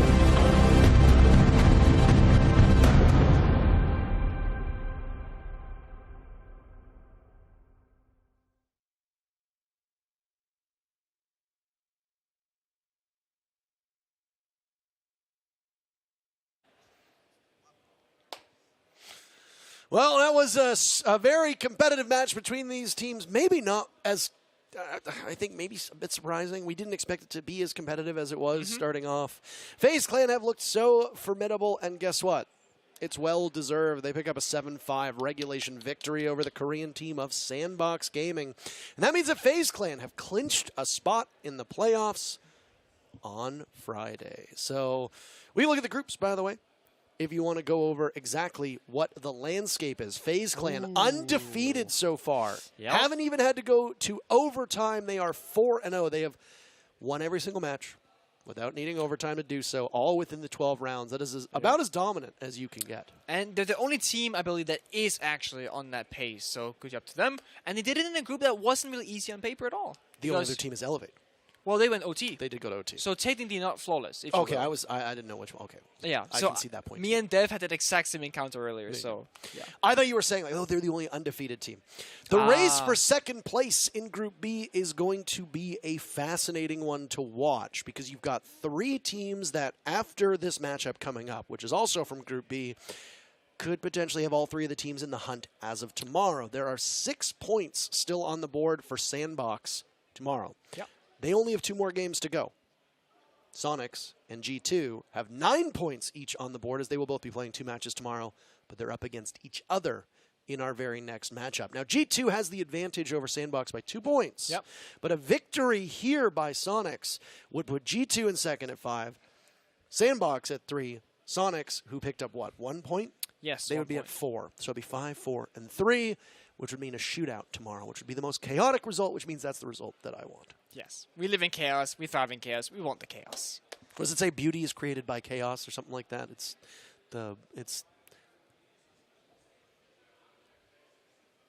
Greatness comes from chaos. See, I don't make this stuff up. I don't make this The stuff up. script writes itself. doesn't it? Exactly. What will the script say about G2 versus Soniqs? This is another grudge match. They battled yesterday after all of the trash talk that Super has done on his personal stream about G2. They got embarrassed by G2 yesterday. Embarrassed. It was a 1-5 comeback, essentially, on Theme Park once they got into the defense. I would say that choking a 1-5, when Soniqs had 5 rounds, I would say choking that is It definitely doesn't feel good. Embarrassing. That's for sure. Embarrassing has been the story for North America. So, I mean, if the shoe fits. Either way, we have Soniqs versus G2 up next. Nicholas, we don't want to waste any more of your time. You've got a break ready. Sit tight, go grab some water, stretch your legs, etc. Don't touch that browser. We'll be back with the final matchup of the day. G2 versus SQ.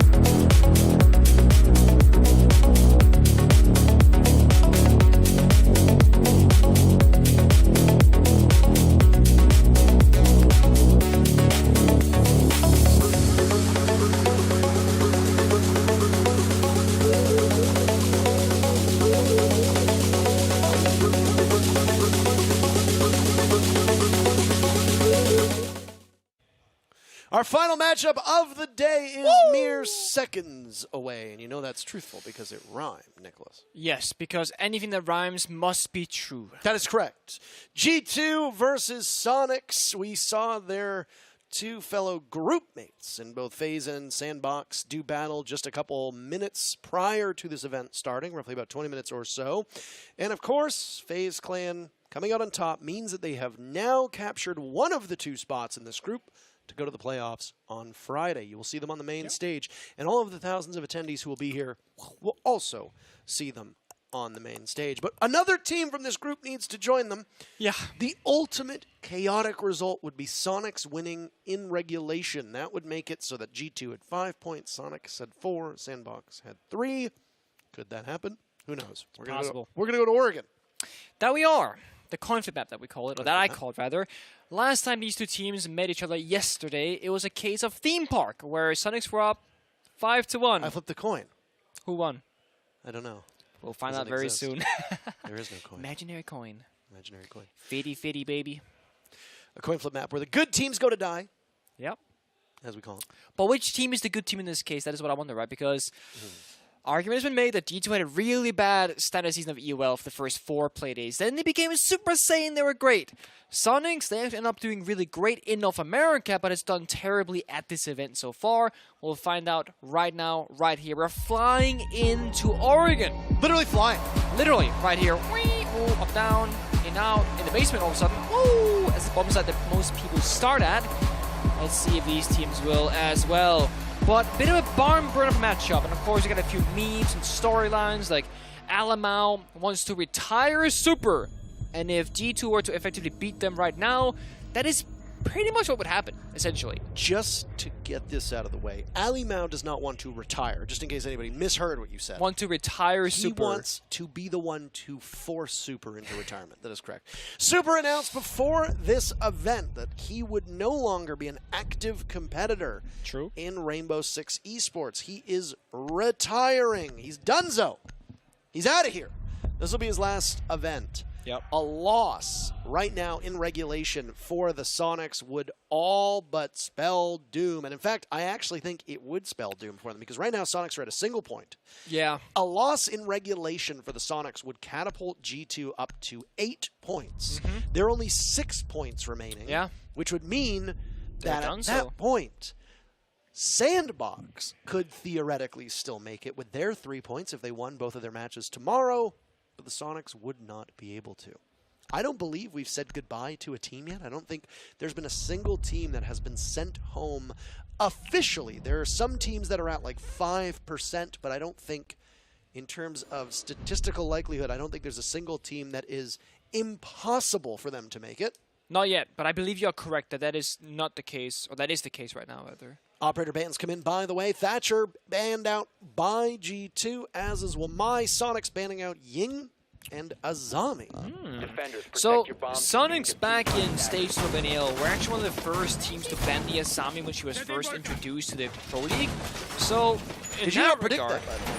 Sorry? I think you predicted that. Yeah, I did, because I figured that was going to be the angle. Because they played like XSET or something first, and it was like on Bank, I think it was. So like it made sense, something like that. Anyway, something like that.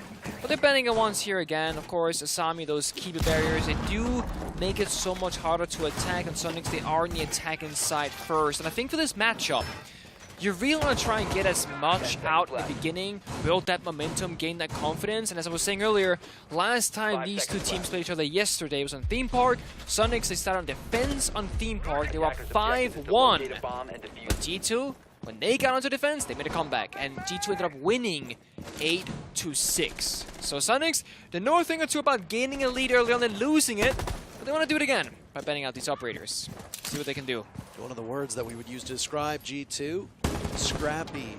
That scrappiness is what allowed them to get almost every single point that was necessary to make it to the major in the first place, as there was a great deal of time where the likelihood of G2 making it was exceptionally small. But guess what?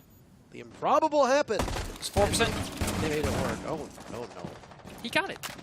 Before this match, by the way, for those of you that are not terminally online and or don't use Twitter, Doki tweeted out that roughly 30 minutes before the match, Prano fell into the water in front of the theater. Now, there are fish and algae and all sorts of things in that lake. Apparently, he was trying to retrieve a football and fell into the water. So he, half naked, had to scooter back to the hotel, towel off, change, and then come back in time. Will there be a water buff for G2 and Prano? Will the water be cool enough? Ah, maybe he was actually That's one step ahead. We do have Super Too Hot in lobby as well, so... Will the water cool them off? That's the question. I haven't seen if Super has done it this match, but last match he was playing with a towel on his head, like a wet towel or something, and it looked quite funny. But also, it just, I don't know, Super's just one of those dudes. He just does stuff, seemingly for no reason that's funny, but also, he talks a lot of smack, and that's kind of where these storylines between G2 and Soniqs kind of appear from, because Super has been watching the coach teams of EOL slandering G2 every single week, and now he's in a position where G2 could be his own demise for this tournament. Minute left in the first round. Soniqs are slowly approaching the basement bomb site, a little bit behind the pace here. Just got open all the 3 hatches. Gonna start getting that information, try to deny some gadgetry with the Twitch drone, but nothing will be found. Yes. These matches have been much slower in terms of action today than they were yesterday. They've been still thrilling, but a little bit different in terms of the pacing. Grenade toss down will take out the Twitch drone as there's the final 30 seconds in front of our very eyes. Soniqs' attempt to get to the bomb site will come in a variety of different directions. Rexon, the main lead inside of Freezer. 2 members from Soniqs down towards Laundry as Doki is on the flank. Is there suitable flank watch? I think so, but Doki gets shot out. And look at the look of incredulousness on his face as Grixer technically gets the first kill, but it's a trade. Barrel of the Carbine spotted as Rexon punishes him, leaving Citizen in a 1v3 as all of his teammates die by the wayside. But he has case control, and Citizen is in a beautiful spot. Oh! Secondary sidearm, and the clock runs out on Soniqs. What a confounding end to the round, as that looked so winnable. And yet they dropped the ball either way. G2 steals round 1. The top position. The one thing that really fell apart there for Soniqs is that 3 members pushed Freezer. Only 1 member was on Laundry stairs. That one person had the diffuser. So the 1 kill Citizen got early on that round happens to be the most important one, because all that bomb site control that Soniqs got on the back end doesn't matter. They gotta retake Laundry now, the entirety of both bomb sites, to pick back up the diffuser, to then go back in and defuse, or rather plant the diffuser, and that right there eventually cost him the round, because Citizen, he won the ones twice. Then diffuser down the ground, no more time, can't push up, nothing can be done about it. And you said that G2's a scrappy team, Parker, and that is a scrappy round, but it's a round 1 regardless. Citizen 3 kills, Virtue 1, 5th was never found. Doki had that flank, but it was covered by Soniqs. Well done to them in that regard, but very, very slow pace cost them in the end. I mean, it certainly looked like the guns from Soniqs were hitting, but bad coverage as that push came in and the case was surrendered, as you pointed out, in a bad spot. Unretrievable. That's a particularly damning result. Instead of going up to the usual secondary bomb site now in round number 2, G2 will opt for what is often the most common tertiary bomb site of Meeting and Kitchen. Kitchen is a fixture for both of these main floor bomb sites. One connects towards the Meeting bomb site, the other connects towards the Dining Hall bomb site this time around. The focus for Soniqs will be to get in, clear out dorms from above, potentially take back tower, and then just restrict G2's defenses to the kitchen area, unless they opt to maybe go for a kitchen take, but most commonly we will see Meeting being the focus. Meeting is still the focus, but look at the difference that we see. An Electric Claw juggled out, takes out a single Selma. That's a piece of hard breach from Kansan that is now denied. Meanwhile, the opening that was created would stare directly into the Talon shield in the hands of Osa from Super. I like this relocation from LMR as well with that shield, allowing him to play more aggressive in front and forward, because this is a lobby direct attack where it looks like they want to open up this single wall, then get into Osa's shield, and then try and plant behind it. But because the Kai Claw got rotated mid-round as well by Prano, they're in a tough spot. They can now throw in a grenade, kill the Claw, then throw a Selma on the wall again. That's going to open up an angle. But with LMR rotating this shield, as well as the fact that Citizen and Prano both have a C4, 2 impacts on Doki. That's going to cause issues. So Yeti, he found the flank, found the entry, found the kill. And he's in right now, wary, of course, of the Banshee. Malusi gets Doki running, and both kills on Doki so far have come in the same spot. Another early lead for Soniqs they had in the previous round. And Nitro Cell goes out, and Super behind the shield perishes from it. Well tossed by Prano, and what was funny, Super referring to Prano as Planto because of the way that he doesn't really like G2's plants, but look at this. Revenge. A dish best served cold, and there's not a lot of cold to be had here in Berlin, but still, Prano's got those ice in his veins despite the temperature. Kansan holding onto the diffuser at the halfway point. Rexen will cover. Prano relocating. Where is Virtue? That's the question. Diffuser goes down inside a kitchen. Virtue from above, but he's missed the boat on that one. Over towards security is where the two Soniqs players will sit. A drop from Virtue will need to come in. That'll be some noise. Unfortunately for G2, Prano rocking that 3 armor operator means that he'll be making a ton of noise. Virtue spotted from above. Rexen finishes him off. Prano closing in on Kansan, but doesn't have much information and is now running out of time. Towards the top of the stairs, being guarded by Rexen. Now Kansan knows a nice shot from Prano, but you've only got 8 seconds to get to that diffuser. Kansan knows he doesn't need to go anywhere. It's a drop from the Kaid, but it's Kansan to seal the deal, as the timer likely would have done it either way. Soniqs lost round number 1 in heartbreaking fashion. They look much cleaner on round 2. They tie the game. All on the all off of Yeti there in the beginning. He really found the opening to create that chaos and the space for something that they needed. Found not just one kill the back end, found a second one as well. Took entire kitchen bomb site control. And sure, they went for the plant. C4 came out, shut down that part of the map. But then Soniqs made a smart rotation. Picked up diffuser, ran for the hills, the other bomb side, and they were a little bit faster, quicker on that rotation than G2 was, as Virtue had the right idea of flanking above towards that kid's bedroom hatch, but a little bit too late as the plant already had gone down. Then, of course, you had a member of Soniqs rotating up above in the box. That helped them solidify their post-plant position with that vertical control, because that is so important once diffuser is planted. That's going to take us to the secondary bomb site on the 3rd round, because we did do that tertiary bomb site second choice. Kid's bedroom is where we're going to be finding ourselves, and this time around, we're not going to see a shotgun on Alamau on the Ella, but instead we'll see a Vigil be brought out, which actually, Vigil's pick rate across professional play right now is absurdly low, because you don't really get anything else but just a gun, and typically you want the gadgetry like the Banshees on Melusi, Valkyrie cameras, ADSs, you name it.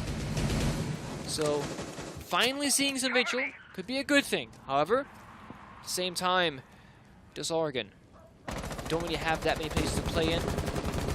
That is not commonly known by the attackers. Yeti still sitting on the Nook, or sorry, Grixer this time sitting on the Nook. Last time that was a big win condition. Will it be that this time again? Will it be Super too hot on the line that can stop G2 in their tracks, besides the Vigil, as that active gadget will allow you to move through the scanner? The Nook that Yeti controlled before, obviously going sight unseen and doing some serious damage in the process. Citizen on a one-man hold. Almost clutched out on round number 1 in terms of kills. 1 because of the timer. Now it's a double swing, and Yeti collects the first kill onto Citizen. A follow-up was there. Doki will escape. Likely been spotted by the E1D, but Grixer doesn't check his corners. Alimau is a rat on the main stairs, doing rat things, gnawing through the entry in that Nook that you had talked about. A very pivotal role. Not going to be on the board for the final 2 minutes of this round. That is not, and of course, it's not a great position to be in, but at the same time, Yeti finding that killer onto Citizen is 1C4 off the board as well for the defenders, and that's going to put you in a decent position, because on this top floor defense, you want to have vertical control to utilize that exact piece of utility, especially given that the Valkyrie cameras are going to bring bomb set information. Soniqs won't have to worry about that anymore. But still, got to find our way in, got to find more kills. Virtue lurking down below. I don't think they know his whereabouts. Perhaps they do. Actually, in fact, take that back. That nade was aimed for the ceiling, not the ground. I don't know if they know that he's there, because Rexen has now turned his back to where the Vigil could swing from. No, they obviously do not know he's there. There's no coverage for the flank, so Virtue can sneak up at a moment's notice. He'll have to go quickly. He's losing some of his soldiers.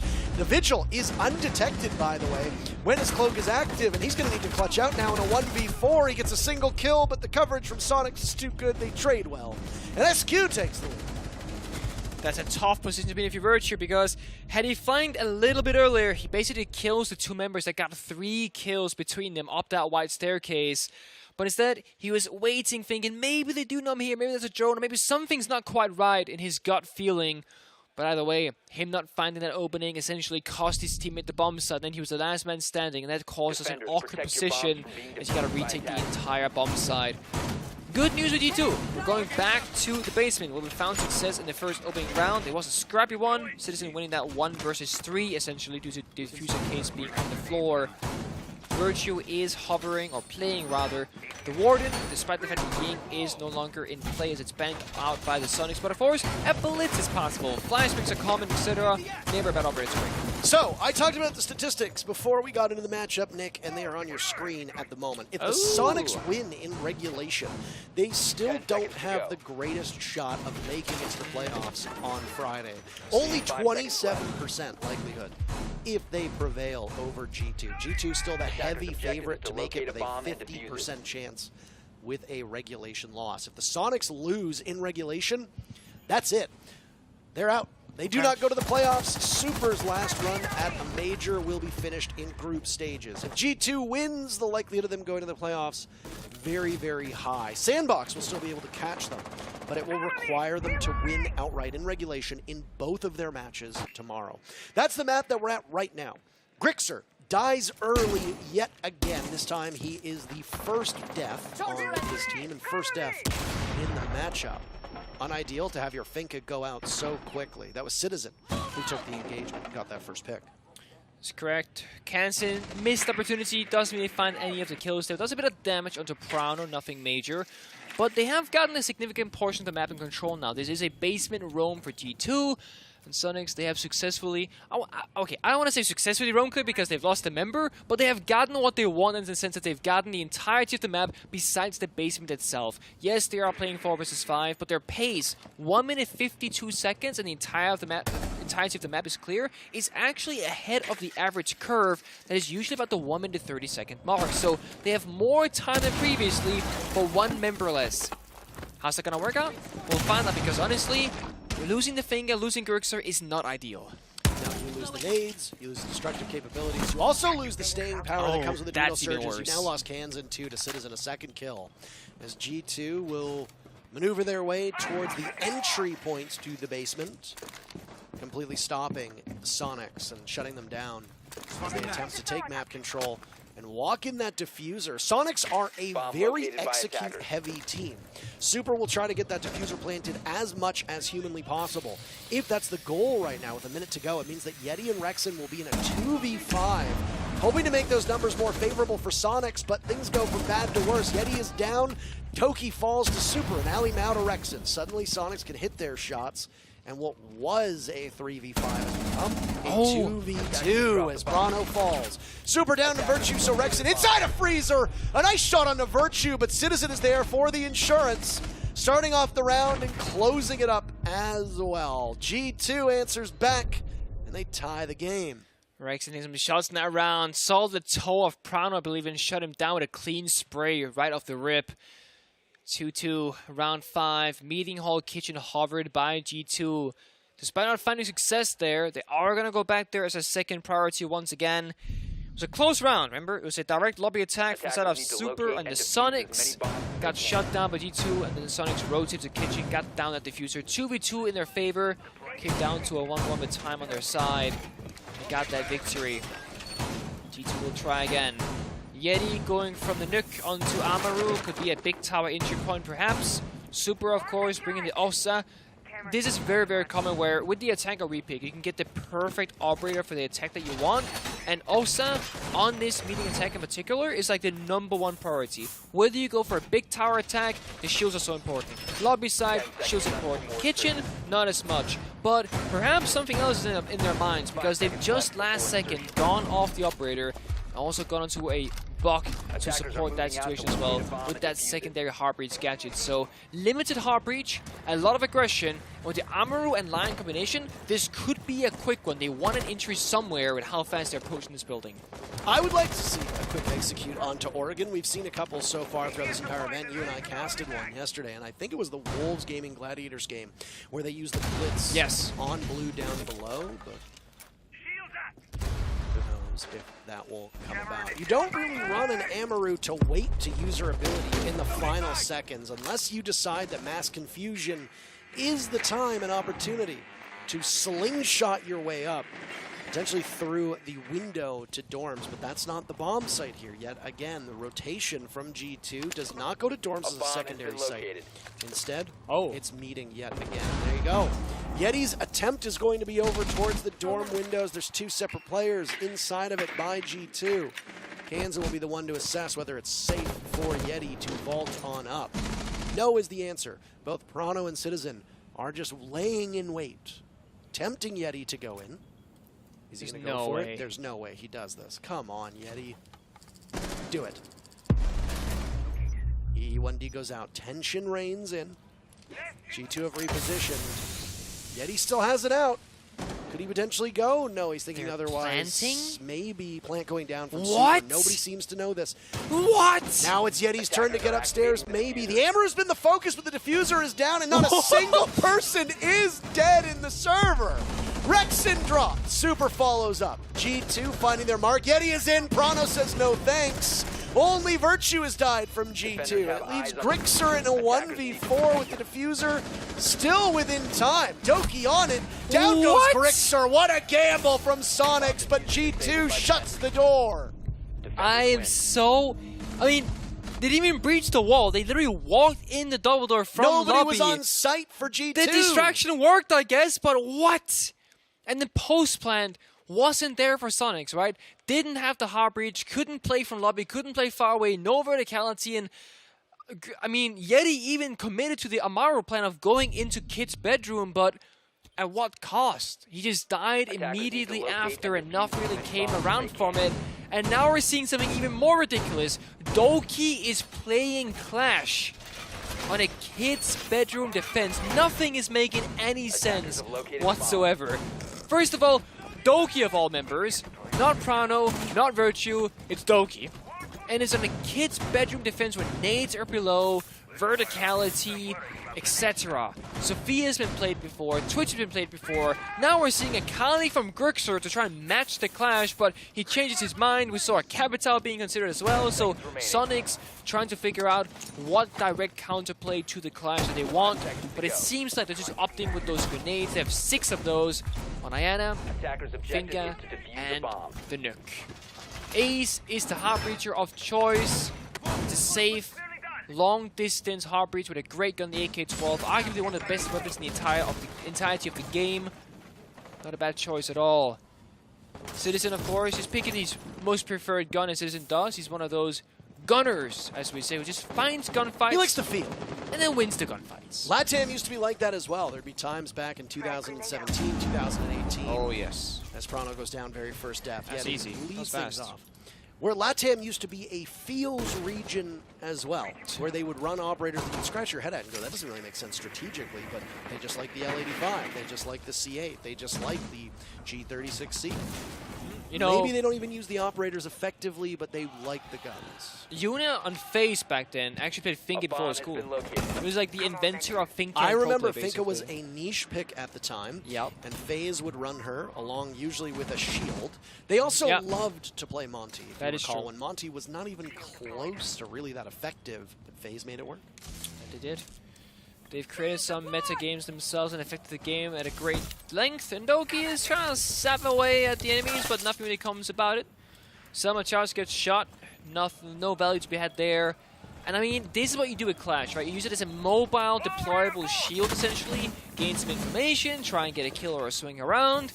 But again, for this bomb site in particular, the Clash is a very peculiar pick because you have a wide staircase, the armory staircase, and then verticality and like the window jump in. The Clash can't do a whole lot, and the bomb site is very open, so many angles to worry about. So once Soniqs close in, And Clash to worry about so many things. Look at this. That's one of the things. Barely does damage, but that nade a little bit deep into the bomb side does a ton of damage instead. Well, there's So an close. adrenal surge to give everybody a little bit more HP. No real potential for that on G2's side of things as they reposition 2 T5s in their hands with both Virtue and Citizen able to control that low recoil, high rate of fire weapon. Off site and down below, Citizen still wasting time. Another nade goes in, doing a ton of damage to Doki. Citizen looks the wrong way and Krixer is there with an easy pick. Citizen's attention was over towards the player in Garage, but it was misplaced. Gaimin hit as the Soniqs assault will now begin up white stairs. Doki, with the shield out, will need to do even more work, but he's very wary of where he turns his back to. Soniqs will storm in. Down goes Doki. It's Virtue in a 1v4 as the adrenal surge wears off, and Tarium through the wall. Cans in with the kill to tie the game and send us into the second half with both teams at 3 rounds. Yeah, an Argon that is dead split down the middle means that it is anyone's game, but again, the clash there, as we saw, one Soniqs that got towards the bomb side. There's too many angles to worry about. He only had 1 HP left. Actually got injured, I believe, by Virtue. He shot him once in the back and he's moving around. Wouldn't matter either way, I don't think, but yeah. Nice try, different pocket strats from G2, but Soniqs, they reign supreme. Having a better read on that round for sure.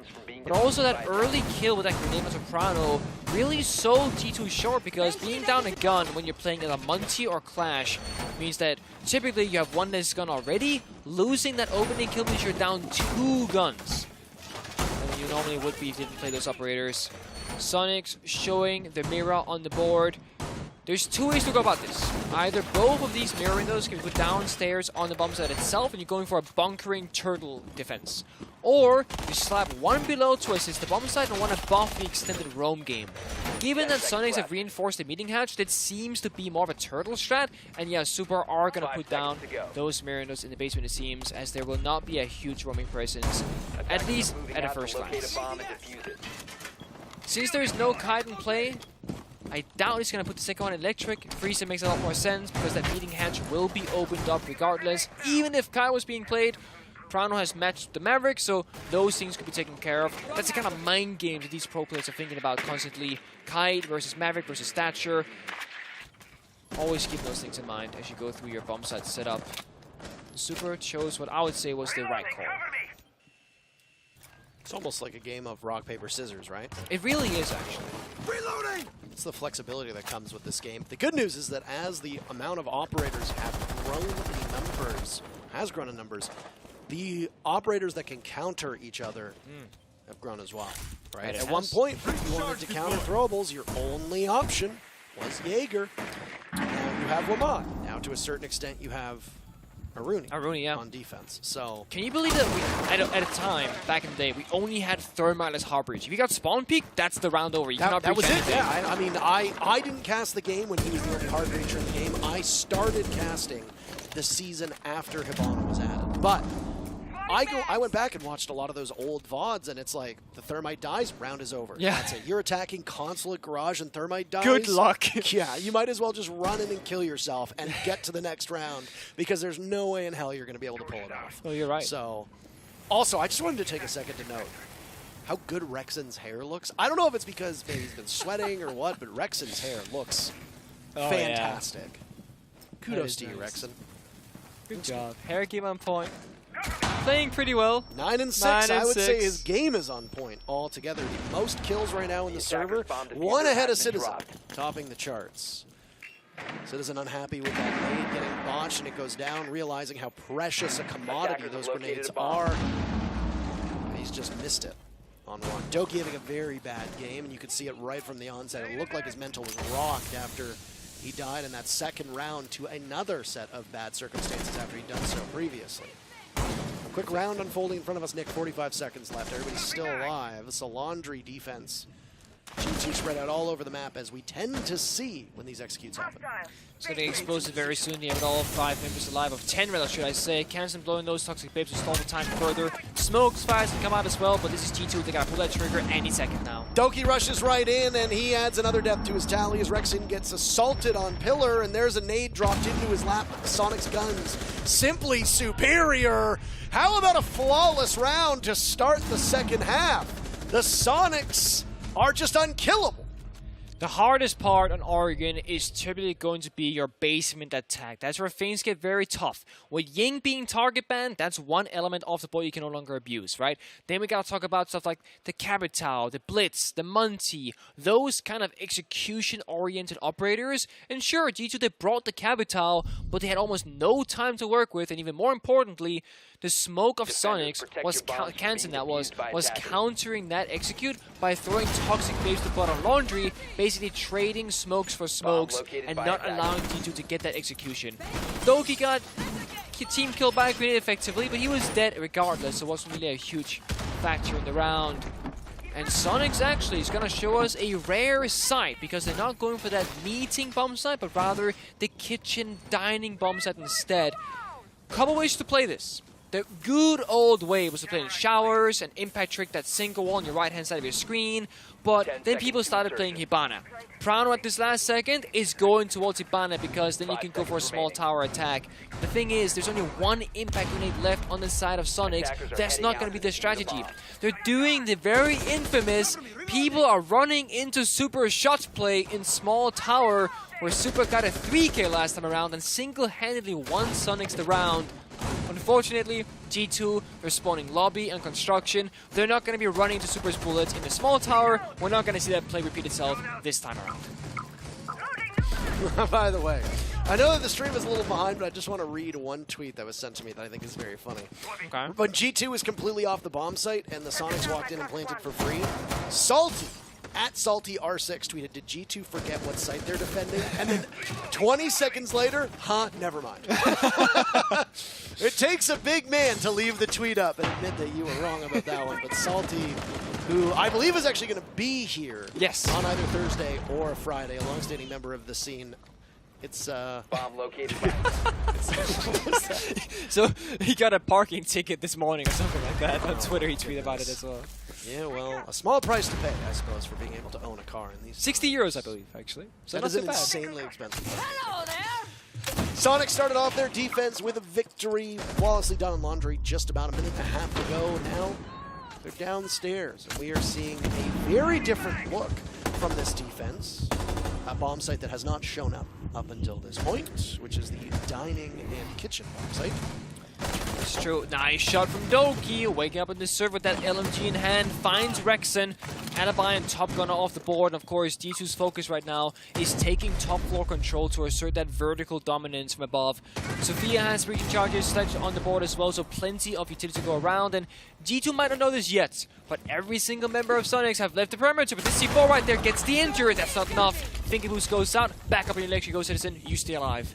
There's no way to capitalize on that pick or secure it either, so Soniqs get the down, but that's all she wrote for that one. Still one adrenal surge from Citizen will get him back to about half HP. It's a standoff happening. And Yeti's looking the wrong way. Flying under the radar. Virtue inside, meeting Chrono next to him, opening up a small rocket ship-shaped hole into the kitchen wall. Okay.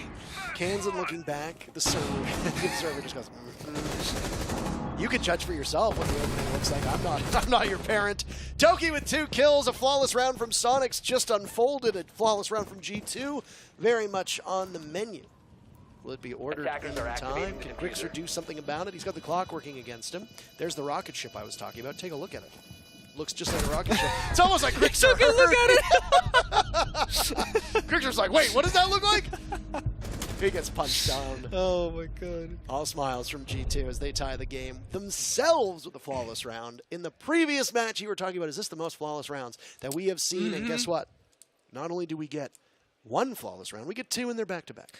Spoke to Mandy and Div about that because they're casting the Wolves Gaming Gladiators game at the same time as we were, and they said they had like 2 flawless rounds and 2 aces, I think, in their game as well. So a lot of aces, a lot of flawless rounds. It's like someone's gotta go back and check because it's gotta be breaking records at this point. 16 teams here, 4 groups and group stages, and tons of different statistical records being broken, most likely, but also the opposites that are happening, the close games. We're not seeing like 7-0s or like crazy one-sided games anymore. That really is a thing of the past, both here at the Berlin Major and previously at the Charlotte Major. Very competitive games of Rainbow Six Siege. in this current meta game from all 4 regions to be fair. 10 seconds left before insertion. Round 9 about to begin. All 5 operators being attacked or repicked around. Prano goes from Hibana to Hibana. Pretty fancy there. Core Citizen gets in the Anima is playing Blitz on a top floor attack, spawning Junkyard. This is pretty much like Doki playing Clash on Kids Defense. It's like, what are you gonna do? You're gonna sprint up the white stairs and kill 4 people? Maybe, maybe not, but we'll find out. Of course, Doki with that finger can help Alama a little bit out with the boost and the Adrenal Surge, health, overheal, etc. Or revive if anybody gets injured. A Mistron. Nope. I think ML feels this one out. Here's the footsteps. One person can hold this camera and say, oh, he's still there. And go chase him down. I'd almost argue that ML should get off this camera himself and start sprinting at him. Use that, shield flash up close. And that is the plan right now. Needs a gun behind him in case of a long distance combat comes out. Yeti's smart about it. Walks back into kitchen. Although he is kind of stuck in his position as he runs with the hills, and that he will do. Green hallway he goes into the big tower. He survives another couple of seconds. Citizen tossed out 1 grenade. Didn't really do a lot of damage, none at all, but might have gotten a piece of utility or 2. And has flown by this round. Yeti still sitting in the back of the tower, watching that attic wall. It's been reinforced. Will need to be kept strong to try and limit the damage that G2 can do onto this bomb site. It could be a full court press through bedroom and through the top of stairs, foregoing attic entirely, once again shoving the defenders into a desired position. Soniqs have a number of players playing off of attic or surrounding it, so if Yeti needs to, he'll have to run down the stairs and up either white or main stairs and hope that there's nobody on flank watch. The good news for G2 is if their focus is on the bedroom closet, there's an opening that's been created by the defense. Valkyrie cameras will signal to Soniqs where the attackers are coming from, providing they don't get shot away. Okay, it's going to be a big window white stairs attack, which isn't flanking on Amory's side. So with good timing, you can find something here. We can do damage down. Not in the world here. Virtue enabling that execute with the vertical as well. Alamo with the blitz here could lead the charge in towards the bomb side, but can't really get any damage done, I don't think. He has the ADS with his pistol, it's risky. He's exposed and vulnerable. Citizen, important flank. Oh, and Citizen narrowly missing out on the engagement with 30 seconds to go. There's no Lion on the board to keep them at bay, so they'll have to take the engagement on their own. Ali Mao at the big window, as Blitz will be vulnerable when he hops in, but can do some serious damage after that. Citizen gets 1 pick, 2 picks from Ben Huge, but the jump in from G2 does not work as Soniqs can land a counter punch. Doki gets taken down and then suddenly picks up 3 kills as the Soniqs are incapable of answering back with the LMG doing its thing. G2 regains the lead. They're on 5 rounds to 4 for Soniqs. The Citizen double kill on the Armory side is like the most accurate way to describe what kind of player Citizen is. If you were to ask me what kind of man he is, what kind of player he is, what kind of man is he? What kind of player is he? He just 180-degree flicks the flanker in lobby based off sound, flicks back towards the player inside of trophy, gets the ridiculous basically one-tap headshot and a jiggle peek swing, opens up the entire round. Again, G2 is a scrappy team. They find rounds they should never win. But good teams, bad teams, every single team will get those rounds once in a while. It just happens with G2, they find them a little bit more frequently because Citizen as a player enables those kind of possibilities. Doki, he has his moments. You said Doki had a really quiet game. Guess what? After 2 rounds, he's now 2nd top fragger, 8 and 6. Let's go with Citizen on 10 and 4. Rexen, of course, doing a big job for Soniqs. But help is long away besides that. 13 kills for Rexen. 2nd top corner is Yeti and Kenson on 6. So definitely more of a one-man show in the side of Soniqs so far. Super, bring out the mirror again in the basement. Same fashion as last time. It's going to be a turtle basement defense. G2, this is where we gotta show us that you learn from the past. You have a different approach now to this round. 1, you gotta go faster. You need more time to work with because those toxic babes last time from Canton, they slow you down to the last 20 seconds. That's way too slow on your part. 2nd, you gotta try and find isolated members and punish them. You're not playing Hibana. You cannot get every single hatch open up because all you have is Maverick. On a basement attack, this is very, very uncommon. you typically either have secondary Harvard's can openers or you have an Ibana. Seeing as neither is being brought, this means you can get 2 hatches opened up at the best with Maverick. And it's going to take a long time as the gadget is the slowest of any Harvard's gadget in the game. See if Doki can actually put the Twitch drone to good use, by the way, or if it's just a gun in his hands. At one point, Doki was, what, 2-6? He's now 8-6. 3 kills picked up at the end of the previous round, obviously helping his score. Called him out. He showed up. I mean, I didn't mean to call him out. He wasn't doing it. You didn't mean to, you just happened to do it. I always love my fellow Scottish brethrens succeeding, you know? Sure. Because he's not English, that's why. Touché. Decent value. Got 1 mirror, not the second. Still have smoke grenades available. 2 of those in the pocket of Doki as well, so they can smoke off that mirror window if they want to approach that laundry side. Of course, the backside right now has the least amount of utility in terms of mirror windows, but also the most amount of players. Rexen, Kansan, and 2 members in the hallway can all swing around here and hold that back tower staircase if they want to.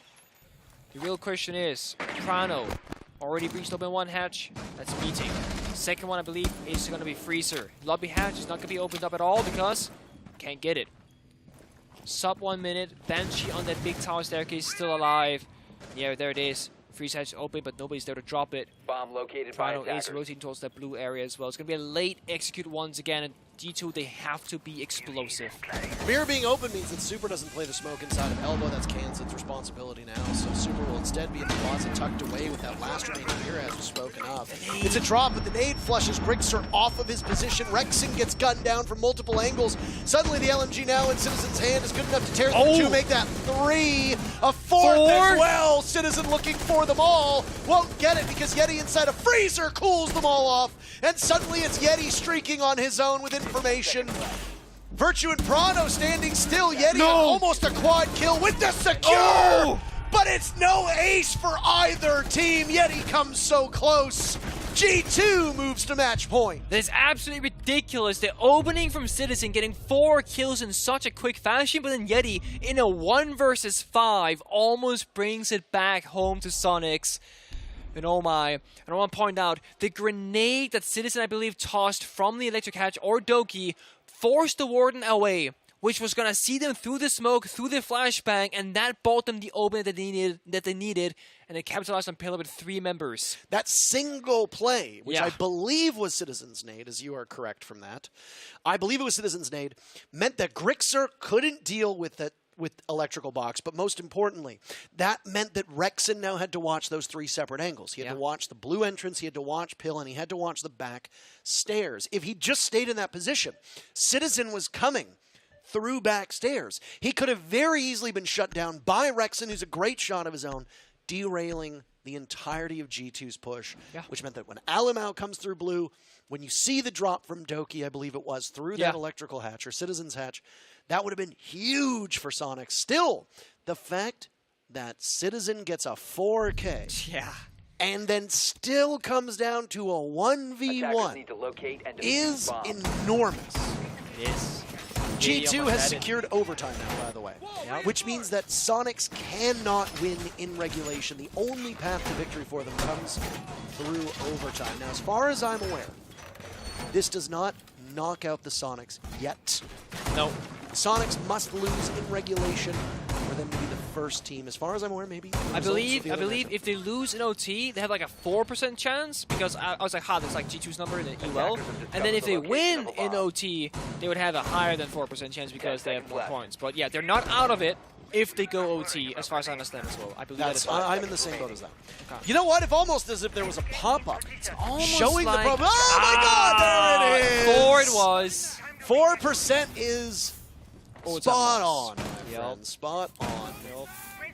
It is secured G2 an overtime performance. So they will either win or lose in overtime. They can still obviously win in regulation, but a regulation loss off the cards for G2.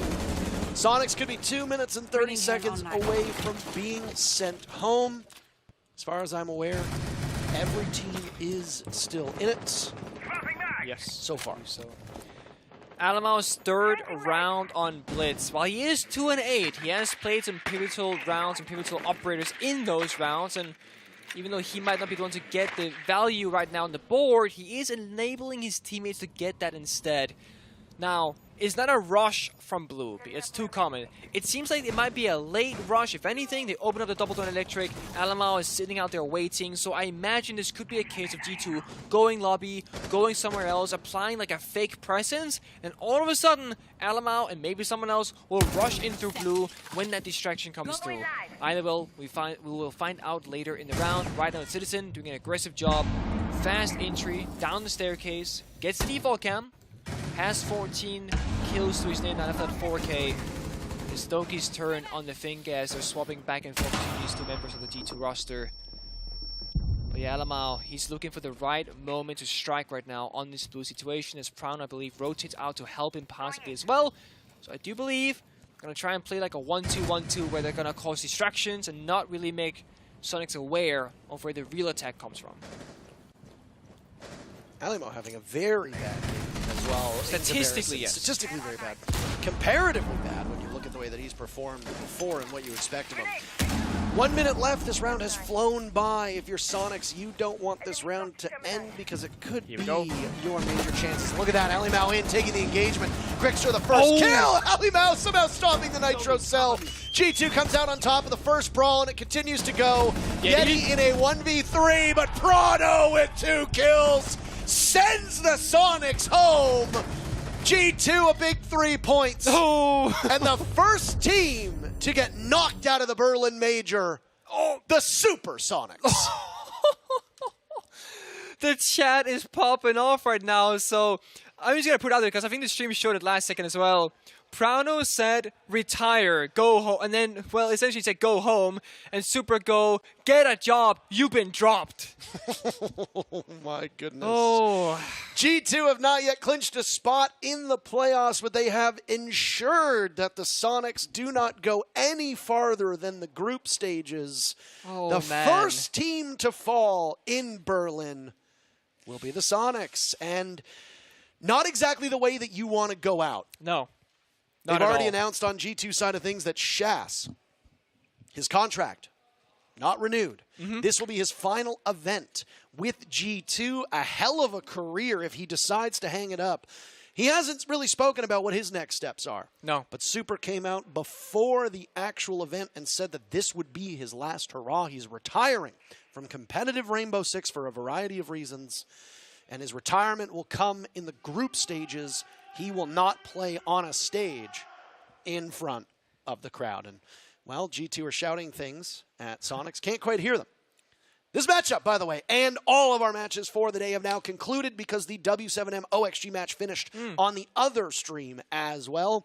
We'll go through a brief recap of what happened today in just a couple minutes. But first, a short break for you. Sit tight. We'll be back in just a couple minutes.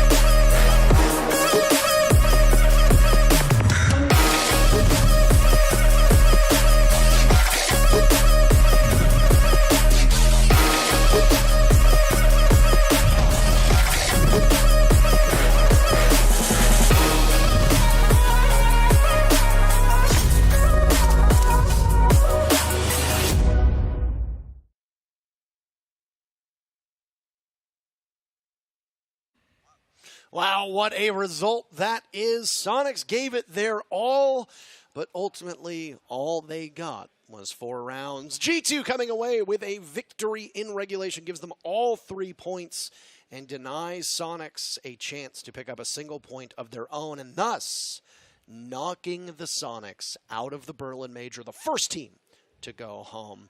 Let's throw up all 4 of the groups. FURIA will start off with Group A. Woo! We saw them in action much earlier today, and hey, North America is not totally bad because XSET is leading the way in Group A. XSET's half North American, half Latin because of how the roster works. So technically North America is like in the middle of anything, if you ask Let's me. not take this from us, okay? All right. NA is on top in a single group, that is Group A, followed by Europe, followed by NIP, that is Latin, and then at the very bottom we got DWG KIA, who are still struggling and finding their footing, but they did overcome and win against NIP earlier, which is a big step for them. These are the likelihoods of them making it to the playoffs. DWG KIA denying NIP a chance to get close to clinching a spot. Ooh. Everybody is still capable of making it. Okay. DWG KIA can make it, but it is a tiny likelihood. They must win their next 2 matches in regulation and also ensure that the right teams lose.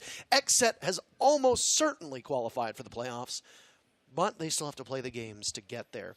NIP has the highest statistical likelihood at the moment by making it in regulation-wise, and I'm assuming that's probably going off of strength of schedule, but I don't know the exact way that we go about it. That's fair. Group B, as we're sliding on, we got FaZe up top, had a perfect 4-0, no OTs, no nothing. Only team here with 12 points, elevate a second place, I believe, with 11 points. 11 points? Yeah, 11 points. So 1 less because they got an overtime victory. Yes. G2, as we just saw, 8 points now, sitting much more comfortable for the top 4 spot with SANDBOX at 3, who can still make it, although less likely on a statistical matter. Yeah, there's only 2 teams that have won every single one of their matches in regulation, one of which is FaZe Clan. As we noted, Soniqs are going home. They cannot make it. SANDBOX still has an outside shot of making it. It's not very high. Yep. But it's still there. FaZe Clan have clinched, as you can see, 100% across the board. FaZe Clan could actually just forfeit their next 2 matches. They could just say, you know what, we want Wednesday off. We're going to go and see the most beautiful sights in all of Berlin. Is that allowed, though? Time. I don't think that's allowed, part. I mean, I don't know if that's allowed. I'm not entirely certain. G2, providing that they win their matches, they will make it in. Group C was the match that you and I have cast the lion's share of these matches. Oh, and W7M with their victory, dominating performance over OXG. A 7-1 victory propels W7M to a perfect 4-0 record. They have not required overtime even once, and such. They sit at 12 points. Wolves closing in, but these are the likelihoods of any of the other teams making it, as W7M have indeed clinched their spot. Wolves, very, very likely to make it. As expected. But there is an outside possibility that Oxygen and Gaimin Gladiators could be one of the other teams to make it out of Group C. It's possible, as most of the groups, but it's highly unlikely that it's going to be happening. And finally, we got Group D on your screen in just a second here as well to round things off. And look at that. Elevate on top, 11 points. FURIA second place. And you got, to a big surprise for people, Astralis in the last spot. Tied, technically, with Eminem. Tied, technically, is correct. Almost identical round differential as well. Oh. We love the announcements that happen here. First, they tell us that the blinds are open, and now I don't know what else they're saying. Elevate was the first team to clinch a playoff spot today, even though they do trail FaZe and W7M in terms of points. It doesn't matter because it's enough to get them out of their group. Yep. FURIA, surprising, I think, a lot of people, as did Elevate. Absolutely. This group was very up in the air. many, many people from all regions thought that Astralis had a great shot of making it out. And as you can see, the likelihood of them emerging, not particularly good. So Elevate, W7M, and FaZe Clan clinching their spots. 5 more teams will join them tomorrow. Who will it be? That is the real question. And as you can see, while it seems like some teams are all but guaranteed, we have witnessed crazy stuff on the final day of groups where sometimes teams just plain forget to play and they watch their chances crater, resulting in heartbreak. We'll find out. But tomorrow is guaranteed to be a great game because we're going to see exactly what qualifies and what kind of madness that's going to ensue. Also because with the teams, some teams being qualified, they could play more loose to conserve energy, strategies, etc. They're not going to take the time off, Parker, because that would be crazy. Of course. But they, of course, could take a more relaxed situation and, save themselves for playoffs. There's also some theory crafting that goes into who gets in based on the teams that are at the top. For example, we saw it at the Charlotte Major. There was a matchup where I think it was OXG. They played Direwolves. If they had lost to Direwolves, a.k.a. they wouldn't throw the match, but if they decided, maybe we're going to take this match easy. Maybe we're going to try out some stuff. We're going to conserve some strats. We have no reason to try. We've already made it in. Yeah. It would have guaranteed that Direwolves would have made it into the playoffs over Team 1. Yeah. So there will be teams who will be gatekeepers, and they can look at a potentially weaker opponent and say, if we lose this match, a weaker foe makes it into the playoffs, which means maybe our path to the finals gets a little bit easier, and there's some strategizing to do there. Yeah. Will teams do that? Will they play their hearts out? Will they take some time off and maybe play a map that they don't usually play and save strats and not, I guess, show off the goods? Yeah. I mean, who would save strats? G2 would know a thing or two about that. And it seems like they have it once again because it's working out all of a sudden, right? Since game day 5 of EUL, they've been storming and cruising through it. And now they get to send home Soniqs, the first team as well. So kudos to G2 for saving strats. We got to see 3 teams make their way to the main stage on Friday, and we got to see another team say goodbye. Full day. But we go into the final day with pretty much every team still in contention, which is really exciting and frankly is a bit of a rarity when you look at the major stages. So through and through, from our first match until our last, it has been a barn burner, as Nick said. That said, that's it for us. We're all done. The other stream is done. We're done. We'll be back bright and early tomorrow morning for the conclusion of the group stages, where 5 more teams will lock in their spot for the main stage on Friday, and 7 more teams will be going home. Who will it be? We'll find out tomorrow morning. See you then.